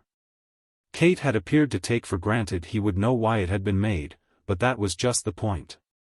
It was a foreground in which he himself, in which his connection with Kate, scarce enjoyed a space to turn round. But Miss Theale was perhaps at the present juncture a possibility of the same sort as the softened, if not the squared, Aunt Maude. It might be true of her also that if she weren't a bore she'd be a convenience. It rolled over him of a sudden, after he had resumed his walk, that this might easily be what Kate had meant. The charming girl adored her, Densher had for himself made out that, and would protect, would lend a hand, to their interviews. These might take place, in other words, on her premises, which would remove them still better from the streets. That was an explanation which did hang together. It was impaired a little, of a truth, by this fact that their next encounter was rather markedly not to depend upon her. Yet this fact in turn would be accounted for by the need of more preliminaries. One of the things he conceivably should gain on Thursday at Lancaster Gate would be a further view of that propriety. Chapter 2. It was extraordinary enough that he should actually be finding himself, when Thursday arrived, none so wide of the mark. Kate hadn't come all the way to this for him, but she had come to a good deal by the end of a quarter of an hour. What she had begun with was her surprise at her appearing to have left him on Tuesday anything more to understand.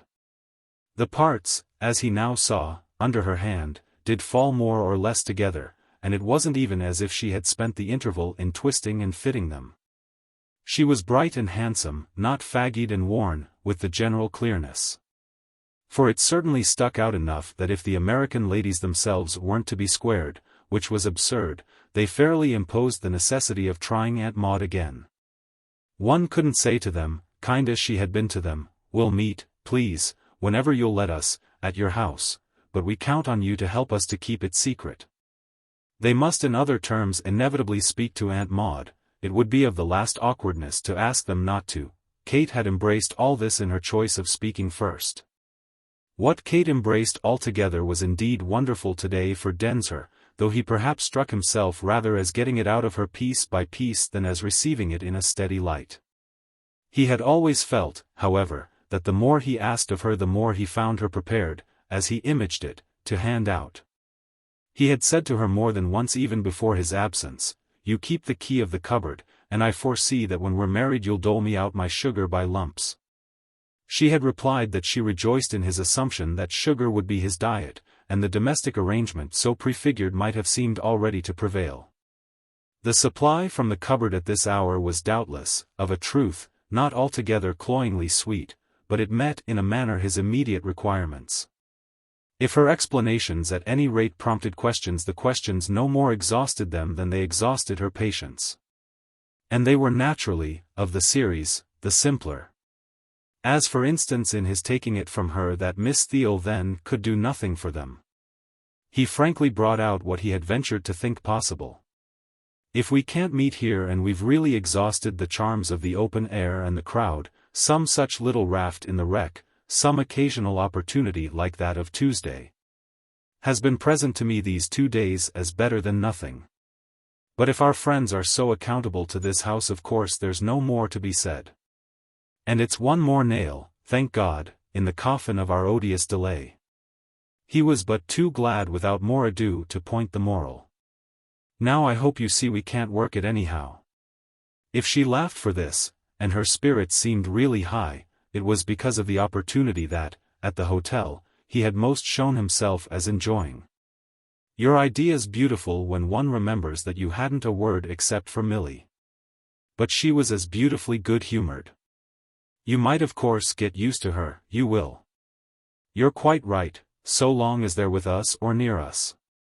And she put it, lucidly, that the dear things couldn't help, simply as charming friends, giving them a lift. "They'll speak to Aunt Maude, but they won't shut their doors to us, that would be another matter. A friend always helps, and she's a friend." She had left Mrs. Stringham by this time out of the question, she had reduced it to Milly. "Besides, she particularly likes us. She particularly likes you. I say, old boy, make something of that." He felt her dodging the ultimatum he had just made sharp, his definite reminder of how little, at the best, they could work it. But there were certain of his remarks, those mostly of the sharper penetration, that it had been quite her practice from the first not formally, not reverently to notice. She showed the effect of them in ways less trite. This was what happened now, he didn't think in truth that she wasn't really minding. She took him up, none the less, on a minor question. "You say we can't meet here, but you see it's just what we do. What could be more lovely than this?" It wasn't to torment him, that again he didn't believe. But he had to come to the house in some discomfort, so that he frowned a little at her calling it thus a luxury. Wasn't there an element in it of coming back into bondage? The bondage might be veiled and varnished, but he knew in his bones how little the very highest privileges of Lancaster Gate could ever be a sign of their freedom. They were upstairs, in one of the smaller apartments of state, a room arranged as a boudoir, but visibly unused, it defied familiarity, and furnished in the ugliest of blues. He had immediately looked with interest at the closed doors, and Kate had met his interest with the assurance that it was all right, that Aunt Maude did them justice, so far, that was. As this particular time was concerned. That they should be alone and have nothing to fear. But the fresh allusion to this that he had drawn from her acted on him now more directly, brought him closer still to the question. They were alone, it was all right, he took in anew the shut doors and the permitted privacy, the solid stillness of the great house. They connected themselves on the spot with something made doubly vivid in him by the whole present play of her charming strong will. What it amounted to was that he couldn't have her, hanged if he could, evasive. He couldn't and he wouldn't have her inconvenient and elusive. He didn't want her deeper than himself, fine as it might be as wit or as character. He wanted to keep her where their communications would be straight and easy and their intercourse independent. The effect of this was to make him say in a moment, "Will you take me just as I am?" She turned a little pale for the tone of truth in it, which qualified to his sense delightfully the strength of her will. And the pleasure he found in this was not the less for her breaking out after an instant into a strain that stirred him more than any she had ever used with him. "Ah, do let me try myself. I assure you I see my way, so don't spoil it, wait for me and give me time." "Dear man," Kate said, "only believe in me, and it will be beautiful." He hadn't come back to hear her talk of his believing in her as if he didn't. But he had come back, and it all was upon him now, to seize her with a sudden intensity that her manner of pleading with him had made, as happily appeared, irresistible. He laid strong hands upon her to say, almost in anger, "Do you love me, love me, love me?" And she closed her eyes as with the sense that he might strike her but that she could gratefully take it. Her surrender was her response her surrender. And, though scarce hearing what she said, he so profited by these things that it could for the time be ever so intimately appreciable to him that he was keeping her. The long embrace in which they held each other was the route of evasion, and he took from it the certitude that what she had from him was real to her. It was stronger than an uttered vow, and the name he was to give it in afterthought was that she had been sublimely sincere.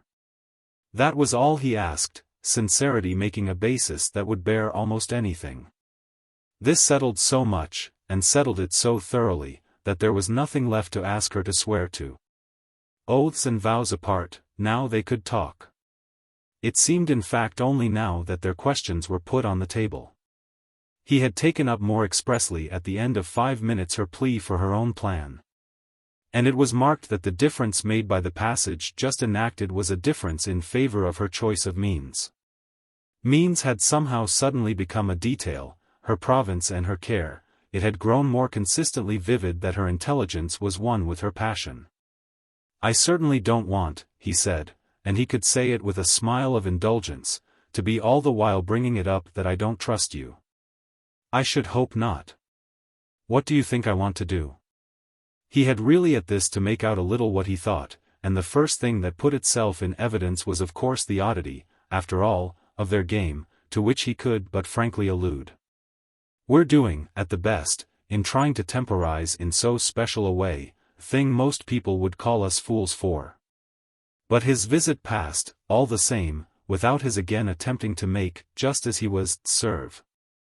He had no more money just as he was than he had had just as he had been, or than he should have, probably, when it came to that, just as he always would be.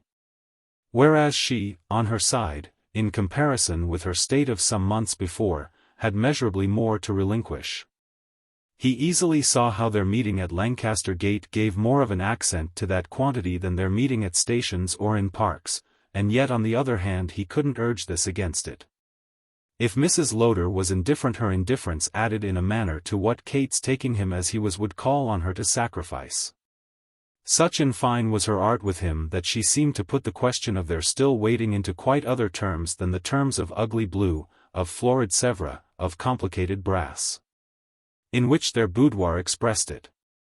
She said almost all in fact by saying, on this article of Aunt Maude, after he had once more pressed her, that when he should see her, as must inevitably soon happen, he would understand. "Do you mean," he asked at this, "that there's any definite sign of her coming round?" "I'm not talking," he explained, "of mere hypocrisies in her, or mere brave duplicities. Remember, after all, that supremely clever as we are, and as strong a team, I admit, as there is going, remember that she can play with us quite as much as we play with her." "She doesn't want to play with me, my dear," Kate lucidly replied, "she doesn't want to make me suffer a bit more than she need. She cares for me too much, and everything she does or doesn't do has a value. This has a value, her being as she has been about us today. I believe she's in her room, where she's keeping strictly to herself while you're here with me. But that isn't playing, not a bit. What is it then? The young man returned, from the moment it isn't her blessing and a check. Kate was complete. It's simply her absence of smallness. There is something in her above trifles. She generally trusts us, she doesn't propose to hunt us into corners, and if we frankly ask for a thing, why, said Kate, she shrugs, but she lets it go. She has really but one fault, she's indifferent, on such ground as she has taken about us, to details. However, the girl cheerfully went on, it isn't in detail we fight her. It seems to me, Densher brought out after a moment's thought of this, that it's in detail we deceive her, a speech that, as soon as he had uttered it, applied itself for him, as also visibly for his companion, to the afterglow of their recent embrace. Any confusion attaching to this adventure, however, dropped from Kate, whom, as he could see with sacred joy, it must take more than that to make compunctious. I don't say we can do it again. I mean, she explained, meet here. Densher indeed had been wondering where they could do it again.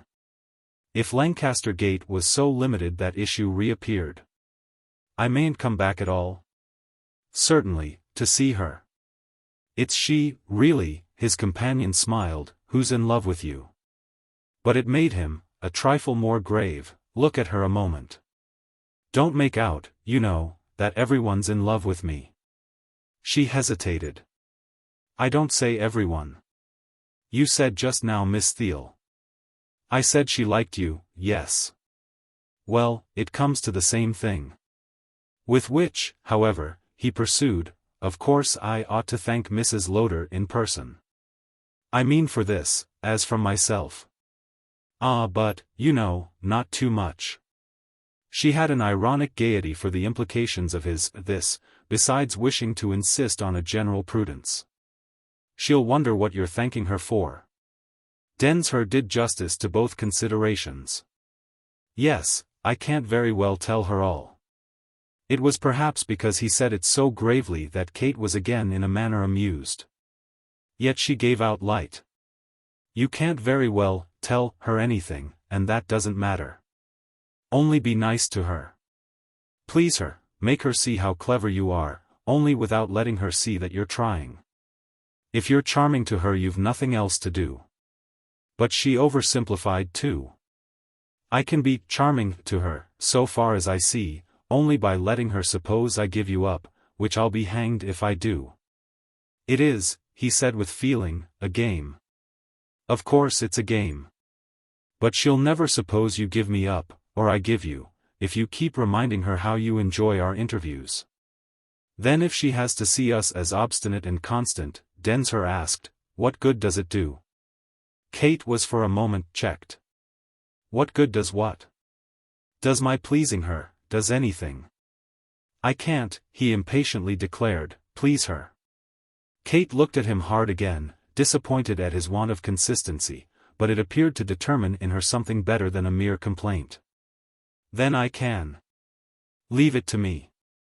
With which she came to him under the compulsion, again, that had united them shortly before, and took hold of him in her urgency to the same tender purpose.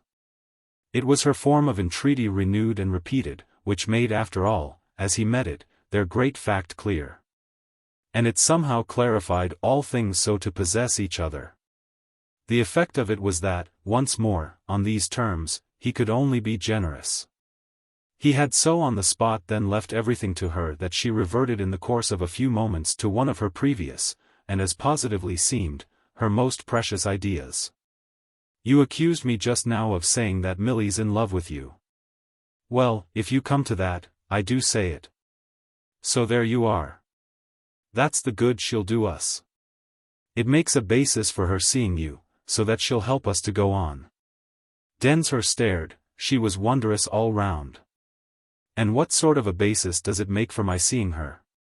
Oh, I don't mind. Kate smiled. Don't mind my leading her on? She put it differently. Don't mind her leading you. Well, she won't, so it's nothing not to mind. But how can that help, he pursued, with what she knows? What she knows. That needn't prevent. He wondered. Prevent her loving us? Prevent her helping you? She's like that, Kate Croy explained. It took indeed some understanding. Making nothing of the fact that I love another? Making everything, said Kate. To console you. But for what? For not getting your other. He continued to stare. But how does she know? That you won't get her? She doesn't, but on the other hand she doesn't know you will. Meanwhile she sees you baffled, for she knows of Aunt Maude's stand. That, Kate was lucid, gives her the chance to be nice to you. And what does it give me, the young man none the less rationally asked, the chance to be a brute of a humbug to her? Kate so possessed her facts, as it were, that she smiled at his violence. You'll extraordinarily like her. She's exquisite. And there are reasons. I mean others. What others? Well, I'll tell you another time. Those I give you, the girl added, are enough to go on with. To go on to what? Why, to seeing her again, say as soon as you can, which, moreover, on all grounds, is no more than decent of you. He of course took in her reference, and he had fully in mind what had passed between them in New York. It had been no great quantity, but it had made distinctly at the time for his pleasure. So that anything in the nature of an appeal in the name of it could have a slight kindling consequence. Oh, I shall naturally call again without delay. Yes, said Densher, her being in love with me is nonsense, but I must, quite independently of that, make every acknowledgment of favors received. It appeared practically all Kate asked. Then you see. I shall meet you there. I don't quite see, he presently returned, why she should wish to receive you for it. She receives me for myself, that is for herself. She thinks no end of me. That I should have to drum it into you. Yet still he didn't take it. Then I confess she's beyond me. Well, Kate could but leave it as she saw it. She regards me as already, in these few weeks, her dearest friend. It's quite separate. We're in, she and I, ever so deep. And it was to confirm this that, as if it had flashed upon her that he was somewhere at sea, she threw out at last her own real light. She doesn't of course know I care for you. She thinks I care so little that it's not worth speaking of.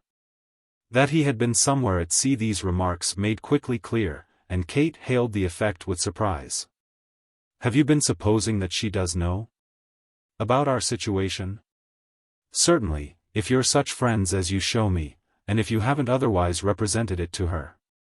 She uttered at this such a sound of impatience that he stood artlessly vague. You have denied it to her? She threw up her arms at his being so backward. Denied it? My dear man, we've never spoken of you. Never, never?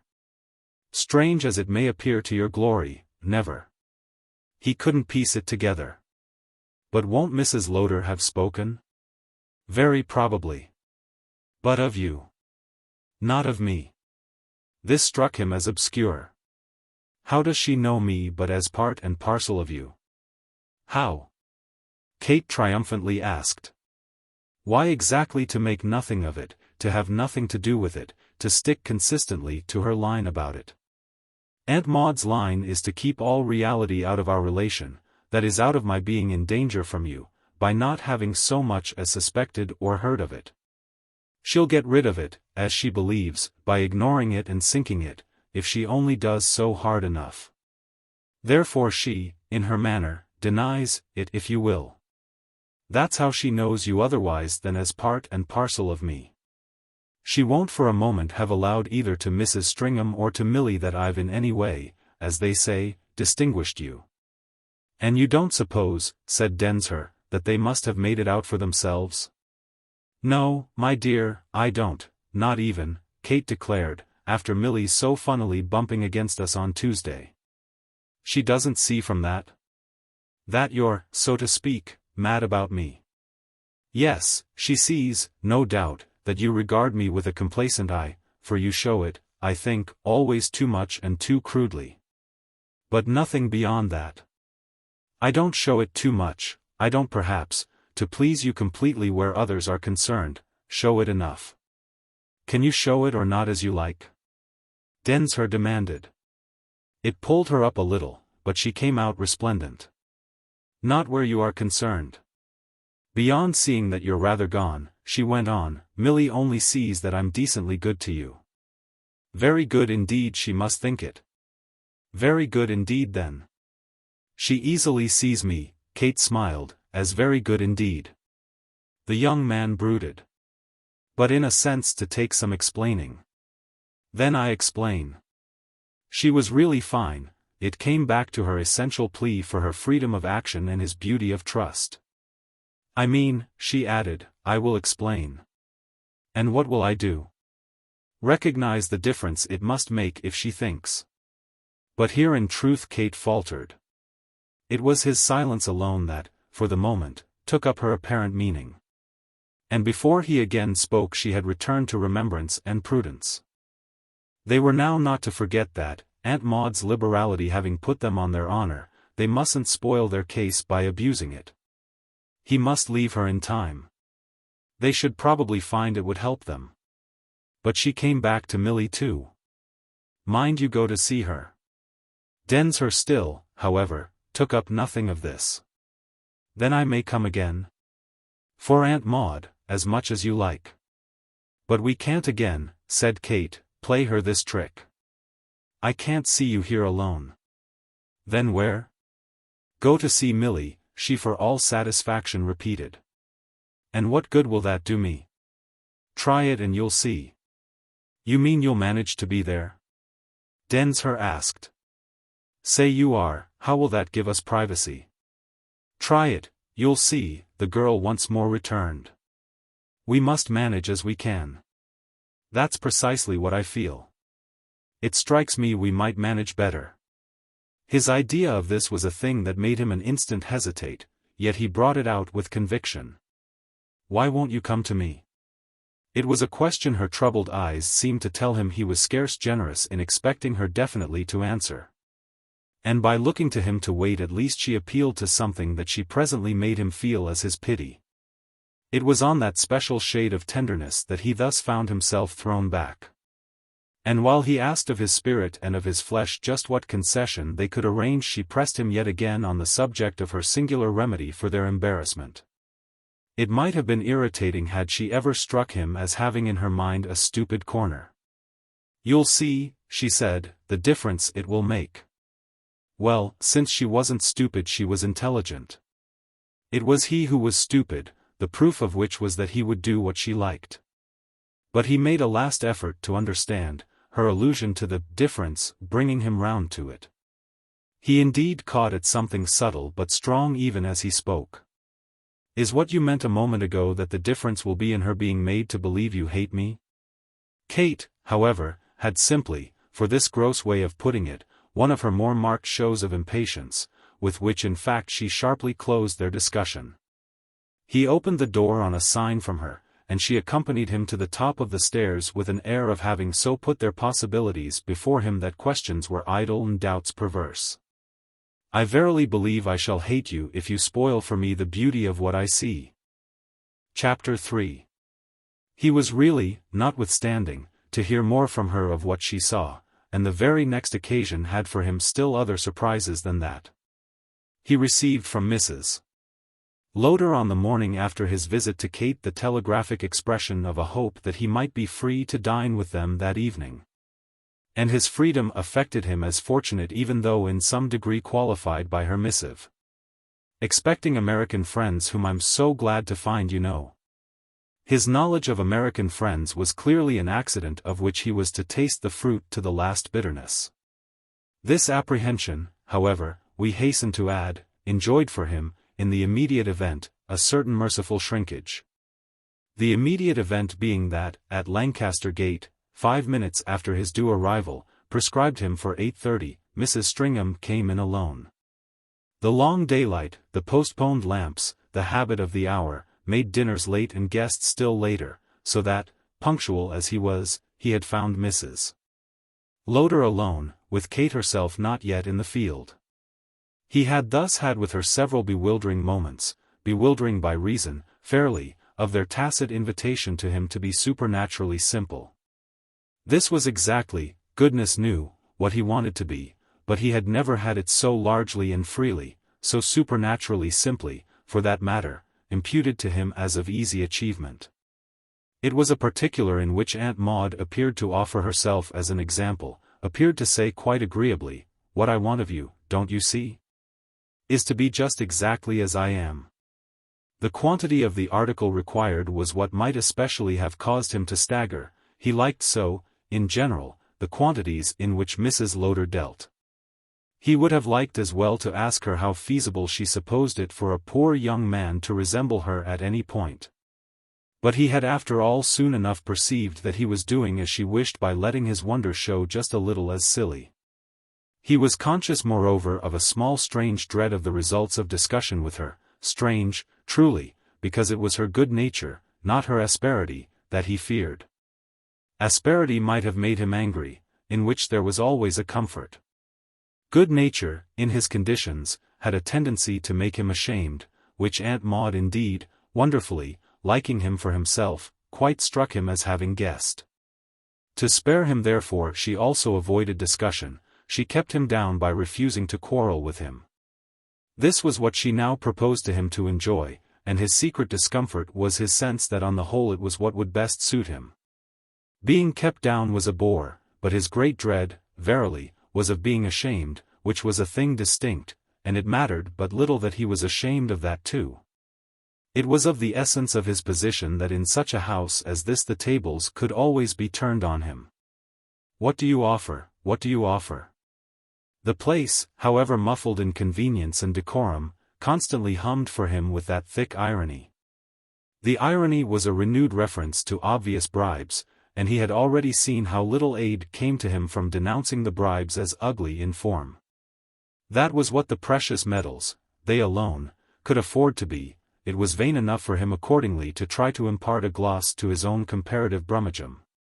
The humiliation of this impotence was precisely what Aunt Maude sought to mitigate for him by keeping him down. And as her effort to that end had doubtless never yet been so visible, he had probably never felt so definitely placed in the world as while he waited with her for her half-dozen other guests.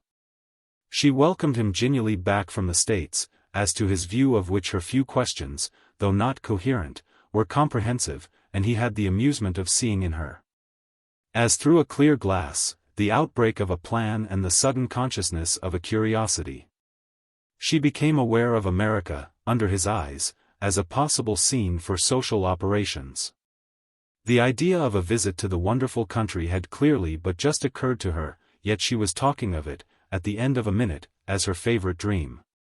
He didn't believe in it, but he pretended to. This helped her as well as anything else to treat him as harmless and blameless.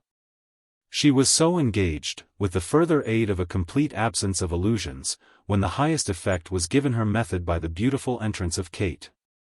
The method therefore received support all round, for no young man could have been less formidable than the person to the relief of whose shyness her niece ostensibly came. The ostensible, in Kate, struck him altogether, on this occasion, as prodigious. While scarcely less prodigious, for that matter, was his own reading, on the spot, of the relation between his companions, a relation lighted for him by the straight look. Not exactly loving nor lingering, yet searching and soft, that, on the part of their hostess, the girl had to reckon with as she advanced. It took her in from head to foot, and in doing so it told a story that made poor Densher again the least bit sick. It marked so something with which Kate habitually and consummately reckoned. That was the story, that she was always, for her beneficent dragon, under arms, living up, every hour, but especially at festal hours, to the value Mrs. Lowder had attached to her. High and fixed, this estimate ruled on each occasion at Lancaster Gate the social scene. So that he now recognized in it something like the artistic idea, the plastic substance, imposed by tradition, by genius, by criticism, in respect to a given character, on a distinguished actress. As such a person was to dress the part, to walk, to look, to speak, in every way to express, the part, so all this was what Kate was to do for the character she had undertaken, under her aunt's roof, to represent. It was made up, the character, of definite elements and touches, things all perfectly ponderable to criticism. And the way for her to meet criticism was evidently at the start to be sure her makeup had had the last touch and that she looked at least no worse than usual. Aunt Maude's appreciation of that tonight was indeed managerial, and the performer's own contribution fairly that of the faultless soldier on parade. Densher saw himself for the moment as in his purchased stall at the play, the watchful manager was in the depths of a box and the poor actress in the glare of the footlights. But she passed, the poor performer, he could see how she always passed. Her wig, her paint, her jewels, every mark of her expression impeccable, and her entrance accordingly greeted with the proper round of applause. Such impressions as we thus note for Densher come and go, it must be granted, in very much less time than notation demands. But we may none the less make the point that there was, still further, time among them for him to feel almost too scared to take part in the ovation. He struck himself as having lost, for the minute, his presence of mind, so that in any case he only stared in silence at the older woman's technical challenge and at the younger one's disciplined face. It was as if the drama, it thus came to him, for the fact of a drama there was no blinking, was between them quite preponderantly. With Merton Densher relegated to mere spectatorship, a paying place in front, and one of the most expensive. This was why his appreciation had turned for the instant to fear, had just turned, as we have said, to sickness. And in spite of the fact that the disciplined face did offer him over the footlights, as he believed, the small gleam, fine faint but exquisite, of a special intelligence. So might a practiced performer, even when raked by double-barreled glasses, seem to be all in her part and yet convey a sign to the person in the house she loved best.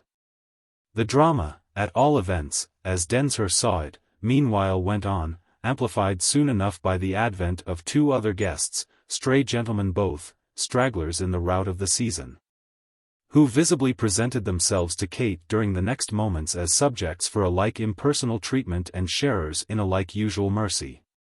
At opposite ends of the social course, they displayed, in respect to the figure that each, in his way, made, one the expansive, the other the contractile effect of the perfect white waistcoat. A scratch company of two innocuous youths and a pacified veteran was therefore what now offered itself to Mrs. Stringham, who rustled in a little breathless and full of the compunction of having had to come alone.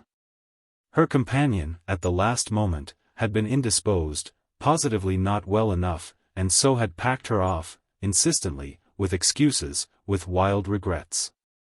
This circumstance of their charming friend's illness was the first thing Kate took up with Densher on their being able after dinner, without bravado, to have 10 minutes, naturally, as she called it, which wasn't what he did, together. But it was already as if the young man had, by an odd impression, throughout the meal, not been wholly deprived of Miss Theale's participation. Mrs.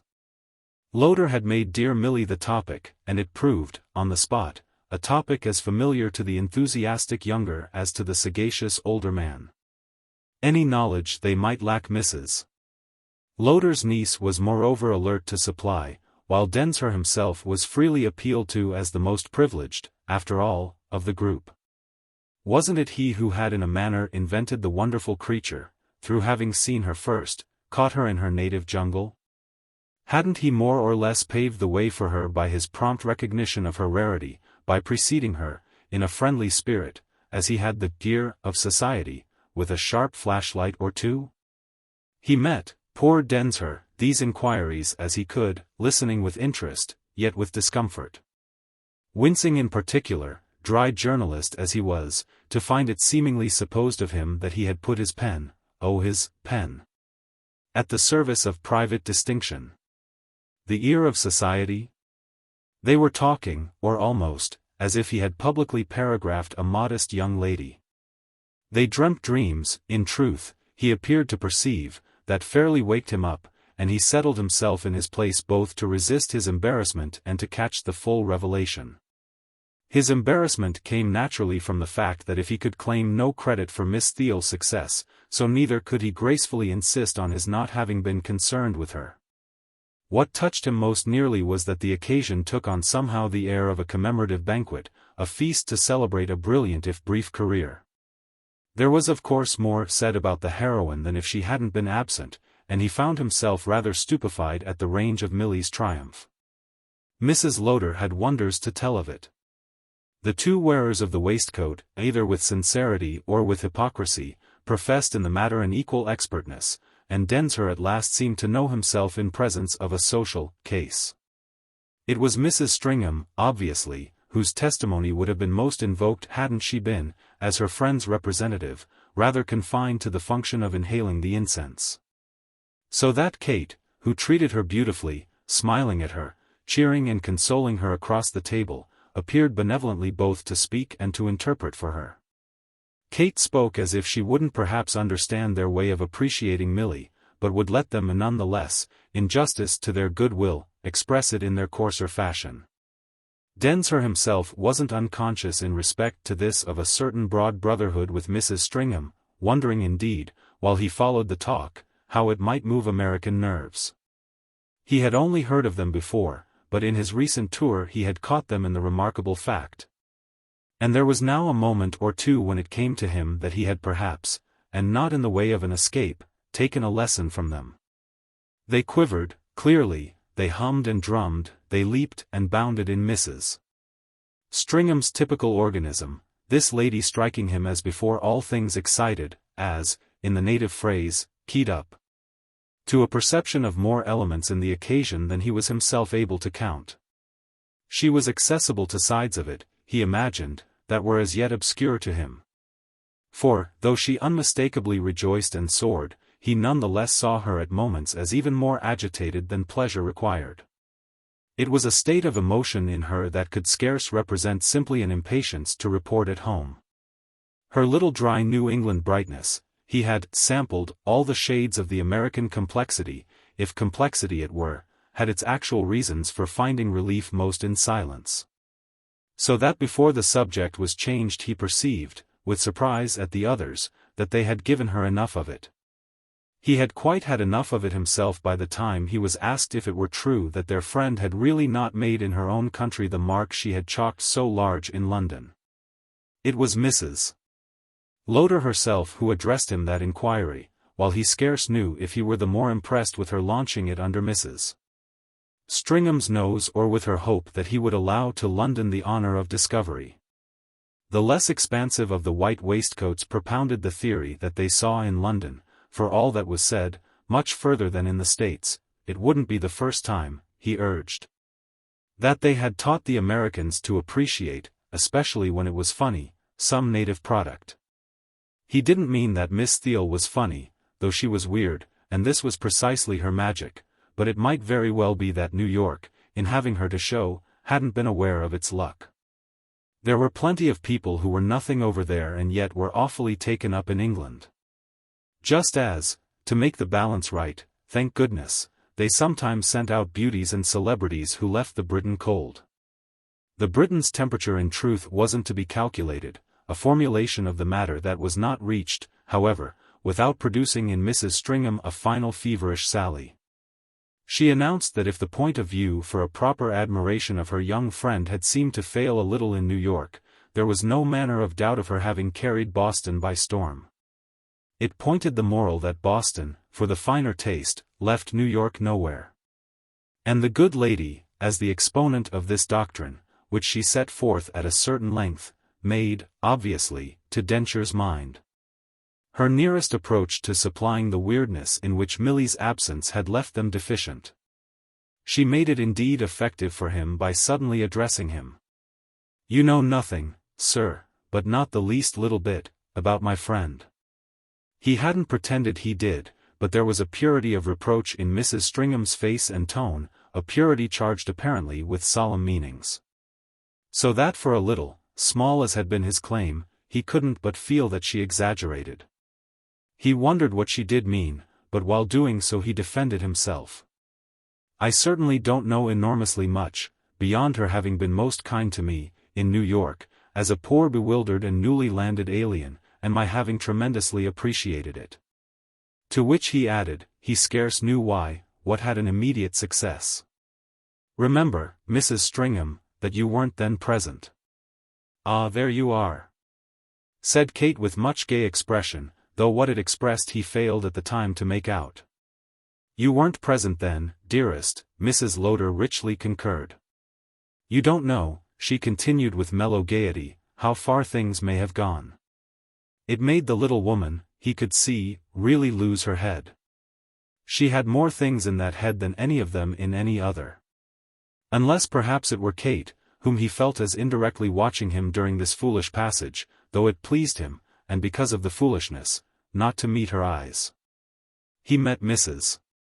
Stringham's, which affected him. With her he could on occasion clear it up, a sense produced by the mute communion between them and really the beginning, as the event was to show, of something extraordinary. It was even already a little the effect of this communion that Mrs. Stringham perceptibly faltered in her retort to Mrs. Lowder's joke. Oh, it's precisely my point that Mr. Densher can't have had vast opportunities. And then she smiled at him. I wasn't away, you know, long. It made everything, in the oddest way in the world, immediately right for him. And I wasn't there long, either. He positively saw with it that nothing for him, so far as she was concerned, would again be wrong. She's beautiful, but I don't say she's easy to know. Ah, she's 1,001 things, replied the good lady, as if now to keep well with him. He asked nothing better. She was off with you to these parts before I knew it. I myself was off too, away off to wonderful parts, where I had endlessly more to see. But you didn't forget her. Aunt Maude interposed with almost menacing archness. No, of course I didn't forget her. One doesn't forget such charming impressions. But I never, he lucidly maintained, chattered to others about her. She'll thank you for that, sir, said Mrs. Stringham with a flushed firmness.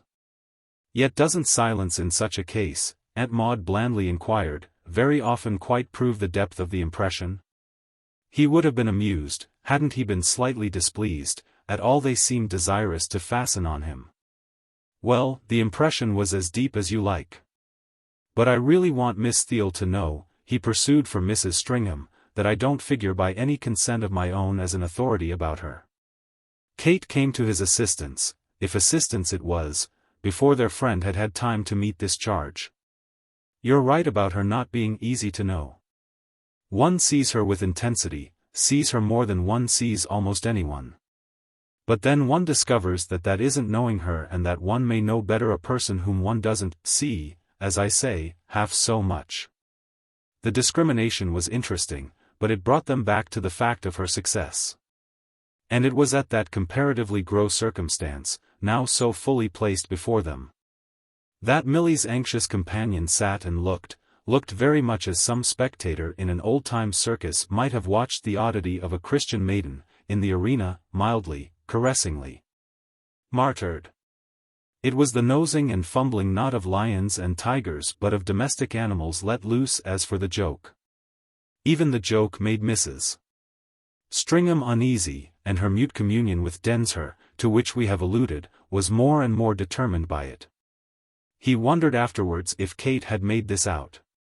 Though it was not indeed till much later on that he found himself, in thought, dividing the things she might have been conscious of from the things she must have missed. If she actually missed, at any rate, Mrs. Stringham's discomfort, that but showed how her own idea held her. Her own idea was, by insisting on the fact of the girl's prominence as a feature of the season's end, to keep Densher in relation, for the rest of them, both to present and to past. It's everything that has happened since that makes you naturally a little shy about her. You don't know what has happened since, but we do, we've seen it and followed it, we've a little been of it. The great thing for him, at this, as Kate gave it, was in fact quite irresistibly that the case was a real one, the kind of thing that, when one's patience was shorter than one's curiosity, one had vaguely taken for possible in London, but in which one had never been even to this small extent concerned. The little American's sudden social adventure, her happy and, no doubt, harmless flourish, had probably been favored by several accidents. But it had been favored above all by the simple springboard of the scene, by one of those common caprices of the numberless foolish flock, gregarious movements as inscrutable as ocean currents. The huddled herd had drifted to her blindly, it might as blindly have drifted away. There had been of course a signal, but the great reason was probably the absence at the moment of a larger lion. The bigger beast would come and the smaller would then incontinently vanish. It was at all events characteristic, and what was of the essence of it was grist to his scribbling mill, matter for his journalizing hand. That hand already, in intention, played over it, the motive, as a sign of the season, a feature of the time, of the purely expeditious and rough-and-tumble nature of the social boom. The boom as in itself required, that would be the note, the subject of the process a comparatively minor question. Anything was boomable enough when nothing else was more so, the author of the rotten book, the beauty who was no beauty, the heiress who was only that. The stranger who was for the most part saved from being inconveniently strange but by being inconveniently familiar, the American whose Americanism had been long desperately discounted. The creature in fine as to whom spangles or spots of any sufficiently marked and exhibited sort could be loudly enough predicated. So he judged at least, within his limits. And the idea that what he had thus caught in the fact was the trick of fashion and the tone of society went so far as to make him take up again his sense of independence. He had supposed himself civilized, but if this was civilization, one could smoke one's pipe outside when twaddle was within. He had rather avoided, as we have remarked, Kate's eyes, but there came a moment when he would fairly have liked to put it, across the table, to her. "I say, light of my life. Is this the great world?" There came another, it must be added, and doubtless as a result of something that, over the cloth, did hang between them, when she struck him as having quite answered, "Dear no, for what do you take me? Not the least little bit, only a poor silly, though quite harmless, imitation." What she might have passed for saying, however, was practically merged in what she did say, for she came overtly to his aid, very much as if guessing some of his thoughts. She enunciated, to relieve his bewilderment, the obvious truth that you couldn't leave London for 3 months at that time of the year and come back to find your friends just where they were. As they had of course been jigging away, they might well be so red in the face that you wouldn't know them. She reconciled in fine his disclaimer about Milly with that honor of having discovered her which it was vain for him modestly to shirk. He had unearthed her, but it was they, all of them together, who had developed her. She was always a charmer, one of the greatest ever seen, but she wasn't the person he had backed. Densher was to feel sure afterwards that Kate had had in these pleasantries no conscious, above all no insolent purpose of making light of poor Susan Shepherd's property in their young friend, which property, by such remarks, was very much pushed to the wall. But he was also to know that Mrs. Stringham had secretly resented them, Mrs. Stringham holding the opinion, of which he was ultimately to have a glimpse, that all the Kate Croys in Christendom were but dust for the feet of her Milly. That, it was true, would be what she must reveal only when driven to her last entrenchments and well cornered in her passion, the rare passion of friendship. The sole passion of her little life save the one other, more imperturbably cerebral, that she entertained for the art of Guy de Maupassant. She slipped in the observation that her Milly was incapable of change, was just exactly, on the contrary, the same Milly, but this made little difference in the drift of Kate's contention. She was perfectly kind to Susie. It was as if she positively knew her as handicapped for any disagreement by feeling that she, Kate, had type, and by being committed to admiration of type. Kate had occasion subsequently, she found it somehow, to mention to our young man Milly's having spoken to her of this view on the good lady's part. She would like, Milly had had it from her, to put Kate Croy in a book and see what she could so do with her. Chop me up fine or serve me whole, it was a way of being got at that Kate professed she dreaded. It would be Mrs. Stringham's, however, she understood, because Mrs. Stringham, oddly, felt that with such stuff as the strange English girl was made of, stuff that, in spite of Maud Manningham, who was full of sentiment, she had never known. There was none other to be employed. These things were of later evidence, yet Densher might even then have felt them in the air. They were practically in it already when Kate, waiving the question of her friend's chemical change, wound up with the comparatively unobjectionable proposition that he must now, having missed so much, take them all up, on trust, further on. He met it peacefully, a little perhaps as an example to Mrs. Stringham, oh, as far on as you like. This even had its effect. Mrs. Stringham appropriated as much of it as might be meant for herself. The nice thing about her was that she could measure how much, so that by the time dinner was over they had really covered ground. Chapter 4. The younger of the other men, it afterwards appeared, was most in his element at the piano. So that they had coffee and comic songs upstairs, the gentleman, temporarily relinquished, submitting easily in this interest to Mrs. Lowder's parting injunction not to sit too tight.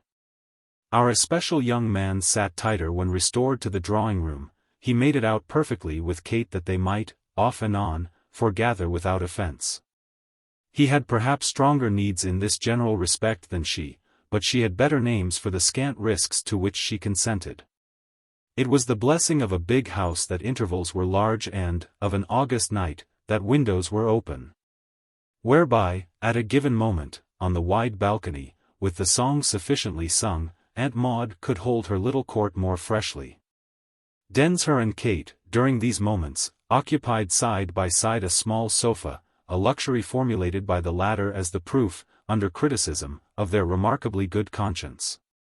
To seem not to know each other, once you're here, would be, the girl said, to overdo it, and she arranged it charmingly that they must have some passage to put Aunt Maude off the scent.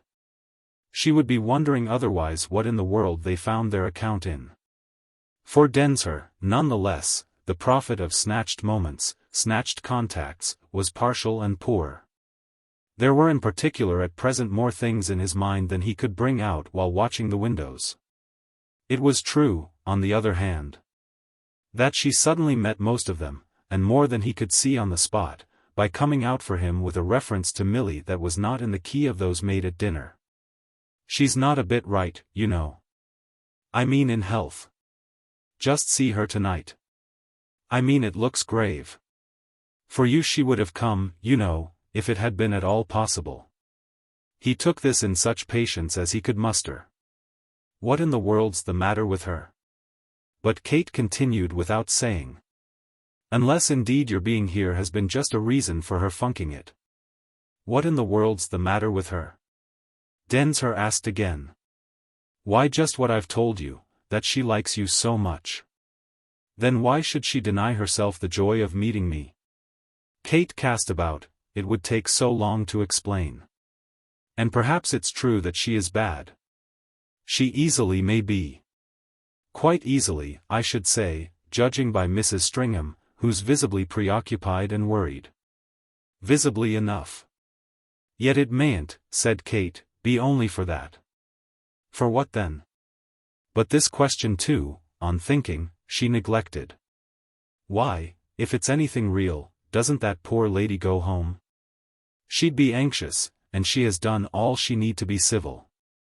I think, Densher remarked, she has been quite beautifully civil.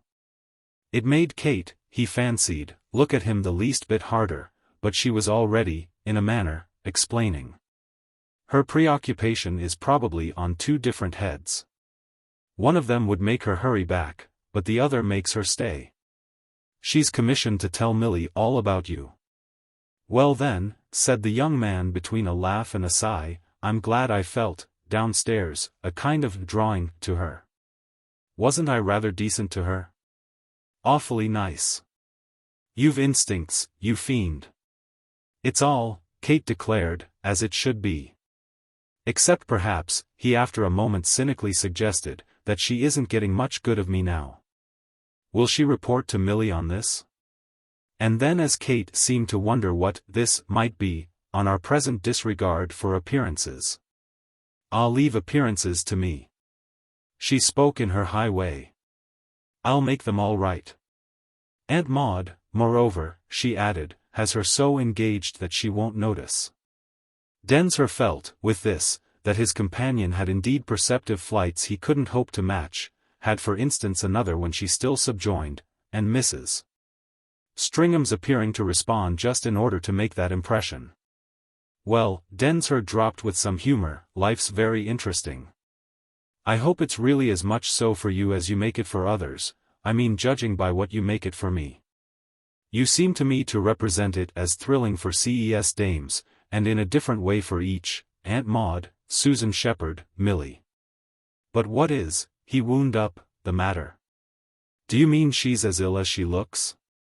Kate's face struck him as replying at first that his derisive speech deserved no satisfaction. Then she appeared to yield to a need of her own, the need to make the point that, as ill as she looked, was what Milly scarce could be.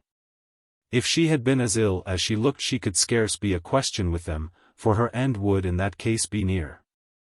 She believed herself nevertheless, and Kate couldn't help believing her too, seriously menaced.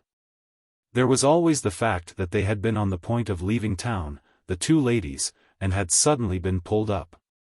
We bade them goodbye, or all but, Aunt Maude and I, the night before Milly, popping so very oddly into the National Gallery for a farewell look, found you and me together. They were then to get off a day or two later. But they've not got off, they're not getting off. When I see them, and I saw them this morning, they have showy reasons. They do mean to go, but they've postponed it. With which the girl brought out, they've postponed it for you. He protested so far as a man might without fatuity, since a protest was itself credulous, but Kate, as ever, understood herself. You've made Milly change her mind. She wants not to miss you, though she wants also not to show she wants you, which is why, as I hinted a moment ago, she may consciously have hung back tonight. She doesn't know when she may see you again, she doesn't know she ever may. She doesn't see the future. It has opened out before her in these last weeks as a dark confused thing. Densher wondered. After the tremendous time you've all been telling me she has had? That's it. There's a shadow across it. The shadow, you consider, of some physical breakup? Some physical breakdown. Nothing less. She's scared. She has so much to lose. And she wants more. Ah well, said Densher with a sudden strange sense of discomfort, couldn't one say to her that she can't have everything? No, for one wouldn't want to. She really, Kate went on, has been somebody here. Ask Aunt Maude, you may think me prejudiced, the girl oddly smiled. Aunt Maude will tell you, the world's before her.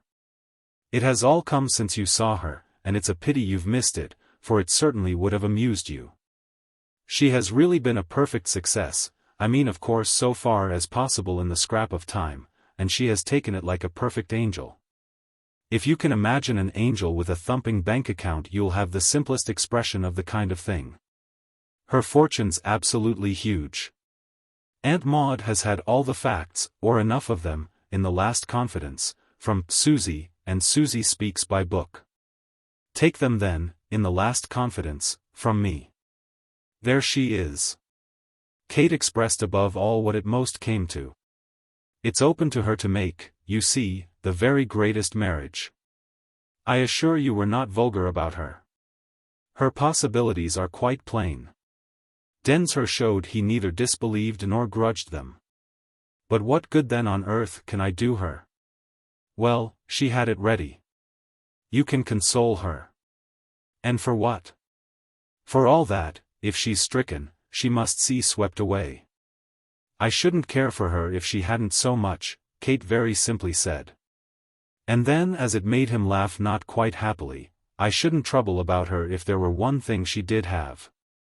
The girl spoke indeed with a noble compassion. She has nothing. Not all the young dukes. Well, we must see if anything can come of them. She at any rate does love life. To have met a person like you, Kate further explained, is to have felt you become, with all the other fine things, a part of life. Oh, she has you arranged.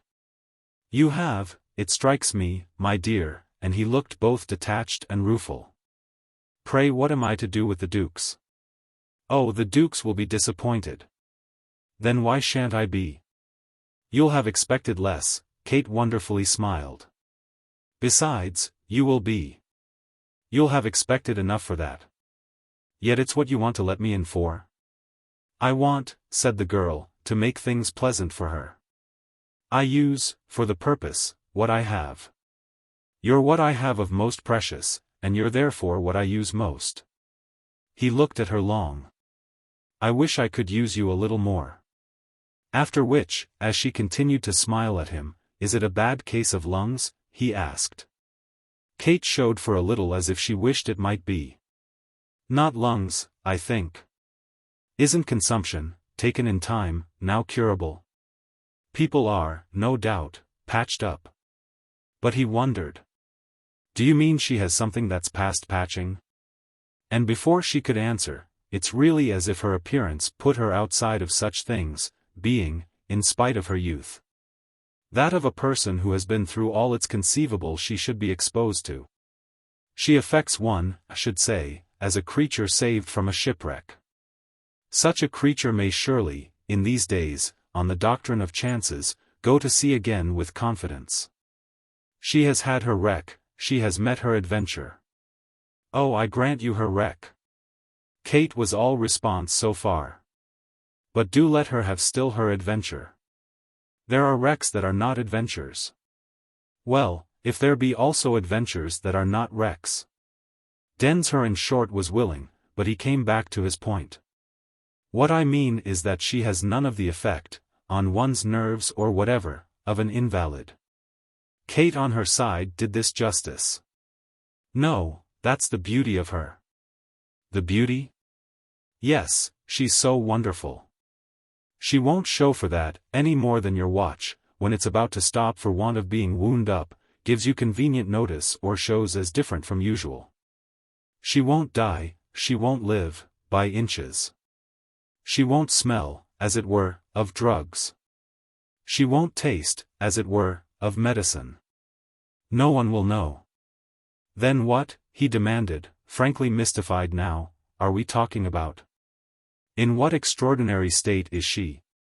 Kate went on as if, at this, making it out in a fashion for herself. "I believe that if she's ill at all she's very ill.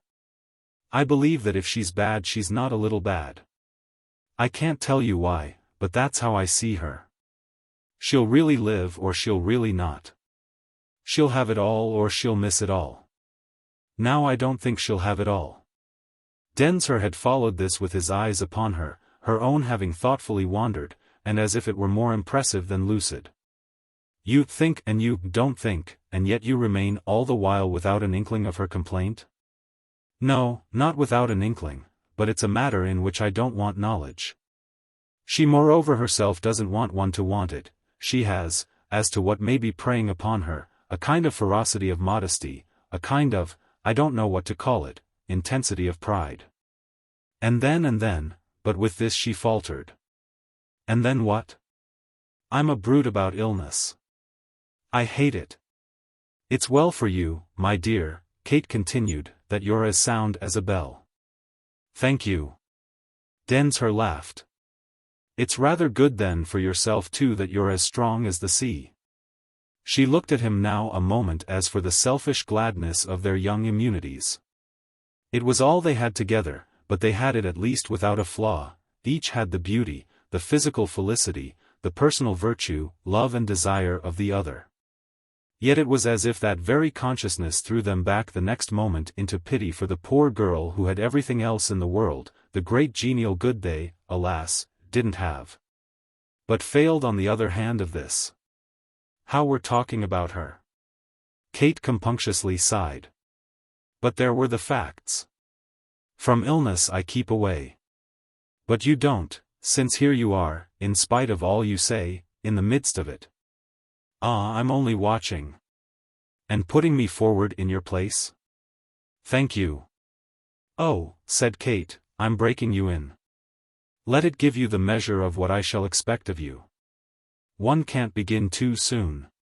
She drew away, as from the impression of a stir on the balcony, the hand of which he had a minute before possessed himself, and the warning brought him back to attention. "You haven't even an idea if it's a case for surgery?" "I dare say it may be, that is that if it comes to anything it may come to that. Of course she's in the highest hands." "The doctors are after her then?" "She's after them, it's the same thing.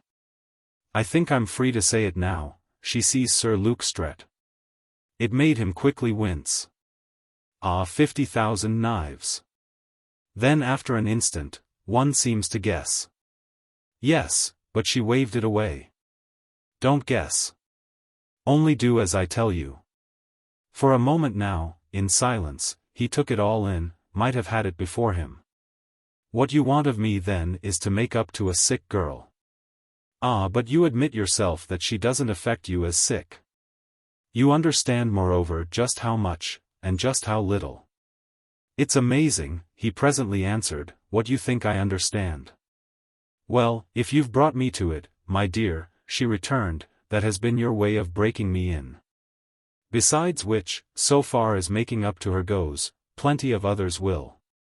Densher for a little, under this suggestion, might have been seeing their young friend on a pile of cushions and in a perpetual tea-gown, amid flowers and with drawn blinds.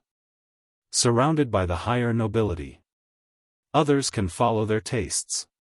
Besides, others are free. But so are you, my dear. She had spoken with impatience, and her suddenly quitting him had sharpened it. In spite of which he kept his place, only looking up at her. "You're prodigious." "Of course I'm prodigious." And, as immediately happened, she gave a further sign of it that he fairly sat watching.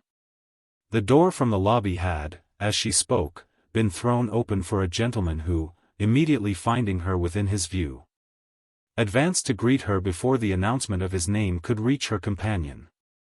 Densher none the less felt himself brought quickly into relation. Kate's welcome to the visitor became almost precipitately an appeal to her friend, who slowly rose to meet it. "I don't know whether you know Lord Mark." And then for the other party, Mr. Merton Densher, who has just come back from America. "Oh," said the other party while Densher said nothing, occupied as he mainly was on the spot with weighing the sound in question. He recognized it in a moment as less imponderable than it might have appeared, as having indeed positive claims. It wasn't, that is, he knew, the "oh" of the idiot, however great the superficial resemblance, it was that of the clever, the accomplished man. It was the very specialty of the speaker, and a deal of expensive training and experience had gone to producing it. Densher felt somehow that, as a thing of value accidentally picked up, it would retain an interest of curiosity. The three stood for a little together in an awkwardness to which he was conscious of contributing his share, Kate failing to ask Lord Mark to be seated, but letting him know that he would find Mrs. Lowder, with some others, on the balcony. "Oh, and Miss Theale I suppose," as I seem to hear outside, from below, Mrs. Stringham's unmistakable voice. "Yes, but Mrs. Stringham's alone. Milly's unwell," the girl explained, "and was compelled to disappoint us." "Ah, disappoint, rather." And, lingering a little, he kept his eyes on Densher. "She isn't really bad, I trust?" Densher, after all he had heard, easily supposed him interested in Milly.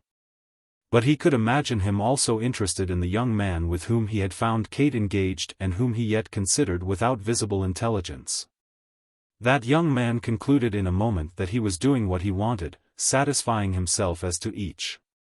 To this he was aided by Kate, who produced a prompt, "Oh dear no, I think not. I've just been reassuring Mr. Densher," she added, "who's as concerned as the rest of us. I've been calming his fears." "Oh," said Lord Mark again, and again it was just as good. That was for Densher, the latter could see, or think he saw. And then for the others, "My fears would want calming. We must take great care of her. This way?" She went with him a few steps, and while Densher, hanging about, gave them frank attention, presently paused again for some further colloquy.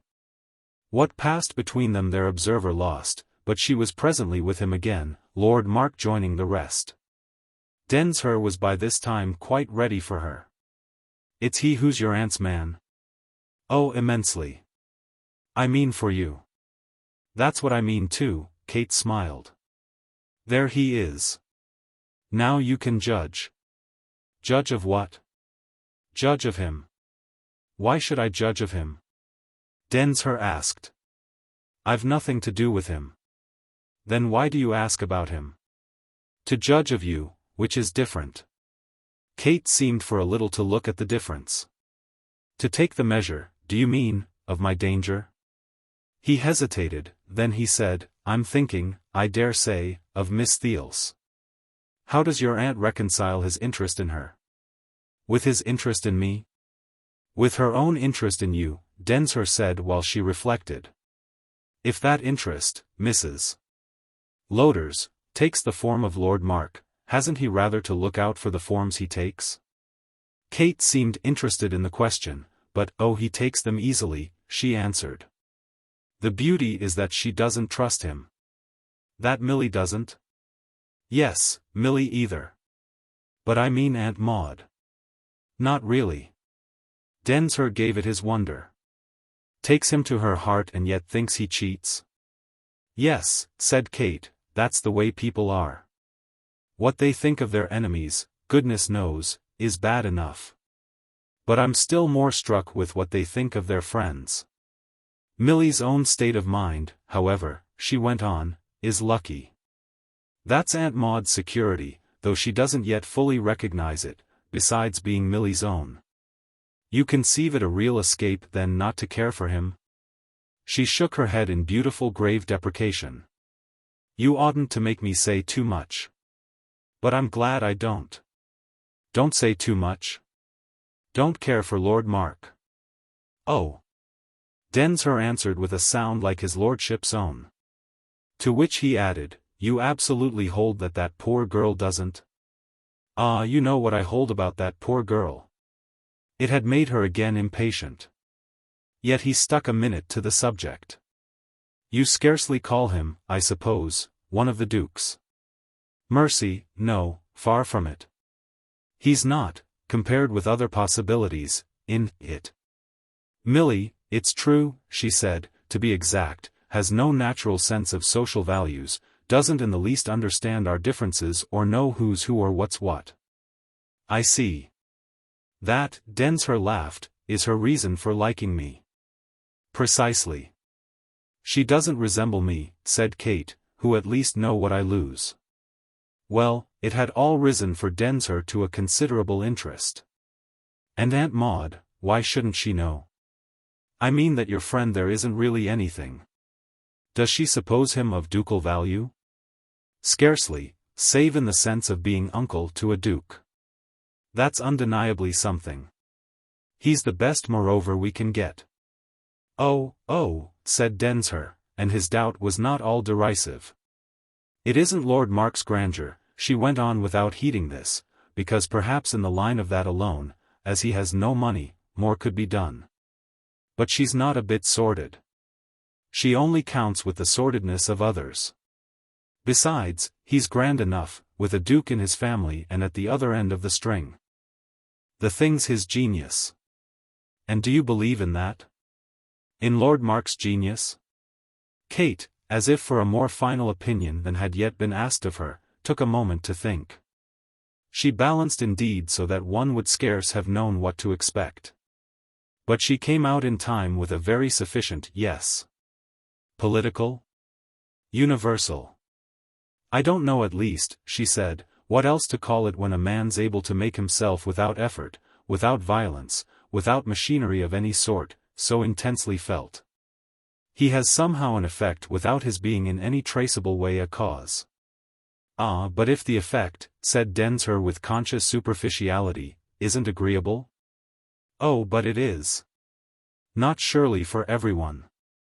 "If you mean not for you," Kate returned, "you may have reasons, and men don't count. Women don't know if it's agreeable or not." "Then there you are." "Yes, precisely, that takes, on his part, genius." Densher stood before her as if he wondered what everything she thus promptly, easily, and above all amusingly met him with, would have been found, should it have come to an analysis, to take. Something suddenly, as if under a last determinant touch, welled up in him and overflowed, the sense of his good fortune and her variety, of the future she promised, the interest she supplied. All women but you are stupid. How can I look at another? You're different and different, and then you're different again. No marvel Aunt Maude builds on you, except that you're so much too good for what she builds for. Even society won't know how good for it you are, it's too stupid, and you're beyond it. You'd have to pull it uphill, it's you yourself who are at the top. The women one meets, what are they but books one has already read? You're a whole library of the unknown, the uncut. He almost moaned, he ached, from the depth of his content. Upon my word I've a subscription. She took it from him with her face again giving out all it had in answer, and they remained once more confronted and united in their essential wealth of life. It's you who draw me out. I exist in you. Not in others.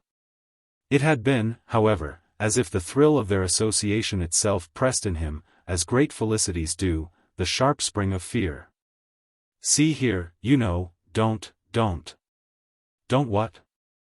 Don't fail me. It would kill me. She looked at him a minute with no response but her eyes. So you think you'll kill me in time to prevent it? She smiled, but he saw her the next instant as smiling through tears. And the instant after this she had got, in respect to the particular point, quite off. She had come back to another, which was one of her own.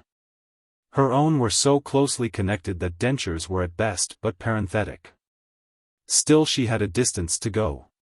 You do then see your way? She put it to him before they joined, as was high time, the others. And she made him understand she meant his way with Milly. He had dropped a little in presence of the explanation. Then she had brought him up to a sort of recognition. He could make out by this light something of what he saw, but a dimness also there was, undispelled since his return. There's something you must definitely tell me. If our friend knows that all the while? She came straight to his aid, formulating for him his anxiety, though quite to smooth it down. All the while she and I here were growing intimate, you and I were in unmentioned relation? If she knows that, yes, she knows our relation must have involved your writing to me. Then how could she suppose you weren't answering? She doesn't suppose it. How then can she imagine you never named her? She doesn't. She knows now I did name her. I've told her everything. She's in possession of reasons that will perfectly do. Still he just brooded. She takes things from you exactly as I take them? Exactly as you take them.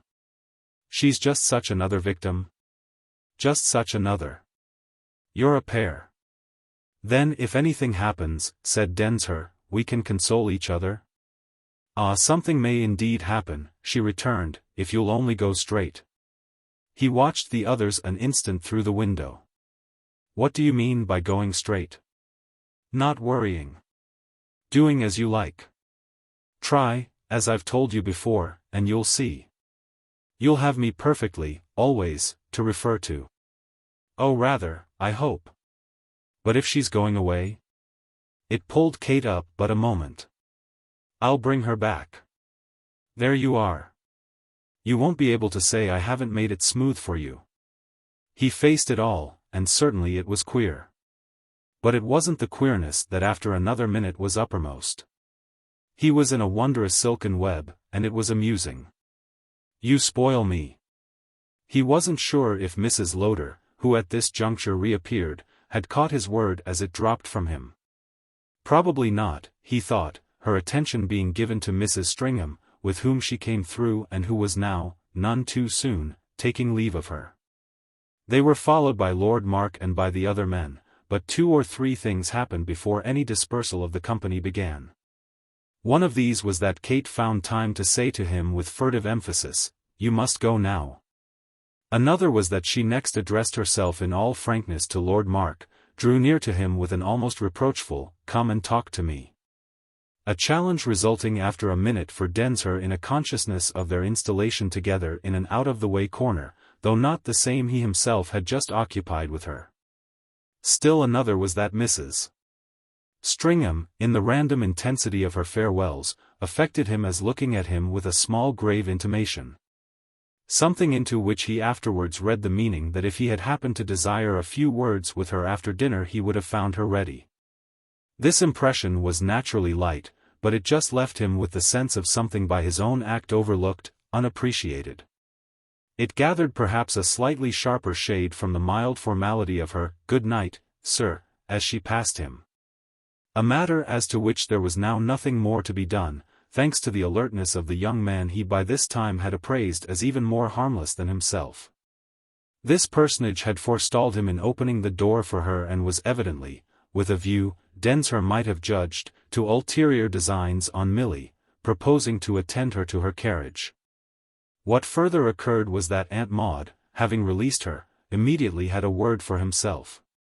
It was an imperative "wait a minute," by which she both detained and dismissed him. She was particular about her minute, but he hadn't yet given her, as happened, a sign of withdrawal. "Return to our little friend. You'll find her really interesting." "If you mean Miss Theale," he said, "I shall certainly not forget her. But you must remember that, so far as her interest is concerned, I myself discovered, as was said at dinner, invented her." "Well, one seemed rather to gather that you hadn't taken out the patent." "Don't, I only mean, in the press of other things, too much neglect her."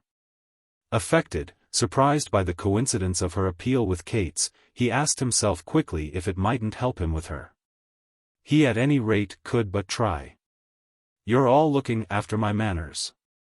"That's exactly, you know, what Miss Croy has been saying to me. She keeps me up, she has had so much to say about them." He found pleasure in being able to give his hostess an account of his passage with Kate that, while quite veracious, might be reassuring to herself. But Aunt Maude, wonderfully in facing him straight, took it as if her confidence were supplied with other props. If she saw his intention in it she yet blinked neither with doubt nor with acceptance. She only said imperturbably, "Yes, she'll herself do anything for her friend, so that she but preaches what she practices." Densher really quite wondered if Aunt Maude knew how far Kate's devotion went. He was moreover a little puzzled by this special harmony, in face of which he quickly asked himself if Mrs. Lowder had bethought herself of the American girl as a distraction for him, and if Kate's mastery of the subject were therefore but an appearance addressed to her aunt. What might really become in all this of the American girl was therefore a question that, on the latter contingency, would lose none of its sharpness. However, questions could wait, and it was easy, so far as he understood, to meet Mrs. Lowder. "It isn't a bit, all the same, you know, that I resist. I find Miss Theale charming." Well, it was all she wanted. "Then don't miss a chance. The only thing is," he went on, "that she's, naturally now, leaving town and, as I take it, going abroad." Aunt Maude looked indeed an instant as if she herself had been dealing with this difficulty. "She won't go," she smiled in spite of it, "till she has seen you. Moreover, when she does go," she paused, leaving him uncertain. But the next minute he was still more at sea. "We shall go too." He gave a smile that he himself took for slightly strange. "And what good will that do me?" "We shall be near them somewhere, and you'll come out to us." "Oh," he said a little awkwardly. "I'll see that you do. I mean I'll write to you." "Ah, thank you, thank you." Merton Densher laughed. She was indeed putting him on his honor, and his honor winced a little at the use he rather helplessly saw himself suffering her to believe she could make of it.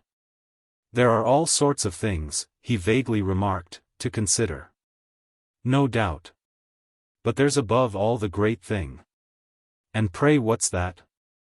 "Why, the importance of your not losing the occasion of your life. I'm treating you handsomely, I'm looking after it for you. I can smooth your path. She's charming, she's clever and she's good. And her fortune's a real fortune. Ah, there she was, Aunt Maude. The pieces fell together for him as he felt her thus buying him off, and buying him, it would have been funny if it hadn't been so grave, with Miss Theale's money. He ventured, derisive, fairly to treat it as extravagant. I'm much obliged to you for the handsome offer. Of what doesn't belong to me? She wasn't abashed. I don't say it does, but there's no reason it shouldn't to you. Mind you, moreover, she kept it up, I'm not one who talks in the air. And you owe me something, if you want to know why. Distinct he felt her pressure, he felt, given her basis, her consistency, he even felt, to a degree that was immediately to receive an odd confirmation, her truth. Her truth, for that matter, was that she believed him bribable, a belief that for his own mind as well, while they stood there, lighted up the impossible. What then in this light did Kate believe him? But that wasn't what he asked aloud. Of course I know I owe you thanks for a deal of kind treatment. You're inviting me for instance tonight. Yes, my inviting you tonight's a part of it. But you don't know, she added, how far I've gone for you. He felt himself red and as if his honor were coloring up. But he laughed again as he could. I see how far you're going. I'm the most honest woman in the world, but I've nevertheless done for you what was necessary. And then as her now quite somber gravity only made him stare, to start you it was necessary. From me it has the weight. He but continued to stare, and she met his blankness with surprise. Don't you understand me? I've told the proper lie for you. Still he only showed her his flushed strained smile. In spite of which, speaking with force and as if he must with a minute's reflection see what she meant, she turned away from him. I depend upon you now to make me right. The minute's reflection he was of course more free to take after he had left the house. He walked up the Bayswater Road, but he stopped short, under the murky stars, before the modern church, in the middle of the square that, going eastward, opened out on his left. He had had his brief stupidity, but now he understood. She had guaranteed to Milly Theale through Mrs. Stringham that Kate didn't care for him. She had affirmed through the same source that the attachment was only his. He made it out, and he could see what she meant by it starting him. She had described Kate as merely compassionate, so that Milly might be compassionate too. Proper, indeed it was, her lie, the very properest possible and the most deeply, richly diplomatic. So Milly was successfully deceived. Chapter 5. To see her alone, the poor girl, he none the less promptly felt, was to see her after all very much on the old basis, the basis of his 3 visits in New York. The new element, when once he was again face to face with her, not really amounting to much more than a recognition, with a little surprise, of the positive extent of the old basis. Everything but that, everything embarrassing fell away after he had been present 5 minutes. It was in fact wonderful that they're excellent, they're pleasant. Their permitted and proper and harmless American relation, the legitimacy of which he could thus scarce express in names enough, should seem so unperturbed by other matters. They had both since then had great adventures. Such an adventure for him was his mental annexation of her country. And it was now, for the moment, as if the greatest of them all were this acquired consciousness of reasons other than those that had already served. Densher had asked for her, at her hotel, the day after Aunt Maude's dinner, with a rich, that is with a highly troubled, preconception of the part likely to be played for him at present. In any contact with her, by Kate's and Mrs. Lowder's so oddly conjoined and so really superfluous attempts to make her interesting. She had been interesting enough without them, that appeared today to come back to him. And, admirable and beautiful as was the charitable zeal of the 2 ladies, it might easily have nipped in the bud the germs of a friendship inevitably limited but still perfectly open to him.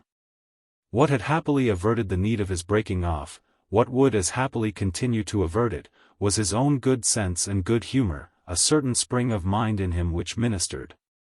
Imagination aiding, to understandings and allowances and which he had positively never felt such ground as just now to rejoice in the possession of. Many men, he practically made the reflection, wouldn't have taken the matter that way, would have lost patience, finding the appeal in question irrational, exorbitant. And, thereby making short work with it, would have let it render any further acquaintance with Miss Theale impossible. He had talked with Kate of this young woman's being sacrificed, and that would have been one way, so far as he was concerned, to sacrifice her. Such, however, had not been the tune to which his at first bewildered view had, since the night before, cleared itself up.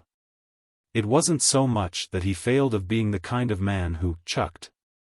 For he knew himself as the kind of man wise enough to mark the case in which chucking might be the minor evil and the least cruelty. It was that he liked too much everyone concerned willingly to show himself merely impracticable.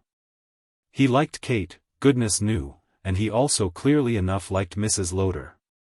He liked in particular Milly herself, and hadn't it come up for him the evening before that he quite liked even Susan Shepherd?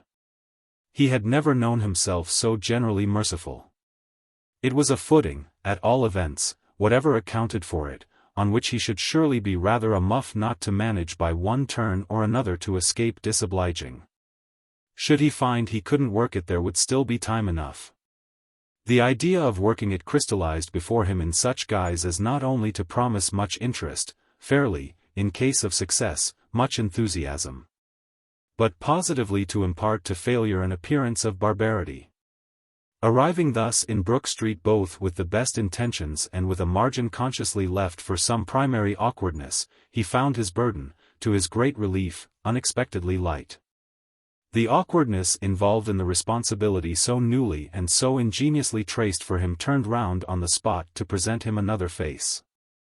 This was simply the face of his old impression, which he now fully recovered, the impression that American girls, when, rare case, they had the attraction of Milly, were clearly the easiest people in the world. Had what had happened been that this specimen of the class was from the first so committed to ease that nothing subsequent could ever make her difficult. That affected him now as still more probable than on the occasion of the hour or two lately passed with her in Kate's society. Milly Theale had recognized no complication, to Densher's view, while bringing him, with his companion, from the National Gallery and entertaining them at luncheon. It was therefore scarce supposable that complications had become so soon too much for her. His pretext for presenting himself was fortunately of the best and simplest. The least he could decently do, given their happy acquaintance, was to call with an inquiry after learning that she had been prevented by illness from meeting him at dinner. And then there was the beautiful accident of her other demonstration. He must at any rate have given a sign as a sequel to the hospitality he had shared with Kate. Well, he was giving one now, such as it was. He was finding her, to begin with, accessible, and very naturally and prettily glad to see him. He had come, after luncheon, early, though not so early but that she might already be out if she were well enough, and she was well enough and yet was still at home. He had an inner glimpse, with this, of the comment Kate would have made on it.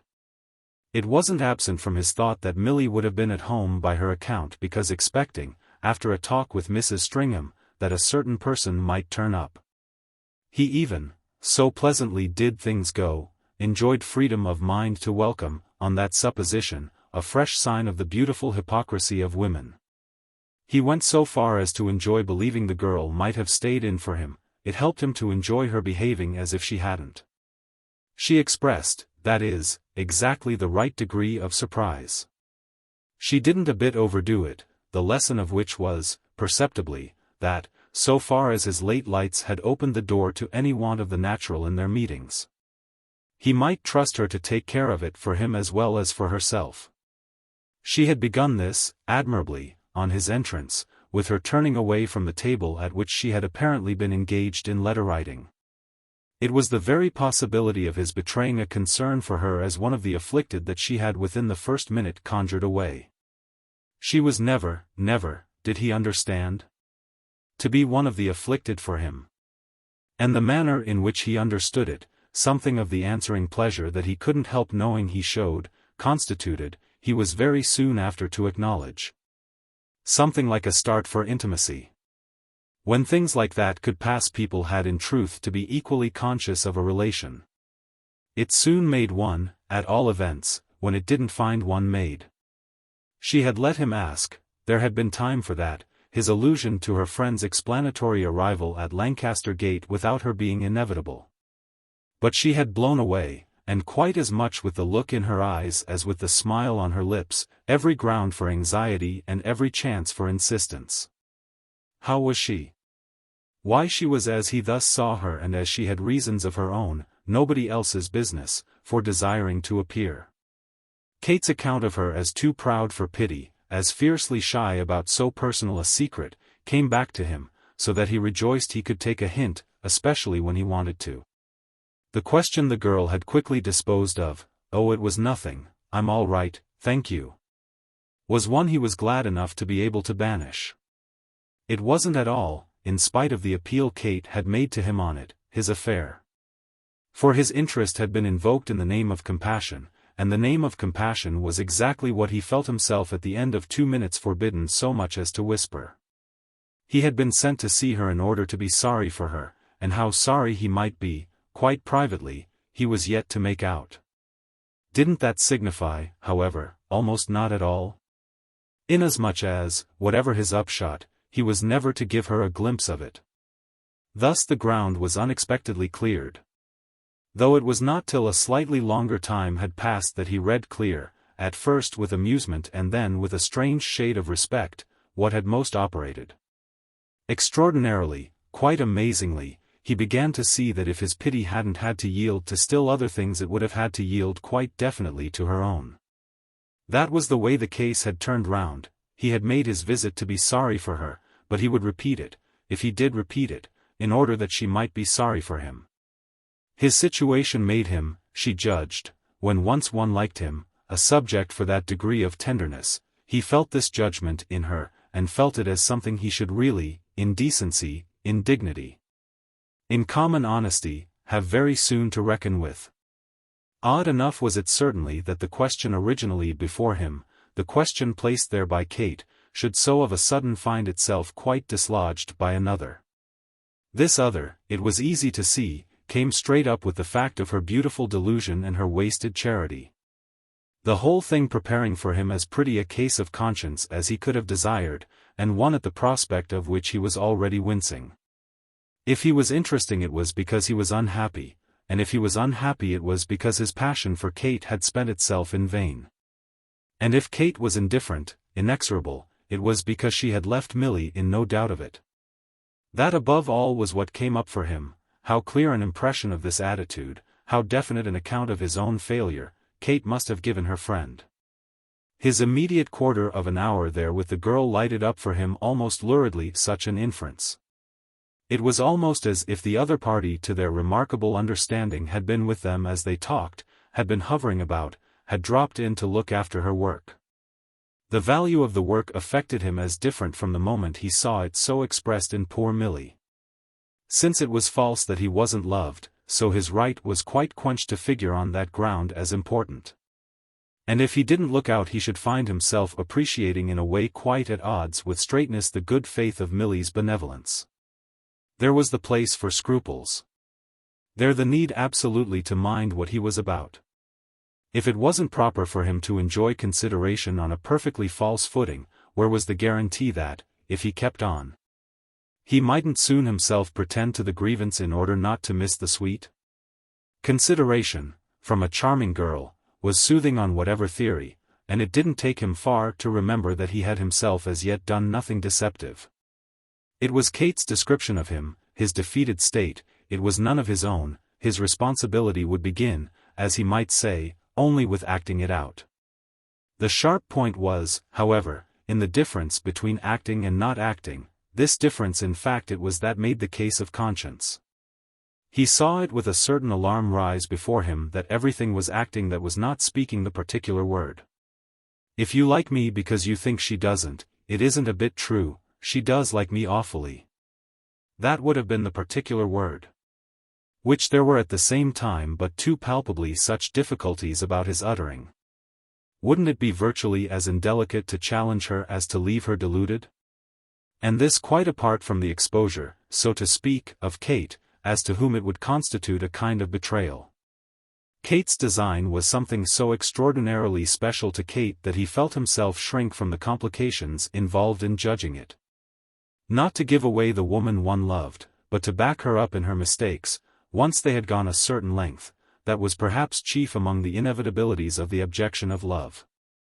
Loyalty was of course supremely prescribed in presence of any design on her part, however roundabout, to do one nothing but good. Densher had quite to steady himself not to be awestruck at the immensity of the good his own friend must on all this evidence have wanted to do him. Of one thing indeed meanwhile he was sure, Milly Theale wouldn't herself precipitate his necessity of intervention. She would absolutely never say to him, "Is it so impossible she shall ever care for you seriously?" Without which nothing could well be less delicate than for him aggressively to set her right. Kate would be free to do that if Kate, in some prudence, some contrition, for some better reason in fine, should revise her plan. But he asked himself what, failing this, he could do that wouldn't be after all more gross than doing nothing.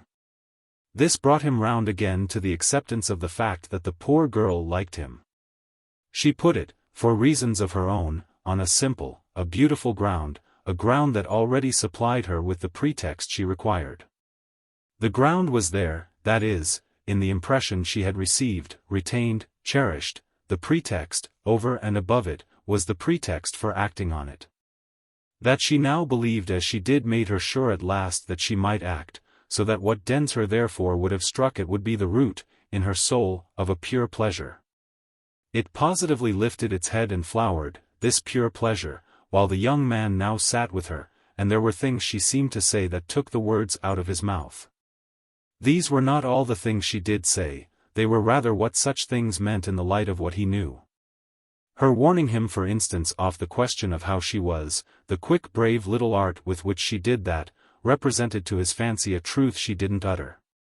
"I'm well for you, that's all you have to do with or need trouble about, I shall never be anything so horrid as ill for you. So there you are, worry about me, spare me, please, as little as you can. Don't be afraid, in short, to ignore my interesting side. It isn't, you see, even now while you sit here, that there aren't lots of others. Only do them justice and we shall get on beautifully." This was what was folded finely up in her talk, all quite ostensibly about her impressions and her intentions. She tried to put Densher again on his American doings, but he wouldn't have that today. As he thought of the way in which, the other afternoon, before Kate, he had sat complacently jawing, he accused himself of excess, of having overdone it. Having made, at least apparently, more of a set at their entertainer than he was at all events then intending. He turned the tables, drawing her out about London, about her vision of life there, and only too glad to treat her as a person with whom he could easily have other topics than her aches and pains. He spoke to her above all of the evidence offered him at Lancaster Gate that she had come but to conquer. And when she had met this with full and gay assent, how could I help being the feature of the season, the what do you call it, the theme of every tongue? They fraternized freely over all that had come and gone for each since their interrupted encounter in New York. At the same time, while many things in quick succession came up for them, came up in particular for Densher. Nothing perhaps was just so sharp as the odd influence of their present conditions on their view of their past ones. It was as if they hadn't known how thick they had originally become, as if, in a manner, they had really fallen to remembrance of more passages of intimacy than there had in fact at the time quite been room for. They were in a relation now so complicated, whether by what they said or by what they didn't say, that it might have been seeking to justify its speedy growth by reaching back to one of those fabulous periods in which prosperous states place their beginnings. He recalled what had been said at Mrs. Lowder's about the steps and stages, in people's careers, that absence caused one to miss, and about the resulting frequent sense of meeting them further on. Which, with some other matters also recalled, he took occasion to communicate to Milly. The matters he couldn't mention mingled themselves with those he did. So that it would doubtless have been hard to say which of the two groups now played most of a part. He was kept face to face with this young lady by a force absolutely resident in their situation and operating, for his nerves. with the swiftness of the forces commonly regarded by sensitive persons as beyond their control. The current thus determined had positively become for him, by the time he had been 10 minutes in the room, something that, but for the absurdity of comparing the very small with the very great, he would freely have likened to the rapids of Niagara. An uncriticized acquaintance between a clever young man and a responsive young woman could do nothing more, at the most, than go, and his actual experiment went and went and went. Nothing probably so conduced to make it go as the marked circumstance that they had spoken all the while not a word about Kate. And this in spite of the fact that, if it were a question for them of what had occurred in the past weeks, nothing had occurred comparable to Kate's predominance. Densher had but the night before appealed to her for instruction as to what he must do about her, but he fairly winced to find how little this came to. She had foretold him of course how little. But it was a truth that looked different when shown him by Milly. It proved to him that the latter had in fact been dealt with, but it produced in him the thought that Kate might perhaps again conveniently be questioned. He would have liked to speak to her before going further, to make sure she really meant him to succeed quite so much. With all the difference that, as we say, came up for him, it came up afresh, naturally, that he might make his visit brief and never renew it. Yet the strangest thing of all was that the argument against that issue would have sprung precisely from the beautiful little eloquence involved in Milly's avoidances. Precipitate these well might be, since they emphasized the fact that she was proceeding in the sense of the assurances she had taken. Over the latter she had visibly not hesitated, for hadn't they had the merit of giving her a chance? Densher quite saw her, felt her take it. The chance, neither more nor less, of help rendered him according to her freedom. It was what Kate had left her with, listen to him, I never. So do as you like. What Milly liked was to do, it thus appeared. As she was doing, our young man's glimpse of which was just what would have been for him not less a glimpse of the peculiar brutality of shaking her off. The choice exhaled its shy fragrance of heroism, for it was not aided by any question of parting with Kate. She would be charming to Kate as well as to Kate's adorer. She would incur whatever pain could dwell for her in the sight, should she continue to be exposed to the sight, of the adorer thrown with the adored. It wouldn't really have taken much more to make him wonder if he hadn't before him one of those rare cases of exaltation, food for fiction, food for poetry, in which a man's fortune with the woman who doesn't care for him is positively promoted by the woman who does. It was as if Milly had said to herself, well, he can at least meet her in my society, if that's anything to him, so that my line can only be to make my society attractive. She certainly couldn't have made a different impression if she had so reasoned. All of which, none the less, didn't prevent his soon enough saying to her, quite as if she were to be whirled into space, and now, then, what becomes of you? Do you begin to rush about on visits to country houses? She disowned the idea with a headshake that, put on what face she would, couldn't help betraying to him something of her suppressed view of the possibility, ever perhaps, of any such proceedings. They weren't at any rate for her now. Dear no. We go abroad for a few weeks somewhere of high air. That has been before us for many days, we've only been kept on by last necessities here. However, everything's done and the wind's in our sails. May you scud then happily before it. But when, he asked, do you come back? She looked ever so vague. Then as if to correct it, oh, when the wind turns. And what do you do with your summer? Ah, I spend it in sordid toil. I drench it with mercenary ink. My work in your country counts for play as well.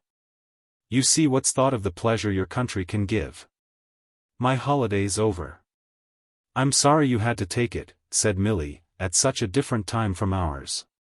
If you could but have worked while we've been working.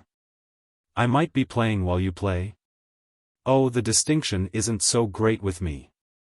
There's a little of each for me, of work and of play, in either. But you and Mrs. Stringham, with Miss Croy and Mrs. Lowder, you all, he went on, have been given up, like navvies or niggers, to real physical toil. Your rest is something you've earned and you need. My labor's comparatively light. Very true, she smiled, but all the same I like mine.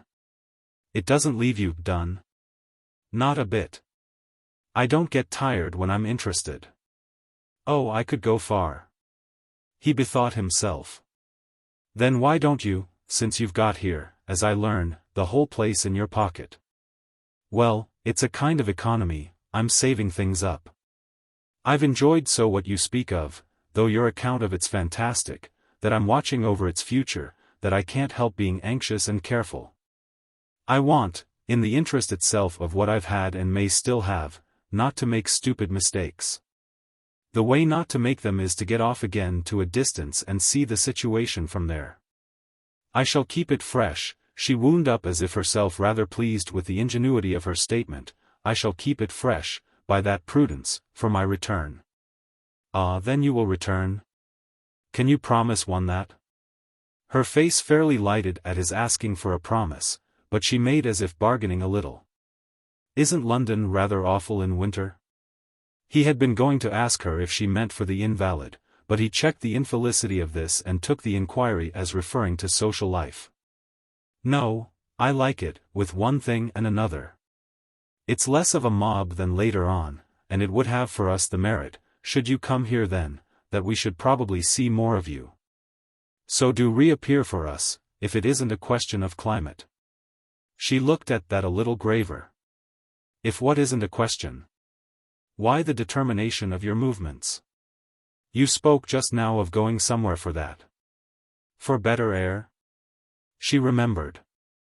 Oh yes, one certainly wants to get out of London in August. Rather, of course. He fully understood. Though I'm glad you've hung on long enough for me to catch you. Try us at any rate, he continued, once more. Whom do you mean by us? She presently asked. It pulled him up an instant, representing, as he saw it might have seemed, an allusion to himself as conjoined with Kate, whom he was proposing not to mention any more than his hostess did. But the issue was easy. I mean all of us together, everyone you'll find ready to surround you with sympathy. It made her, none the less, in her odd charming way, challenge him afresh. Why do you say sympathy? Well, it's doubtless a pale word. What we shall feel for you will be much nearer worship. As near then as you like. With which at last Kate's name was sounded. The people I'd most come back for are the people you know.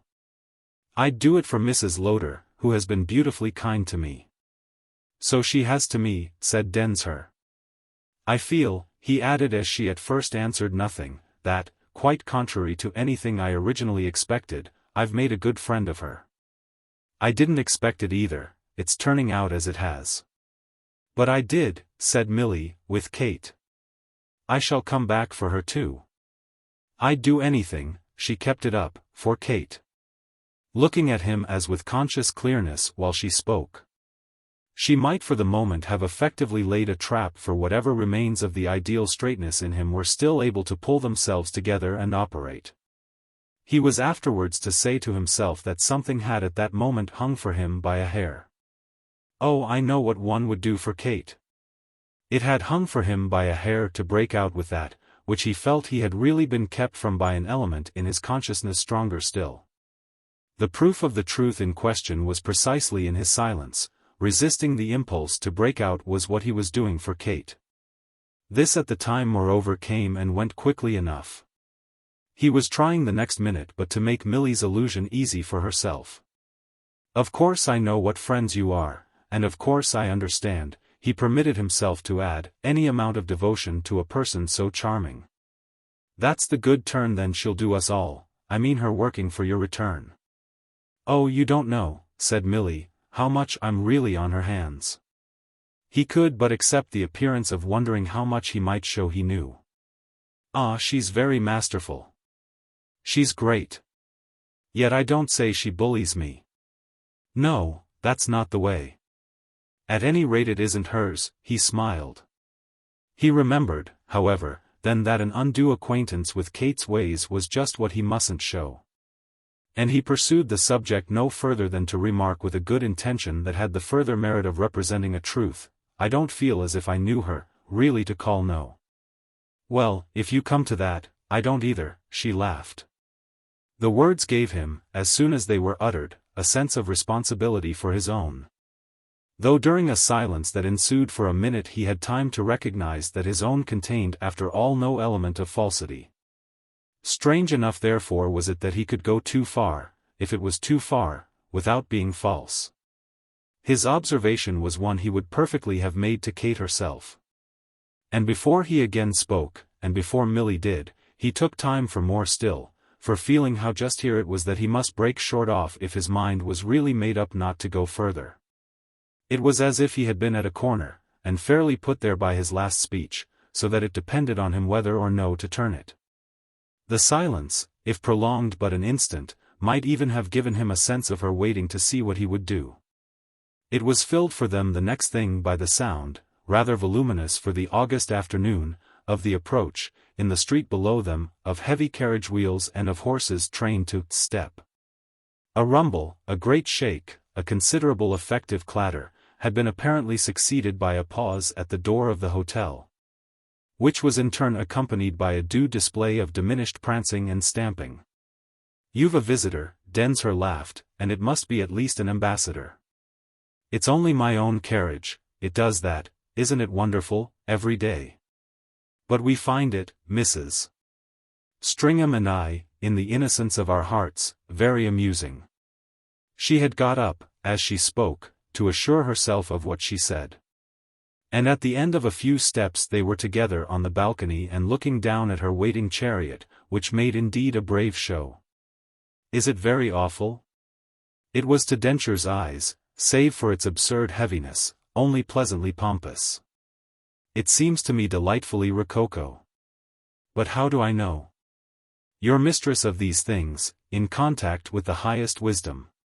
You occupy a position, moreover, thanks to which your carriage, well, by this time, in the eye of London, also occupies one." But she was going out, and he mustn't stand in her way. What had happened the next minute was first that she had denied she was going out, so that he might prolong his stay. And second that she had said she would go out with pleasure if he would like to drive, that in fact there were always things to do. That there had been a question for her today of several in particular, and that this in short was why the carriage had been ordered so early. They perceived, as she said these things, that an inquirer had presented himself, and, coming back, they found Milly's servant announcing the carriage and prepared to accompany her. This appeared to have for her the effect of settling the matter, on the basis, that is, of Densher's happy response. Densher's happy response, however, had as yet hung fire, the process we have described in him operating by this time with extreme intensity. The system of not pulling up, not breaking off, had already brought him headlong, he seemed to feel, to where they actually stood. And just now it was, with a vengeance, that he must do either one thing or the other. He had been waiting for some moments, which probably seemed to him longer than they were. This was because he was anxiously watching himself wait. He couldn't keep that up forever. And since one thing or the other was what he must do, it was for the other that he presently became conscious of having decided. If he had been drifting it settled itself in the manner of a bump, of considerable violence, against a firm object in the stream. "Oh yes, I'll go with you with pleasure. It's a charming idea." She gave no look to thank him, she rather looked away, she only said at once to her servant, "In 10 minutes, and then to her visitor, as the man went out, "We'll go somewhere, I shall like that. But I must ask of you time, as little as possible, to get ready." She looked over the room to provide for him, keep him there. "There are books and things, plenty, and I dress very quickly." He caught her eyes only as she went, on which he thought them pretty and touching. Why especially touching at that instant he could certainly scarce have said. It was involved, it was lost in the sense of her wishing to oblige him. Clearly what had occurred was her having wished it so that she had made him simply wish, in civil acknowledgment, to oblige her, which he had now fully done by turning his corner. He was quite round it, his corner, by the time the door had closed upon her and he stood there alone. Alone he remained for 3 minutes more, remained with several very living little matters to think about. One of these was the phenomenon, typical, highly American, he would have said, of Milly's extreme spontaneity. It was perhaps rather as if he had sought refuge from another question, in the almost exclusive contemplation of this. Yet this, in its way, led him nowhere. Not even to a sound generalization about American girls. It was spontaneous for his young friend to have asked him to drive with her alone, since she hadn't mentioned her companion. But she struck him after all as no more advanced in doing it than Kate, for instance, who wasn't an American girl, might have struck him in not doing it. Besides, Kate would have done it, though Kate wasn't at all, in the same sense as Milly, spontaneous. And then in addition Kate had done it, or things very like it. Furthermore he was engaged to Kate, even if his ostensibly not being put her public freedom on other grounds.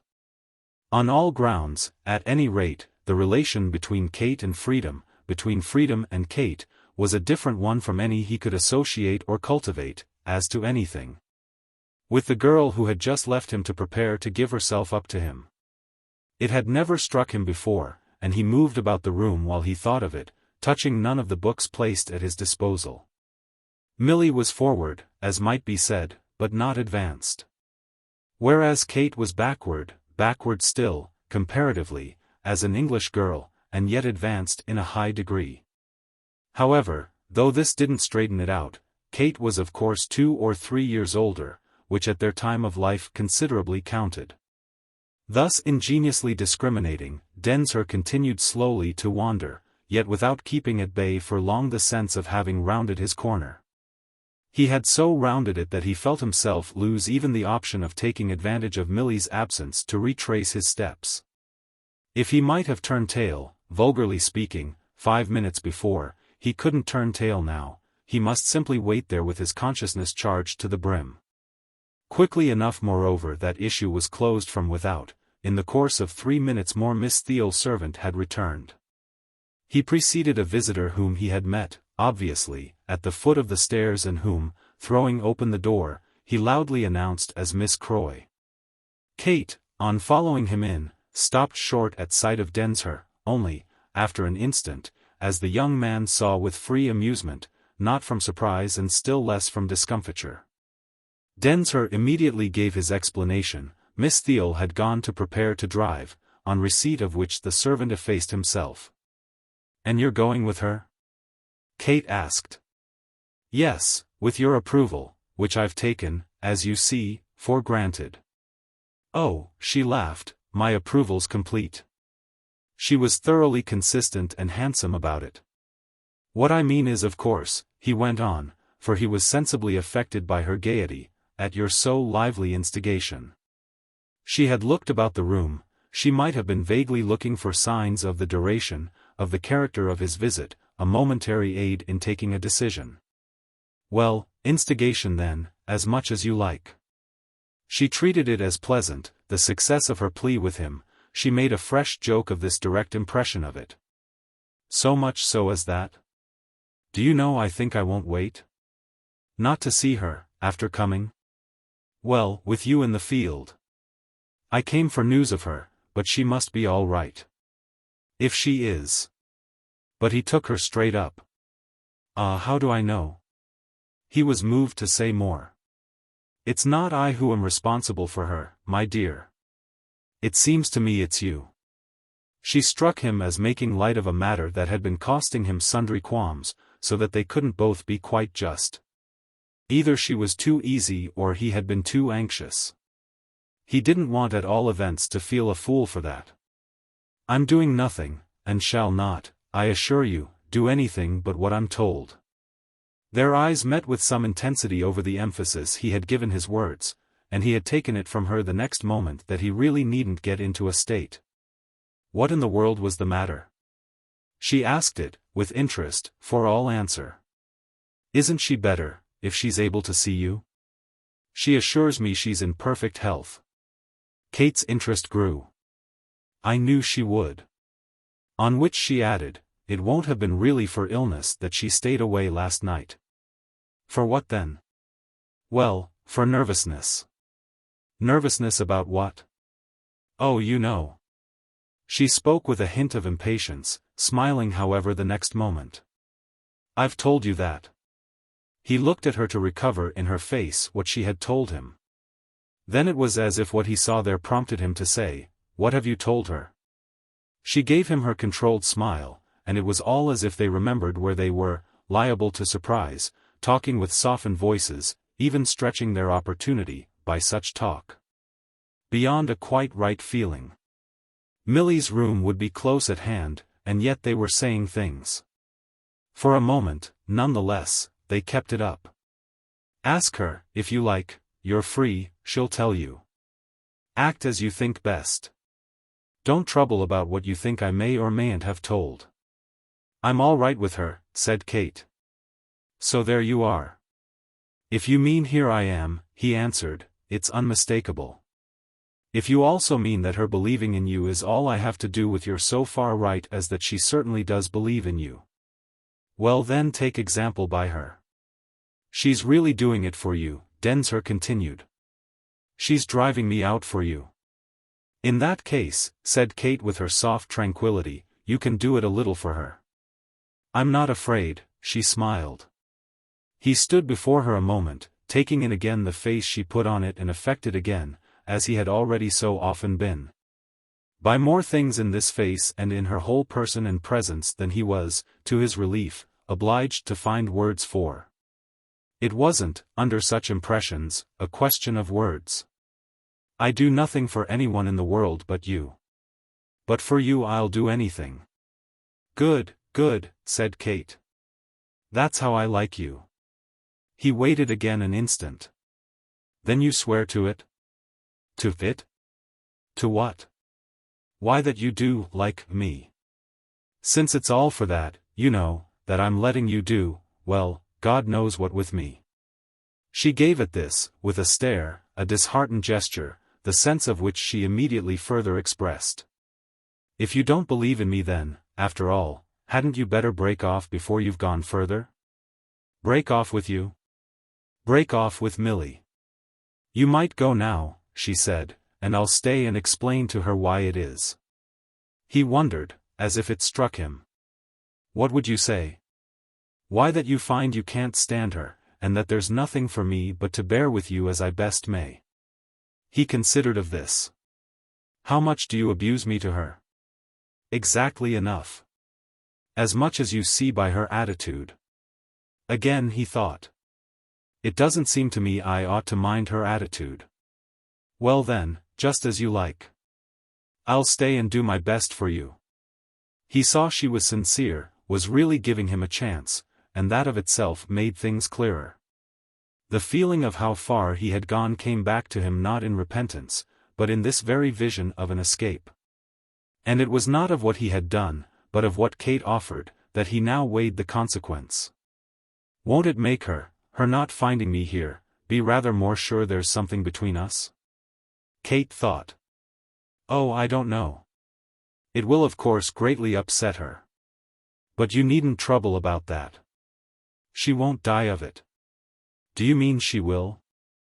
Densher presently asked. Don't put me questions when you don't believe what I say. You make too many conditions. She spoke now with a shade of rational weariness that made the want of pliancy, the failure to oblige her, look poor and ugly. So that what it suddenly came back to for him was his deficiency in the things a man of any taste, so engaged, so enlisted, would have liked to make sure of being able to show: imagination, tact. Positively even humor. The circumstance is doubtless odd, but the truth is none the less that the speculation uppermost with him at this juncture was, what if I should begin to bore this creature? And that, within a few seconds, had translated itself.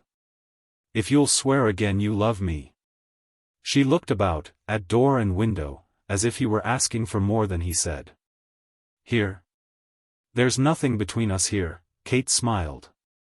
Oh, isn't there? Her smile itself, with this, had so settled something for him that he had come to her pleadingly and holding out his hands. Which she immediately seized with her own as if both to check him and to keep him. It was by keeping him thus for a minute that she did check him. She held him long enough, while, with their eyes deeply meeting, they waited in silence for him to recover himself and renew his discretion. He colored as with a return of the sense of where they were, and that gave her precisely one of her usual victories, which immediately took further form. By the time he had dropped her hands he had again taken hold, as it were, of Milly's. It was not at any rate with Milly he had broken. "I'll do all you wish," he declared as if to acknowledge the acceptance of his condition that he had practically, after all, drawn from her, a declaration on which she then, recurring to her first idea, promptly acted. "If you are as good as that I go. You'll tell her that, finding you with her, I wouldn't wait. Say that, you know, from yourself. She'll understand." She had reached the door with it, she was full of decision, but he had before she left him one more doubt. "I don't see how she can understand enough, you know, without understanding too much." "You don't need to see." He required then a last injunction. "I must simply go it blind?" "You must simply be kind to her. And leave the rest to you?" "Leave the rest to her," said Kate, disappearing. It came back then afresh to that, as it had come before. Milly, 3 minutes after Kate had gone, returned in her array, her big black hat, so little superstitiously in the fashion, her fine black garments throughout, the swathing of her throat, which Densher vaguely took for an infinite number of yards of priceless lace, and which, its folded fabric kept in place by heavy rows of pearls, hung down to her feet like the stole of a priestess. He spoke to her at once of their friend's visit and flight. "She hadn't known she'd find me," he said, and said at present without difficulty. He had so rounded his corner that it wasn't a question of a word more or less. She took this account of the matter as quite sufficient, she glossed over whatever might be awkward. "I'm sorry, but I of course often see her." He felt the discrimination in his favor and how it justified Kate. This was Milly's tone when the matter was left to her. Well, it should now be wholly left. Book. Chapter 7. Chapter 1. When Kate and Densher abandoned her to Mrs. Stringham on the day of her meeting them together and bringing them to luncheon, Milly, face to face with that companion, had had one of those moments in which the anxious fighter of the battle of life, as if once again feeling for the sword at his side, carries his hand straight to the quarter of his courage. She laid hers firmly on her heart, and the two women stood there showing each other a strange front. Susan Shepherd had received their great doctor's visit, which had been clearly no small affair for her. But Milly had since then, with insistence, kept in place, against communication and betrayal, as she now practically confessed, the barrier of their invited guests. "You've been too dear. With what I see you're full of, you treated them beautifully. Isn't Kate charming when she wants to be?" Poor Susie's expression, contending at first, as in a high fine spasm, with different dangers, had now quite let itself go. She had to make an effort to reach a point in space already so remote. "Miss Croy? Oh, she was pleasant and clever." She knew, Mrs. Stringham added. She knew. Milly braced herself, but conscious above all, at the moment, of a high compassion for her mate. She made her out as struggling in all her nature against the betrayal of pity, which in itself, given her nature, could only be a torment. Milly gathered from the struggle how much there was of the pity, and how therefore it was both in her tenderness and in her conscience that Mrs. Stringham suffered. Wonderful and beautiful it was that this impression instantly steadied the girl. Ruefully asking herself on what basis of ease, with the drop of their barrier, they were to find themselves together, she felt the question met with a relief that was almost joy. The basis, the inevitable basis, was that she was going to be sorry for Susie, who, to all appearance, had been condemned in so much more uncomfortable a manner to be sorry for her. Mrs. Stringham's sorrow would hurt Mrs. Stringham, but how could her own ever hurt? She had, the poor girl, at all events, on the spot, 5 minutes of exaltation in which she turned the tables on her friend with a pass of the hand. A gesture of an energy that made a wind in the air. Kate knew, she asked, that you were full of Sir Luke Strett? She spoke of nothing, but she was gentle and nice, she seemed to want to help me through. Which the good lady had no sooner said, however, than she almost tragically gasped at herself. She glared at Milly with a pretended pluck. What I mean is that she saw one had been taken up with something. When I say she knows, I should say she's a person who guesses. And her grimace was also, on its side, heroic. But she doesn't matter, Milly. The girl felt she by this time could face anything. Nobody matters, Susie. Nobody.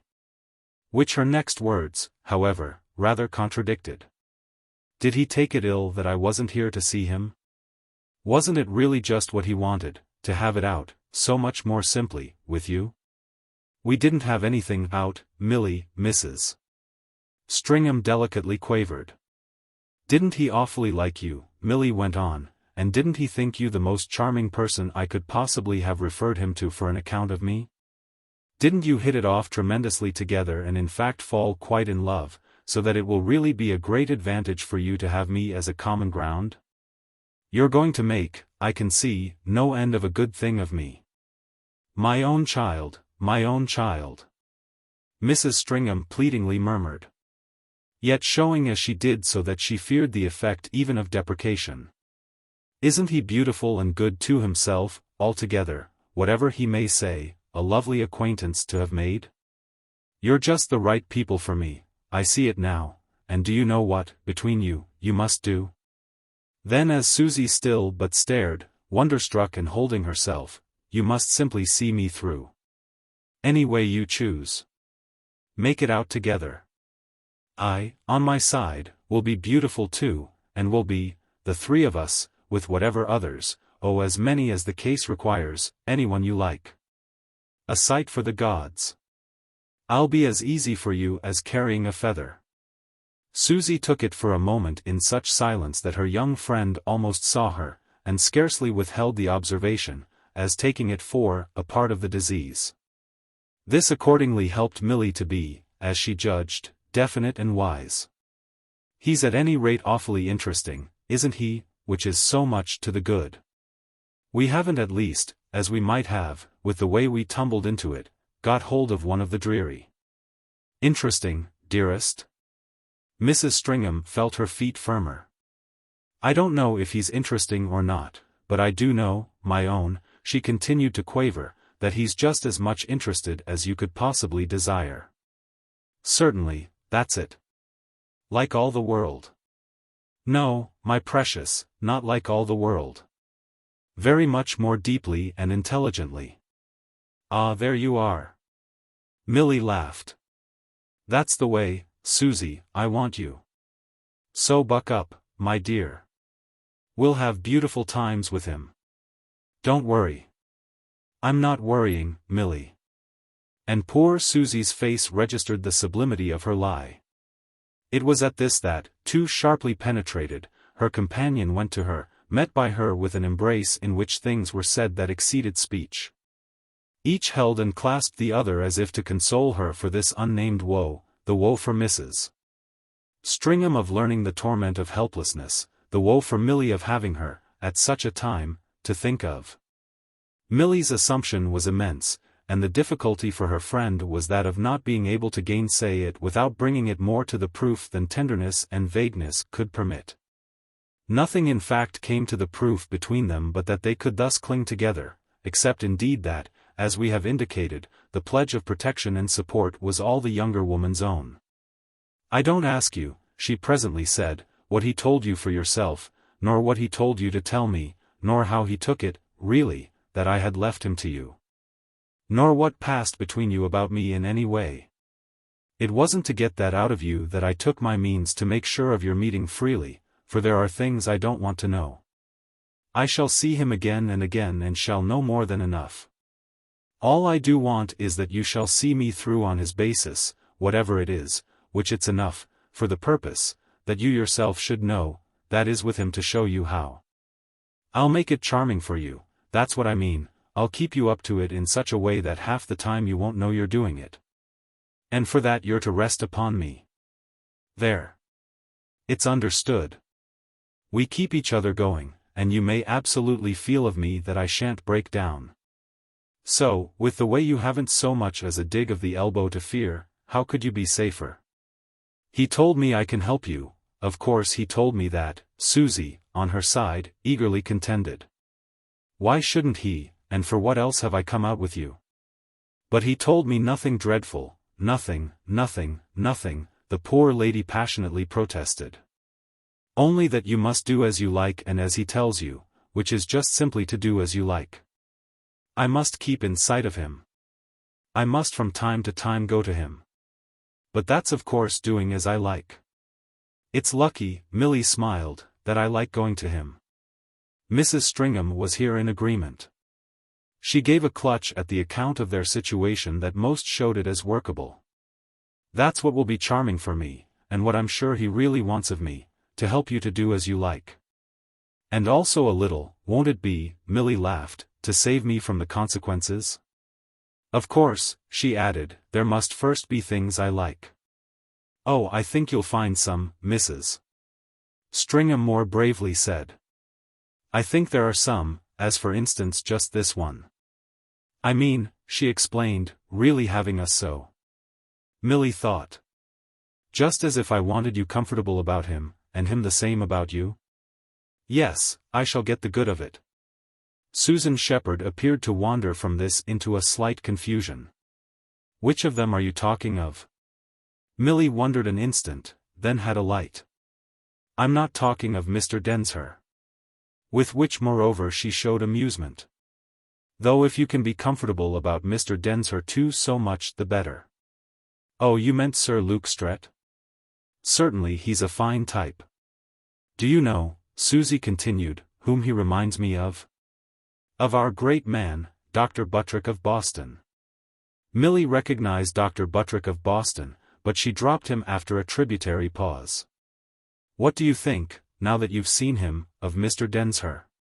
It was not till after consideration, with her eyes fixed on her friends, that Susie produced her answer. I think he's very handsome. Milly remained smiling at her, though putting on a little the manner of a teacher with a pupil. Well, that will do for the first time. I have done, she went on, what I wanted. Then that's all we want. You see there are plenty of things. Milly shook her head for the plenty. The best is not to know, that includes them all. I don't know. Nothing about anything, except that you're with me. Remember that, please. There won't be anything that, on my side, for you, I shall forget. So it's all right. The effect of it by this time was fairly, as intended, to sustain Susie, who dropped in spite of herself into the reassuring. Most certainly it's all right. I think you ought to understand that he sees no reason why I shouldn't have a grand long life. Milly had taken it straight up, as to understand it and for a moment consider it. But she disposed of it otherwise. Oh, of course I know that. She spoke as if her friend's point were small. Mrs. Stringham tried to enlarge it. Well, what I mean is that he didn't say to me anything that he hasn't said to yourself. Really, I would in his place. She might have been disappointed, but she had her good humor. He tells me to live, and she oddly limited the word. It left Susie a little at sea. Then what do you want more? My dear, the girl presently said, I don't want, as I assure you, anything. Still, she added, I am living. Oh yes, I'm living. It put them again face to face, but it had wound Mrs. Stringham up. So am I then, you'll see. She spoke with the note of her recovery. Yet it was her wisdom now, meaning by it as much as she did, not to say more than that. She had risen by Milly's aid to a certain command of what was before them. The 10 minutes of their talk had in fact made her more distinctly aware of the presence in her mind of a new idea. It was really perhaps an old idea with a new value. It had at all events begun during the last hour, though at first but feebly, to shine with a special light. That was because in the morning darkness had so suddenly descended, a sufficient shade of night to bring out the power of a star. The dusk might be thick yet, but the sky had comparatively cleared. And Susan Shepherd's star from this time on continued to twinkle for her.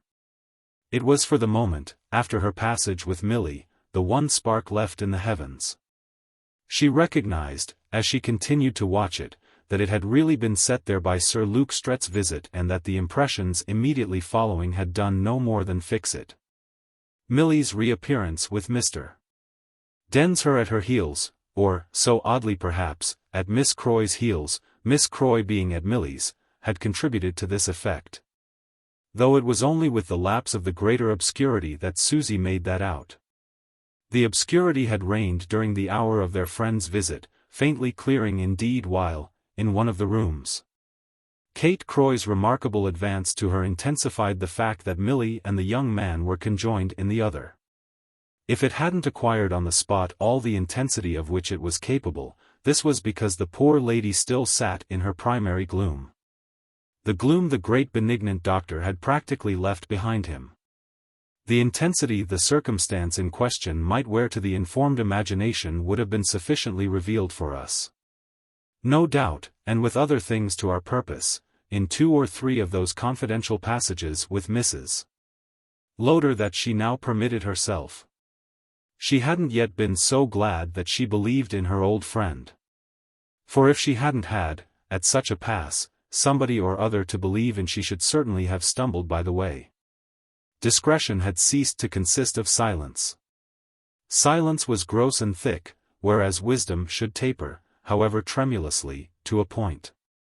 She betook herself to Lancaster Gate the morning after the colloquy just noted. And there, in Maud Manningham's own sanctum, she gradually found relief in giving an account of herself.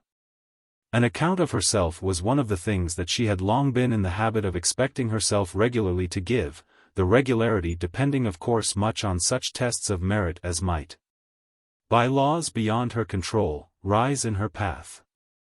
She never spared herself in short a proper sharpness of conception of how she had behaved, and it was a statement that she for the most part found herself able to make. What had happened at present was that nothing, as she felt, was left of her to report to. She was all too sunk in the inevitable and the abysmal. To give an account of herself she must give it to somebody else, and her first installment of it to her hostess was that she must please let her cry. She couldn't cry, with Milly in observation, at the hotel, which she had accordingly left for that purpose, and the power happily came to her with the good opportunity. She cried and cried at first, she confined herself to that, it was for the time the best statement of her business. Mrs. Lowder moreover intelligently took it as such, though knocking off a note or 2 more, as she said, while Susie sat near her table. She could resist the contagion of tears, but her patience did justice to her visitor's most vivid plea for it.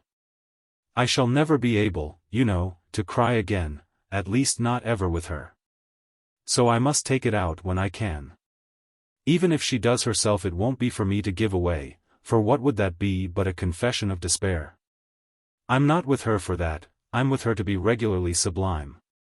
Besides, Milly won't cry herself. I'm sure I hope," said Mrs. Lowder, "that she won't have occasion to. She won't even if she does have occasion. She won't shed a tear. There's something that will prevent her." "Oh," said Mrs. Lowder. "Yes, her pride," Mrs. Stringham explained in spite of her friend's doubt, and it was with this that her communication took consistent form. It had never been pride, Maud Manningham had hinted, that kept her from crying when other things made for it. It had only been that these same things, at such times, made still more for business, arrangements, correspondence, the ringing of bells, the marshalling of servants, the taking of decisions. "I might be crying now," she said, "if I weren't writing letters," and this quite without harshness for her anxious companion, to whom she allowed just the administrative margin for difference. She had interrupted her no more than she would have interrupted the piano tuner. It gave poor Susie time, and when Mrs. Lowder, to save appearances and catch the post, had, with her addressed and stamped notes, met at the door of the room the footman summoned by the pressure of a knob. The facts of the case were sufficiently ready for her. It took but 2 or 3, however, given their importance, to lay the ground for the great one, Mrs. Stringham's interview of the day before with Sir Luke, who had wished to see her about Milly. He had wished it himself? I think he was glad of it. Clearly indeed he was. He stayed a quarter of an hour. I could see that for him it was long. He's interested, said Mrs. Stringham. Do you mean in her case? He says it isn't a case. What then is it? It isn't, at least, Mrs. Stringham explained, the case she believed it to be, thought it at any rate might be, when, without my knowledge, she went to see him. She went because there was something she was afraid of, and he examined her thoroughly, he has made sure. She's wrong, she hasn't what she thought. And what did she think? Mrs. Lowder demanded. He didn't tell me. And you didn't ask? I asked nothing, said poor Susie, I only took what he gave me. He gave me no more than he had to, he was beautiful, she went on. He is, thank God, interested. He must have been interested in you, dear, Maud Manningham observed with kindness. Her visitor met it with candor. Yes, love, I think he is. I mean that he sees what he can do with me. Mrs. Lowder took it rightly. For her. For her. Anything in the world he will or he must. He can use me to the last bone, and he likes at least that. He says the great thing for her is to be happy. It's surely the great thing for everyone. Why, therefore, Mrs. Lowder handsomely asked, should we cry so hard about it? Only, poor Susie wailed, that it's so strange, so beyond us. I mean if she can't be. She must be. Mrs. Lowder knew no impossibles. She shall be. Well, if you'll help. He thinks, you know, we can help. Mrs. Lowder faced a moment, in her massive way, what Sir Luke Strett thought. She sat back there, her knees apart, not unlike a picturesque ear-ringed matron at a market stall. While her friend, before her, dropped their items, tossed the separate truths of the matter one by one, into her capacious apron. But is that all he came to you for, to tell you she must be happy? That she must be made so, that's the point. It seemed enough, as he told me, Mrs. Stringham went on, he makes it somehow such a grand possible affair. Ah well, if he makes it possible. I mean especially he makes it grand. He gave it to me, that is, as my part. The rest's his own. And what's the rest? Mrs. Lowder asked. I don't know. His business. He means to keep hold of her. Then why do you say it isn't a case? It must be very much of one. Everything in Mrs. Stringham confessed to the extent of it. It's only that it isn't the case she herself supposed. It's another? It's another. Examining her for what she supposed, he finds something else. Something else. And what does he find? Ah, Mrs. Stringham cried, God keep me from knowing. He didn't tell you that? But poor Susie had recovered herself. What I mean is that if it's there I shall know in time. He's considering, but I can trust him for it, because he does, I feel, trust me. He's considering, she repeated. He's in other words not sure. Well, he's watching. I think that's what he means. She's to get away now, but to come back to him in 3 months. Then I think, said Maude Lowder, that he oughtn't meanwhile to scare us. It roused Susie a little, Susie being already enrolled in the great doctor's cause. This came out at least in her glimmer of reproach. Does it scare us to enlist us for her happiness? Mrs. Lowder was rather stiff for it.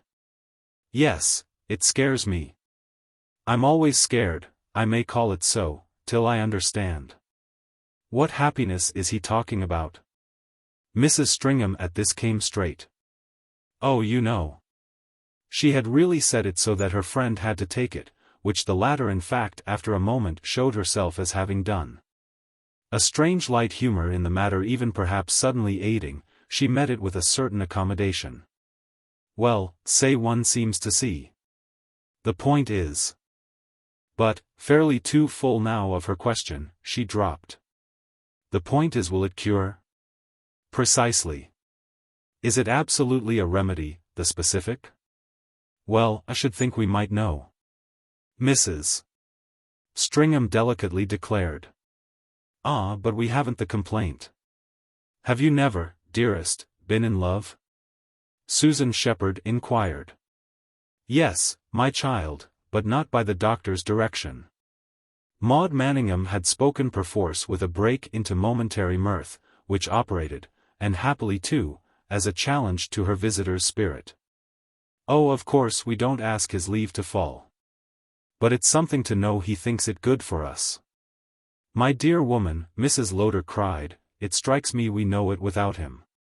So that when that's all he has to tell us. Ah, Mrs. Stringham interposed, it isn't all. I feel Sir Luke will have more, he won't have put me off with anything inadequate.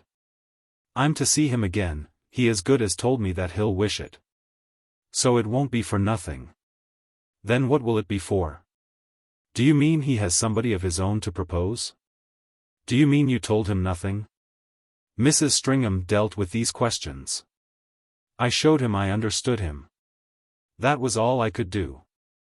I didn't feel at liberty to be explicit, but I felt, even though his visit so upset me, the comfort of what I had from you night before last. What I spoke to you of in the carriage when we had left her with Kate. You had seen, apparently, in 3 minutes. And now that he's here, now that I've met him and had my impression of him, I feel, said Mrs. Stringham, that you've been magnificent. Of course I've been magnificent. When, asked Maud Manningham, was I anything else? But Milly won't be, you know, if she marries Merton Densher. Oh, it's always magnificent to marry the man one loves. But we're going fast. Mrs. Stringham woefully smiled. The thing is to go fast if I see the case right. What had I after all but my instinct of that on coming back with you, night before last, to pick up Kate? I felt what I felt, I knew in my bones the man had returned. That's just where, as I say, you're magnificent. But wait, said Mrs. Stringham, till you've seen him. I shall see him immediately, Mrs. Lowder took it up with decision. What is then, she asked, your impression? Mrs. Stringham's impression seemed lost in her doubts. How can he ever care for her? Her companion, in her companion's heavy manner, sat on it. By being put in the way of it. For God's sake then, Mrs. Stringham wailed, put him in the way. You have him, one feels, in your hand. Maude Lowder's eyes at this rested on her friend's. Is that your impression of him? It's my impression, dearest, of you. You handle everyone. Mrs. Lowder's eyes still rested, and Susan Shepherd now felt, for a wonder, not less sincere by seeing that she pleased her. But there was a great limitation. I don't handle Kate. It suggested something that her visitor hadn't yet had from her, something the sense of which made Mrs. Stringham gasp. Do you mean Kate cares for him? That fact the lady of Lancaster Gate had up to this moment, as we know, enshrouded, and her friend's quick question had produced a change in her face. She blinked, then looked at the question hard. After which, whether she had inadvertently betrayed herself or had only reached a decision and then been affected by the quality of Mrs. Stringham's surprise, she accepted all results. What took place in her for Susan Shepherd was not simply that she made the best of them, but that she suddenly saw more in them to her purpose than she could have imagined. A certain impatience in fact marked in her this transition. She had been keeping back, very hard, an important truth, and wouldn't have liked to hear that she hadn't concealed it cleverly. Susie nevertheless felt herself pass as not a little of a fool with her for not having thought of it. What Susie indeed, however, most thought of at present, in the quick, new light of it, was the wonder of Kate's dissimulation. She had time for that view while she waited for an answer to her cry. Kate thinks she cares. But she's mistaken. And no one knows it. These things, distinct and responsible, were Mrs. Lowder's retort. Yet they weren't all of it. You don't know it, that must be your line. Or rather your line must be that you deny it utterly. Deny that she cares for him? Deny that she so much as thinks that she does. Positively and absolutely. Deny that you've so much as heard of it. Susie faced this new duty. To Milly, you mean, if she asks? To Milly, naturally. No one else will ask. Well, said Mrs. Stringham after a moment, Milly won't. Mrs. Lowder wondered. Are you sure? Yes, the more I think of it. And luckily for me. I lie badly. I lie well, thank God, Mrs. Lowder almost snorted, when, as sometimes will happen, there's nothing else so good. One must always do the best. But without lies then, she went on, perhaps we can work it out. Her interest had risen, her friend saw her, as within some minutes, more enrolled and inflamed, presently felt in her what had made the difference. Mrs. Stringham, it was true, described this at the time but dimly. She only made out at first that Maude had found a reason for helping her. The reason was that, strangely, she might help Maude too, for which she now desired to profess herself ready even to lying. What really perhaps most came out for her was that her hostess was a little disappointed at her doubt of the social solidity of this appliance, and that in turn was to become a steadier light. The truth about Kate's delusion, as her aunt presented it, the delusion about the state of her affections, which might be removed, this was apparently the ground on which they now might more intimately meet. Mrs. Stringham saw herself recruited for the removal of Kate's delusion, by arts, however, in truth, that she as yet quite failed to compass. Or was it perhaps to be only for the removal of Mr. Densher's success, in which indeed might entail other successes? Before that job, unfortunately, her heart had already failed. She felt that she believed in her bones what Milly believed, and what would now make working for Milly such a dreadful upward tug. All this within her was confusedly present, a cloud of questions out of which Maud Manningham's large-seated self loomed, however, as a mass more and more definite. Taking in fact for the consultative relation something of the form of an oracle. From the oracle the sound did come, or at any rate the sense did, a sense all accordant with the insufflation she had just seen working. Yes, the sense was, I'll help you for Milly, because if that comes off I shall be helped, by its doing so, for Kate, a view into which Mrs. Stringham could now sufficiently enter. She found herself of a sudden, strange to say, quite willing to operate to Kate's harm, or at least to Kate's good as Mrs. Lowder with a noble anxiety measured it. She found herself in short not caring what became of Kate, only convinced at bottom of the predominance of Kate's star. Kate wasn't in danger, Kate wasn't pathetic. Kate Croy, whatever happened, would take care of Kate Croy. She saw moreover by this time that her friend was traveling even beyond her own speed. Mrs. Lowder had already, in mind, drafted a rough plan of action, a plan vividly enough thrown off as she said, you must stay on a few days, and you must immediately, both of you, meet him at dinner. In addition to which Maude claimed the merit of having by an instinct of pity, of prescient wisdom, done much, 2 nights before, to prepare that ground. The poor child, when I was with her there while you were getting your shawl, quite gave herself away to me. Oh, I remember how you afterwards put it to me. Though it was nothing more, Susie did herself the justice to observe, than what I too had quite felt. But Mrs. Lowder fronted her so on this that she wondered what she had said. I suppose I ought to be edified at what you can so beautifully give up. Give up? Mrs. Stringham echoed. Why, I give up nothing, I cling. Her hostess showed impatience, turning again with some stiffness to her great brass-bound cylinder desk and giving a push to an object or two disposed there. I give up then. You know how little such a person as Mr. Densher was to be my idea for her. You know what I've been thinking perfectly possible. Oh, you've been great, Susie was perfectly fair. A duke, a duchess, a princess, a palace, you've made me believe in them too. But where we break down is that she doesn't believe in them. Luckily for her, as it seems to be turning out, she doesn't want them. So what's one to do? I assure you I've had many dreams. But I've only one dream now. Mrs. Stringham's tone in these last words gave so fully her meaning that Mrs. Lowder could but show herself as taking it in. They sat a moment longer confronted on it. Her having what she does want. If it will do anything for her.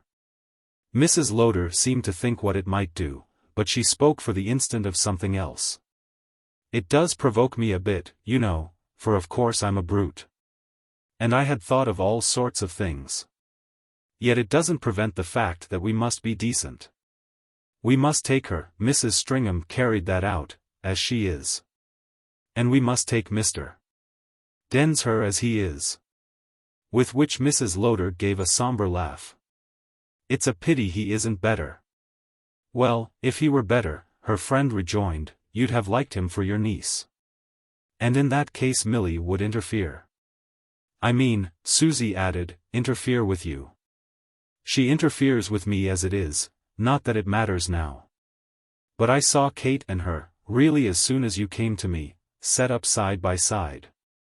I saw your girl, I don't mind telling, you helping my girl, and when I say that, Mrs. Lowder continued, you'll probably put in for yourself that it was part of the reason of my welcome to you. So you see what I give up. I do give it up. But when I take that line, she further set forth, I take it handsomely. So goodbye to it all. Good day to Mrs. Densher. Heavens, she growled. Susie held herself a minute. Even as Mrs. Densher my girl will be somebody. Yes, she won't be nobody. Besides, said Mrs. Lowder, we're talking in the air. Her companion sadly assented. We're leaving everything out. It's nevertheless interesting. And Mrs. Lowder had another thought. He's not quite nobody either. It brought her back to the question she had already put and which her friend hadn't at the time dealt with. What in fact do you make of him? Susan Shepherd, at this, for reasons not clear even to herself, was moved a little to caution. So she remained general. He's charming. She had met Mrs. Lowder's eyes with that extreme pointedness in her own to which people resort when they are not quite candid, a circumstance that had its effect. Yes, he's charming. The effect of the words, however, was equally marked. They almost determined in Mrs. Stringham a return of amusement. I thought you didn't like him. I don't like him for Kate. But you don't like him for Milly either. Mrs. Stringham rose as she spoke, and her friend also got up. I like him, my dear, for myself. Then that's the best way of all. Well, it's one way. He's not good enough for my niece, and he's not good enough for you. One's an ant, one's a wretch and one's a fool. Oh, I'm not either, Susie declared. But her companion kept on. One lives for others. You do that. If I were living for myself I shouldn't at all mind him. But Mrs. Stringham was sturdier. Ah, if I find him charming it's however I'm living. Well, it broke Mrs. Lowder down. She hung fire but an instant, giving herself away with a laugh. Of course he's all right in himself. That's all I contend, Susie said with more reserve. And the note in question, what Merton Densher was, in himself, closed practically, with some inconsequence, this first of their counsels. Chapter 2. It had at least made the difference for them, they could feel, of an informed state in respect to the great doctor, whom they were now to take as watching, waiting, studying. Or at any rate as proposing to himself some such process before he should make up his mind. Mrs. Stringham understood him as considering the matter meanwhile in a spirit that, on this same occasion, at Lancaster Gate, she had come back to a rough notation of before retiring. She followed the course of his reckoning. If what they had talked of could happen, if Milly, that is, could have her thoughts taken off herself, it wouldn't do any harm and might conceivably do much good. If it couldn't happen, if, anxiously, though tactfully working, they themselves, conjoined, could do nothing to contribute to it, they would be in no worse a box than before. Only in this latter case the girl would have had her free range for the summer, for the autumn. She would have done her best in the sense enjoined on her, and, coming back at the end to her eminent man, would, besides having more to show him, find him more ready to go on with her. It was visible further to Susan Shepherd, as well as being ground for a second report to her old friend, that Milly did her part for a working view of the general case. Inasmuch as she mentioned frankly and promptly that she meant to go and say goodbye to Sir Luke Strett and thank him. She even specified what she was to thank him for, his having been so easy about her behavior. You see, I didn't know that, for the liberty I took, I shouldn't afterwards get a stiff note from him. So much Milly had said to her, and it had made her a trifle rash. Oh, you'll never get a stiff note from him in your life. She felt her rashness, the next moment, at her young friend's question. Why not, as well as anyone else who has played him a trick? Well, because he doesn't regard it as a trick. He could understand your action. It's all right, you see. Yes, I do see. It is all right. He's easier with me than with anyone else, because that's the way to let me down. He's only making believe, and I'm not worth hauling up. Rueful at having provoked again this ominous flare, poor Susie grasped at her only advantage. Do you really accuse a man like Sir Luke Strett of trifling with you? She couldn't blind herself to the look her companion gave her, a strange half-amused perception of what she made of it. Well, so far as it's trifling with me to pity me so much. He doesn't pity you, Susie earnestly reasoned. He just, the same as anyone else, likes you. He has no business then to like me. He's not the same as anyone else. Why not, if he wants to work for you? Milly gave her another look, but this time a wonderful smile. Ah, there you are. Mrs. Stringham colored, for there indeed she was again. But Milly let her off. Work for me, all the same, work for me. It's of course what I want. Then as usual she embraced her friend. I'm not going to be as nasty as this to him. I'm sure I hope not. And Mrs. Stringham laughed for the kiss. I've no doubt, however, he'd take it from you. It's you, my dear, who are not the same as anyone else. Milly's assent to which, after an instant, gave her the last word. No, so that people can take anything from me. And what Mrs. Stringham did indeed resignedly take after this was the absence on her part of any account of the visit then paid. It was the beginning in fact between them of an odd independence, an independence positively of action and custom, on the subject of Milly's future.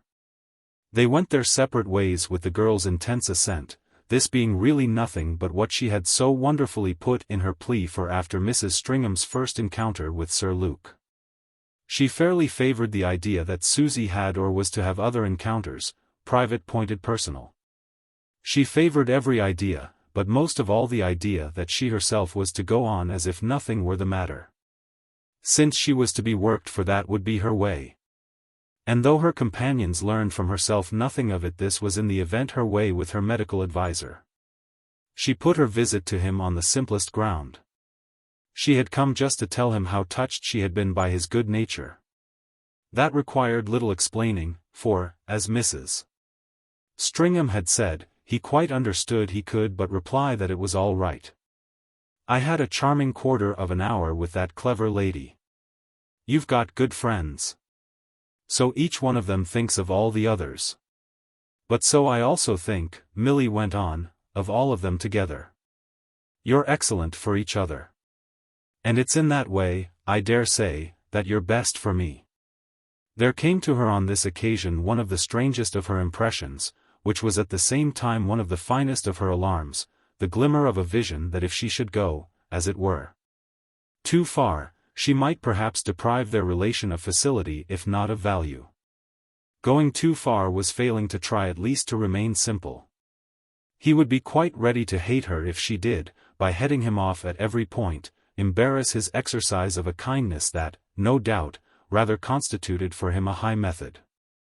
Susie wouldn't hate her, since Susie positively wanted to suffer for her. Susie had a noble idea that she might somehow so do her good. Such, however, was not the way in which the greatest of London doctors was to be expected to wish to do it. He wouldn't have time even should he wish. Whereby, in a word, Milly felt herself intimately warned. Face to face there with her smooth strong director, she enjoyed at a given moment quite such another lift of feeling as she had known in her crucial talk with Susie. It came round to the same thing. Him too she would help her if that could possibly be, but if it couldn't possibly be she would assist also to make this right. It wouldn't have taken many minutes more, on the basis in question, almost to reverse for her their characters of patient and physician. What was he in fact but patient, what was she but physician, from the moment she embraced once for all the necessity, adopted once for all the policy, of saving him alarms about her subtlety. She would leave the subtlety to him, he would enjoy his use of it, and she herself, no doubt, would in time enjoy his enjoyment. She went so far as to imagine that the inward success of these reflections flushed her for the minute, to his eyes, with a certain bloom, a comparative appearance of health. And what verily next occurred was that he gave color to the presumption. Every little helps, no doubt. He noticed good-humoredly her harmless sally. But, help or no help, you're looking, you know, remarkably well. Oh, I thought I was, she answered, and it was as if already she saw his line. Only she wondered what he would have guessed. If he had guessed anything at all it would be rather remarkable of him. As for what there was to guess, he couldn't, if this was present to him, have arrived at it save by his own acuteness. That acuteness was therefore immense, and if it supplied the subtlety she thought of leaving him to, his portion would be none so bad. Neither, for that matter, would hers be, which she was even actually enjoying. She wondered if really then there mightn't be something for her. She hadn't been sure in coming to him that she was better, and he hadn't used, he would be awfully careful not to use, that compromising term about her. In spite of all of which she would have been ready to say, for the amiable sympathy of it, yes, I must be, for he had this unaided sense of something that had happened to her. It was a sense unaided, because who could have told him of anything? Susie, she was certain, hadn't yet seen him again, and there were things it was impossible she could have told him the first time. Since such was his penetration, therefore, why shouldn't she gracefully, in recognition of it, accept the new circumstance, the one he was clearly wanting to congratulate her on? As a sufficient cause? If one nursed a cause tenderly enough it might produce an effect, and this, to begin with, would be a way of nursing. You gave me the other day, she went on, plenty to think over, and I've been doing that, thinking it over, quite as you'll have probably wished me. I think I must be pretty easy to treat, she smiled, since you've already done me so much good. The only obstacle to reciprocity with him was that he looked in advance so closely related to all one's possibilities that one missed the pleasure of really improving it. Oh no, you're extremely difficult to treat. I've need with you, I assure you, of all my wit. Well, I mean I do come up. She hadn't meanwhile a bit believed in his answer, convinced as she was that if she had been difficult it would be the last thing he would have told her. I'm doing, she said, as I like. Then it's as I like. But you must really, though we're having such a decent month, get straight away. In pursuance of which, when she had replied with promptitude that her departure, for the Tyrol and then for Venice, was quite fixed for the 14th, he took her up with alacrity. For Venice? That's perfect, for we shall meet there. I've a dream of it for October, when I'm hoping for 3 weeks off. 3 weeks during which, if I can get them clear, my niece, a young person who has quite the whip hand of me, is to take me where she prefers. I heard from her only yesterday that she expects to prefer Venice. That's lovely then. I shall expect you there. And anything that, in advance or in any way, I can do for you. Oh, thank you. My niece, I seem to feel, does for me. But it will be capital to find you there. I think it ought to make you feel, she said after a moment, that I am easy to treat. But he shook his head again, he wouldn't have it. You've not come to that yet. One has to be so bad for it. Well, I don't think I've ever come to it, to ease of treatment. I doubt if it's possible. I've not, if it is, found anyone bad enough. The ease, you see, is for you. I see, I see. They had an odd friendly, but perhaps the least bit awkward pause on it. After which Sir Luke asked, and that clever lady, she goes with you? Mrs. Stringham? Oh dear, yes. She'll stay with me, I hope, to the end. He had a cheerful blankness. To the end of what? Well, of everything. Ah then, he laughed, you're in luck. The end of everything is far off. This, you know, I'm hoping, said Sir Luke, is only the beginning. And the next question he risked might have been a part of his hope. Just you and she together? No, 2 other friends. 2 ladies of whom we've seen more here than of anyone and who are just the right people for us. He thought a moment. You'll be 4 women together then? Ah, said Milly, we're widows and orphans. But I think, she added as if to say what she saw would reassure him, that we shall not be unattractive, as we move, to gentlemen. When you talk of life I suppose you mean mainly gentlemen. When I talk of life. He made answer after a moment during which he might have been appreciating her raciness, when I talk of life I think I mean more than anything else the beautiful show of it, in its freshness. Made by young persons of your age. So go on as you are. I see more and more how you are. You can't, he went so far as to say for pleasantness, better it. She took it from him with a great show of peace. One of our companions will be Miss Croy, who came with me here first. It's in her that life is splendid, and a part of that is even that she's devoted to me. But she's above all magnificent in herself. So that, if you'd like, she freely threw out, to see her. Oh, I shall like to see anyone who's devoted to you, for clearly it will be jolly to be, in it. So that if she's to be at Venice I shall see her? We must arrange it, I shan't fail. She moreover has a friend who may also be there. Milly found herself going on to this. He's likely to come, I believe, for he always follows her. Sir Luke wondered. You mean they're lovers?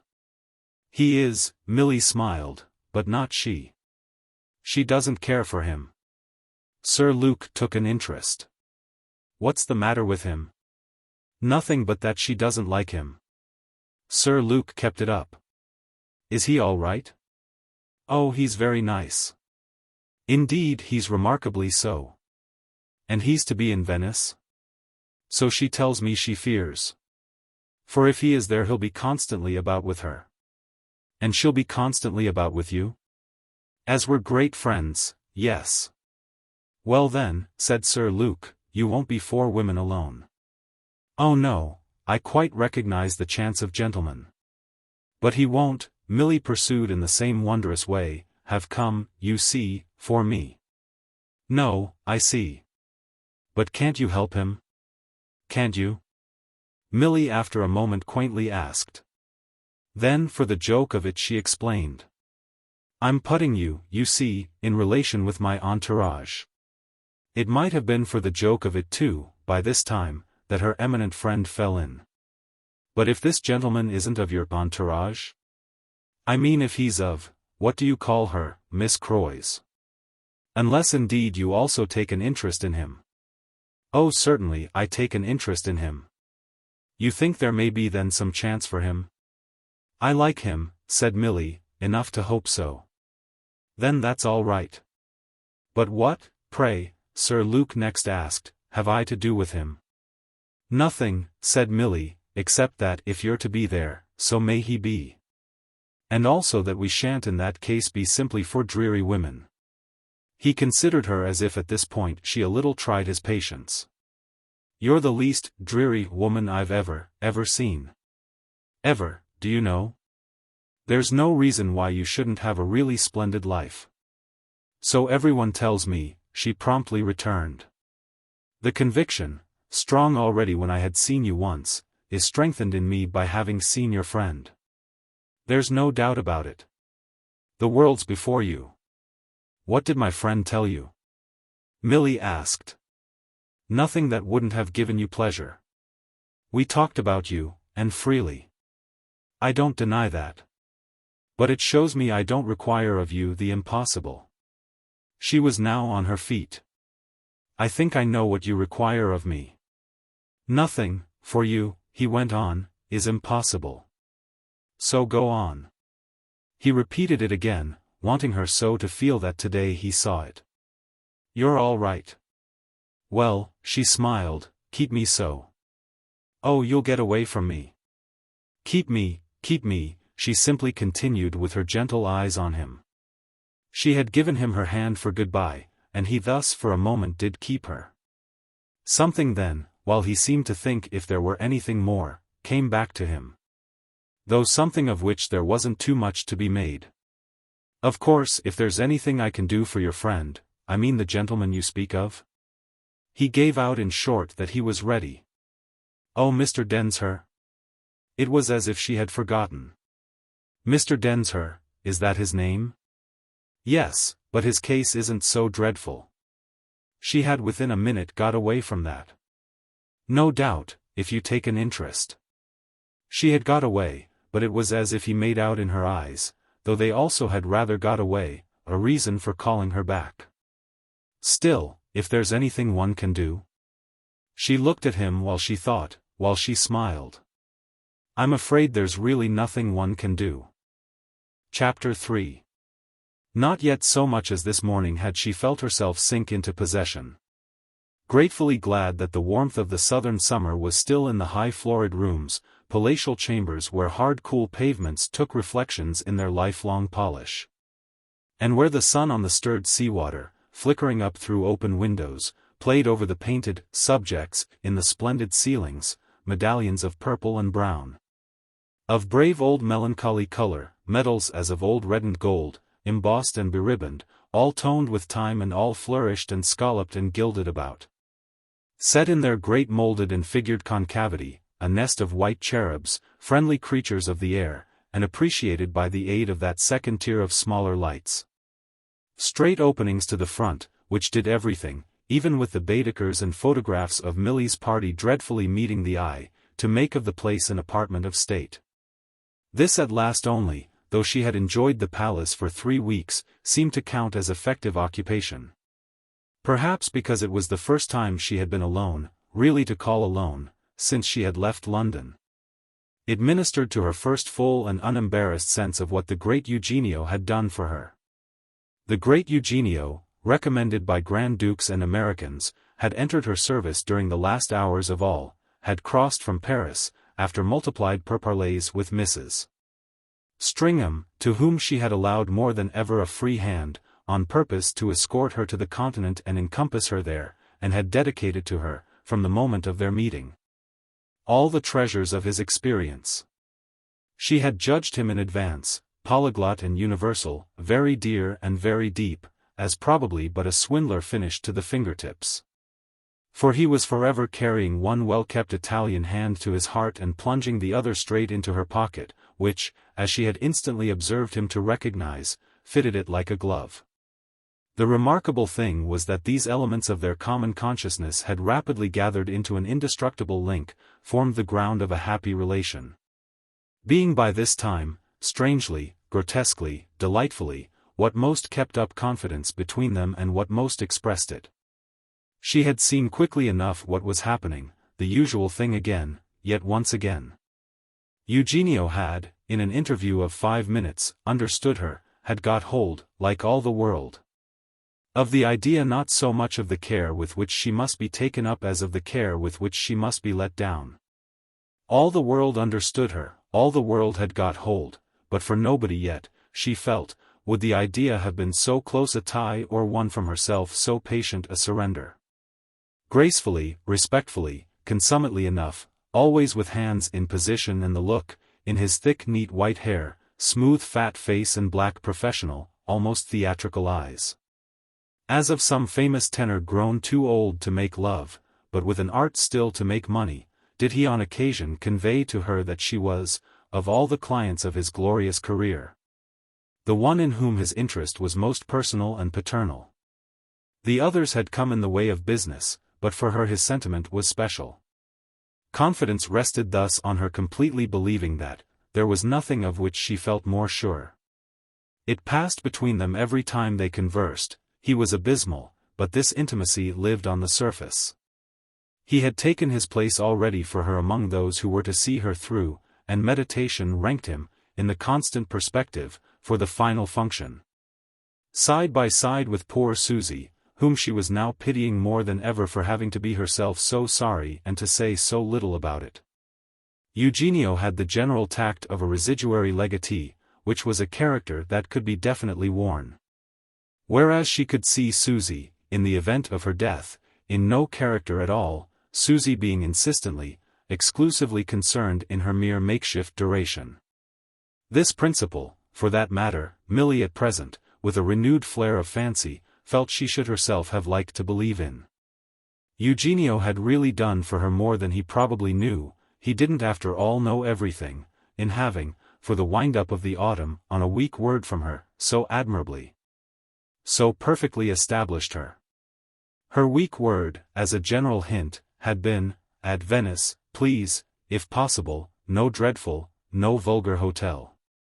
But, if it can be at all managed, you know what I mean, some fine old rooms, wholly independent, for a series of months. Plenty of them too, and the more interesting the better, part of a palace, historic and picturesque, but strictly inodorous, where we shall be to ourselves, with a cook, don't you know? With servants, frescoes, tapestries, antiquities, the thorough make-believe of a settlement. The proof of how he better and better understood her was in all the place. As to his masterly acquisition of which she had from the first asked no questions. She had shown him enough what she thought of it, and her forbearance pleased him. With the part of the transaction that mainly concerned her she would soon enough become acquainted, and his connection with such values as she would then find noted could scarce help growing, as it were, still more residuary. Charming people, conscious Venice lovers, evidently, had given up their house to her, and had fled to a distance, to other countries, to hide their blushes alike over what they had, however briefly, alienated, and over what they had, however durably, gained. They had preserved and consecrated, and she now, her part of it was shameless, appropriated and enjoyed. Palazzo Leporelli held its history still in its great lap, even like a painted idol, a solemn puppet hung about with decorations.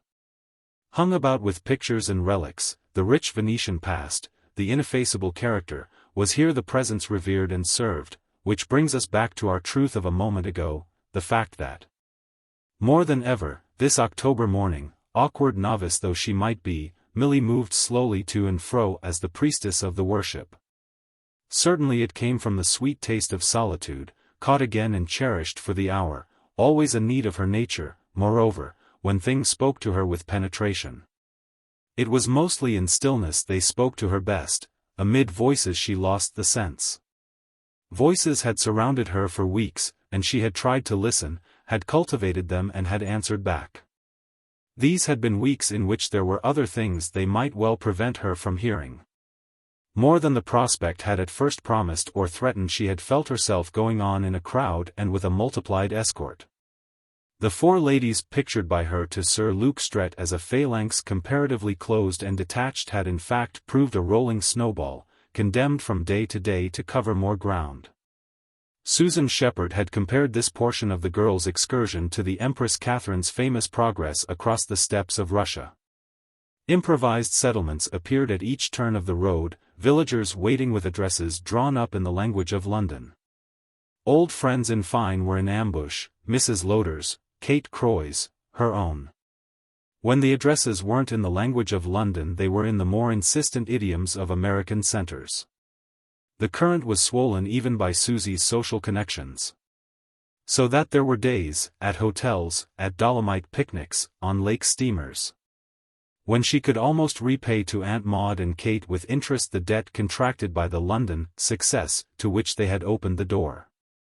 Mrs. Lowder's success and Kate's, amid the shock of Milly's and Mrs. Stringham's compatriots, failed but little, really, of the concert pitch. It had gone almost as fast as the boom, over the sea, of the last great native novel. Those ladies were so different, observably enough, from the ladies so appraising them. It being throughout a case mainly of ladies, of a dozen at once sometimes, in Milly's apartment, pointing, also at once, that moral and many others. Milly's companions were acclaimed not only as perfectly fascinating in themselves, the nicest people yet known to the acclaimers, but as obvious helping hands, socially speaking. For the eccentric young woman, evident initiators and smoothers of her path, possible subduers of her eccentricity. Short intervals, to her own sense, stood now for great differences, and this renewed inhalation of her native air had somehow left her to feel that she mainly struck the compatriot as queer and dissociated. She moved such a critic, it would appear, as to rather an odd suspicion. A benevolence induced by a want of complete trust, all of which showed her in the light of a person too plain and too ill-clothed for a thorough good time. And yet too rich and too befriended, an intuitive cunning within her managing this last, for a thorough bad one. The compatriots, in short, by what she made out, approved her friends for their expert wisdom with her. In spite of which judicial sagacity it was the compatriots who recorded themselves as the innocent parties. She saw things in these days that she had never seen before, and she couldn't have said why save on a principle too terrible to name. Whereby she saw that neither Lancaster Gate was what New York took it for, nor New York what Lancaster Gate fondly fancied it in coquetting with the plan of a series of American visits. The plan might have been, humorously, on Mrs. Lowder's part, for the improvement of her social position, and it had verily in that direction lights that were perhaps but half a century too prompt. At all of which Kate Croy assisted with the cool controlled facility that went so well, as the others said, with her particular kind of good looks. The kind that led you to expect the person enjoying them would dispose of disputations, speculations, aspirations, in a few very neatly and brightly uttered words, so simplified in sense, however, that they sounded, even when guiltless, like rather aggravated slang. It wasn't that Kate hadn't pretended too that she should like to go to America. It was only that with this young woman Milly had constantly proceeded, and more than ever of late, on the theory of intimate confessions. Private frank ironies that made up for their public grimaces and amid which, face to face, they wearily put off the mask. These puttings off of the mask had finally quite become the form taken by their moments together, moments indeed not increasingly frequent and not prolonged. Thanks to the consciousness of fatigue on Milly's side whenever, as she herself expressed it, she got out of harness. They flourished their masks, the independent pair, as they might have flourished Spanish fans, they smiled and sighed on removing them. But the gesture, the smiles, the sighs, strangely enough, might have been suspected the greatest reality in the business. Strangely enough, we say, for the volume of effusion in general would have been found by either on measurement to be scarce proportional to the paraphernalia of relief. It was when they called each other's attention to their ceasing to pretend, it was then that what they were keeping back was most in the air. There was a difference, no doubt, and mainly to Kate's advantage. Milly didn't quite see what her friend could keep back, was possessed of, in fine, that would be so subject to retention. Whereas it was comparatively plain sailing for Kate that poor Milly had a treasure to hide. This was not the treasure of a shy, an abject affection, concealment, on that head, belonging to quite another phase of such states. It was much rather a principle of pride relatively bold and hard, a principle that played up like a fine steel spring at the lightest pressure of too near a footfall. Thus insuperably guarded was the truth about the girl's own conception of her validity. Thus was a wondering pitying sister condemned wistfully to look at her from the far side of the moat she had dug round her tower. Certain aspects of the connection of these young women show for us, such as the twilight that gathers about them, in the likeness of some dim scene in a Maeterlinck play.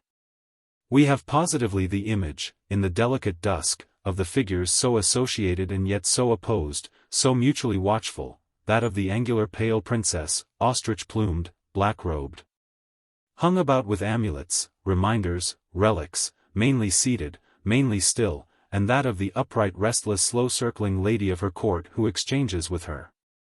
Across the black water streaked with evening gleams, fitful questions and answers. The upright lady, with thick dark braids down her back, drawing over the grass a more embroidered train, makes the whole circuit, and makes it again, and the broken talk, brief and sparingly elusive, seems more to cover than to free their sense. This is because, when it fairly comes to not having others to consider, they meet in an air that appears rather anxiously to wait for their words. Such an impression as that was in fact grave, and might be tragic, so that, plainly enough, systematically at last, they settled to a care of what they said. There could be no gross phrasing to Milly, in particular, of the probability that if she wasn't so proud she might be pitted with more comfort, more to the person pitying. There could be no spoken proof, no sharper demonstration than the consistently considerate attitude, that this marvelous mixture of her weakness and of her strength, her peril, if such it were, and her option, made her, kept her, irresistibly interesting. Kate's predicament in the matter was, after all, very much Mrs. Stringham's own, and Susan Shepherd herself indeed, in our Maeterlinck picture, might well have hovered in the gloaming by the moat. It may be declared for Kate, at all events, that her sincerity about her friend, through this time, was deep, her compassionate imagination strong. And that these things gave her a virtue, a good conscience, a credibility for herself, so to speak, that were later to be precious to her. She grasped with her keen intelligence the logic of their common duplicity, went unassisted through the same ordeal as Milly's other hushed follower. Easily saw that for the girl to be explicit was to betray divinations, gratitudes, glimpses of the felt contrast between her fortune and her fear, all of which would have contradicted her systematic bravado. That was it, Kate wonderingly saw, to recognize was to bring down the avalanche Milly lived so in watch for, and that might be started by the lightest of breaths. Though less possibly the breath of her own stifled plaint than that of the vain sympathy, the mere helpless gaping inference of others. With so many suppressions as these, therefore, between them, their withdrawal together to unmask had to fall back, as we have hinted, on a nominal motive, which was decently represented by a joy at the drop of chatter. Chatter had in truth all along attended their steps, but they took the despairing view of it on purpose to have ready, when face to face, some view or other of something. The relief of getting out of harness, that was the moral of their meetings, but the moral of this, in turn, was that they couldn't so much as ask each other why harness need be worn. Milly wore it as a general armor. She was out of it at present, for some reason, as she hadn't been for weeks. She was always out of it, that is, when alone, and her companions had never yet so much as just now affected her as dispersed and suppressed. It was as if still again, still more tacitly and wonderfully, Eugenio had understood her, taking it from her without a word and just bravely and brilliantly in the name, for instance, of the beautiful day. Yes, get me an hour alone. Take them off, I don't care where, absorb, amuse, detain them, drown them, kill them if you will, so that I may just a little, all by myself, see where I am. She was conscious of the dire impatience of it, for she gave up Susie as well as the others to him, Susie who would have drowned her very self for her. Gave her up to a mercenary monster through whom she thus purchased respites. Strange were the turns of life and the moods of weakness, strange the flickers of fancy and the cheats of hope. Yet lawful, all the same, weren't they, those experiments tried with the truth that consisted, at the worst, but in practicing on oneself.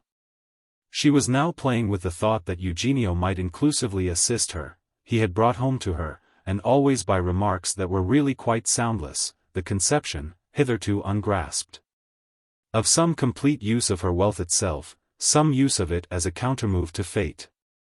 It had passed between them as preposterous that with so much money she should just stupidly and awkwardly want, any more want a life, a career, a consciousness, than want a house. a carriage or a cook. It was as if she had had from him a kind of expert professional measure of what he was in a position, at a stretch, to undertake for her. The thoroughness of which, for that matter, she could closely compare with a looseness on Sir Luke Strett's part that, at least in Palazzo Leporelli when mornings were fine, showed as almost amateurish. Sir Luke hadn't said to her, "Pay enough money and leave the rest to me," which was distinctly what Eugenio did say. Sir Luke had appeared indeed to speak of purchase and payment, but in reference to a different sort of cash. Those were amounts not to be named nor reckoned, and such moreover as she wasn't sure of having at her command. Eugenio, this was the difference, could name, could reckon, and prices of his kind were things she had never suffered to scare her. She had been willing, goodness knew, to pay enough for anything, for everything, and here was simply a new view of the sufficient quantity. She amused herself, for it came to that, since Eugenio was there to sign the receipt, with possibilities of meeting the bill. She was more prepared than ever to pay enough, and quite as much as ever to pay too much. What else, if such were points at which your most trusted servant failed, was the use of being, as the dear Susies of earth called you, a princess in a palace? She made now, alone, the full circuit of the place, noble and peaceful while the summer sea, stirring here and there a curtain or an outer blind, breathed into its veiled spaces. She had a vision of clinging to it, that perhaps Eugenio could manage. She was in it, as in the ark of her deluge, and filled with such a tenderness for it that why shouldn't this, in common mercy, be warrant enough? She would never, never leave it, she would engage to that, would ask nothing more than to sit tight in it and float on and on. The beauty and intensity, the real momentary relief of this conceit, reached their climax in the positive purpose to put the question to Eugenio on his return as she had not yet put it. Though the design, it must be added, dropped a little when, coming back to the great saloon from which she had started on her pensive progress, she found Lord Mark, of whose arrival in Venice she had been unaware, and who had now, while a servant was following her through empty rooms, been asked, in her absence, to wait. He had waited then, Lord Mark, he was waiting, oh unmistakably. Never before had he so much struck her as the man to do that on occasion with patience, to do it indeed almost as with gratitude for the chance, though at the same time with a sort of notifying firmness. The odd thing, as she was afterwards to recall, was that her wonder for what had brought him was not immediate, but had come at the end of 5 minutes. And also, quite incoherently, that she felt almost as glad to see him, and almost as forgiving of his interruption of her solitude, as if he had already been in her thought or acting at her suggestion. He was somehow, at the best, the end of a respite.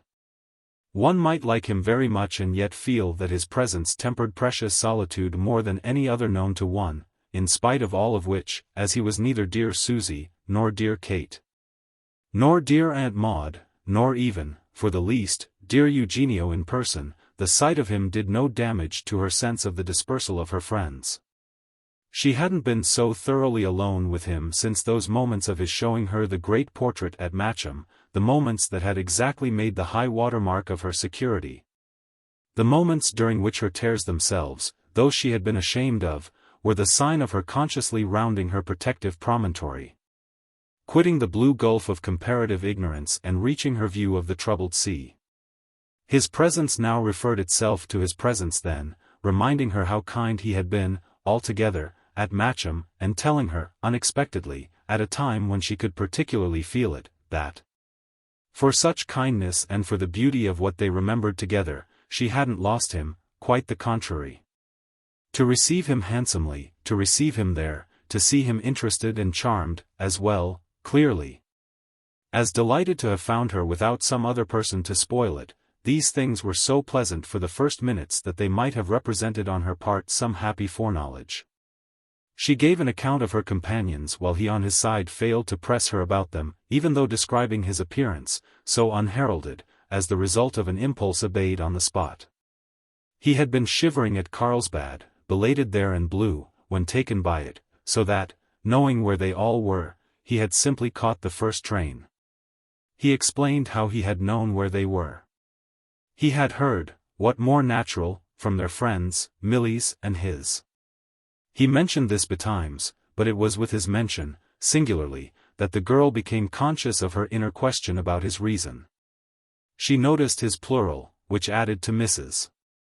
Lowder or added to Kate, but she presently noticed also that it didn't affect her as explaining. Aunt Maude had written to him, Kate apparently, and this was interesting, had written to him. But their design presumably hadn't been that he should come and sit there as if rather relieved, so far as they were concerned, at postponements. He only said, oh, and again, oh. When she sketched their probable morning for him, under Eugenio's care and Mrs.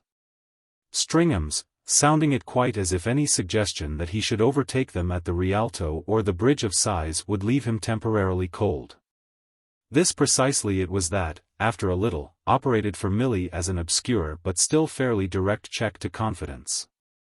He had known where they all were from the others, but it was not for the others that, in his actual dispositions, he had come. That, strange to say, was a pity. For, stranger still to say, she could have shown him more confidence if he himself had had less intention.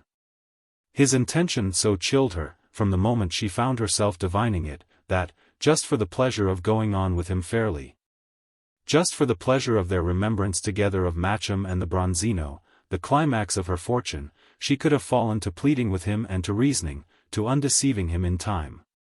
There had been, for 10 minutes, with the directness of her welcome to him and the way this clearly pleased him, something of the grace of amends made.